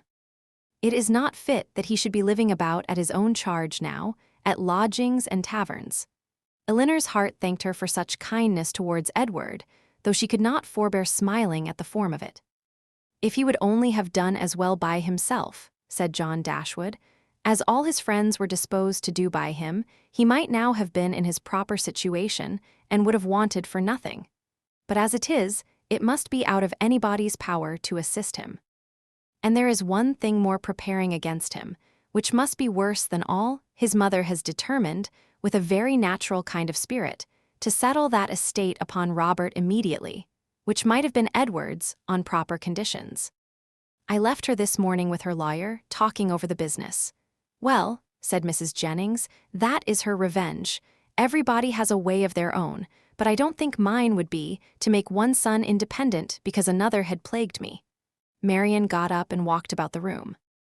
"Can anything be more galling to the spirit of a man," continued John, "than to see his younger brother in possession of an estate which might have been his own? Poor Edward! I feel for him sincerely." A few minutes more spent in the same kind of effusion concluded his visit, and with repeated assurances to his sisters that he really believed there was no material danger in Fanny's indisposition, and that they need not therefore be very uneasy about it. He went away, leaving the 3 ladies unanimous in their sentiments on the present occasion, as far at least as it regarded Mrs. Ferrars's conduct, the Dashwoods, and Edward's.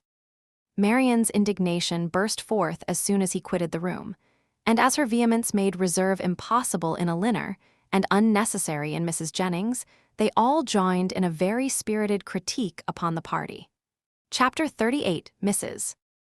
Jennings was very warm in her praise of Edward's conduct, but only Elinor and Marianne understood its true merit.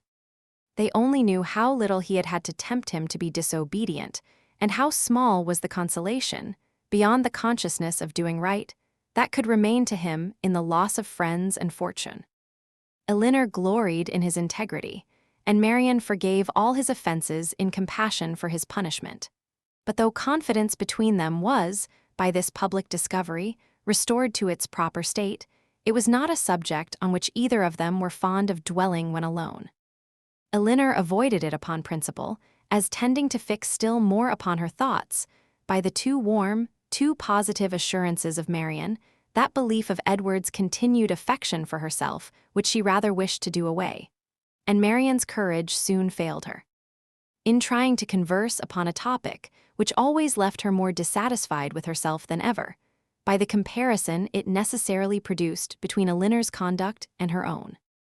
She felt all the force of that comparison, but not as her sister had hoped, to urge her to exertion now. She felt it with all the pain of continual self-reproach, regretted most bitterly that she had never exerted herself before. But it brought only the torture of penitence, without the hope of amendment. Her mind was so much weakened that she still fancied present exertion impossible, and therefore it only dispirited her more. Nothing new was heard by them, for a day or two afterwards, of affairs in Harley Street or Bartlett's buildings. But though so much of the matter was known to them already, that Mrs. Jennings might have had enough to do in spreading that knowledge farther, without seeking after more, she had resolved from the first to pay a visit of comfort and inquiry to her cousins as soon as she could. And nothing but the hindrance of more visitors than usual had prevented her going to them within that time. The third day succeeding their knowledge of the particulars was so fine, so beautiful a Sunday as to draw many to Kensington Gardens, though it was only the second week in March. Mrs. Jennings and Elinor were of the number, but Marianne, who knew that the Willoughbys were again in town and had a constant dread of meeting them, chose rather to stay at home than venture into so public a place. An intimate acquaintance of Mrs. Jennings joined them soon after they entered the gardens, and Elinor was not sorry that by her continuing with them, and engaging all Mrs. Jennings's conversation, she was herself left to quiet reflection. She saw nothing of the Willoughbys, nothing of Edward, and for some time nothing of anybody who could by any chance, whether grave or gay, be interesting to her. But at last she found herself with some surprise accosted by Miss Steele, who, though looking rather shy, expressed great satisfaction in meeting them, and on receiving encouragement from the particular kindness of Mrs. Jennings, left her own party for a short time to join theirs. Mrs. Jennings immediately whispered to Elinor, "Get it all out of her, my dear. She will tell you anything if you ask. You see, I cannot leave Mrs. Clark." It was lucky, however, for Mrs. Jennings's curiosity and Elinor's too, that she would tell anything without being asked, for nothing would otherwise have been learnt. "I am so glad to meet you," said Miss Steele, taking her familiarly by the arm, "for I wanted to see you of all things in the world." And then lowering her voice, "I suppose Mrs. Jennings has heard all about it. Is she angry? Not at all, I believe, with you. That is a good thing. And Lady Middleton, is she angry? I cannot suppose it possible that she should be. I am monstrous glad of it. Good gracious, I have had such a time of it. I never saw Lucy in such a rage in my life. She vowed at first she would never trim me up a new bonnet, nor do anything else for me again, so long as she lived. But now she is quite come to, and we are as good friends as ever. Look, she made me this bow to my hat, and put in the feather last night. There now, you are going to laugh at me too, but why should not I wear pink ribbons?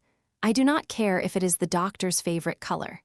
I am sure, for my part, I should never have known he did like it better than any other color, if he had not happened to say so. My cousins have been so plaguing me, I declare sometimes I do not know which way to look before them." She had wandered away to a subject on which Elinor had nothing to say, and therefore soon judged it expedient to find her way back again to the first. "Well, but Miss Dashwood," speaking triumphantly, "people may say what they choose about Mr. Ferrars's declaring he would not have Lucy, for it is no such thing, I can tell you, and it is quite a shame for such ill-natured reports to be spread abroad.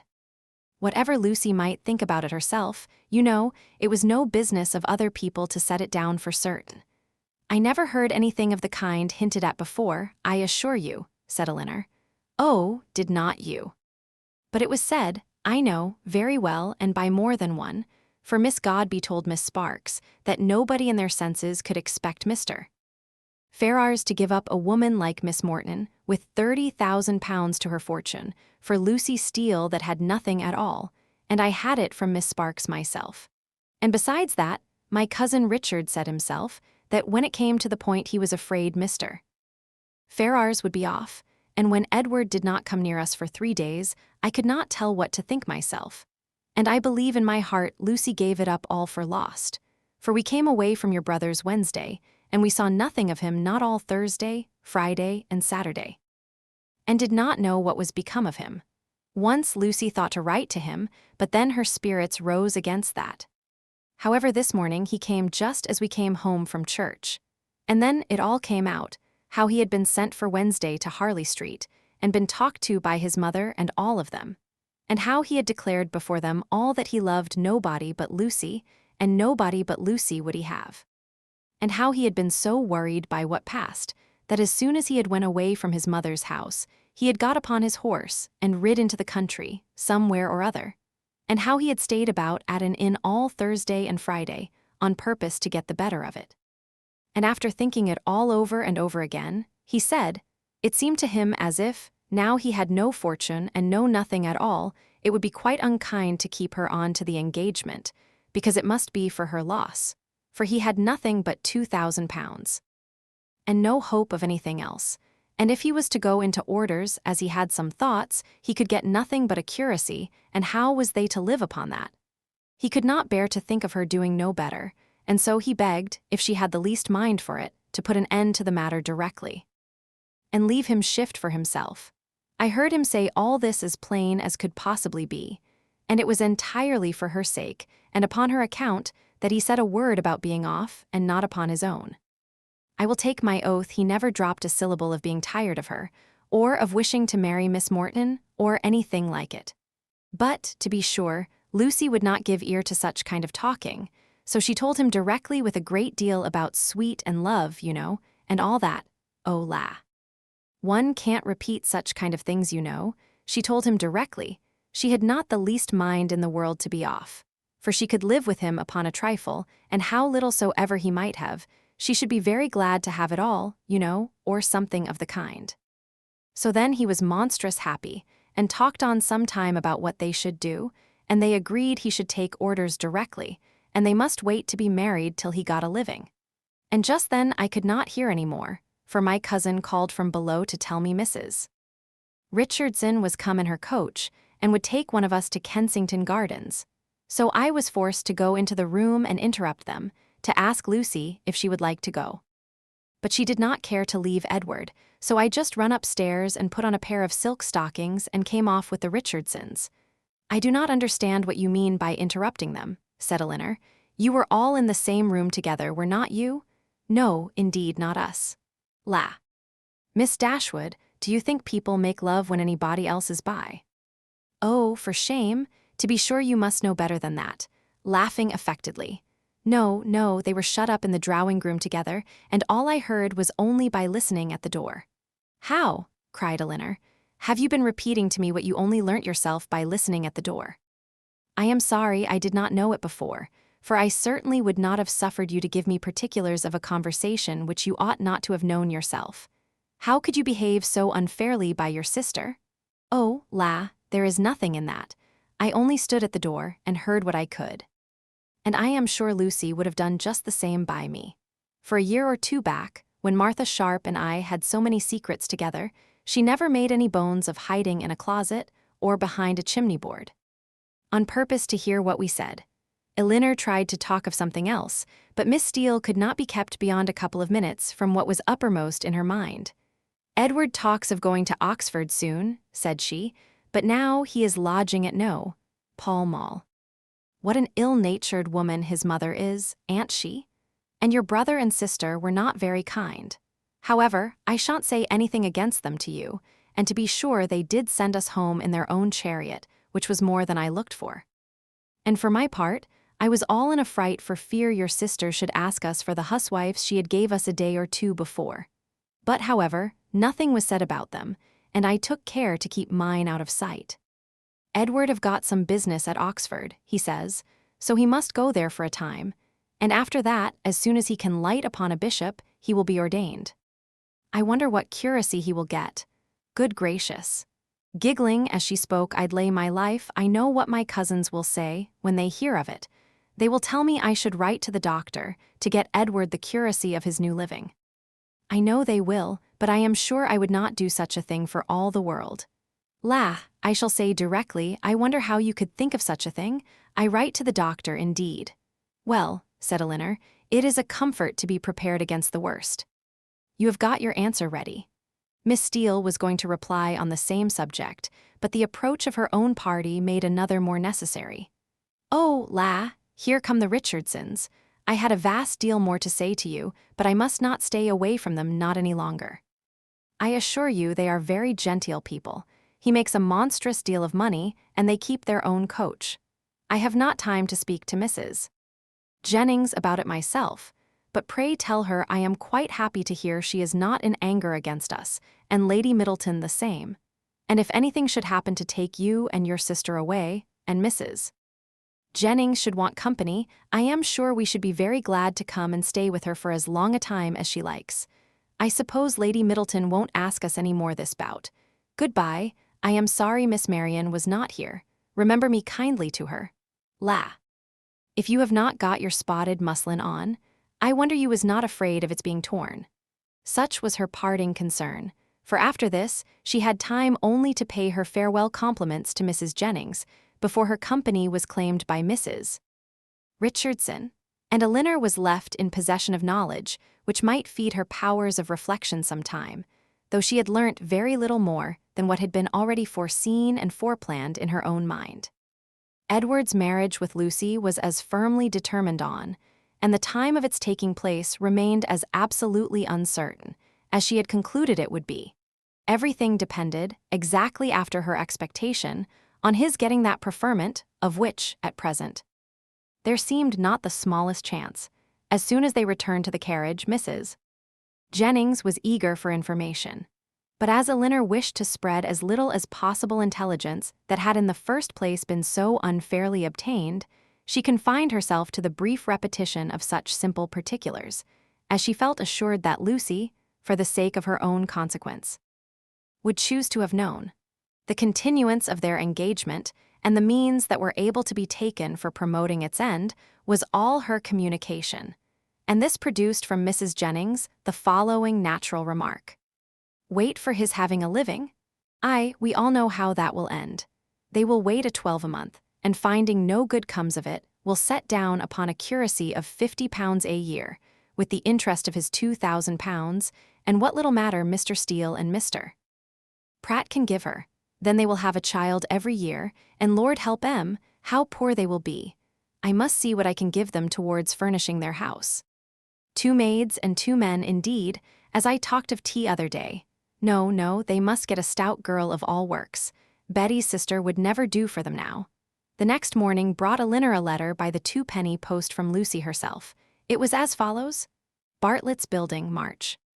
I hope my dear Miss Dashwood will excuse the liberty I take of writing to her, but I know your friendship for me will make you pleased to hear such a good account of myself and my dear Edward. After all the troubles we have went through lately, therefore will make no more apologies. But proceed to say that, thank God, though we have suffered dreadfully, we are both quite well now, and as happy as we must always be in one another's love. We have had great trials and great persecutions, but however, at the same time, gratefully acknowledge many friends, yourself not the least among them, whose great kindness I shall always thankfully remember, as will Edward too, who I have told of it. I am sure you will be glad to hear, as likewise dear Mrs. Jennings. I spent 2 happy hours with him yesterday afternoon. He would not hear of our parting, though earnestly did I, as I thought my duty required, urge him to it for prudence sake, and would have parted for ever on the spot, would he consent to it. But he said it should never be. He did not regard his mother's anger, while he could have my affections. Our prospects are not very bright, to be sure, but we must wait and hope for the best. He will be ordained shortly, and should it ever be in your power to recommend him to any body that has a living to bestow, am very sure you will not forget us, and dear Mrs. Jennings too, trust she will speak a good word for us to Sir John, or Mr. Palmer, or any friend that may be able to assist us. Poor Anne was much to blame for what she did, but she did it for the best, so I say nothing. Hope Mrs. Jennings won't think it too much trouble to give us a call. Should she come this way any morning, 'twould be a great kindness, and my cousins would be proud to know her. My paper reminds me to conclude, and begging to be most gratefully and respectfully remembered to her, and to Sir John. And Lady Middleton, and the dear children, when you chance to see them, and love to Miss Marianne, I am, and C. As soon as Elinor had finished it, she performed what she concluded to be its writer's real design, by placing it in the hands of Mrs. Jennings, who read it aloud with many comments of satisfaction and praise. Very well indeed, how prettily she writes. Aye, that was quite proper to let him be off if he would. That was just like Lucy. Poor soul, I wish I could get him a living with all my heart. She calls me dear Mrs. Jennings, you see, she is a good-hearted girl as ever lived. Very well, upon my word. That sentence is very prettily turned. Yes, yes, I will go and see her, sure enough. How attentive she is to think of everybody. Thank you, my dear, for showing it me. It is as pretty a letter as ever I saw, and does Lucy's head and heart great credit. Chapter 39. The Miss Dashwoods had now been rather more than 2 months in town, and Marianne's impatience to be gone increased every day. She sighed for the air, the liberty, the quiet of the country, and fancied that if any place could give her ease, Barton must do it. Elinor was hardly less anxious than herself for their removal, and only so much less bent on its being effected immediately, as that she was conscious of the difficulties of so long a journey, which Marianne could not be brought to acknowledge. She began, however, seriously to turn her thoughts towards its accomplishment, and had already mentioned their wishes to their kind hostess, who resisted them with all the eloquence of her good will, when a plan was suggested, which, though detaining them from home yet a few weeks longer, appeared to Elinor altogether much more eligible than any other. The Palmers were to remove to Cleveland about the end of March for the Easter holidays, and Mrs. Jennings, with both her friends, received a very warm invitation from Charlotte to go with them. This would not, in itself, have been sufficient for the delicacy of Miss Dashwood, but it was enforced with so much real politeness by Mr. Palmer himself as, joined to the very great amendment of his manners towards them, since her sister had been known to be unhappy, induced her to accept it with pleasure. When she told Marianne what she had done, however, her first reply was not very auspicious. "Cleveland," she cried with great agitation. "No, I cannot go to Cleveland." "You forget," said Elinor gently, "that its situation is not, that it is not in the neighborhood of, but it is in Somersetshire. I cannot go into Somersetshire. There, where I looked forward to going. No, Elinor. You cannot expect me to go there." Elinor would not argue upon the propriety of overcoming such feelings. She only endeavored to counteract them by working on others, represented it, therefore, as a measure which would fix the time of her returning to that dear mother, whom she so much wished to see, in a more eligible, more comfortable manner than any other plan could do, and perhaps without any greater delay.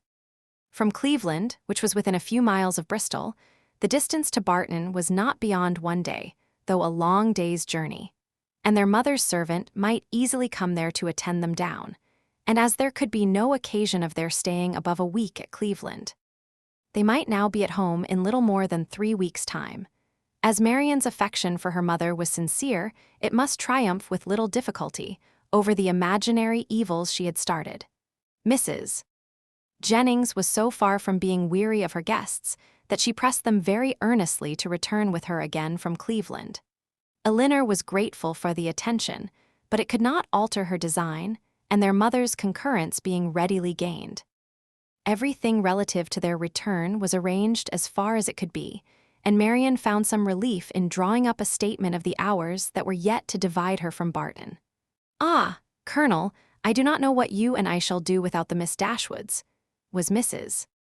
Jennings's address to him when he first called on her, after their leaving her was settled, "for they are quite resolved upon going home from the Palmers, and how forlorn we shall be when I come back. Lord, we shall sit and gape at one another as dull as 2 cats. Perhaps Mrs. Jennings was in hopes, by this vigorous sketch of their future ennui, to provoke him to make that offer, which might give himself an escape from it, and if so, she had soon afterwards good reason to think her object gained. 4. On Elinor's moving to the window to take more expeditiously the dimensions of a print, which she was going to copy for her friend, he followed her to it with a look of particular meaning, and conversed with her there for several minutes. The effect of his discourse on the lady, too, could not escape her observation, for though she was too honorable to listen, and had even changed her seat, on purpose that she might not hear, to one close by the pianoforte on which Marianne was playing, she could not keep herself from seeing that Elinor changed color, attended with agitation, and was too intent on what he said to pursue her employment. Still farther in confirmation of her hopes, in the interval of Marianne's turning from one lesson to another, some words of the Colonel's inevitably reached her ear, in which he seemed to be apologizing for the badness of his house. This set the matter beyond a doubt. She wondered, indeed, at his thinking it necessary to do so, but supposed it to be the proper etiquette.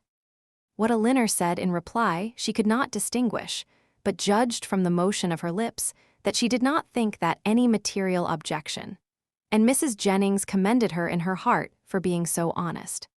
They then talked on for a few minutes longer without her catching a syllable, when another lucky stop in Marianne's performance brought her these words in the Colonel's calm voice: "I am afraid it cannot take place very soon."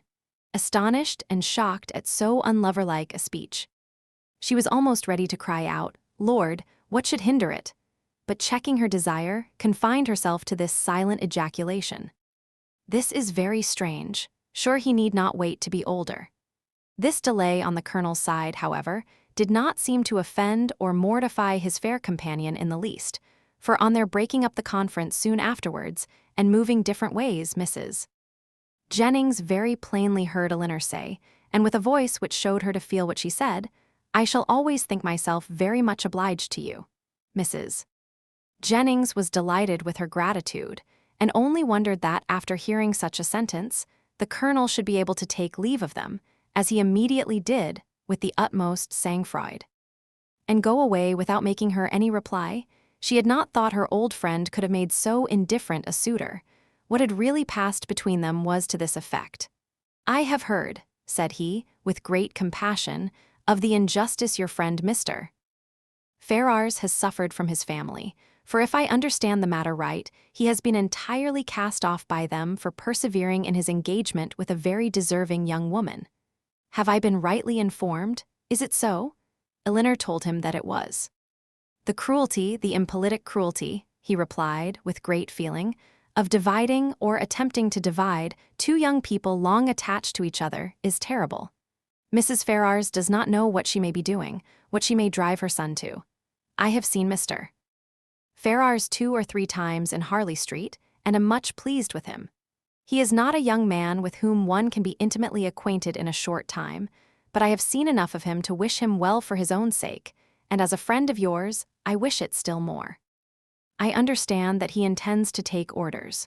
Will you be so good as to tell him that the living of De Lafford, now just vacant, as I am informed by this day's post, is his, if he think it worth his acceptance, but that, perhaps, so unfortunately circumstanced as he is now. It may be nonsense to appear to doubt, I only wish it were more valuable. It is a rectory, but a small one. The late incumbent, I believe, did not make more than 200L per annum, and though it is certainly capable of improvement, I fear not to such an amount as to afford him a very comfortable income. Such as it is, however, my pleasure in presenting it to him will be very great. Pray assure him of it."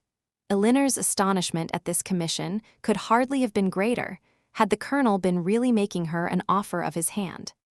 The preferment, which only 2 days before she had considered as hopeless for Edward, was already provided to enable him to marry, and she, of all people in the world, was fixed on to bestow it. Her emotion was such as Mrs. Jennings had attributed to a very different cause, but whatever minor feelings less pure, less pleasing, might have a share in that emotion, her esteem for the general benevolence and her gratitude for the particular friendship, which together prompted Colonel Brandon to this act, were strongly felt and warmly expressed. She thanked him for it with all her heart, spoke of Edward's principles and disposition with that praise which she knew them to deserve, and promised to undertake the commission with pleasure if it were really his wish to put off so agreeable an office to another. But at the same time, she could not help thinking that no one could so well perform it as himself. It was an office, in short, from which, unwilling to give Edward the pain of receiving an obligation from her, she would have been very glad to be spared herself. But Colonel Brandon, on motives of equal delicacy, declining it likewise, still seemed so desirous of its being given through her means, that she would not on any account make farther opposition. Edward, she believed, was still in town, and fortunately she had heard his address from Miss Steele. She could undertake, therefore, to inform him of it in the course of the day. After this had been settled, Colonel Brandon began to talk of his own advantage in securing so respectable and agreeable a neighbor, and then it was that he mentioned, with regret, that the house was small and indifferent, an evil which Elinor, as Mrs. Jennings had supposed her to do, made very light of, at least as far as regarded its size. "The smallness of the house," said she, "I cannot imagine any inconvenience to them, for it will be in proportion to their family and income." By which the Colonel was surprised to find that she was considering Mr. Ferrars's marriage as the certain consequence of the presentation, for he did not suppose it possible that Delaford living could supply such an income, as anybody in his style of life would venture to settle on, and he said so. This little rectory can do no more than make Mr. Ferrars comfortable as a bachelor. It cannot enable him to marry. I am sorry to say that my patronage ends with this, and my interest is hardly more extensive. If, however, by an unforeseen chance it should be in my power to serve him farther, I must think very differently of him from what I now do. If I am not as ready to be useful to him, then as I sincerely wish I could be at present. What I am now doing, indeed, seems nothing at all, since it can advance him so little towards what must be his principal, his only object of happiness. His marriage must still be a distant good. At least, I am afraid it cannot take place very soon. Such was the sentence which, when misunderstood, so justly offended the delicate feelings of Mrs. Jennings. But after this narration of what really passed between Colonel Brandon and Elinor, while they stood at the window, the gratitude expressed by the latter on their parting may perhaps appear in general, not less reasonably excited, nor less properly worded than if it had arisen from an offer of marriage. Chapter 40. "Well, Miss Dashwood," said Mrs. Jennings, sagaciously smiling, as soon as the gentleman had withdrawn, "I do not ask you what the Colonel has been saying to you, for though, upon my honor, I tried to keep out of hearing, I could not help catching enough to understand his business. And I assure you I never was better pleased in my life, and I wish you joy of it with all my heart." "Thank you, ma'am," said Elinor. "It is a matter of great joy to me, and I feel the goodness of Colonel Brandon most sensibly. There are not many men who would act as he has done. Few people who have so compassionate a heart. I never was more astonished in my life." "Lord, my dear, you are very modest. I ain't the least astonished at it in the world, for I have often thought of late. There was nothing more likely to happen. You judged from your knowledge of the Colonel's general benevolence, but at least you could not foresee that the opportunity would so very soon occur." "Opportunity?" repeated Mrs. Jennings. "Oh. As to that, when a man has once made up his mind to such a thing, somehow or other he will soon find an opportunity. Well, my dear, I wish you joy of it again and again, and if ever there was a happy couple in the world, I think I shall soon know where to look for them." "You mean to go to Delaford after them, I suppose," said Elinor, with a faint smile. "Aye, my dear, that I do indeed. And as to the house being a bad one, I do not know what the Colonel would be at, for it is as good a one as ever I saw. He spoke of its being out of repair. Well, and whose fault is that? Why don't he repair it? Who should do it but himself?" They were interrupted by the servants coming in to announce the carriage being at the door, and Mrs. Jennings, immediately preparing to go, said, "Well, my dear, I must be gone before I have had half my talk out. But, however, we may have it all over in the evening, for we shall be quite alone. I do not ask you to go with me, for I dare say your mind is too full of the matter to care for company, and besides, you must long to tell your sister all about it." Marianne had left the room before the conversation began. "Certainly, ma'am, I shall tell Marianne of it, but I shall not mention it at present to anybody else." "Oh, very well," said Mrs. Jennings, rather disappointed. "Then you would not have me tell it to Lucy, for I think of going as far as Holborn today." "No, ma'am, not even Lucy, if you please. One day's delay will not be very material, and till I have written to Mr. Ferrars, I think it ought not to be mentioned to anybody else." I shall do that directly. It is of importance that no time should be lost with him, for he will, of course, have much to do relative to his ordination. This speech at first puzzled Mrs. Jennings exceedingly. Why Mr. Ferrars was to have been written to about it in such a hurry, she could not immediately comprehend. A few moments' reflection, however, produced a very happy idea, and she exclaimed, "Oh ho, I understand you. Mr. Ferrars is to be the man. Well, so much the better for him. To be sure, he must be ordained in readiness, and I am very glad to find things are so forward between you. But, my dear, is not this rather out of character? Should not the Colonel write himself? Sure, he is the proper person." Elinor did not quite understand the beginning of Mrs. Jennings's speech, neither did she think it worth inquiring into, and therefore only replied to its conclusion. "Colonel Brandon is so delicate a man that he rather wished anyone to announce his intentions to Mr. Ferrars than himself. And so you are forced to do it. Well, that is an odd kind of delicacy. However, I will not disturb you seeing her preparing to write. You know your own concerns best. So Goodby, my dear, I have not heard of anything to please me so well since Charlotte was brought to bed." And away she went, but returning again in a moment, "I have just been thinking of Betty's sister, my dear. I should be very glad to get her so good a mistress. But whether she would do for a lady's maid, I am sure I can't tell. She is an excellent housemaid and works very well at her needle. However, you will think of all that at your leisure." "Certainly, ma'am," replied Elinor, not hearing much of what she said, and more anxious to be alone than to be mistress of the subject. How she should begin, how she should express herself in her note to Edward, was now all her concern. The particular circumstances between them made a difficulty of that which to any other person would have been the easiest thing in the world.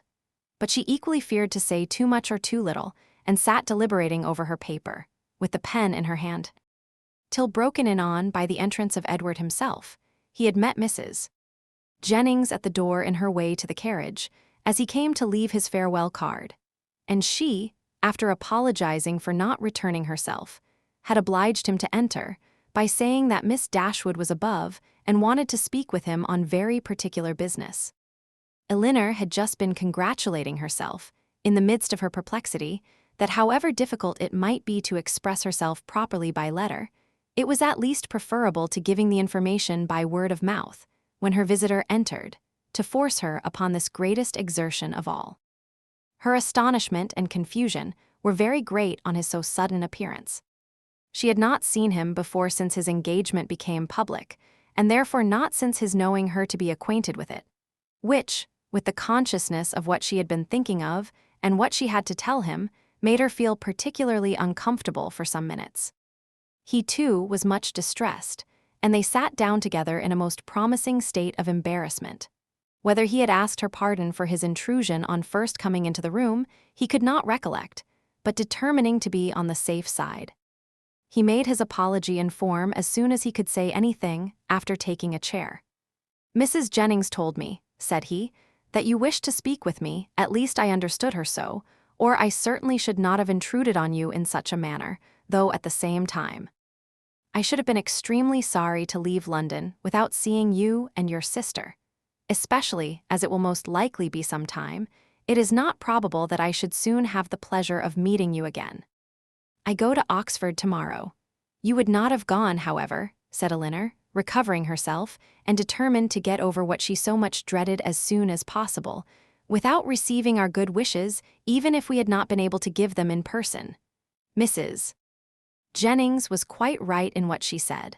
"I have something of consequence to inform you of, which I was on the point of communicating by paper.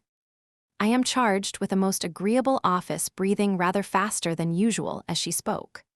"Colonel Brandon, who was here only 10 minutes ago, has desired me to say, that understanding you mean to take orders, he has great pleasure in offering you the living of Delaford, now just vacant, and only wishes it were more valuable. Allow me to congratulate you on having so respectable and well-judging a friend, and to join in his wish that the living, it is about 200 a year, were much more considerable, and such as might better enable you to, as might be more than a temporary accommodation to yourself, such, in short, as might establish all your views of happiness. What Edward felt, as he could not say it himself, it cannot be expected that anyone else should say for him. He looked all the astonishment which such unexpected, such unthought-of information could not fail of exciting. But he said only these two words, "Colonel Brandon?" "Yes," continued Elinor, gathering more resolution, as some of the worst was over. "Colonel Brandon means it as a testimony of his concern for what has lately passed, for the cruel situation in which the unjustifiable conduct of your family has placed you, a concern which I am sure Marianne, myself, and all your friends must share, and likewise as a proof of his high esteem for your general character, and his particular approbation of your behavior on the present occasion. Colonel Brandon, give me a living? Can it be possible? The unkindness of your own relations has made you astonished to find friendship anywhere." "No," replied he, with sudden consciousness. "Not to find it in you, for I cannot be ignorant that to you, to your goodness, I owe it all. I feel it, I would express it if I could, but, as you well know, I am no orator. You are very much mistaken. I do assure you that you owe it entirely, at least almost entirely, to your own merit and Colonel Brandon's discernment of it. I have had no hand in it. I did not even know, till I understood his design, that the living was vacant, nor had it ever occurred to me that he might have had such a living in his gift. As a friend of mine, of my family, he may, perhaps, indeed I know he has, still greater pleasure in bestowing it. But, upon my word, you owe nothing to my solicitation." Truth obliged her to acknowledge some small share in the action. But she was at the same time so unwilling to appear as the benefactress of Edward that she acknowledged it with hesitation, which probably contributed to fix that suspicion in his mind which had recently entered it. For a short time he sat deep in thought after Elinor had ceased to speak. At last, and as if it were rather an effort, he said, "Colonel Brandon seems a man of great worth and respectability. I have always heard him spoken of as such, and your brother I know esteems him highly. He is undoubtedly a sensible man, and in his manners perfectly the gentleman." "Indeed," replied Elinor, "I believe that you will find him, on farther acquaintance, all that you have heard him to be. And as you will be such very near neighbors, for I understand the parsonage is almost close to the mansion house, it is particularly important that he should be all this." Edward made no answer, but when she had turned away her head, gave her a look so serious, so earnest, so uncheerful, as seemed to say that he might hereafter wish the distance between the parsonage and the mansion house much greater. "Colonel Brandon, I think, lodges in St. James Street," said he, soon afterwards, rising from his chair. Elinor told him the number of the house. "I must hurry away then to give him those thanks which you will not allow me to give you, to assure him that he has made me a very, an exceedingly happy man." Elinor did not offer to detain him, and they parted, with a very earnest assurance on her side of her unceasing good wishes for his happiness in every change of situation that might befall him. On his, with rather an attempt to return the same good will than the power of expressing it. "When I see him again," said Elinor to herself, as the door shut him out, "I shall see him the husband of Lucy." And with this pleasing anticipation, she sat down to reconsider the past, recall the words and endeavor to comprehend all the feelings of Edward, and, of course, to reflect on her own with discontent. When Mrs. Jennings came home, though she returned from seeing people whom she had never seen before, and of whom therefore she must have a great deal to say, her mind was so much more occupied by the important secret in her possession than by anything else, that she reverted to it again as soon as Elinor appeared. "Well, my dear," she cried, "I sent you up the young man. Did not I do right? And I suppose you had no great difficulty. You did not find him very unwilling to accept your proposal?" "No, ma'am, that was not very likely." "Well, and how soon will he be ready? For it seems all to depend upon that." "Really," said Elinor, "I know so little of these kind of forms that I can hardly even conjecture as to the time or the preparation necessary, but I suppose 2 or 3 months will complete his ordination." "2 or 3 months?" cried Mrs. Jennings. "Lord, my dear, how calmly you talk of it, and can the Colonel wait 2 or 3 months? Lord bless me, I am sure it would put me quite out of patience. And though one would be very glad to do a kindness by poor Mr. Ferrars, I do think it is not worth while to wait 2 or 3 months for him." Sure, somebody else might be found that would do as well, somebody that is in orders already. My dear ma'am, said Elinor, what can you be thinking of? Why, Colonel Brandon's only object is to be of use to Mr. Ferrars. Lord bless you, my dear. Sure you do not mean to persuade me that the Colonel only marries you for the sake of giving 10 guineas to Mr. Ferrars? The deception could not continue after this, and an explanation immediately took place, by which both gained considerable amusement for the moment, without any material loss of happiness to either, for Mrs. Jennings only exchanged one form of delight for another, and still without forfeiting her expectation of the first. Aye, the parsonage is but a small one, said she, after the first ebullition of surprise and satisfaction was over, and very likely may be out of repair. But to hear a man apologizing, as I thought, for a house that to my knowledge has 5 sitting rooms on the ground floor. And I think the housekeeper told me could make up 15 beds, and to you too, that had been used to live in Barton Cottage. It seems quite ridiculous.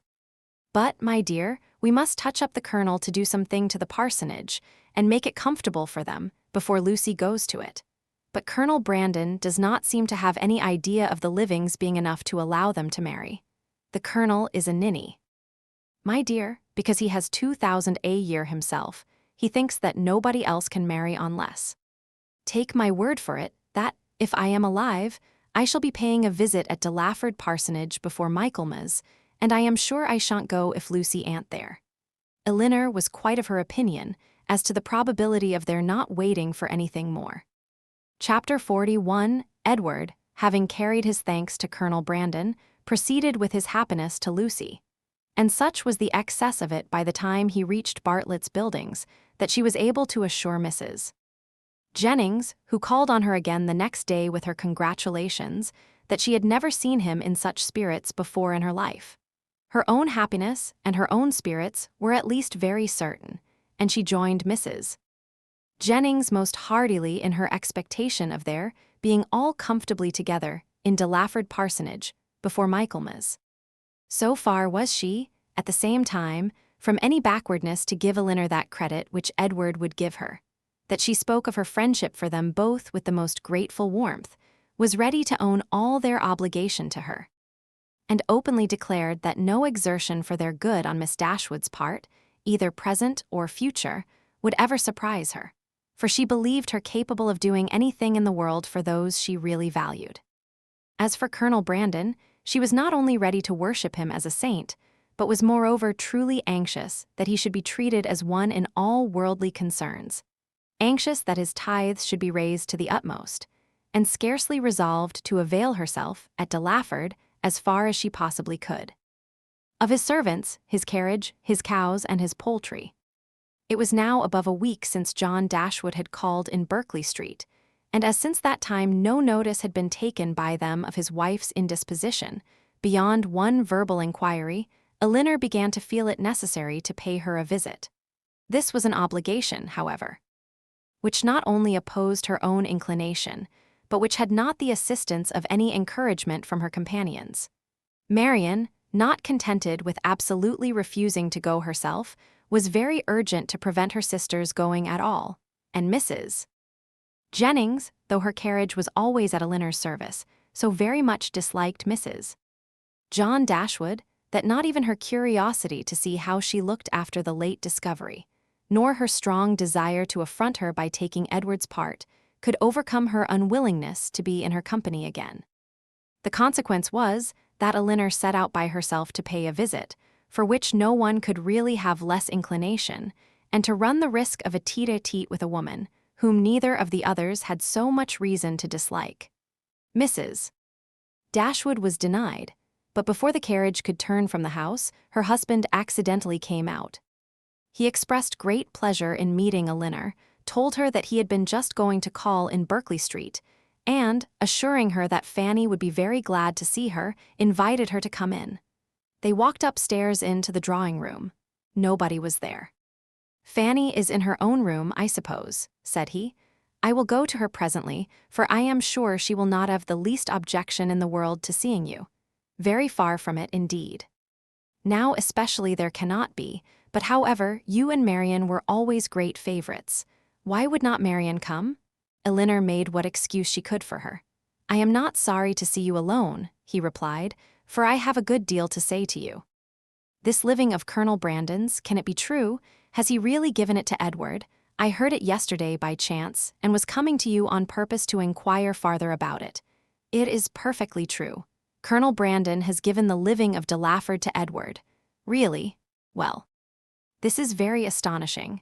No relationship, no connection between them, and now that livings fetch such a price. What was the value of this? About 200 a year. Very well, and for the next presentation to a living of that value, supposing the late incumbent to have been old and sickly, and likely to vacate it soon, he might have got, I dare say, £1,400. And how came he not to have settled that matter before this person's death? Now indeed it would be too late to sell it, but a man of Colonel Brandon's sense. I wonder he should be so improvident in a point of such common, such natural concern. Well, I am convinced that there is a vast deal of inconsistency in almost every human character. I suppose, however, on recollection, that the case may probably be this. Edward is only to hold the living till the person to whom the colonel has really sold the presentation is old enough to take it. Aye, that is the fact, depend upon it. Elinor contradicted it, however, very positively, and by relating that she had herself been employed in conveying the offer from Colonel Brandon to Edward, and, therefore, must understand the terms on which it was given, obliged him to submit to her authority. It is truly astonishing, he cried, after hearing what she said. What could be the colonel's motive? A very simple one, to be of use to Mr. Ferrars. Well, whatever Colonel Brandon may be, Edward is a very lucky man. You will not mention the matter to Fanny, however, for though I have broke it to her, and she bears it vastly well, she will not like to hear it much talked of. Elinor had some difficulty here to refrain from observing that she thought Fanny might have borne with composure an acquisition of wealth to her brother, by which neither she nor her child could be possibly impoverished. Mrs. Ferrars, added he, lowering his voice to the tone becoming so important a subject, knows nothing about it at present, and I believe it will be best to keep it entirely concealed from her as long as may be. When the marriage takes place, I fear she must hear of it all. But why should such precaution be used, though it is not to be supposed that Mrs. Ferrars can have the smallest satisfaction in knowing that her son has money enough to live upon, for that must be quite out of the question. Yet why, upon her late behavior, is she supposed to feel at all? She is done with her son, she cast him off forever, and has made all those over whom she had any influence cast him off likewise. Surely, after doing so, she cannot be imagined liable to any impression of sorrow or of joy on his account. She cannot be interested in anything that befalls him. She would not be so weak as to throw away the comfort of a child and yet retain the anxiety of a parent? Ah! Elinor, said John, your reasoning is very good, but it is founded on ignorance of human nature. When Edward's unhappy match takes place, depend upon it his mother will feel as much as if she had never discarded him, and, therefore, every circumstance that may accelerate that dreadful event must be concealed from her as much as possible. Mrs. Ferrars can never forget that Edward is her son. You surprise me. I should think it must nearly have escaped her memory by this time. You wrong her exceedingly. Mrs. Ferrars is one of the most affectionate mothers in the world. Elinor was silent. We think now, said Mr. Dashwood, after a short pause, of Robert's marrying Miss Morton. Elinor, smiling at the grave and decisive importance of her brother's tone, calmly replied, the lady, I suppose, has no choice in the affair. Choice? How do you mean? I only mean that I suppose, from your manner of speaking, it must be the same to Miss Morton whether she marry Edward or Robert. Certainly, there can be no difference, for Robert will now to all intents and purposes be considered as the eldest son, and as to anything else. They are both very agreeable young men. I do not know that one is superior to the other. Elinor said no more, and John was also for a short time silent. His reflections ended thus. Of one thing, my dear sister, kindly taking her hand and speaking in an awful whisper, I may assure you, and I will do it because I know it must gratify you. I have good reason to think, Indeed, I have it from the best authority, or I should not repeat it, for otherwise it would be very wrong to say anything about it. But I have it from the very best authority, not that I ever precisely heard Mrs. Ferrars say it herself, but her daughter did, and I have it from her, that in short, whatever objections there might be against a certain connection, you understand me, it would have been far preferable to her, it would not have given her half the vexation that this does. I was exceedingly pleased to hear that Mrs. Ferrars considered it in that light. A very gratifying circumstance, you know, to us all.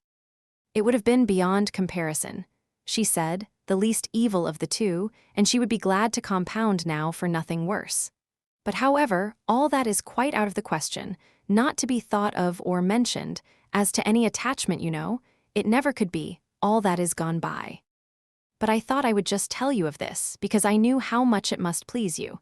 Not that you have any reason to regret, my dear Elinor. There is no doubt of your doing exceedingly well, quite as well, or better, perhaps, all things considered. Has Colonel Brandon been with you lately? Elinor had heard enough, if not to gratify her vanity and raise her self-importance, to agitate her nerves and fill her mind, and she was therefore glad to be spared from the necessity of saying much in reply herself, and from the danger of hearing anything more from her brother, by the entrance of Mr. Robert Ferrars. After a few moments' chat, John Dashwood, recollecting that Fanny was yet uninformed of her sister's being there, quitted the room in quest of her, and Elinor was left to improve her acquaintance with Robert, who, by the gay unconcern, the happy self-complacency of his manner, while enjoying so unfair a division of his mother's love and liberality, to the prejudice of his banished brother, earned only by his own dissipated course of life, and that brother's integrity, was confirming her most unfavorable opinion of his head and heart. They had scarcely been 2 minutes by themselves before he began to speak of Edward, for he, too, had heard of the living and was very inquisitive on the subject. Elinor repeated the particulars of it, as she had given them to John, and their effect on Robert, though very different, was not less striking than it had been on him. He laughed most immoderately. The idea of Edward's being a clergyman and living in a small parsonage house diverted him beyond measure, and when to that was added the fanciful imagery of Edward reading prayers in a white surplice, and publishing the banns of marriage between John Smith and Mary Brown, he could conceive nothing more ridiculous. Elinor, while she waited in silence and immovable gravity, the conclusion of such folly, could not restrain her eyes from being fixed on him with a look that spoke all the contempt it excited. It was a look, however, very well bestowed, for it relieved her own feelings and gave no intelligence to him. He was recalled from wit to wisdom, not by any reproof of hers, but by his own sensibility. "We may treat it as a joke," said he, at last, recovering from the affected laugh which had considerably lengthened out the genuine gaiety of the moment. "But, upon my soul, it is a most serious business. Poor Edward, he is ruined forever. I am extremely sorry for it, for I know him to be a very good-hearted creature, as well-meaning a fellow, perhaps, as any in the world. You must not judge of him, Miss Dashwood, from your slight acquaintance. Poor Edward, his manners are certainly not the happiest in nature, but we are not all born, you know, with the same powers, the same address. Poor fellow, to see him in a circle of strangers, to be sure it was pitiable enough. But upon my soul, I believe he has as good a heart as any in the kingdom, and I declare and protest to you I never was so shocked in my life as when it all burst forth. I could not believe it. My mother was the first person who told me of it, and I, feeling myself called on to act with resolution, immediately said to her, 'My dear madam, I do not know what you may intend to do on the occasion, but as for myself, I must say that if Edward does marry this young woman, I never will see him again.' That was what I said immediately. I was most uncommonly shocked indeed. Poor Edward, he has done for himself completely, shut himself out forever from all decent society. But, as I directly said to my mother, I am not in the least surprised at it. From his style of education, it was always to be expected. My poor mother was half frantic. Have you ever seen the lady? Yes. Once, while she was staying in this house, I happened to drop in for 10 minutes, and I saw quite enough of her. the merest awkward country girl, without style or elegance and almost without beauty. I remember her perfectly. Just the kind of girl I should suppose likely to captivate poor Edward. I offered immediately, as soon as my mother related the affair to me, to talk to him myself and dissuade him from the match. But it was too late then, I found, to do anything, for unluckily I was not in the way at first and knew nothing of it till after the breach had taken place. When it was not for me, to interfere. But had I been informed of it a few hours earlier, I think it is most probable that something might have been hit on. I certainly should have represented it to Edward in a very strong light. My dear fellow, I should have said, consider what you are doing. You are making a most disgraceful connection, and such a one as your family are unanimous in disapproving. I cannot help thinking, in short, that means might have been found. But now it is all too late. He must be starved, that is certain, absolutely starved. He had just settled this point with great composure when the entrance of Mrs. John Dashwood put an end to the subject. But though she never spoke of it out of her own family, Elinor could see its influence on her mind, in the something like confusion of countenance with which she entered, and an attempt at cordiality in her behavior to herself. She even proceeded so far as to be concerned to find that Elinor and her sister were so soon to leave town, as she had hoped to see more of them, an exertion in which her husband, who attended her into the room and hung enamored over her accents, seemed to distinguish everything that was most affectionate and graceful. Chapter 42, one other short call in Harley Street, in which Elinor received her brother's congratulations on their traveling so far towards Barton without any expense, and on Colonel Brandon's being to follow them to Cleveland in a day or two. Completed the intercourse of the brother and sisters in town, and a faint invitation from Fanny to come to Norland whenever it should happen to be in their way, which of all things was the most unlikely to occur, with a more warm, though less public, assurance from John to Elinor. Of the promptitude with which he should come to see her at Delaford was all that foretold any meeting in the country. It amused her to observe that all her friends seemed determined to send her to Delaford, a place in which, of all others, she would now least choose to visit or wish to reside, for not only was it considered as her future home by her brother and Mrs. Jennings, but even Lucy, when they parted, gave her a pressing invitation to visit her there.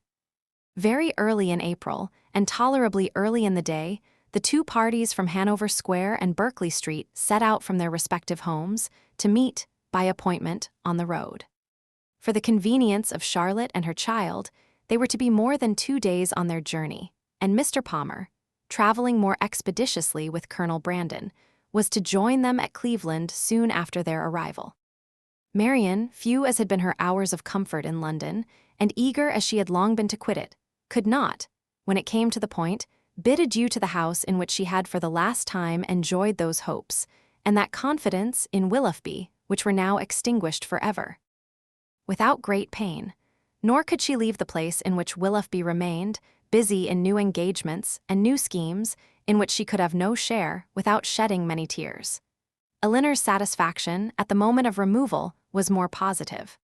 She had no such object for her lingering thoughts to fix on. She left no creature behind, from whom it would give her a moment's regret to be divided forever. She was pleased to be free herself from the persecution of Lucy's friendship. She was grateful for bringing her sister away unseen by Willoughby since his marriage, and she looked forward with hope to what a few months of tranquility at Barton might do towards restoring Marianne's peace of mind and confirming her own. Their journey was safely performed. The second day brought them into the cherished, or the prohibited, county of Somerset, for as such was it dwelt on by turns in Marianne's imagination, and in the forenoon of the third they drove up to Cleveland. Cleveland was a spacious, modern-built house situated on a sloping lawn. It had no park, but the pleasure grounds were tolerably extensive, and like every other place of the same degree of importance, it had its open shrubbery and closer wood walk, a road of smooth gravel winding round a plantation, led to the front. The lawn was dotted over with timber. The house itself was under the guardianship of the fir, the mountain ash, and the acacia, and a thick screen of them altogether, interspersed with tall Lombardy poplars, shut out the offices. Marianne entered the house with a heart swelling with emotion from the consciousness of being only 80 miles from Barton, and not 30 from Comem Magna. And before she had been 5 minutes within its walls, while the others were busily helping Charlotte to show her child to the housekeeper. She quitted it again, stealing away through the winding shrubberies, now just beginning to be in beauty, to gain a distant eminence, where, from its Grecian temple, her eye, wandering over a wide tract of country to the southeast, could fondly rest on the farthest ridge of hills in the horizon, and fancy that from their summits, Comem Magna might be seen. In such moments of precious, invaluable misery, she rejoiced in tears of agony to be at Cleveland. And as she returned by a different circuit to the house, feeling all the happy privilege of country liberty, of wandering from place to place in free and luxurious solitude, she resolved to spend almost every hour of every day while she remained with the Palmers, in the indulgence of such solitary rambles. She returned just in time to join the others as they quitted the house, on an excursion through its more immediate premises, and the rest of the morning was easily whiled away in lounging round the kitchen garden, examining the bloom upon its walls, and listening to the gardener's lamentations upon blights, in dawdling through the greenhouse, where the loss of her favorite plants, unwarily exposed and nipped by the lingering frost, raised the laughter of Charlotte, and in visiting her poultry yard where, in the disappointed hopes of her dairymaid, by hens forsaking their nests, or being stolen by a fox, or in the rapid decrease of a promising young brood, she found fresh sources of merriment. The morning was fine and dry, and Marianne, in her plan of employment abroad, had not calculated for any change of weather during their stay at Cleveland. With great surprise, therefore, did she find herself prevented by a settled rain from going out again after dinner. She had depended on a twilight walk to the Grecian temple, and perhaps all over the grounds, and an evening merely cold or damp would not have deterred her from it. But a heavy and settled rain even she could not fancy dry or pleasant weather for walking. Their party was small, and the hours passed quietly away. Mrs. Palmer had her child, and Mrs. Jennings her carpet work. They talked of the friends they had left behind, arranged Lady Middleton's engagements, and wondered whether Mr. Palmer and Colonel Brandon would get farther than reading that night.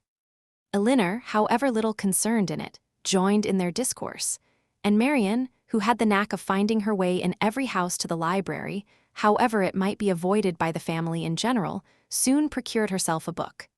Nothing was wanting on Mrs. Palmer's side that constant and friendly good humor could do, to make them feel themselves welcome.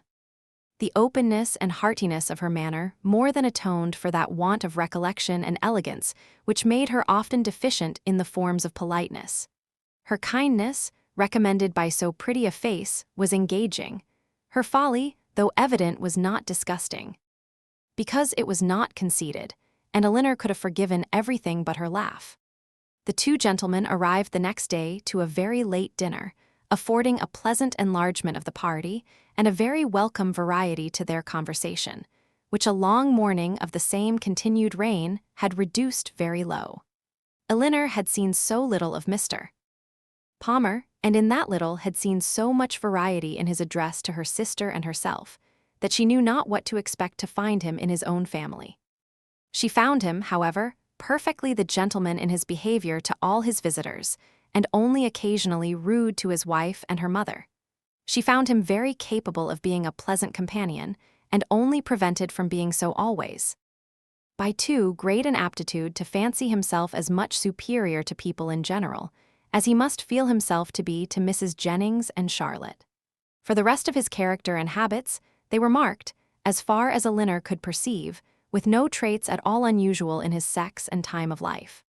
He was nice in his eating, uncertain in his hours, fond of his child, though affecting to slight it, and idled away the mornings at billiards, which ought to have been devoted to business. She liked him, however, upon the whole, much better than she had expected, and in her heart was not sorry that she could like him no more, not sorry to be driven by the observation of his epicurism, his selfishness, and his conceit, to rest with complacency on the remembrance of Edward's generous temper, simple taste, and diffident feelings. Of Edward, or at least of some of his concerns, she now received intelligence from Colonel Brandon, who had been into Dorsetshire lately, and who, treating her at once as the disinterested friend of Mr. Ferrars and the kind confidante of himself, talked to her a great deal of the parsonage at Delaford, described its deficiencies, and told her what he meant to do himself towards removing them. His behavior to her in this, as well as in every other particular. His open pleasure in meeting her after an absence of only 10 days, his readiness to converse with her, and his deference for her opinion might very well justify Mrs. Jennings's persuasion of his attachment, and would have been enough, perhaps, had not Elinor still, as from the first, believed Marianne his real favorite, to make her suspect it herself. But as it was, such a notion had scarcely ever entered her head, except by Mrs. Jennings's suggestion, and she could not help believing herself the nicest observer of the two. She watched his eyes while Mrs. Jennings thought only of his behavior, and while his looks of anxious solicitude on Marianne's feeling, in her head and throat, the beginning of a heavy cold, because unexpressed by words, entirely escaped the latter lady's observation. She could discover in them the quick feelings and needless alarm of a lover. 2 delightful twilight walks on the 3rd and 4th evenings of her being there, not merely on the dry gravel of the shrubbery, but all over the grounds, and especially in the most distant parts of them, where there was something more of wildness than in the rest, where the trees were the oldest, and the grass was the longest and wettest, had, assisted by the still greater imprudence of sitting in her wet shoes and stockings, given Marianne a cold so violent as, though for a day or two trifled with or denied, would force itself by increasing ailments on the concern of every body. And the notice of herself, prescriptions poured in from all quarters, and as usual, were all declined. Though heavy and feverish, with a pain in her limbs and a cough and a sore throat, a good night's rest was to cure her entirely. And it was with difficulty that Elinor prevailed on her, when she went to bed, to try 1 or 2 of the simplest of the remedies. Chapter 43. Marianne got up the next morning at her usual time. To every inquiry replied that she was better, and tried to prove herself so, by engaging in her accustomary employments. But a day spent in sitting shivering over the fire with a book in her hand, which she was unable to read, or in lying, weary and languid, on a sofa, did not speak much in favor of her amendment. And when, at last, she went early to bed, more and more indisposed, Colonel Brandon was only astonished at her sister's composure, who, though attending and nursing her the whole day, against Marianne's inclination, and forcing proper medicines on her at night, trusted, like Marianne, to the certainty and efficacy of sleep, and felt no real alarm. A very restless and feverish night, however, disappointed the expectation of both, and when Marianne, after persisting in rising, confessed herself unable to sit up, and returned voluntarily to her bed, Elinor was very ready to adopt Mrs. Jennings's advice of sending for the Palmers' apothecary. He came, examined his patient, and though encouraging Miss Dashwood to expect that a very few days would restore her sister to health, yet, by pronouncing her disorder to have a putrid tendency, and allowing the word infection to pass his lips, gave instant alarm to Mrs. Palmer on her baby's account. Mrs. Jennings, who had been inclined from the first to think Marianne's complaint more serious than Elinor, now looked very grave on Mr. Harris's report, and confirming Charlotte's fears and caution, urged the necessity of her immediate removal with her infant, and Mr. Palmer, though treating their apprehensions as idle, found the anxiety and importunity of his wife too great to be withstood. Her departure, therefore, was fixed on, and within an hour after Mr. Harris's arrival, she set off, with her little boy and his nurse, for the house of a near relation of Mr. Palmer's, who lived a few miles on the other side of Bath, whither her husband promised, at her earnest entreaty, to join her in a day or 2, and whither she was almost equally urgent with her mother to accompany her. Mrs. Jennings, however, with a kindness of heart which made Elinor really love her, declared her resolution of not stirring from Cleveland as long as Marianne remained ill, and of endeavoring, by her own attentive care, to supply to her the place of the mother she had taken her from, and Elinor found her on every occasion a most willing and active helpmate, desirous to share in all her fatigues, and often by her better experience in nursing, of material use. Poor Marianne, languid and low from the nature of her malady, and feeling herself universally ill, could no longer hope that tomorrow would find her recovered, and the idea of what tomorrow would have produced but for this unlucky illness made every ailment severe, for on that day they were to have begun their journey home, and, attended the whole way by a servant of Mrs. Jennings, were to have taken their mother by surprise on the following forenoon. The little she said was all in lamentation of this inevitable delay, though Elinor tried to raise her spirits and make her believe, as she then really believed herself, that it would be a very short one. The next day produced little or no alteration in the state of the patient. She certainly was not better, and, except that there was no amendment, did not appear worse. Their party was now farther reduced, for Mr.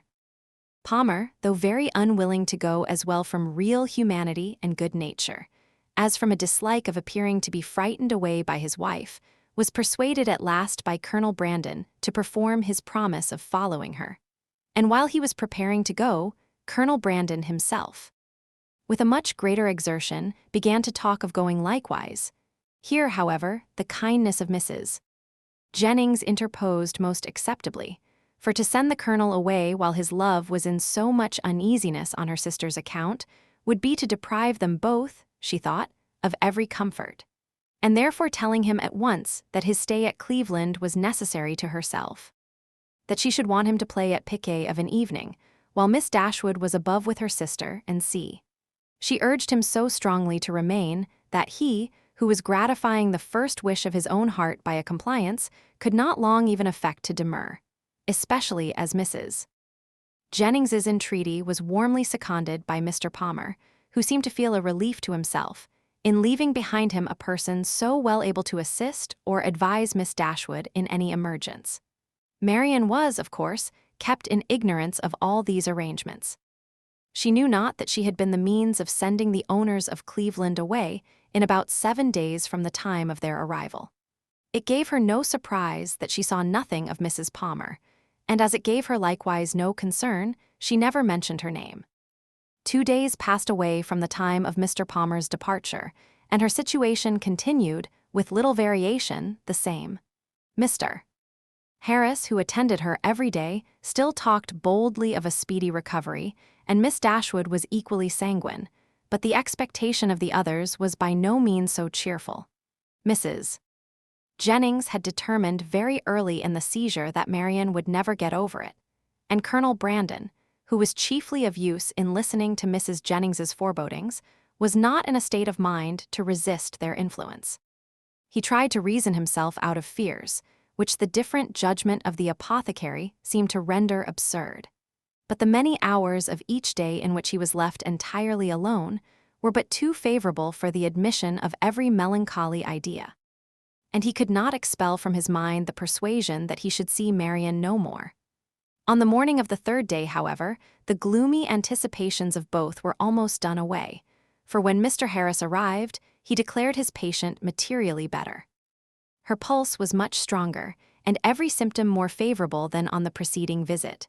Elinor, confirmed in every pleasant hope, was all cheerfulness, rejoicing that in her letters to her mother she had pursued her own judgment rather than her friends, in making very light of the indisposition which delayed them at Cleveland, and almost fixing on the time when Marianne would be able to travel.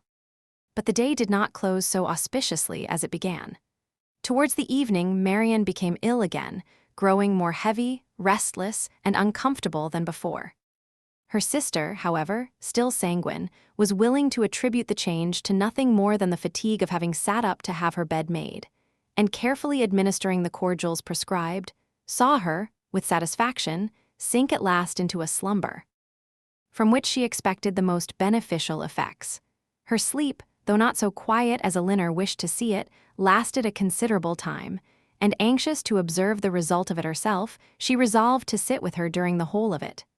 Mrs. Jennings, knowing nothing of any change in the patient, went unusually early to bed.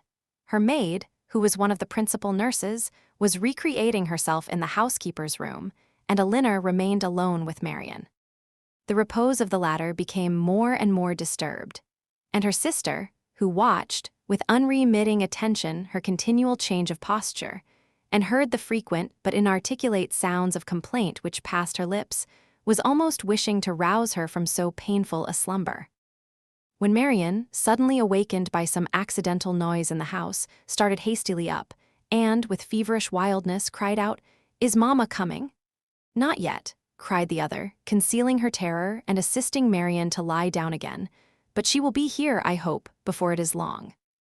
It is a great way, you know, from hence to Barton. But she must not go round by London," cried Marianne, in the same hurried manner. "I shall never see her, if she goes by London." Elinor perceived with alarm that she was not quite herself, and, while attempting to soothe her, eagerly felt her pulse. It was lower and quicker than ever. And Marianne, still talking wildly of Mamma, her alarm increased so rapidly as to determine her on sending instantly for Mr. Harris and dispatching a messenger to Barton for her mother. To consult with Colonel Brandon on the best means of effecting the latter was a thought which immediately followed the resolution of its performance, and as soon she had rung up the maid to take her place by her sister, she hastened down to the drawing-room, where she knew he was generally to be found at a much later hour than the present. It was no time for hesitation. Her fears and her difficulties were immediately before him. Her fears he had no courage, no confidence to attempt the removal of. He listened to them in silent despondence. But her difficulties were instantly obviated, for with a readiness that seemed to speak the occasion, and the service prearranged in his mind, he offered himself as the messenger who should fetch Mrs. Dashwood. Elinor made no resistance that was not easily overcome. She thanked him with brief, though fervent gratitude, and while he went to hurry off his servant with a message to Mr. Harris and an order for post-horses directly, she wrote a few lines to her mother. The comfort of such a friend at that moment as Colonel Brandon, or such a companion for her mother, how gratefully was it felt! A companion whose judgment would guide, whose attendance must relieve, and whose friendship might soothe her, as far as the shock of such a summons could be lessened to her. His presence, his manners, his assistance would lessen it. He, meanwhile, whatever he might feel, acted with all the firmness of a collected mind, made every necessary arrangement with the utmost dispatch, and calculated with exactness the time in which she might look for his return. Not a moment was lost in delay of any kind. The horses arrived, even before they were expected, and Colonel Brandon, only pressing her hand with a look of solemnity, and a few words spoken too low to reach her ear, hurried into the carriage. It was then about 12 o'clock, and she returned to her sister's apartment to wait for the arrival of the apothecary and to watch by her the rest of the night. It was a night of almost equal suffering to both. Hour after hour passed away in sleepless pain and delirium on Marianne's side, and in the most cruel anxiety on Elinor's, before Mr. Harris appeared. Her apprehensions once raised, paid by their excess for all her former security, and the servant who sat up with her, for she would not allow Mrs. Jennings to be called, only tortured her more, by hints of what her mistress had always thought. Marianne's ideas were still, at intervals, fixed incoherently on her mother, and whenever she mentioned her name, it gave a pang to the heart of poor Elinor, who, reproaching herself for having trifled with so many days of illness, and wretched for some immediate relief, fancied that all relief might soon be in vain, that everything had been delayed too long, and pictured to herself her suffering mother arriving too late to see this darling child, or to see her rational. She was on the point of sending again for Mr. Harris, or, if he could not come, for some other advice when the former, but not till after 5 o'clock, arrived. His opinion, however, made some little amends for his delay, for though acknowledging a very unexpected and unpleasant alteration in his patient, he would not allow the danger to be material, and talked of the relief which a fresh mode of treatment must procure, with a confidence which, in a lesser degree, was communicated to Elinor. He promised to call again in the course of 3 or 4 hours, and left both the patient and her anxious attendant more composed than he had found them. With strong concern, and with many reproaches for not being called to their aid, did Mrs. Jennings hear in the morning of what had passed. Her former apprehensions, now with greater reason restored, left her no doubt of the event, and though trying to speak comfort to Elinor, her conviction of her sister's danger would not allow her to offer the comfort of hope. Her heart was really grieved. The rapid decay, the early death of a girl so young, so lovely as Marianne, must have struck a less interested person with concern. On Mrs. Jennings's compassion, she had other claims. She had been for 3 months her companion, was still under her care, and she was known to have been greatly injured and long unhappy. The distress of her sister, too, particularly a favorite, was before her, and as for their mother, when Mrs. Jennings considered that Marianne might probably be to her what Charlotte was to herself, her sympathy in her sufferings was very sincere. Mr. Harris was punctual in his second visit, but he came to be disappointed in his hopes of what the last would produce. His medicines had failed, the fever was unabated, and Marianne, only more quiet, not more herself, remained in a heavy stupor. Elinor, catching all and more than all his fears in a moment, proposed to call in further advice. But he judged it unnecessary. He had still something more to try, some more fresh application, of whose success he was as confident as the last, and his visit concluded with encouraging assurances which reached the ear, but could not enter the heart of Miss Dashwood.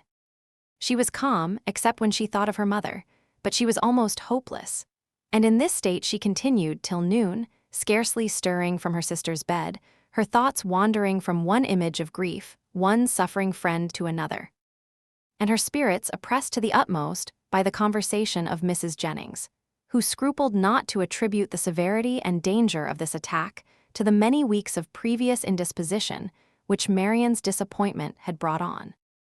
Elinor felt all the reasonableness of the idea, and it gave fresh misery to her reflections. About noon, however, she began, but with a caution, a dread of disappointment which for some time kept her silent, even to her friend, to fancy, to hope she could perceive a slight amendment in her sister's pulse. She waited, watched, and examined it again and again, and at last, with an agitation more difficult to bury under exterior calmness than all her foregoing distress, ventured to communicate her hopes. Mrs. Jennings, though forced on examination to acknowledge a temporary revival, tried to keep her young friend from indulging a thought of its continuance, and Elinor, conning over every injunction of distrust, told herself likewise not to hope. But it was too late. Hope had already entered, and feeling all its anxious flutter, she bent over her sister to watch, she hardly knew for what. Half an hour passed away, and the favorable symptom yet blessed her. Others even arose to confirm it. Her breath, her skin, her lips, all flattered Elinor with signs of amendment, and Marianne fixed her eyes on her with a rational, though languid, gaze. Anxiety and hope now oppressed her in equal degrees, and left her no moment of tranquillity till the arrival of Mr. Harris at 4 o'clock, when his assurances, his felicitations on a recovery in her sister even surpassing his expectation, gave her confidence, comfort, and tears of joy. Marianne was in every respect materially better, and he declared her entirely out of danger. Mrs. Jennings, perhaps satisfied with the partial justification of her forebodings which had been found in their late alarm, allowed herself to trust in his judgment, and admitted, with unfeigned joy, and soon with unequivocal cheerfulness, the probability of an entire recovery. Elinor could not be cheerful. Her joy was of a different kind, and led to anything rather than to gaiety. Marianne, restored to life, health, friends, and to her doting mother, was an idea to fill her heart with sensations of exquisite comfort, and expand it in fervent gratitude.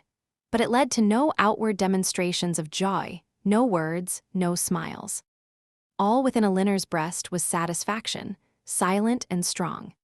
She continued by the side of her sister, with little intermission the whole afternoon, calming every fear, satisfying every inquiry of her enfeebled spirits, supplying every succor, and watching almost every look and every breath. The possibility of a relapse would, of course, in some moments, occur to remind her of what anxiety was. But when she saw, on her frequent and minute examination, that every symptom of recovery continued, and saw Marianne at 6 o'clock sink into a quiet, steady, and to all appearance comfortable sleep, she silenced every doubt. The time was now drawing on when Colonel Brandon might be expected back. At 10 o'clock, she trusted, or at least not much later, her mother would be relieved from the dreadful suspense in which she must now be traveling towards them. The colonel, too, perhaps scarcely less an object of pity. Oh, how slow was the progress of time which yet kept them in ignorance. At 7 o'clock, leaving Marianne still sweetly asleep, she joined Mrs. Jennings in the drawing-room to tea. Of breakfast she had been kept by her fears, and of dinner by their sudden reverse from eating much, and the present refreshment, therefore, with such feelings of content as she brought to it, was particularly welcome. Mrs. Jennings would have persuaded her, at its conclusion, to take some rest before her mother's arrival, and allow her to take her place by Marianne. But Elinor had no sense of fatigue, no capability of sleep at that moment about her. And she was not to be kept away from her sister an unnecessary instant. Mrs. Jennings, therefore, attending her upstairs into the sick chamber, to satisfy herself that all continued right, left her there again to her charge and her thoughts, and retired to her own room to write letters and sleep. The night was cold and stormy. The wind roared round the house and the rain beat against the windows, but Elinor, all happiness within, regarded it not. Marianne slept through every blast, and the travellers, they had a rich reward in store for every present inconvenience. The clock struck 8. Had it been 10, Elinor would have been convinced that at that moment she heard a carriage driving up to the house. And so strong was the persuasion that she did, in spite of the almost impossibility of their being already come, that she moved into the adjoining dressing closet and opened a window shutter to be satisfied of the truth. She instantly saw that her ears had not deceived her. The flaring lamps of a carriage were immediately in view. By their uncertain light, she thought she could discern it to be drawn by 4 horses, and this, while it told the excess of her poor mother's alarm, gave some explanation to such unexpected rapidity. Never in her life had Elinor found it so difficult to be calm as at that moment. The knowledge of what her mother must be feeling as the carriage stopped at the door, of her doubt, her dread, perhaps her despair, and of what she had to tell. With such knowledge it was impossible to be calm. All that remained to be done was to be speedy, and, therefore staying only till she could leave Mrs. Jennings's maid with her sister, she hurried downstairs. The bustle in the vestibule, as she passed along an inner lobby, assured her that they were already in the house. She rushed to the drawing-room, she entered it, and saw only Willoughby. Chapter 44. Elinor, starting back with a look of horror at the sight of him, obeyed the first impulse of her heart in turning instantly to quit the room, and her hand was already on the lock, when its action was suspended by his hastily advancing, and saying, in a voice rather of command than supplication, Miss Dashwood, for half an hour, for 10 minutes, I entreat you to stay. No, sir, she replied with firmness, I shall not stay. Your business cannot be with me. The servants, I suppose, forgot to tell you that Mr. Palmer was not in the house. Had they told me, he cried with vehemence, that Mr. Palmer and all his relations were at the devil, it would not have turned me from the door. My business is with you and only you. With me? In the utmost amazement. Well, sir, be quick, and if you can, less violent. Sit down, and I will be both. She hesitated. She knew not what to do. The possibility of Colonel Brandon's arriving and finding her there came across her. But she had promised to hear him, and her curiosity no less than her honor was engaged. After a moment's recollection, therefore, concluding that prudence required dispatch, and that her acquiescence would best promote it, she walked silently towards the table and sat down. He took the opposite chair, and for half a minute not a word was said by either. Pray be quick, sir, said Elinor impatiently. I have no time to spare. He was sitting in an attitude of deep meditation, and seemed not to hear her. Your sister, said he with abruptness a moment afterwards, is out of danger. I heard it from the servant. God be praised. But is it true? Is it really true? Elinor would not speak. He repeated the inquiry with yet greater eagerness. For God's sake tell me, is she out of danger, or is she not? We hope she is. He rose up and walked across the room. Had I known as much half an hour ago, but since I am here, speaking with a forced vivacity as he returned to his seat, what does it signify? For once, Miss Dashwood, it will be the last time. Perhaps let us be cheerful together. I am in a fine mood for gaiety. Tell me honestly, a deeper glow overspreading his cheeks. Do you think me most a knave or a fool? Elinor looked at him with greater astonishment than ever.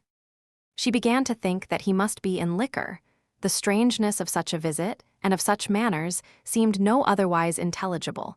And with this impression she immediately rose, saying, "Mr. Willoughby, I advise you at present to return to Camet. I am not at leisure to remain with you longer. Whatever your business may be with me, it will be better recollected and explained tomorrow." "I understand you," he replied, with an expressive smile and a voice perfectly calm. "Yes. I am very drunk. A pint of porter with my cold beef at Marlborough was enough to overset me." "At Marlborough?" cried Elinor, more and more at a loss to understand what he would be at. "Yes, I left London this morning at 8 o'clock, and the only 10 minutes I have spent out of my chaise since that time procured me a nuncheon at Marlborough." The steadiness of his manner, and the intelligence of his eye as he spoke, convincing Elinor that whatever other unpardonable folly might bring him to Cleveland, he was not brought there by intoxication. She said, after a moment's recollection, "Mr.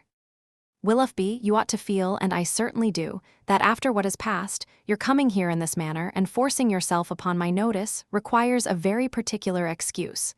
What is it that you mean by it?" "I mean," said he with serious energy, "if I can, to make you hate me 1 degree less than you do now.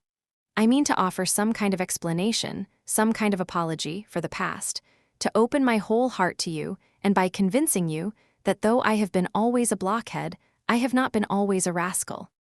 To obtain something like forgiveness from Ma, from your sister. Is this the real reason of your coming?" "Upon my soul it is," was his answer, with a warmth which brought all the former Willoughby to her remembrance, and in spite of herself made her think him sincere. "If that is all, you may be satisfied already, for Marianne does, she has long forgiven you." "Has she?" he cried, in the same eager tone. "Then she has forgiven me before she ought to have done it.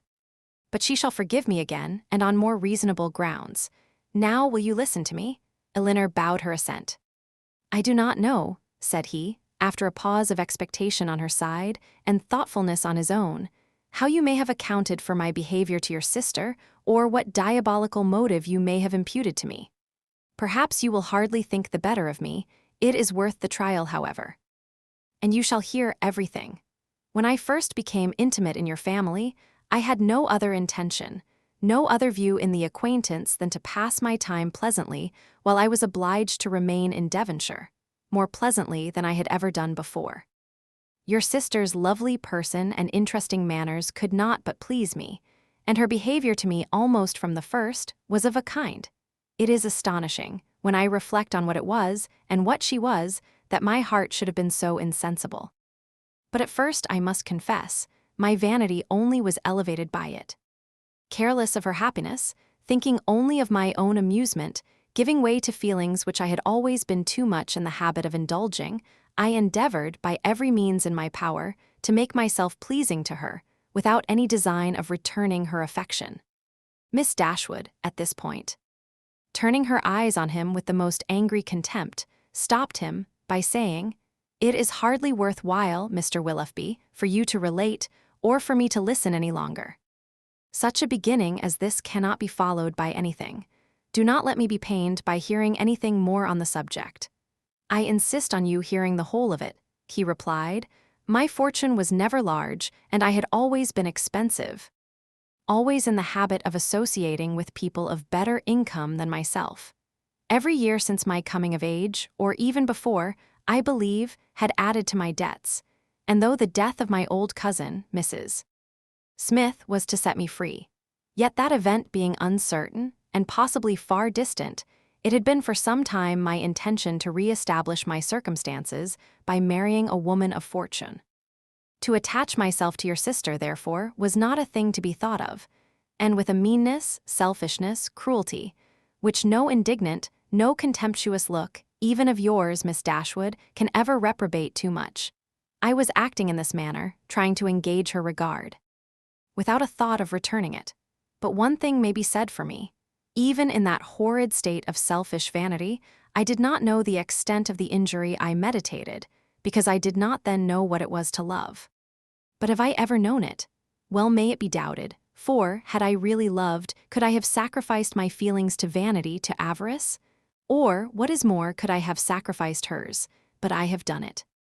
To avoid a comparative poverty, which her affection and her society would have deprived of all its horrors, I have, by raising myself to affluence, lost everything that could make it a blessing. You did then, said Elinor, a little softened.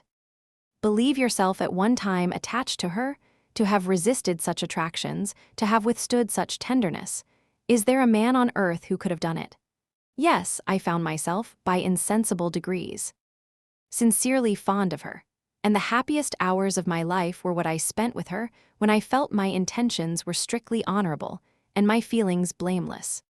Even then, however, when fully determined on paying my addresses to her, I allowed myself most improperly to put off, from day to day, the moment of doing it, from an unwillingness to enter into an engagement while my circumstances were so greatly embarrassed. I will not reason here, nor will I stop for you to expatiate on the absurdity, and the worse than absurdity, of scrupling to engage my faith where my honor was already bound. The event has proved that I was a cunning fool, providing with great circumspection for a possible opportunity of making myself contemptible and wretched forever. At last, however, my resolution was taken, and I had determined, as soon as I could engage her alone, to justify the attentions I had so invariably paid her, and openly assure her of an affection which I had already taken such pains to display. But in the interim of the very few hours that were to pass, before I could have an opportunity of speaking with her in private, a circumstance occurred, an unlucky circumstance, to ruin all my resolution, and with it all my comfort. A discovery took place. Here he hesitated and looked down. Mrs. Smith had somehow or other been informed, I imagine by some distant relation, whose interest it was to deprive me of her favor, of an affair, a connection. But I need not explain myself farther, he added, looking at her with an heightened color and an inquiring eye. Your particular intimacy, you have probably heard the whole story long ago. I have, returned Elinor, coloring likewise, and hardening her heart anew against any compassion for him. I have heard it all.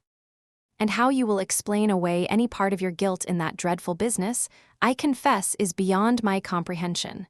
Remember, cried Willoughby, from whom you received the account. Could it be an impartial one? I acknowledge that her situation and her character ought to have been respected by me.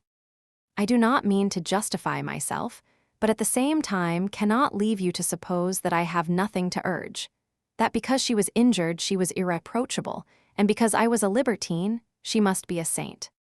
If the violence of her passions, the weakness of her understanding, I do not mean, however, to defend myself.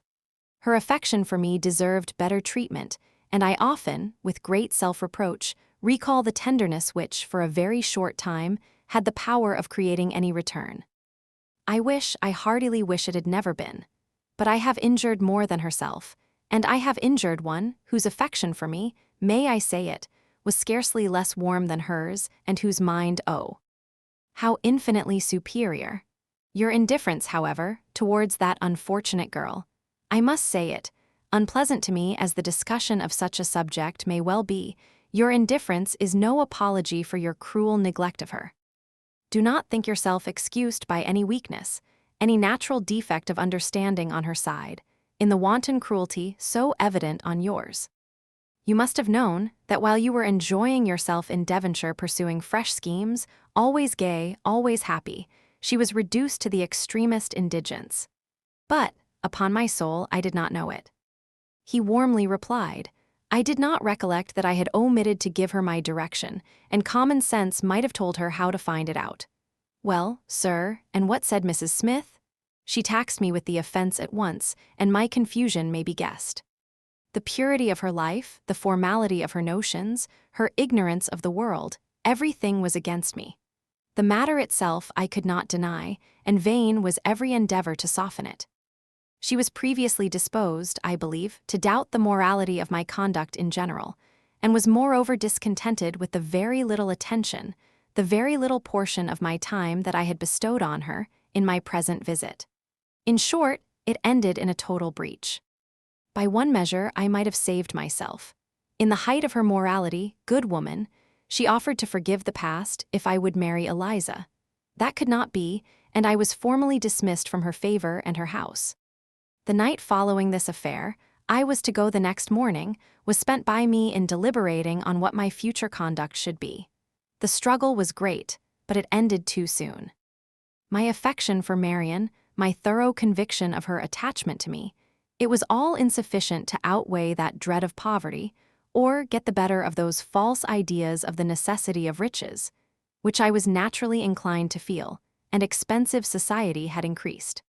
I had reason to believe myself secure of my present wife, if I chose to address her, and I persuaded myself to think that nothing else in common prudence remained for me to do. A heavy scene, however, awaited me before I could leave Devonshire. I was engaged to dine with you on that very day. Some apology was therefore necessary for my breaking this engagement. But whether I should write this apology or deliver it in person was a point of long debate. To see Marianne, I felt, would be dreadful, and I even doubted whether I could see her again and keep to my resolution. In that point, however, I undervalued my own magnanimity, as the event declared, for I saw her, and saw her miserable, and left her miserable, and left her hoping never to see her again. "Why did you call, Mr. Willoughby?" said Elinor, reproachfully. "A note would have answered every purpose. Why was it necessary to call? It was necessary to my own pride. I could not bear to leave the country in a manner that might lead you, or the rest of the neighborhood, to suspect any part of what had really passed between Mrs. Smith and myself, and I resolved therefore on calling at the cottage, in my way to Honiton. The sight of your dear sister, however, was really dreadful, and, to heighten the matter, I found her alone. You were all gone I do not know where. I had left her only the evening before, so fully, so firmly resolved within myself on doing right. A few hours were to have engaged her to me forever, and I remember how happy, how gay were my spirits, as I walked from the cottage to Elenham, satisfied with myself, delighted with every body. But in this, our last interview of friendship, I approached her with a sense of guilt that almost took from me the power of dissembling. Her sorrow, her disappointment, her deep regret, when I told her that I was obliged to leave Devonshire so immediately, I never shall forget it, united too with such reliance, such confidence in me. Oh, God, what a hard-hearted rascal I was! They were both silent for a few moments. Elinor first spoke. "Did you tell her that you should soon return?" "I do not know what I told her," he replied, impatiently. "Less than was due to the past, beyond a doubt, and in all likelihood much more than was justified by the future. I cannot think of it. It won't do." Then came your dear mother to torture me farther, with all her kindness and confidence. Thank heaven, it did torture me. I was miserable. Miss Dashwood, you cannot have an idea of the comfort it gives me to look back on my own misery. I owe such a grudge to myself for the stupid, rascally folly of my own heart, that all my past sufferings under it are only triumph and exultation to me now. Well, I went, left all that I loved, and went to those to whom, at best, I was only indifferent. My journey to town, traveling with my own horses and therefore so tediously, no creature to speak to, my own reflections so cheerful, when I looked forward everything so inviting. When I looked back at Barton, the picture so soothing. Oh, it was a blessed journey. He stopped. "Well, sir," said Elinor, who, though pitying him, grew impatient for his departure, "and this is all?" "Ah, no, have you forgot what passed in town? That infamous letter, did she show it you?" "Yes, I saw every note that passed, when the first of hers reached me as it immediately did. For I was in town the whole time. What I felt is, in the common phrase, not to be expressed, in a more simple one, perhaps too simple to raise any emotion, my feelings were very, very painful. Every line, every word was, in the hackneyed metaphor which their dear writer, were she here, would forbid a dagger to my heart. To know that Marianne was in town was, in the same language, a thunderbolt. Thunderbolts and daggers, what a reproof would she have given me? Her taste, her opinions, I believe they are better known to me than my own, and I am sure they are dearer. Elinor's heart. which had undergone many changes in the course of this extraordinary conversation, was now softened again. Yet she felt it her duty to check such ideas in her companion as the last. "This is not right, Mr. Willoughby. Remember that you are married. Relate only what in your conscience you think necessary for me to hear." Marianne's note, by assuring me that I was still as dear to her as in former days, that in spite of the many, many weeks we had been separated, she was as constant in her own feelings, and as full of faith in the constancy of mine as ever, awakened all my remorse. I say awakened because time and London, business and dissipation, had in some measure quieted it, and I had been growing a fine hardened villain, fancying myself indifferent to her, and choosing to fancy that she too must have become indifferent to me, talking to myself of our past attachment as a mere idle, trifling business, shrugging up my shoulders in proof of its being so, and silencing every reproach, overcoming every scruple, by secretly saying now and then, "I shall be heartily glad to hear she is well married." But this note made me know myself better. I felt that she was infinitely dearer to me than any other woman in the world, and that I was using her infamously. But everything was then just settled between Miss Grey and me. To retreat was impossible. All that I had to do was to avoid you both. I sent no answer to Marianne, intending by that to preserve myself from her farther notice, and for some time I was even determined not to call in Berkeley Street. But at last, judging it wiser to affect the air of a cool, common acquaintance than anything else, I watched you all safely out of the house one morning and left my name. Watched us out of the house? Even so, you would be surprised to hear how often I watched you, how often I was on the point of falling in with you. I have entered many a shop to avoid your sight as the carriage drove by. Lodging as I did in Bond Street, there was hardly a day in which I did not catch a glimpse of one or other of you, and nothing but the most constant watchfulness on my side, a most invariably prevailing desire to keep out of your sight, could have separated us so long. I avoided the Middletons as much as possible, as well as everybody else who was likely to prove an acquaintance in common. Not aware of their being in town, however, I blundered on Sir John, I believe, the first day of his coming, and the day after I had called at Mrs. Jennings's. He asked me to a party, a dance at his house in the evening. Had he not told me as an inducement that you and your sister were to be there, I should have felt it too certain a thing to trust myself near him. The next morning brought another short note from Marianne, still affectionate, open, artless, confiding, everything that could make my conduct most hateful. I could not answer it. I tried, but could not frame a sentence. But I thought of her, I believe, every moment of the day. If you can pity me, Miss Dashwood, pity my situation as it was then. With my head and heart full of your sister, I was forced to play the happy lover to another woman. Those 3 or 4 weeks were worse than all.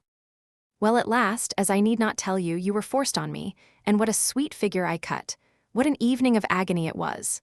Marianne, beautiful as an angel on one side, calling me Willoughby in such a tone. Oh, God! Holding out her hand to me, asking me for an explanation. With those bewitching eyes fixed in such speaking solicitude on my face. And Sophia, jealous as the devil on the other hand, looking all that was, well. It does not signify, it is over now. Such an evening, I ran away from you all as soon as I could, but not before I had seen Marianne's sweet face as white as death.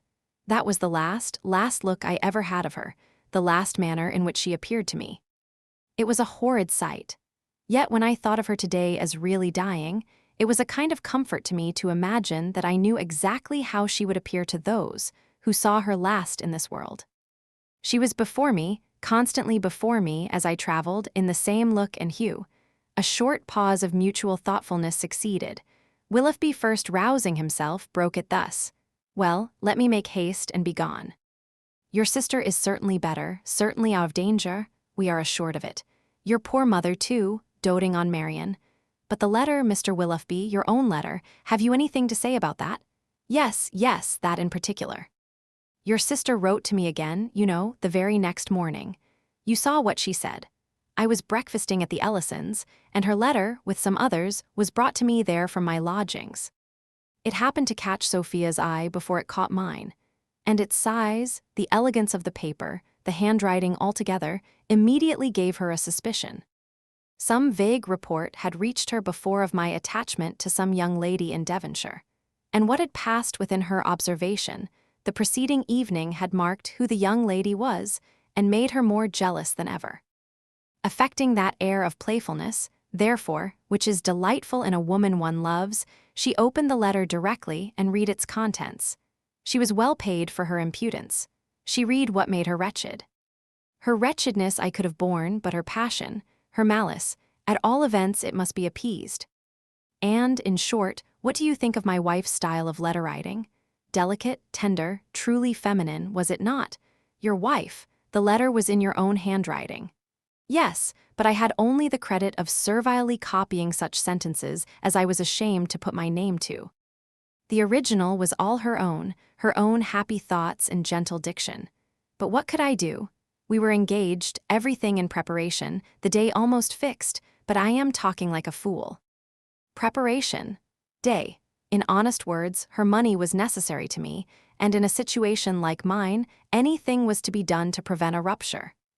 And after all, what did it signify to my character in the opinion of Marianne and her friends, in what language my answer was couched? It must have been only to one end. My business was to declare myself a scoundrel, and whether I did it with a bow or a bluster was of little importance. I am ruined forever in their opinion, said I to myself. I am shut out forever from their society. They already think me an unprincipled fellow. This letter will only make them think me a blackguard one. Such were my reasonings, as, in a sort of desperate carelessness, I copied my wife's words and parted with the last relics of Marianne. Her 3 notes, unluckily they were all in my pocketbook, or I should have denied their existence and hoarded them forever.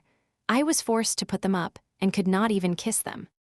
And the lock of hair, that too I had always carried about me in the same pocketbook, which was now searched by Madame with the most ingratiating virulence.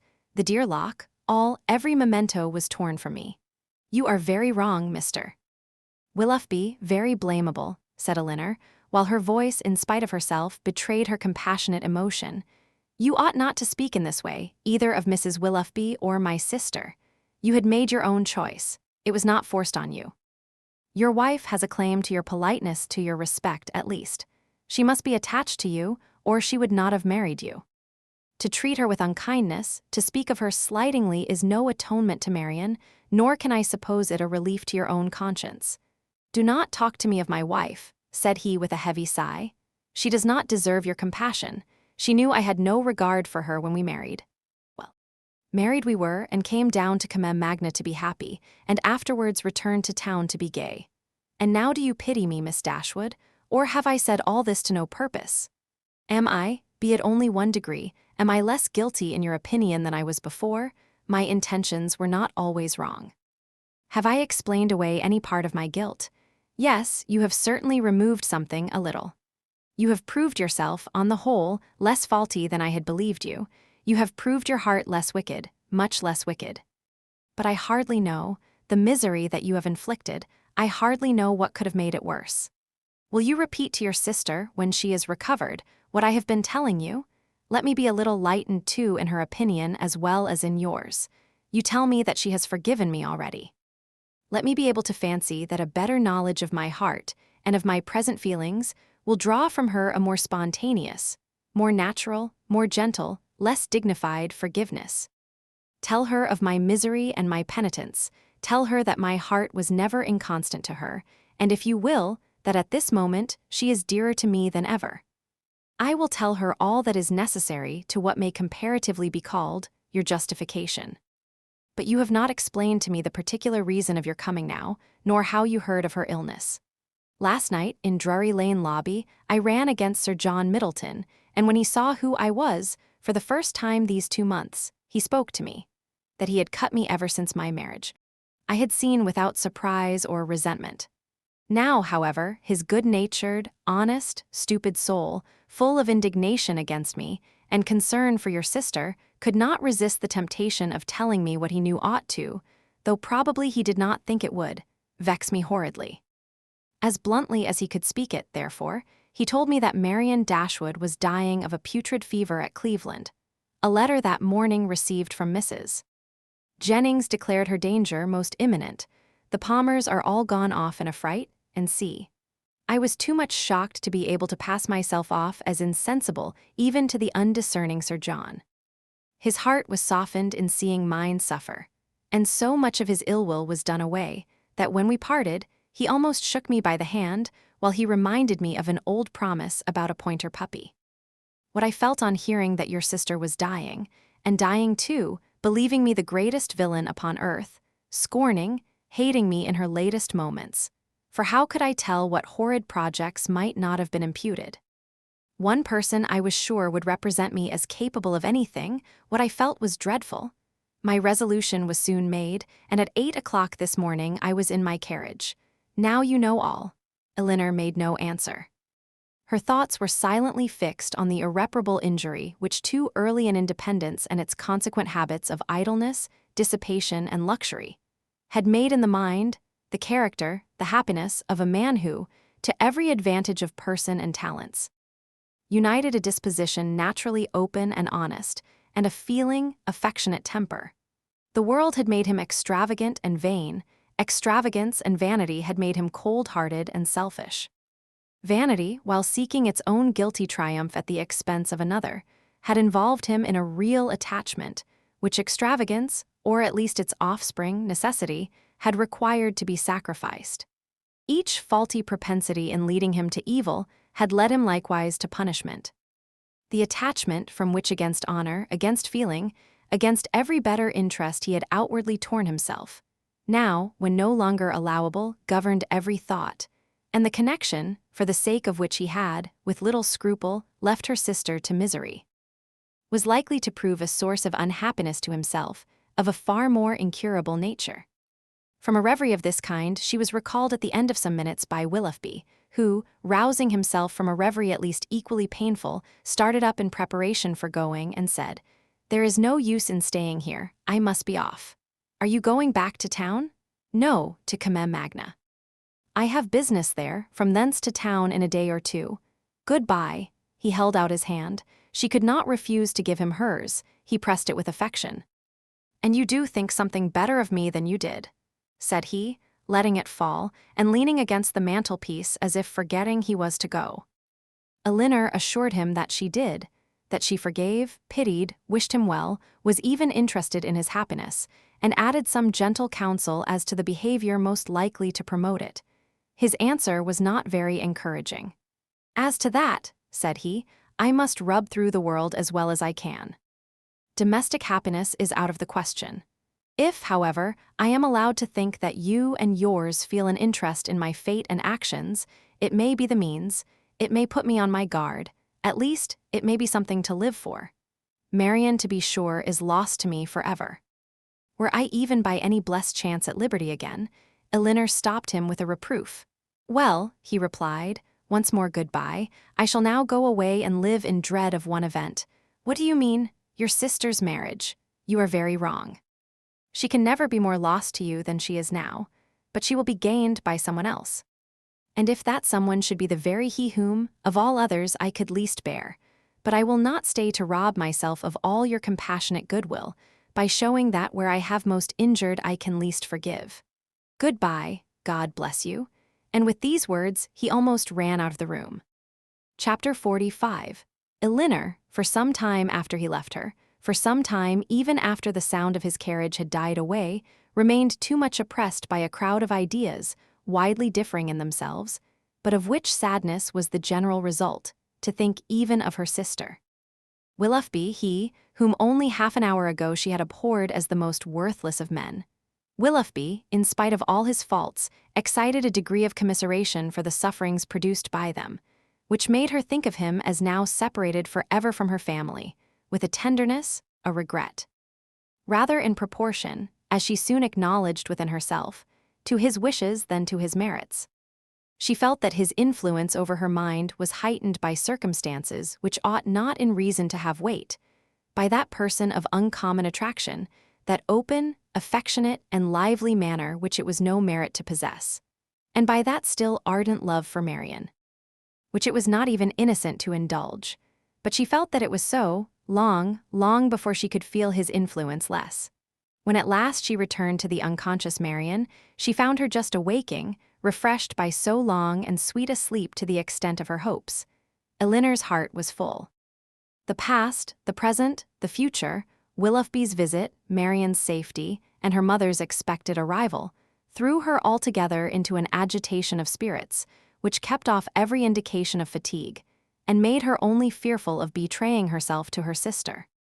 Short was the time, however, in which that fear could affect her, for within half an hour after Willoughby's leaving the house, she was again called downstairs by the sound of another carriage. Eager to save her mother from every unnecessary moment's horrible suspense, she ran immediately into the hall and reached the outward door just in time to receive and support her as she entered it. Mrs. Dashwood, whose terror as they drew near the house had produced almost the conviction of Marianne's being no more, had no voice to inquire after her, no voice even for Elinor. But she, waiting neither for salutation nor inquiry, instantly gave the joyful relief, and her mother, catching it with all her usual warmth, was in a moment as much overcome by her happiness as she had been before by her fears.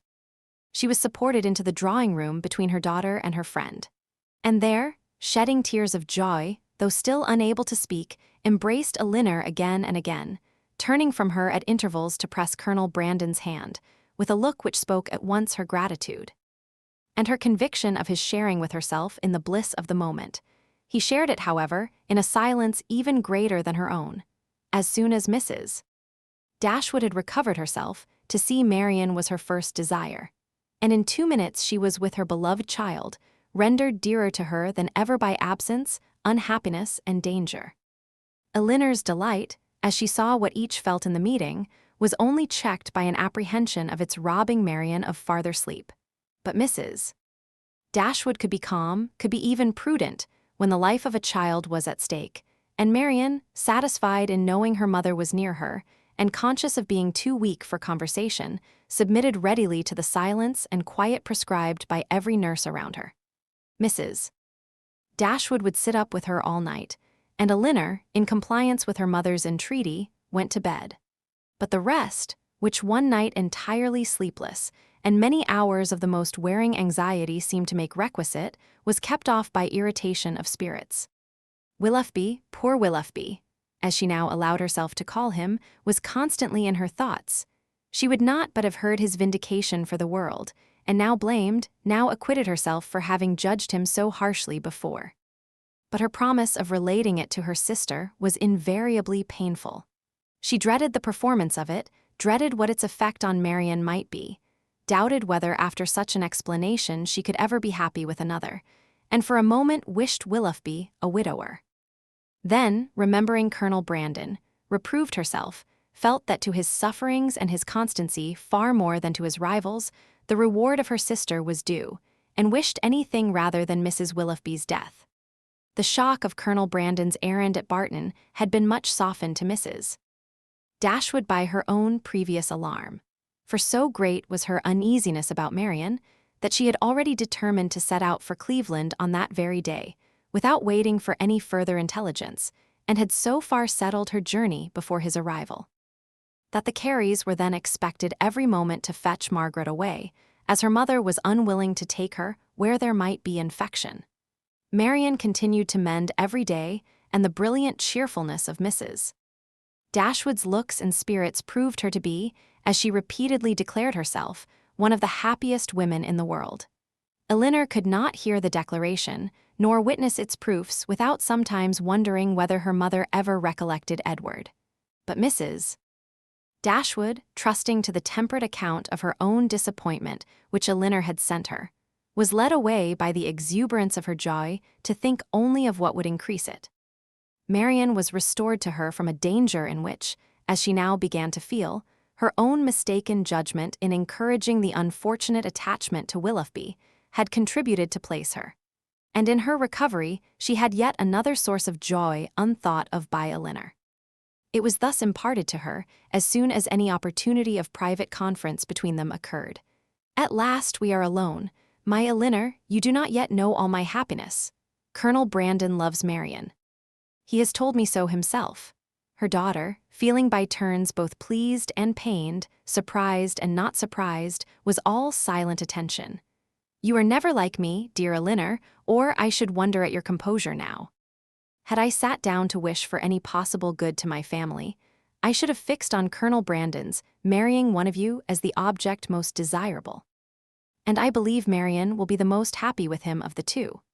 Elinor was half inclined to ask her reason for thinking so, because satisfied that none founded on an impartial consideration of their age, characters, or feelings could be given, but her mother must always be carried away by her imagination on any interesting subject, and therefore instead of an inquiry, she passed it off with a smile. He opened his whole heart to me yesterday as we traveled. It came out quite unawares, quite undesignedly. I, you may well believe, could talk of nothing but my child. He could not conceal his distress. I saw that it equaled my own, and he perhaps, thinking that mere friendship, as the world now goes, would not justify so warm a sympathy, or rather, not thinking at all. I suppose, giving way to irresistible feelings, made me acquainted with his earnest, tender, constant affection for Marianne. He has loved her, my Elinor, ever since the first moment of seeing her.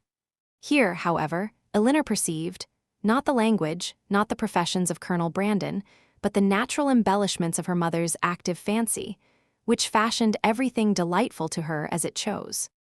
His regard for her, infinitely surpassing anything that Willoughby ever felt or feigned, as much more warm, as more sincere or constant, whichever we are to call it, has subsisted through all the knowledge of dear Marianne's unhappy prepossession for that worthless young man, and without selfishness, without encouraging a hope, could he have seen her happy with another, such a noble mind, such openness, such sincerity, no one can be deceived in him. Colonel Brandon's character, said Elinor, as an excellent man is well established.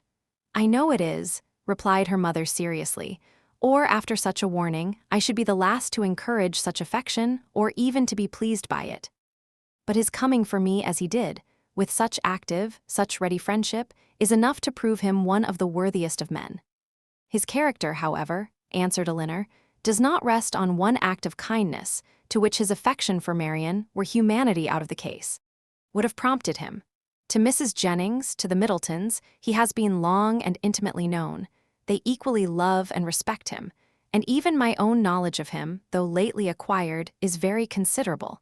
And so highly do I value and esteem him, that if Marianne can be happy with him, I shall be as ready as yourself to think our connection the greatest blessing to us in the world. What answer did you give him? Did you allow him to hope? Oh, my love, I could not then talk of hope to him or to myself. Marianne might at that moment be dying. But he did not ask for hope or encouragement. His was an involuntary confidence, an irrepressible effusion to a soothing friend, not an application to a parent. Yet after a time I did say, for at first I was quite overcome, that if she lived, as I trusted she might, my greatest happiness would lie in promoting their marriage. And since our arrival, since our delightful security, I have repeated it to him more fully. Have given him every encouragement in my power. Time, a very little time, I tell him, will do everything. Marianne's heart is not to be wasted forever on such a man as Willoughby. His own merits must soon secure it. To judge from the Colonel's spirits, however, you have not yet made him equally sanguine. No. He thinks Marianne's affection too deeply rooted for any change in it under a great length of time, and even supposing her heart again free, is too diffident of himself to believe that with such a difference of age and disposition he could ever attach her. There, however, he is quite mistaken. His age is only so much beyond hers as to be an advantage, as to make his character and principles fixed, and his disposition, I am well convinced, is exactly the very one to make your sister happy. And his person, his manners too, are all in his favor. My partiality does not blind me. He certainly is not so handsome as Willoughby, but at the same time, there is something much more pleasing in his countenance. There was always a something, if you remember, in Willoughby's eyes at times, which I did not like. Elinor could not remember it, but her mother, without waiting for her assent, continued, and his manners, The Colonel's manners are not only more pleasing to me than Willoughby's ever were, but they are of a kind I well know to be more solidly attaching to Marianne. Their gentleness, their genuine attention to other people, and their manly, unstudied simplicity is much more accordant with her real disposition than the liveliness, often artificial and often ill-timed, of the other. I am very sure myself that had Willoughby turned out as really amiable, as he has proved himself the contrary, Marianne would yet never have been so happy with him as she will be with Colonel Brandon. She paused. Her daughter could not quite agree with her, but her dissent was not heard, and therefore gave no offense. At Delaford, she will be within an easy distance of me, added Mrs. Dashwood, even if I remain at Barton, and in all probability, for I hear it is a large village. Indeed, there certainly must be some small house or cottage close by. That would suit us quite as well as our present situation. Poor Elinor, here was a new scheme for getting her to Delaford, but her spirit was stubborn. His fortune too, for at my time of life, you know, everybody cares about that, and though I neither know nor desire to know what it really is, I am sure it must be a good one. Here they were interrupted by the entrance of a third person, and Elinor withdrew to think it all over in private. To wish success to her friend, and yet in wishing it, to feel a pang for Willoughby. Chapter 46. Marianne's illness, though weakening in its kind, had not been long enough to make her recovery slow. And with youth, natural strength, and her mother's presence and aid, it proceeded so smoothly as to enable her to remove, within 4 days after the arrival of the latter, into Mrs. Palmer's dressing-room. When there, at her own particular request, for she was impatient to pour forth her thanks to him for fetching her mother, Colonel Brandon was invited to visit her. His emotion on entering the room, in seeing her altered looks, and in receiving the pale hand which she immediately held out to him, was such as, in Elinor's conjecture, must arise from something more than his affection for Marianne, or the consciousness of its being known to others, and she soon discovered in his melancholy eye and varying complexion, as he looked at her sister, the probable recurrence of many past scenes of misery to his mind, brought back by that resemblance between Marianne and Eliza already acknowledged, and now strengthened by the hollow eye, the sickly skin, the posture of reclining weakness, and the warm acknowledgment of peculiar obligation. Mrs. Dashwood, not less watchful of what passed than her daughter, but with a mind very differently influenced, and therefore watching to very different effect, saw nothing in the Colonel's behavior but what arose from the most simple and self-evident sensations. While in the actions and words of Marianne, she persuaded herself to think that something more than gratitude already dawned. At the end of another day or two, Marianne growing visibly stronger every 12 hours, Mrs. Dashwood, urged equally by her own and her daughter's wishes, began to talk of removing to Barton.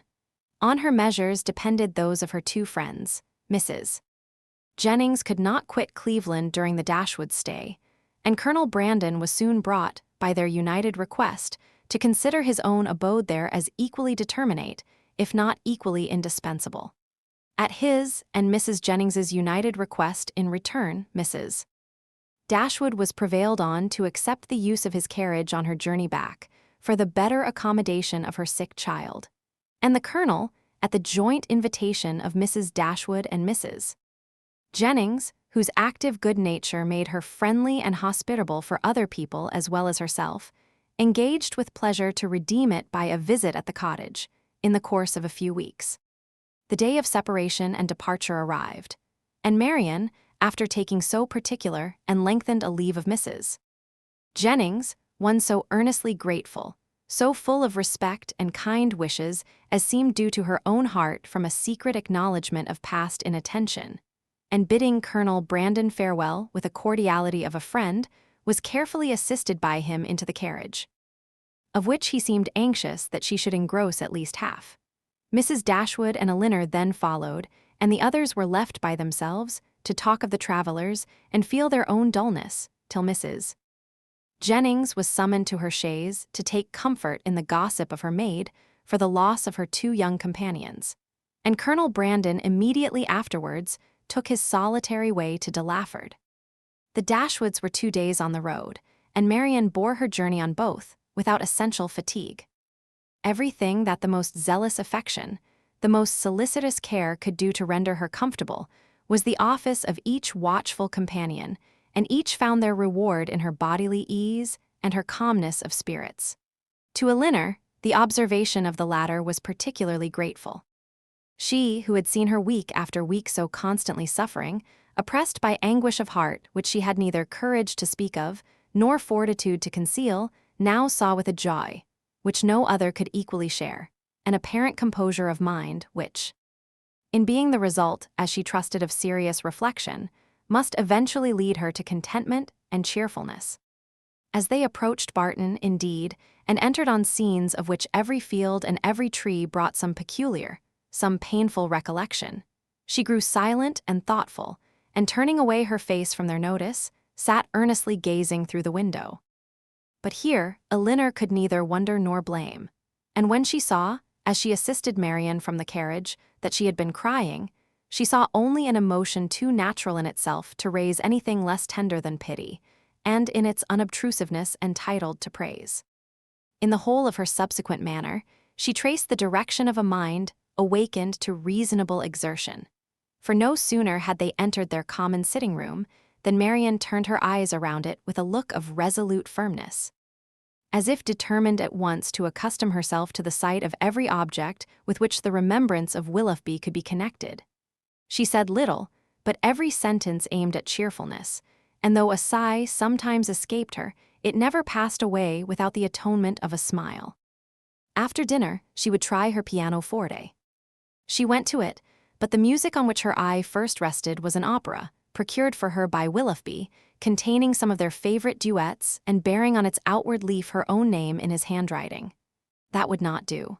She shook her head, put the music aside, and after running over the keys for a minute, complained of feebleness in her fingers and closed the instrument again, declaring, however, with firmness as she did so, that she should in future practice much. The next morning produced no abatement in these happy symptoms. On the contrary, with a mind and body alike strengthened by rest, she looked and spoke with more genuine spirit, anticipating the pleasure of Margaret's return, and talking of the dear family party which would then be restored, of their mutual pursuits and cheerful society, as the only happiness worth a wish. "When the weather is settled, and I have recovered my strength," said she, "we will take long walks together every day. We will walk to the farm at the edge of the down, and see how the children go on. We will walk to Sir John's new plantations at Barton Cross and the Abeland, and we will often go to the old ruins of the Priory and try to trace its foundations as far as we are told they once reached. I know we shall be happy. I know the summer will pass happily away. I mean never to be later in rising than 6, and from that time till dinner I shall divide every moment between music and reading. I have formed my plan, and am determined to enter on a course of serious study. Our own library is too well known to me to be resorted to for anything beyond mere amusement, but there are many works well worth reading at the park, and there are others of more modern production which I know I can borrow of Colonel Brandon, by reading only 6 hours a day. I shall gain in the course of a 12-month a great deal of instruction which I now feel myself to want."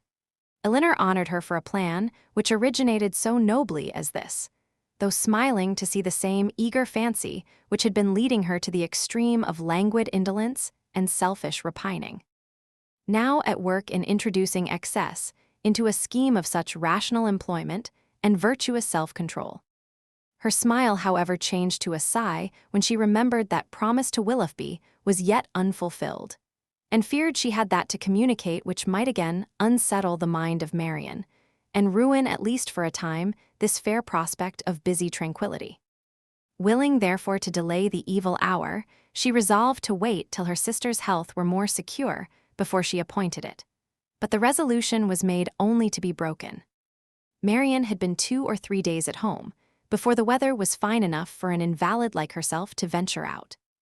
But at last a soft, genial morning appeared, such as might tempt the daughter's wishes and the mother's confidence, and Marianne, leaning on Elinor's arm, was authorized to walk as long as she could without fatigue in the lane before the house.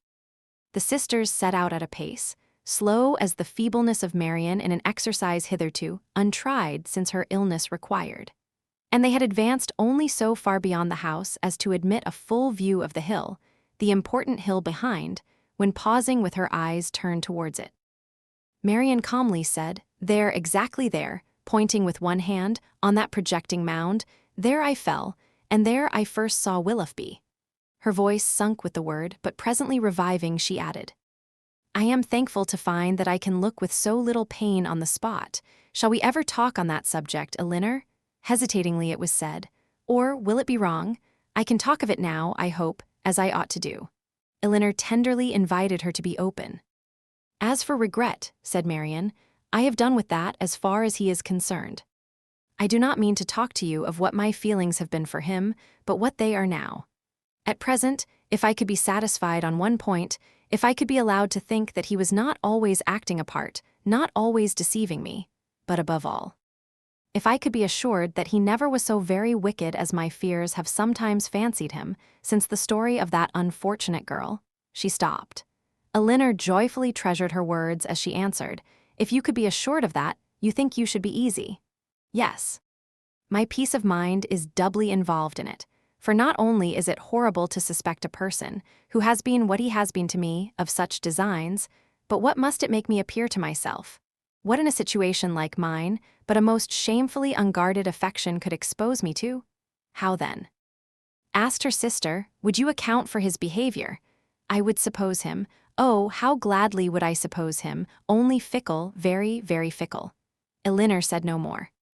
She was debating within herself on the eligibility of beginning her story directly or postponing it till Marianne were in stronger health, and they crept on for a few minutes in silence. "I am not wishing him too much good," said Marianne at last with a sigh, "when I wish his secret reflections may be no more unpleasant than my own. He will suffer enough in them. Do you compare your conduct with his? No. I compare it with what it ought to have been. I compare it with yours.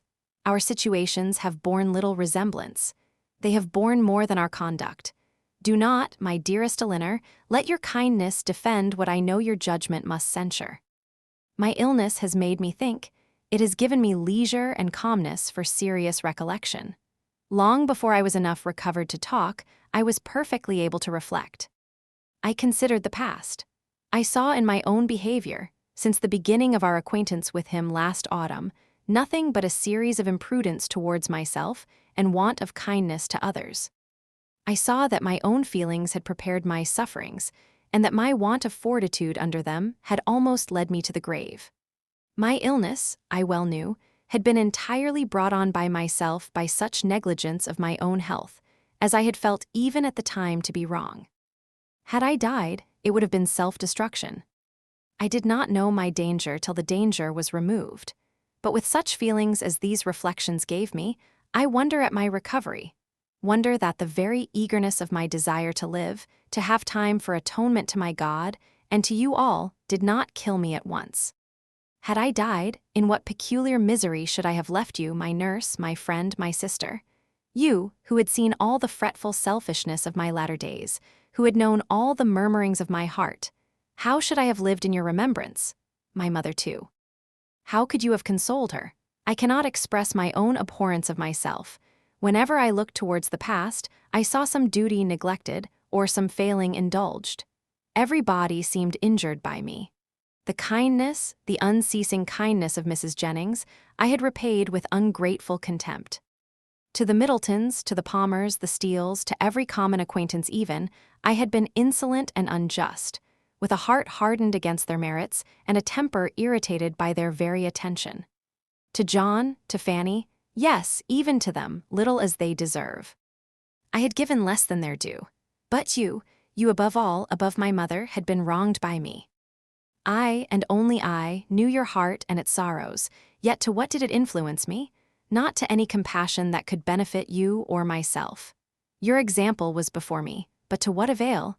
Was I more considerate of you and your comfort? Did I imitate your forbearance, or lessen your restraints, by taking any part in those offices of general complaisance or particular gratitude which you had hitherto been left to discharge alone? No, not less when I knew you to be unhappy than when I had believed you at ease. Did I turn away from every exertion of duty or friendship? scarcely allowing sorrow to exist but with me, regretting only that heart which had deserted and wronged me, and leaving you, for whom I professed an unbounded affection. To be miserable for my sake. Here ceased the rapid flow of her self-reproving spirit, and Elinor, impatient to soothe, though too honest to flatter, gave her instantly that praise and support which her frankness and her contrition so well deserved. Marianne pressed her hand and replied, "You are very good. The future must be my proof. I have laid down my plan, and if I am capable of adhering to it, my feelings shall be governed and my temper improved. They shall no longer worry others, nor torture myself. I shall now live solely for my family. You, my mother and Margaret, must henceforth be all the world to me. You will share my affections entirely between you. From you, from my home, I shall never again have the smallest incitement to move. And if I do mix in other society, it will be only to show that my spirit is humbled, my heart amended, and that I can practice the civilities, the lesser duties of life, with gentleness and forbearance. As for Willoughby, to say that I shall soon or that I shall ever forget him would be idle. His remembrance can be overcome by no change of circumstances or opinions. But it shall be regulated, it shall be checked by religion, by reason, by constant employment." She paused and added in a low voice, "If I could but know his heart, everything would become easy." Elinor, who had now been for some time reflecting on the propriety or impropriety of speedily hazarding her narration, without feeling at all nearer decision than at first, heard this, and perceiving that as reflection did nothing, resolution must do all, soon found herself leading to the fact. She managed the recital, as she hoped, with address, prepared her anxious listener with caution, related simply and honestly the chief points on which Willoughby grounded his apology, did justice to his repentance, and softened only his protestations of present regard. Marianne said not a word. She trembled, her eyes were fixed on the ground, and her lips became whiter than even sickness had left them. 1,000 inquiries sprung up from her heart, but she dared not urge one. She caught every syllable with panting eagerness. Her hand, unknowingly to herself, closely pressed her sister's, and tears covered her cheeks. Elinor, dreading her being tired, led her towards home. Until they reached the door of the cottage, easily conjecturing what her curiosity must be, though no question was suffered to speak it, talked of nothing but Willoughby and their conversation together, and was carefully minute in every particular of speech and look, where minuteness could be safely indulged. As soon as they entered the house, Marianne, with a kiss of gratitude and these 2 words just articulate through her tears, "Tell Mama," withdrew from her sister and walked slowly upstairs. Elinor would not attempt to disturb a solitude so reasonable as what she now sought, and with a mind anxiously prearranging its result and a resolution of reviving the subject again, should Marianne fail to do it, she turned into the parlor to fulfill her parting injunction. Chapter 47 Mrs. Dashwood did not hear unmoved the vindication of her former favorite. She rejoiced in his being cleared from some part of his imputed guilt. She was sorry for him, she wished him happy. But the feelings of the past could not be recalled. Nothing could restore him with a faith unbroken, a character unblemished, to Marianne. Nothing could do away the knowledge of what the latter had suffered through his means, nor remove the guilt of his conduct towards Eliza.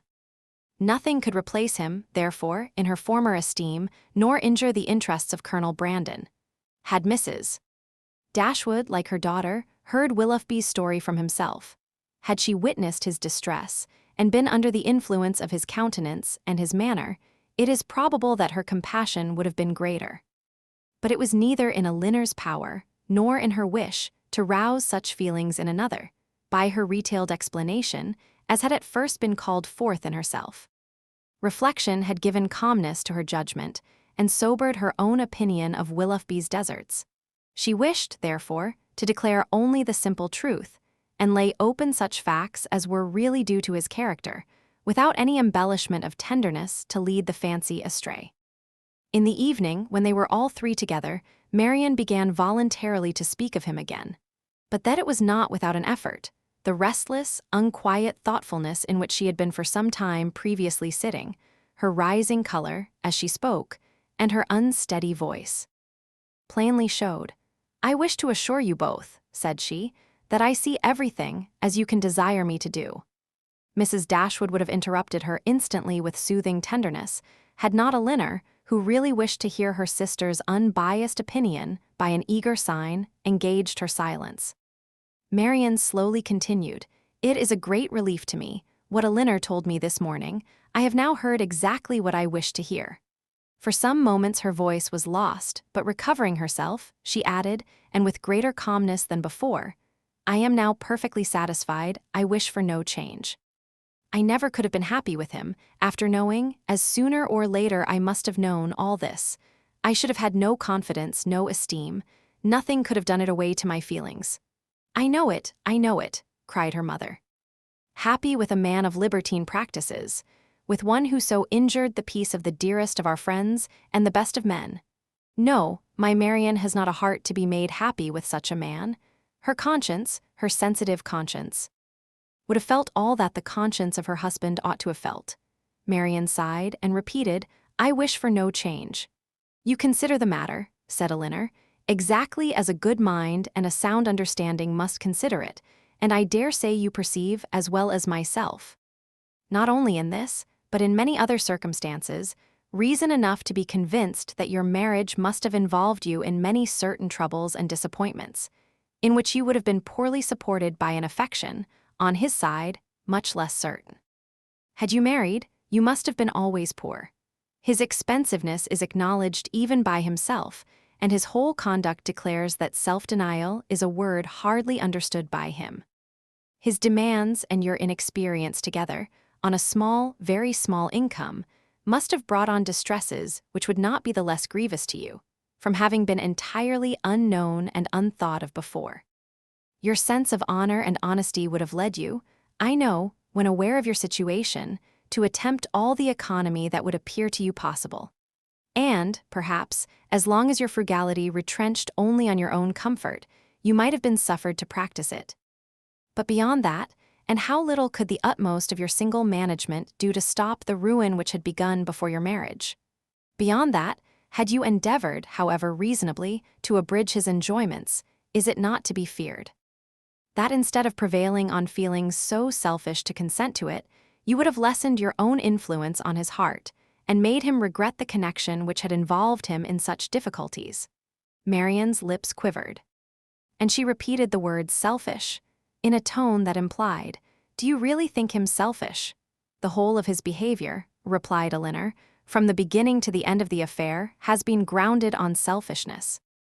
It was selfishness which first made him sport with your affections, which afterwards, when his own were engaged, made him delay the confession of it, and which finally carried him from Barton.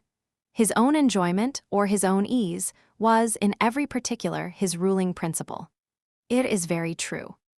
My happiness never was his object. At present," continued Elinor, "he regrets what he has done, and why does he regret it? Because he finds it has not answered towards himself. It has not made him happy. His circumstances are now unembarrassed. He suffers from no evil of that kind, and he thinks only that he has married a woman of a less amiable temper than yourself. But does it follow that had he married you, he would have been happy? The inconveniences would have been different. He would then have suffered under the pecuniary distresses which, because they are removed, he now reckons as nothing. He would have had a wife of whose temper he could make no complaint, but he would have been always necessitous, always poor, and probably would soon have learned to rank the innumerable comforts of a clear estate and good income as of far more importance, even to domestic happiness, than the mere temper of a wife. "I have not a doubt of it," said Marianne, "and I have nothing to regret, nothing but my own folly." "Rather say your mother's imprudence, my child," said Mrs. Dashwood. "She must be answerable." Marianne would not let her proceed, and Elinor, satisfied that each felt their own error, wished to avoid any survey of the past that might weaken her sister's spirits. She, therefore, pursuing the first subject, immediately continued, "One observation may, I think, be fairly drawn from the whole of the story, that all Willoughby's difficulties have arisen from the first offense against virtue, in his behavior to Eliza Williams. That crime has been the origin of every lesser one, and of all his present discontents. Marianne assented most feelingly to the remark, and her mother was led by it to an enumeration of Colonel Brandon's injuries and merits, warm as friendship and design could unitedly dictate. Her daughter did not look, however, as if much of it were heard by her. Elinor, according to her expectation, saw on the 2 or 3 following days that Marianne did not continue to gain strength as she had done. But while her resolution was unsubdued, and she still tried to appear cheerful and easy, her sister could safely trust to the effect of time upon her health. Margaret returned, and the family were again all restored to each other, again quietly settled at the cottage, and if not pursuing their usual studies with quite so much vigor as when they first came to Barton, at least planning a vigorous prosecution of them in future. Elinor grew impatient for some tidings of Edward. She had heard nothing of him since her leaving London, nothing new of his plans, nothing certain even of his present abode. Some letters had passed between her and her brother in consequence of Marianne's illness, and in the first of John's there had been this sentence: "We know nothing of our unfortunate Edward, and can make no inquiries on so prohibited a subject, but conclude him to be still at Oxford," which was all the intelligence of Edward afforded her by the correspondence, for his name was not even mentioned in any of the succeeding letters. She was not doomed, however, to be long in ignorance of his measures. Their manservant had been sent one morning to Exeter on business, and when, as he waited at table, he had satisfied the inquiries of his mistress as to the event of his errand, this was his voluntary communication: "I suppose you know, ma'am, that Mr. Ferrars is married." Marianne gave a violent start, fixed her eyes upon Elinor, saw her turning pale, and fell back in her chair in hysterics. Mrs.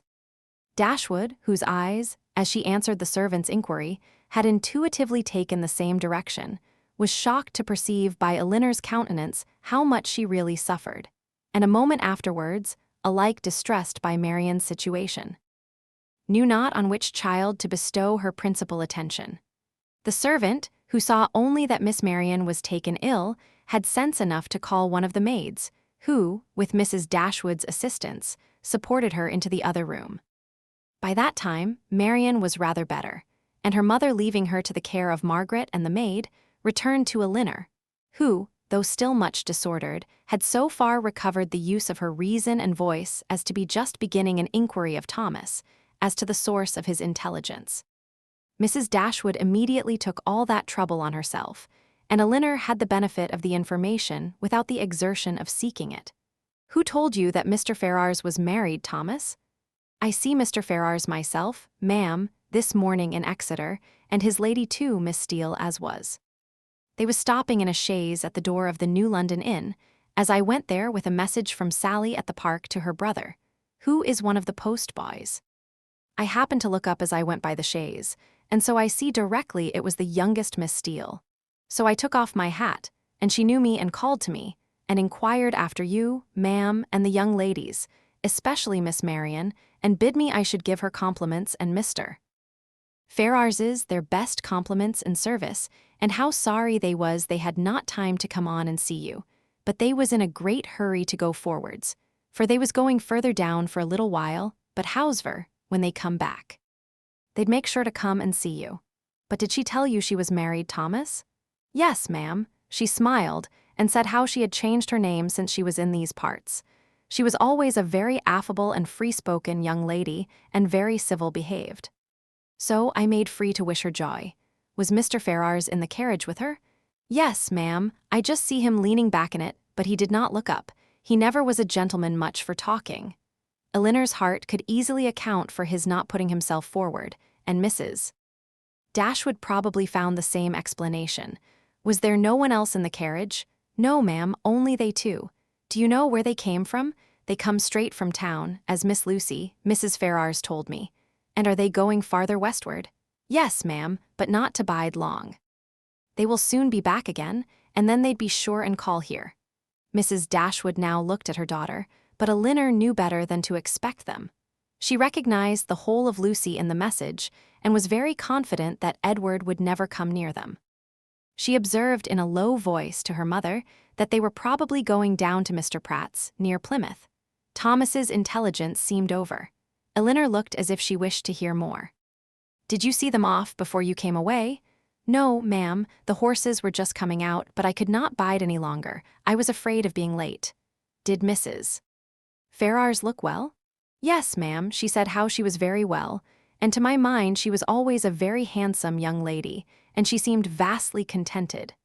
Mrs. Dashwood could think of no other question, and Thomas and the tablecloth, now alike needless, were soon afterwards dismissed. Marianne had already sent to say that she should eat nothing more.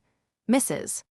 Dashwood's and Elinor's appetites were equally lost, and Margaret might think herself very well off, that with so much uneasiness as both her sisters had lately experienced, so much reason as they had often had to be careless of their meals, she had never been obliged to go without her dinner before.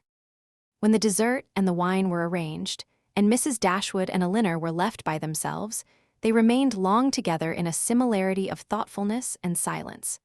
Mrs. Dashwood feared to hazard any remark, and ventured not to offer consolation. She now found that she had erred in relying on Elinor's representation of herself, and justly concluded that everything had been expressly softened at the time to spare her from an increase of unhappiness, suffering as she then had suffered for Marianne. She found that she had been misled by the careful, the considerate attention of her daughter, to think the attachment, which once she had so well understood, much slighter in reality than she had been wont to believe or than it was now proved to be. She feared that under this persuasion she had been unjust, inattentive, nay, almost unkind to her Elinor. That Marianne's affliction, because more acknowledged, more immediately before her, had too much engrossed her tenderness, and led her away to forget that in Elinor she might have a daughter suffering almost as much, certainly with less self-provocation and greater fortitude. Chapter 48. Elinor now found the difference between the expectation of an unpleasant event, however certain the mind may be told to consider it, and certainty itself. She now found that in spite of herself she had always admitted a hope, while Edward remained single, that something would occur to prevent his marrying Lucy, that some resolution of his own, some mediation of friends, or some more eligible opportunity of establishment for the lady, would arise to assist the happiness of all. But he was now married, and she condemned her heart for the lurking flattery which so much heightened the pain of the intelligence. That he should be married soon, before, as she imagined, he could be in orders, and consequently before he could be in possession of the living, surprised her a little at first. But she soon saw how likely it was that Lucy, in her self-provident care, in her haste to secure him, should overlook everything but the risk of delay. They were married in town, and now hastening down to her uncle's. What had Edward felt on being within 4 miles from Barton, on seeing her mother's servant, on hearing Lucy's message? They would soon, she supposed, be settled at Delaford. Delaford, that place in which so much conspired to give her an interest, which she wished to be acquainted with and yet desired to avoid. She saw them in an instant in their parsonage house, saw in Lucy, the active, contriving manager, uniting at once a desire of smart appearance with the utmost frugality, and ashamed to be suspected of half her economical practices, pursuing her own interest in every thought, courting the favor of Colonel Brandon, of Mrs. Jennings, and of every wealthy friend. In Edward, she knew not what she saw, nor what she wished to see. Happy or unhappy, nothing pleased her. She turned away her head from every sketch of him. Elinor flattered herself that someone of their connections in London would write to them to announce the event and give farther particulars, but day after day passed off and brought no letter, no tidings. Though uncertain that anyone were to blame, she found fault with every absent friend. They were all thoughtless or indolent. "When do you write to Colonel Brandon, ma'am?" was an inquiry which sprung from the impatience of her mind to have something going on. "I wrote to him, my love, last week, and rather expect to see than to hear from him again. I earnestly pressed his coming to us, and should not be surprised to see him walk in today or tomorrow or any day." This was gaining something to look forward to. Colonel Brandon must have some information to give. Scarcely had she so determined it when the figure of a man on horseback drew her eyes to the window. He stopped at their gate. It was a gentleman, it was Colonel Brandon himself. Now she could hear more, and she trembled in expectation of it. But it was not Colonel Brandon, neither his air nor his height, Were it possible, she must say it must be Edward. She looked again. He had just dismounted. She could not be mistaken. It was Edward. She moved away and sat down.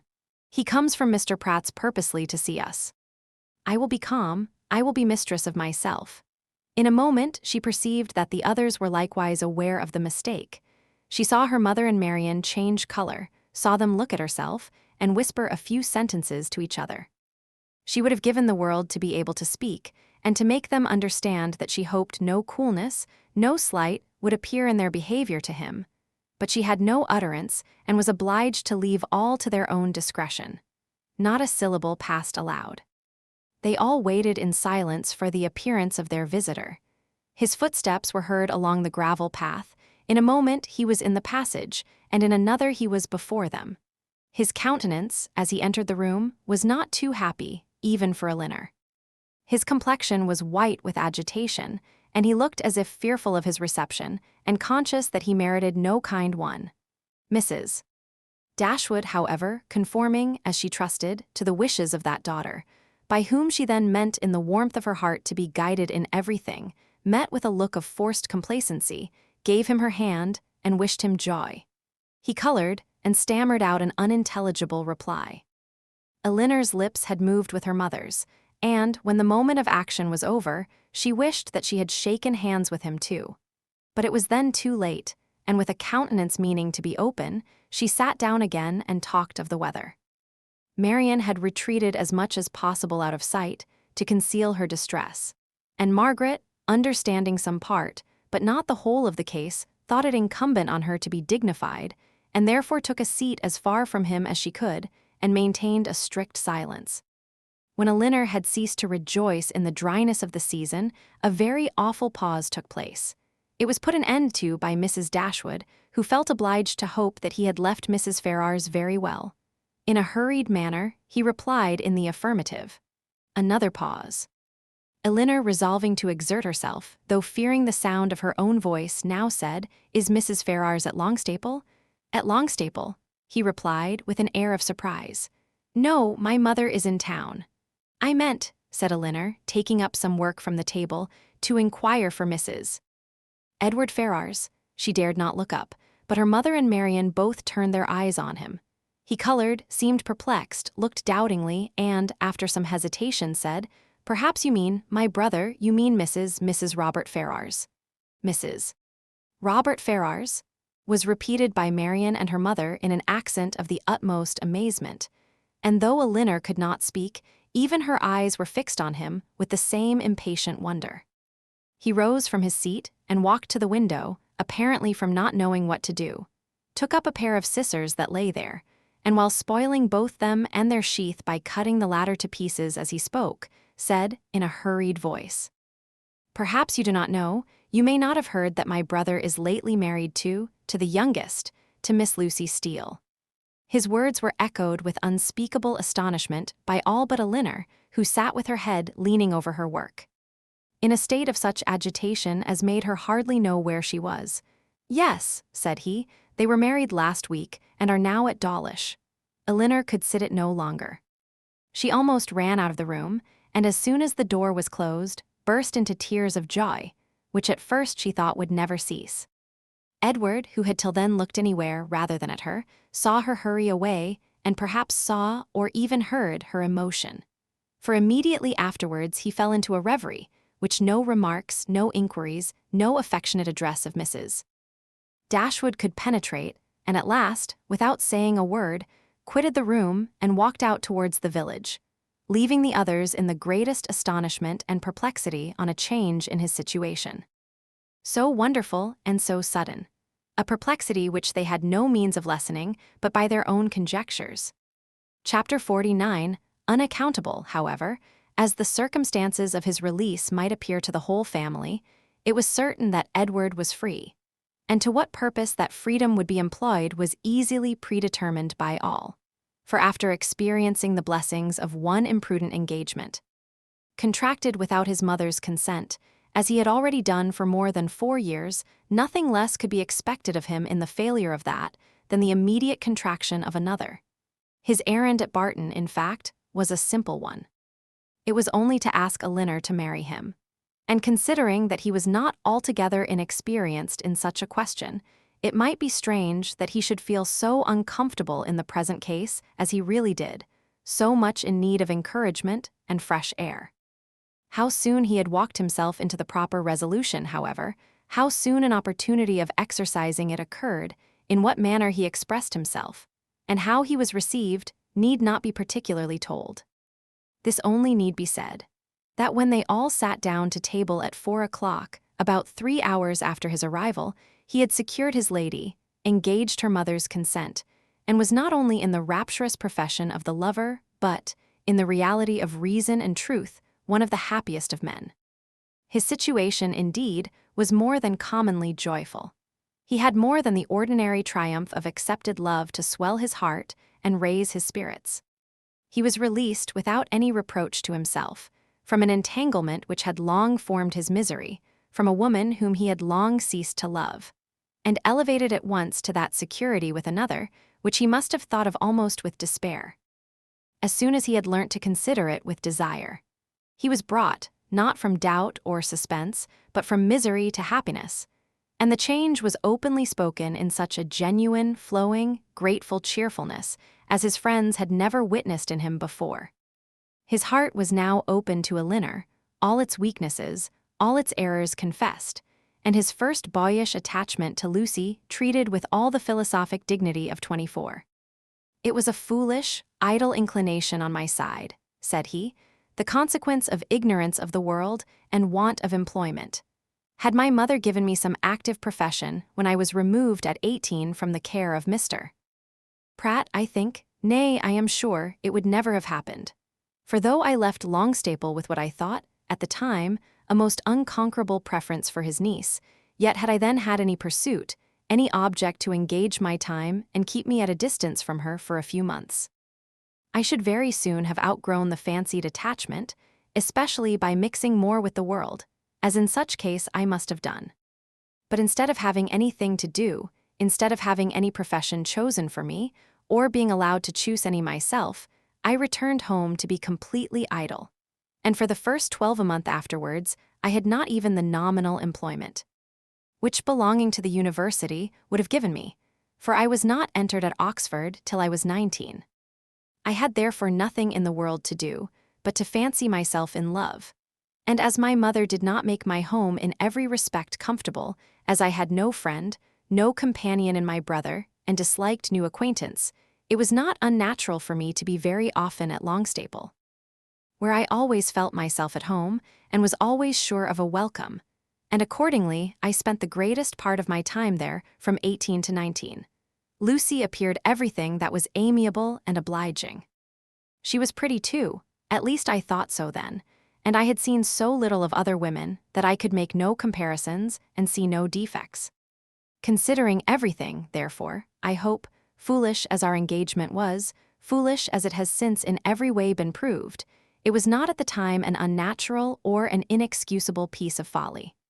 The change which a few hours had wrought in the minds and the happiness of the Dashwoods was so great, as promised them all the satisfaction of a sleepless night.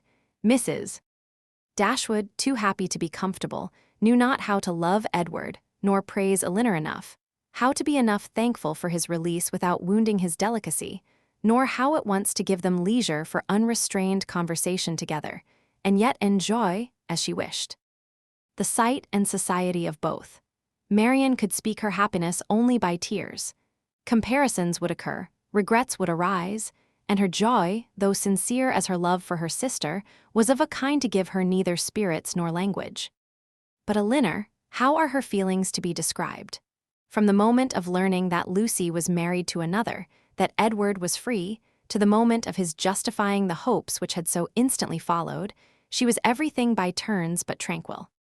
But when the second moment had passed, when she found every doubt, every solicitude removed, compared her situation with what so lately it had been, saw him honorably released from his former engagement, saw him instantly profiting by the release to address herself and declare an affection as tender, as constant as she had ever supposed it to be, she was oppressed, she was overcome by her own felicity. and happily disposed, as is the human mind, to be easily familiarized with any change for the better. It required several hours to give sedateness to her spirits, or any degree of tranquility to her heart. Edward was now fixed at the cottage at least for a week. For whatever other claims might be made on him, it was impossible that less than a week should be given up to the enjoyment of Elinor's company, or suffice to say half that was to be said of the past, the present, and the future, for though a very few hours spent in the hard labor of incessant talking will dispatch more subjects than can really be in common between any two rational creatures, yet with lovers it is different.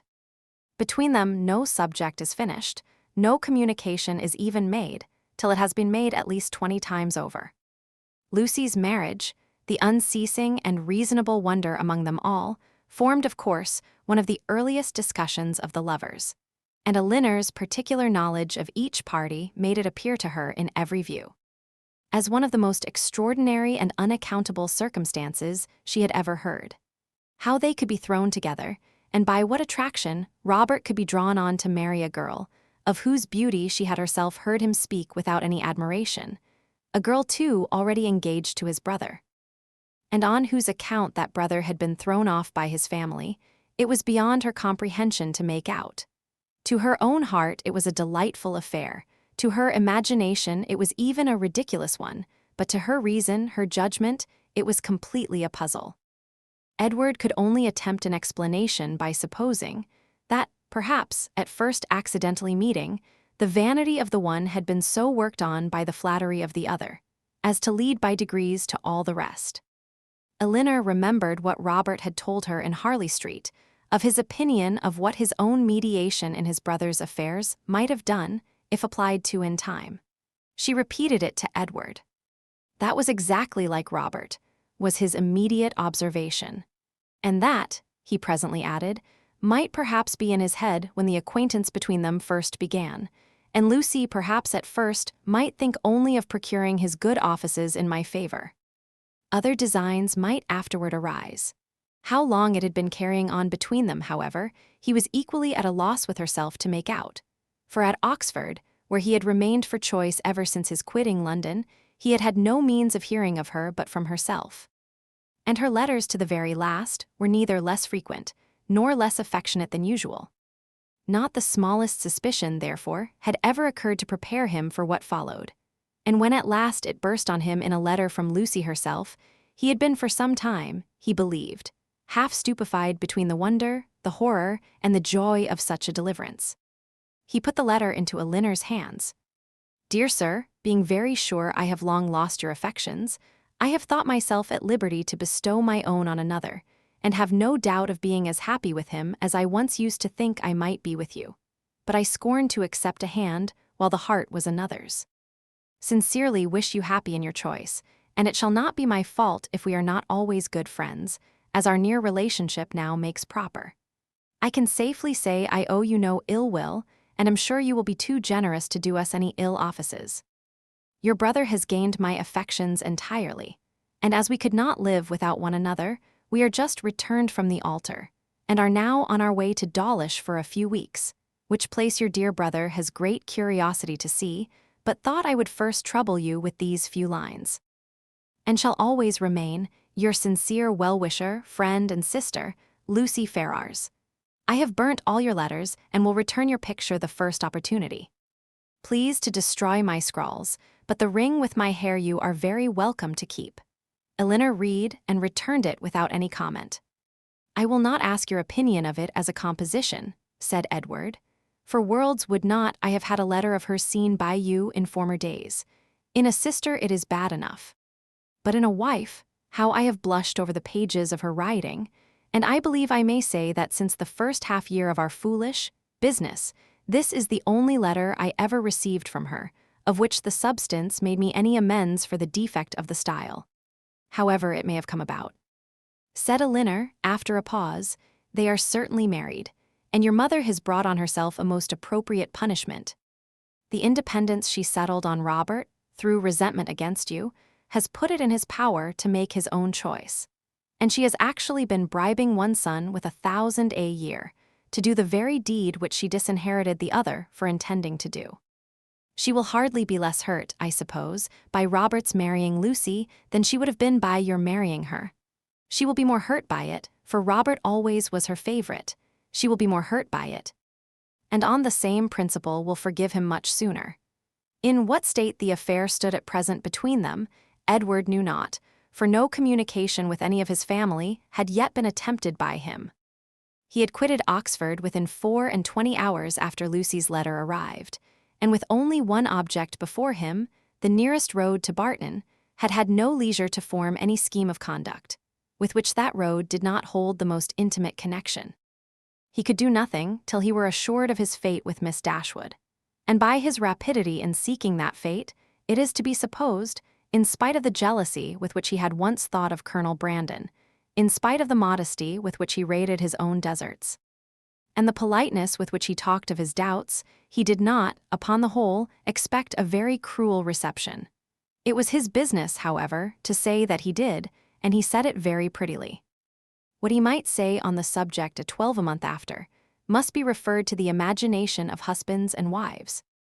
That Lucy had certainly meant to deceive, to go off with a flourish of malice against him in her message by Thomas, was perfectly clear to Elinor, and Edward himself, now thoroughly enlightened on her character, had no scruple in believing her capable of the utmost meanness of wanton ill nature. Though his eyes had been long opened, even before his acquaintance with Elinor began, to her ignorance and a want of liberality in some of her opinions, they had been equally imputed, by him, to her want of education, until her last letter reached him. He had always believed her to be a well-disposed, good-hearted girl, and thoroughly attached to himself. Nothing but such a persuasion could have prevented his putting an end to an engagement, which, long before the discovery of it laid him open to his mother's anger, had been a continual source of disquiet and regret to him. "I thought it my duty," said he, "independent of my feelings, to give her the option of continuing the engagement or not, when I was renounced by my mother, and stood to all appearance without a friend in the world to assist me. In such a situation as that, where there seemed nothing to tempt the avarice or the vanity of any living creature, how could I suppose, when she so earnestly, so warmly insisted on sharing my fate, whatever it might be, that anything but the most disinterested affection was her inducement? And even now, I cannot comprehend on what motive she acted, or what fancied advantage it could be to her, to be fettered to a man for whom she had not the smallest regard, and who had only £2,000 in the world. She could not foresee that Colonel Brandon would give me a living. No, but she might suppose that something would occur in your favor, that your own family might in time relent. And at any rate, she lost nothing by continuing the engagement, for she has proved that it fettered neither her inclination nor her actions. The connection was certainly a respectable one, and probably gained her consideration among her friends, and, if nothing more advantageous occurred, it would be better for her to marry you than be single." Edward was, of course, immediately convinced that nothing could have been more natural than Lucy's conduct, nor more self-evident than the motive of it. Elinor scolded him, harshly as ladies always scold the imprudence which compliments themselves, for having spent so much time with them at Norland, when he must have felt his own inconstancy. "Your behavior was certainly very wrong," said she, "because, to say nothing of my own conviction, our relations were all led away by it to fancy and expect what, as you were then situated, could never be. He could only plead an ignorance of his own heart, and a mistaken confidence in the force of his engagement. I was simple enough to think that because my faith was plighted to another, there could be no danger in my being with you, and that the consciousness of my engagement was to keep my heart as safe and sacred as my honor. I felt that I admired you, but I told myself it was only friendship. Until I began to make comparisons between yourself and Lucy, I did not know how far I was got. After that, I suppose, I was wrong in remaining so much in Sussex, and the arguments with which I reconciled myself to the expediency of it were no better than these. The danger is my own. I am doing no injury to anybody but myself." Elinor smiled and shook her head. Edward heard with pleasure of Colonel Brandon's being expected at the cottage, as he really wished not only to be better acquainted with him, but to have an opportunity of convincing him that he no longer resented his giving him the living of Dashwood. "Which, at present," said he, "after thanks so ungraciously delivered as mine were on the occasion, he must think I have never forgiven him for offering." Now he felt astonished himself that he had never yet been to the place. But so little interest had he taken in the matter, that he owed all his knowledge of the house, garden, and glebe, extent of the parish, condition of the land, and rate of the tithes, to Elinor herself, who had heard so much of it from Colonel Brandon, and heard it with so much attention, as to be entirely mistress of the subject. One question after this only remained undecided. Between them, one difficulty only was to be overcome. They were brought together by mutual affection, with the warmest approbation of their real friends. Their intimate knowledge of each other seemed to make their happiness certain, and they only wanted something to live upon. Edward had £2,000, and Elinor one, which, with Dashwood living, was all that they could call their own, for it was impossible that Mrs. Dashwood should advance anything, and they were neither of them quite enough in love to think that £350 a year would supply them with the comforts of life. Edward was not entirely without hopes of some favorable change in his mother towards him, and on that he rested for the residue of their income. But Elinor had no such dependence, for since Edward would still be unable to marry Miss Morton, and his choosing herself had been spoken of in Mrs. Ferrars's flattering language as only a lesser evil than his choosing Lucy Steele, she feared that Robert's offense would serve no other purpose than to enrich Fanny. About 4 days after Edward's arrival, Colonel Brandon appeared, to complete Mrs. Dashwood's satisfaction, and to give her the dignity of having, for the first time since her living at Barton, more company with her than her house would hold. Edward was allowed to retain the privilege of first comer, and Colonel Brandon therefore walked every night to his old quarters at the park, from whence he usually returned in the morning, early enough to interrupt the lovers' first tete-a-tete before breakfast.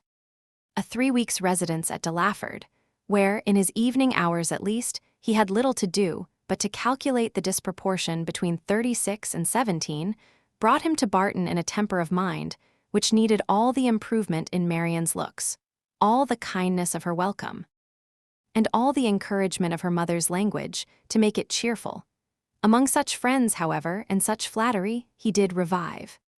No rumor of Lucy's marriage had yet reached him. He knew nothing of what had passed, and the first hours of his visit were consequently spent in hearing and in wondering. Everything was explained to him by Mrs. Dashwood, and he found fresh reason to rejoice in what he had done for Mr. Ferrars, since eventually it promoted the interest of Elinor. It would be needless to say that the gentlemen advanced in the good opinion of each other as they advanced in each other's acquaintance, for it could not be otherwise. Their resemblance in good principles and good sense, in disposition and manner of thinking, would probably have been sufficient to unite them in friendship, without any other attraction. But their being in love with 2 sisters, and 2 sisters fond of each other, made that mutual regard inevitable and immediate, which might otherwise have waited the effect of time and judgment. The letters from town, which a few days before would have made every nerve in Elinor's body thrill with transport, now arrived to be read with less emotion than mirth. Mrs.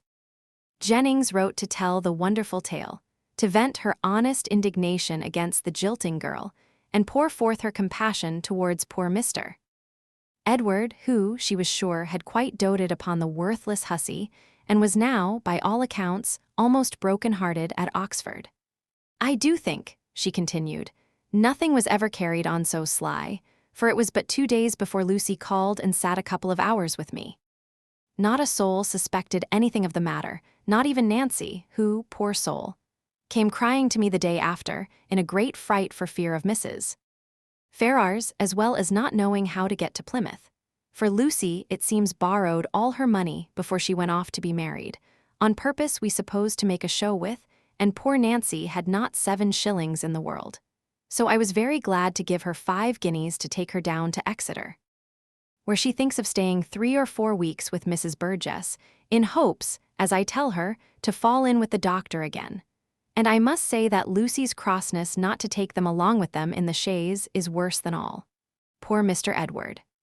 I cannot get him out of my head, but you must send for him to Barton, and Miss Marianne must try to comfort him." Mr. Dashwood's strains were more solemn. Mrs. Ferrars was the most unfortunate of women.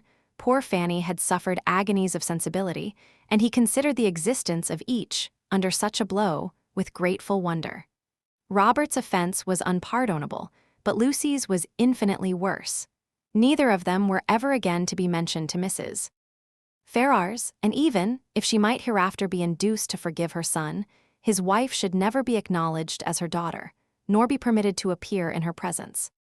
The secrecy with which everything had been carried on between them was rationally treated as enormously heightening the crime, because, had any suspicion of it occurred to the others, proper measures would have been taken to prevent the marriage, and he called on Elinor to join with him in regretting that Lucy's engagement with Edward had not rather been fulfilled than that she should thus be the means of spreading misery farther in the family. He thus continued, "Mrs. Ferrars has never yet mentioned Edward's name, which does not surprise us. But, to our great astonishment, not a line has been received from him on the occasion.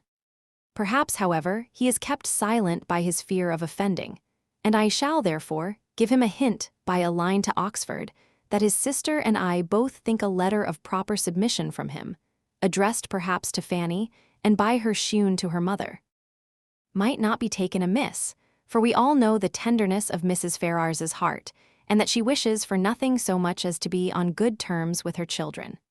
This paragraph was of some importance to the prospects and conduct of Edward. It determined him to attempt a reconciliation, though not exactly in the manner pointed out by their brother and sister. "A letter of proper submission," repeated he. "Would they have me beg my mother's pardon for Robert's ingratitude to her and breach of honor to me? I can make no submission. I am grown neither humble nor penitent by what has passed. I am grown very happy, but that would not interest. I know of no submission that is proper for me to make."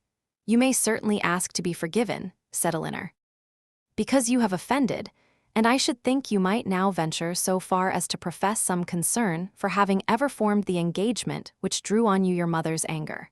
He agreed that he might. "And when she has forgiven you, perhaps a little humility may be convenient while acknowledging a second engagement, almost as imprudent in her eyes as the first." He had nothing to urge against it, but still resisted the idea of a letter of proper submission, and therefore, to make it easier to him, as he declared a much greater willingness to make mean concessions by word of mouth than on paper, it was resolved that instead of writing to Fanny, he should go to London and personally entreat her good offices in his favor. "And if they really do interest themselves," said Marianne, in her new character of candor, "in bringing about a reconciliation, I shall think that even John and Fanny are not entirely without merit." After a visit on Colonel Brandon's side of only 3 or 4 days, the two gentlemen quitted Barton together. They were to go immediately to Delaford, that Edward might have some personal knowledge of his future home, and assist his patron and friend in deciding on what improvements were needed to it. And from thence, after staying there a couple of nights, he was to proceed on his journey to town. Chapter 50. After a proper resistance on the part of Mrs. Ferrars, just so violent and so steady as to preserve her from that reproach which she always seemed fearful of incurring, the reproach of being too amiable, Edward was admitted to her presence, and pronounced to be again her son. Her family had of late been exceedingly fluctuating. For many years of her life she had had 2 sons, but the crime and annihilation of Edward a few weeks ago had robbed her of one. The similar annihilation of Robert had left her for a fortnight without any, and now, by the resuscitation of Edward, she had one again. In spite of his being allowed once more to live, however, he did not feel the continuance of his existence secure, till he had revealed his present engagement, for the publication of that circumstance, he feared, might give a sudden turn to his constitution, and carry him off as rapidly as before. With apprehensive caution, therefore, it was revealed, and he was listened to with unexpected calmness. Mrs. Ferrars at first reasonably endeavored to dissuade him from marrying Miss Dashwood by every argument in her power, told him that in Miss Morton he would have a woman of higher rank and larger fortune, and enforced the assertion by observing that Miss Morton was the daughter of a nobleman with £30,000, while Miss Dashwood was only the daughter of a private gentleman with no more than 3. But when she found that, though perfectly admitting the truth of her representation, he was by no means inclined to be guided by it, she judged it wisest, from the experience of the past, to submit, and therefore, after such an ungracious delay as she owed to her own dignity, and as served to prevent every suspicion of goodwill, she issued her decree of consent to the marriage of Edward and Elinor. What she would engage to do towards augmenting their income was next to be considered, and here it plainly appeared that though Edward was now her only son, he was by no means her eldest, for while Robert was inevitably endowed with £1,000 a year, not the smallest objection was made against Edward's taking orders for the sake of 250 at the utmost, nor was anything promised either for the present or in future, beyond the £10,000 which had been given with Fanny. It was as much, however, as was desired, and more than was expected by Edward and Elinor, and Mrs. Ferrars herself, by her shuffling excuses, seemed the only person surprised at her not giving more.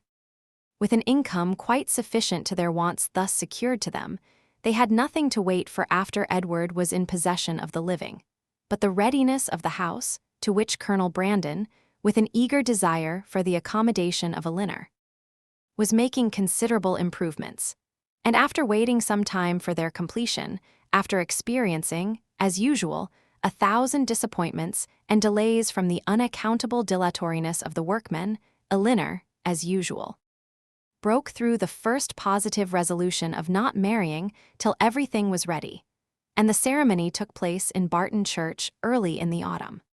The first month after their marriage was spent with their friend at the mansion house, from whence they could superintend the progress of the parsonage and direct everything as they liked on the spot, could choose papers, project shrubberies, and invent a sweep. Mrs. Jennings's prophecies, though rather jumbled together, were chiefly fulfilled, for she was able to visit Edward and his wife in their parsonage by Michaelmas, and she found in Elinor and her husband, as she really believed, one of the happiest couples in the world. They had in fact nothing to wish for but the marriage of Colonel Brandon and Marianne, and rather better pasturage for their cows. They were visited on their first settling by almost all their relations and friends. Mrs. Ferrars came to inspect the happiness which she was almost ashamed of having authorized, and even the Dashwoods were at the expense of a journey from Sussex to do them honor. "I will not say that I am disappointed, my dear sister," said John, as they were walking together one morning before the gates of Delaford House. "That would be saying too much, for certainly you have been one of the most fortunate young women in the world, as it is. But, I confess, it would give me great pleasure to call Colonel Brandon brother. His property here, his place, his house, everything is in such respectable and excellent condition, and his woods, I have not seen such timber anywhere in Dorsetshire as there is now standing in Delaford Hanger, and though, perhaps, Marianne may not seem exactly the person to attract him, yet I think it would altogether be advisable for you to have them now frequently staying with you. For as Colonel Brandon seems a great deal at home, nobody can tell what may happen, when people are much thrown together, and see little of anybody else, and it will always be in your power to set her off to advantage and so forth. In short, you may as well give her a chance, you understand me." But though Mrs.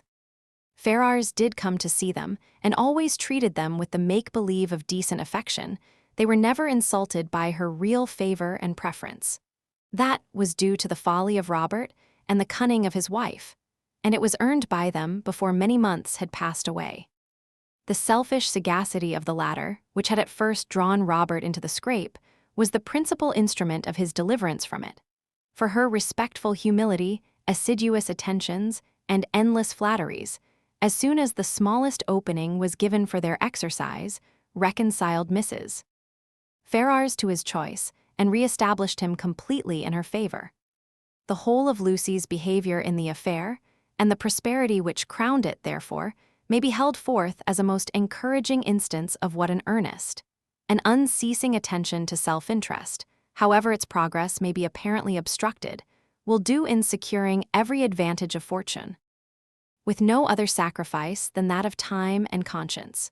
When Robert first sought her acquaintance and privately visited her in Bartlett's Buildings, it was only with the view imputed to him by his brother. He merely meant to persuade her to give up the engagement, and as there could be nothing to overcome but the affection of both, he naturally expected that 1 or 2 interviews would settle the matter. In that point, however, and that only, he erred. For though Lucy soon gave him hopes that his eloquence would convince her in time, another visit, another conversation, was always wanted to produce this conviction. Some doubts always lingered in her mind when they parted, which could only be removed by another half-hour's discourse with himself. His attendance was by this means secured, and the rest followed in course. Instead of talking of Edward, they came gradually to talk only of Robert, a subject on which he had always more to say than on any other, and in which she soon betrayed an interest even equal to his own. And in short, it became speedily evident to both that he had entirely supplanted his brother. He was proud of his conquest, proud of tricking Edward, and very proud of marrying privately without his mother's consent. What immediately followed is known. They passed some months in great happiness at Dawlish, for she had many relations and old acquaintances to cut, and he drew several plans for magnificent cottages, and from thence returning to town, procured the forgiveness of Mrs. Ferrars by the simple expedient of asking it, which, at Lucy's instigation, was adopted. The forgiveness, at first, indeed, as was reasonable, comprehended only Robert, and Lucy, who had owed his mother no duty and therefore could have transgressed none, still remained some weeks longer unpardoned. But perseverance in humility of conduct and messages, in self-condemnation for Robert's offense, and gratitude for the unkindness she was treated with, procured her in time the haughty notice which overcame her by its graciousness, and led soon afterwards, by rapid degrees, to the highest state of affection and influence. Lucy became as necessary to Mrs. Ferrars as either Robert or Fanny, and while Edward was never cordially forgiven for having once intended to marry her, and Elinor, though superior to her in fortune and birth, was spoken of as an intruder, she was in everything considered and always openly acknowledged to be a favorite child. They settled in town, received very liberal assistance from Mrs. Ferrars, were on the best terms imaginable with the Dashwoods, and setting aside the jealousies and ill will continually subsisting between Fanny and Lucy, in which their husbands of course took a part, as well as the frequent domestic disagreements between Robert and Lucy themselves. Nothing could exceed the harmony in which they all lived together. What Edward had done to forfeit the right of eldest son might have puzzled many people to find out, and what Robert had done to succeed to it might have puzzled them still more. It was an arrangement, however, justified in its effects, if not in its cause, for nothing ever appeared in Robert's style of living or of talking to give a suspicion of his regretting the extent of his income, as either leaving his brother too little, or bringing himself too much. And if Edward might be judged from the ready discharge of his duties in every particular, from an increasing attachment to his wife and his home, and from the regular cheerfulness of his spirits, he might be supposed no less contented with his lot, no less free from every wish of an exchange. Elinor's marriage divided her as little from her family as could well be contrived, without rendering the cottage at Barton entirely useless, for her mother and sisters spent much more than half their time with her. Mrs. Dashwood was acting on motives of policy as well as pleasure in the frequency of her visits at Delaford, for her wish of bringing Marianne and Colonel Brandon together was hardly less earnest, though rather more liberal than what John had expressed. It was now her darling object. Precious as was the company of her daughter to her, she desired nothing so much as to give up its constant enjoyment to her valued friend. And to see Marianne settled at the mansion house was equally the wish of Edward and Elinor. They each felt his sorrows and their own obligations, and Marianne, by general consent, was to be the reward of all.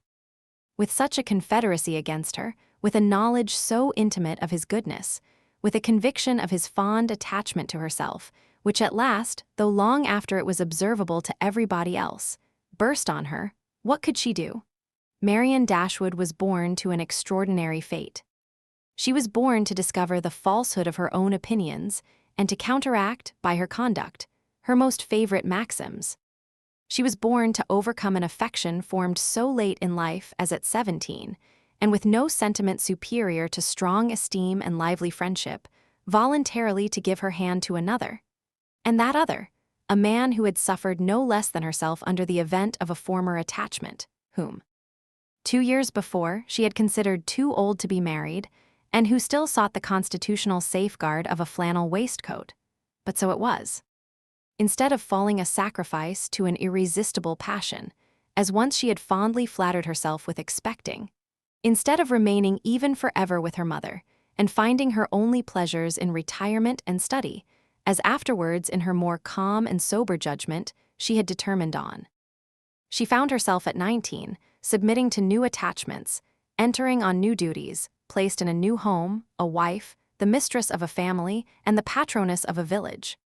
Colonel Brandon was now as happy as all those who best loved him believed he deserved to be. In Marianne he was consoled for every past affliction.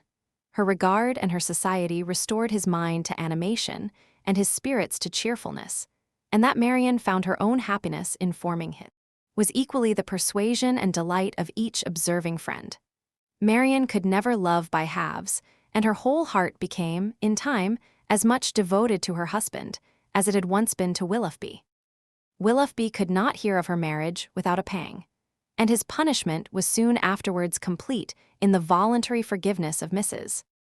Smith, who, by stating his marriage with a woman of character as the source of her clemency, gave him reason for believing that had he behaved with honor towards Marianne, he might at once have been happy and rich.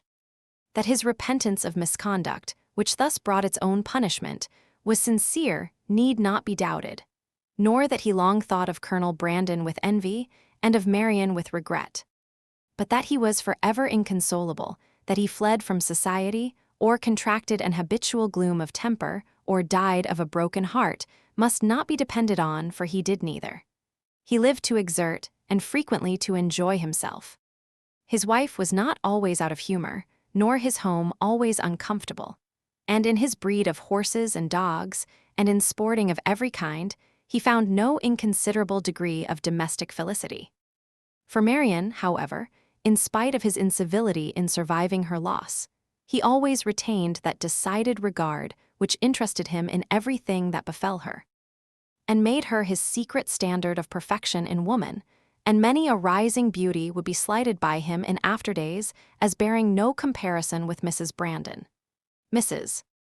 Dashwood was prudent enough to remain at the cottage without attempting a removal to Delaford, and fortunately for Sir John and Mrs. Jennings, when Marianne was taken from them, Margaret had reached an age highly suitable for dancing, and not very ineligible for being supposed to have a lover. Between Barton and Delaford, there was that constant communication which strong family affection would naturally dictate. And among the merits and the happiness of Elinor and Marianne, let it not be ranked as the least considerable, that though sisters, and living almost within sight of each other, they could live without disagreement between themselves or producing coolness between their husbands. The end,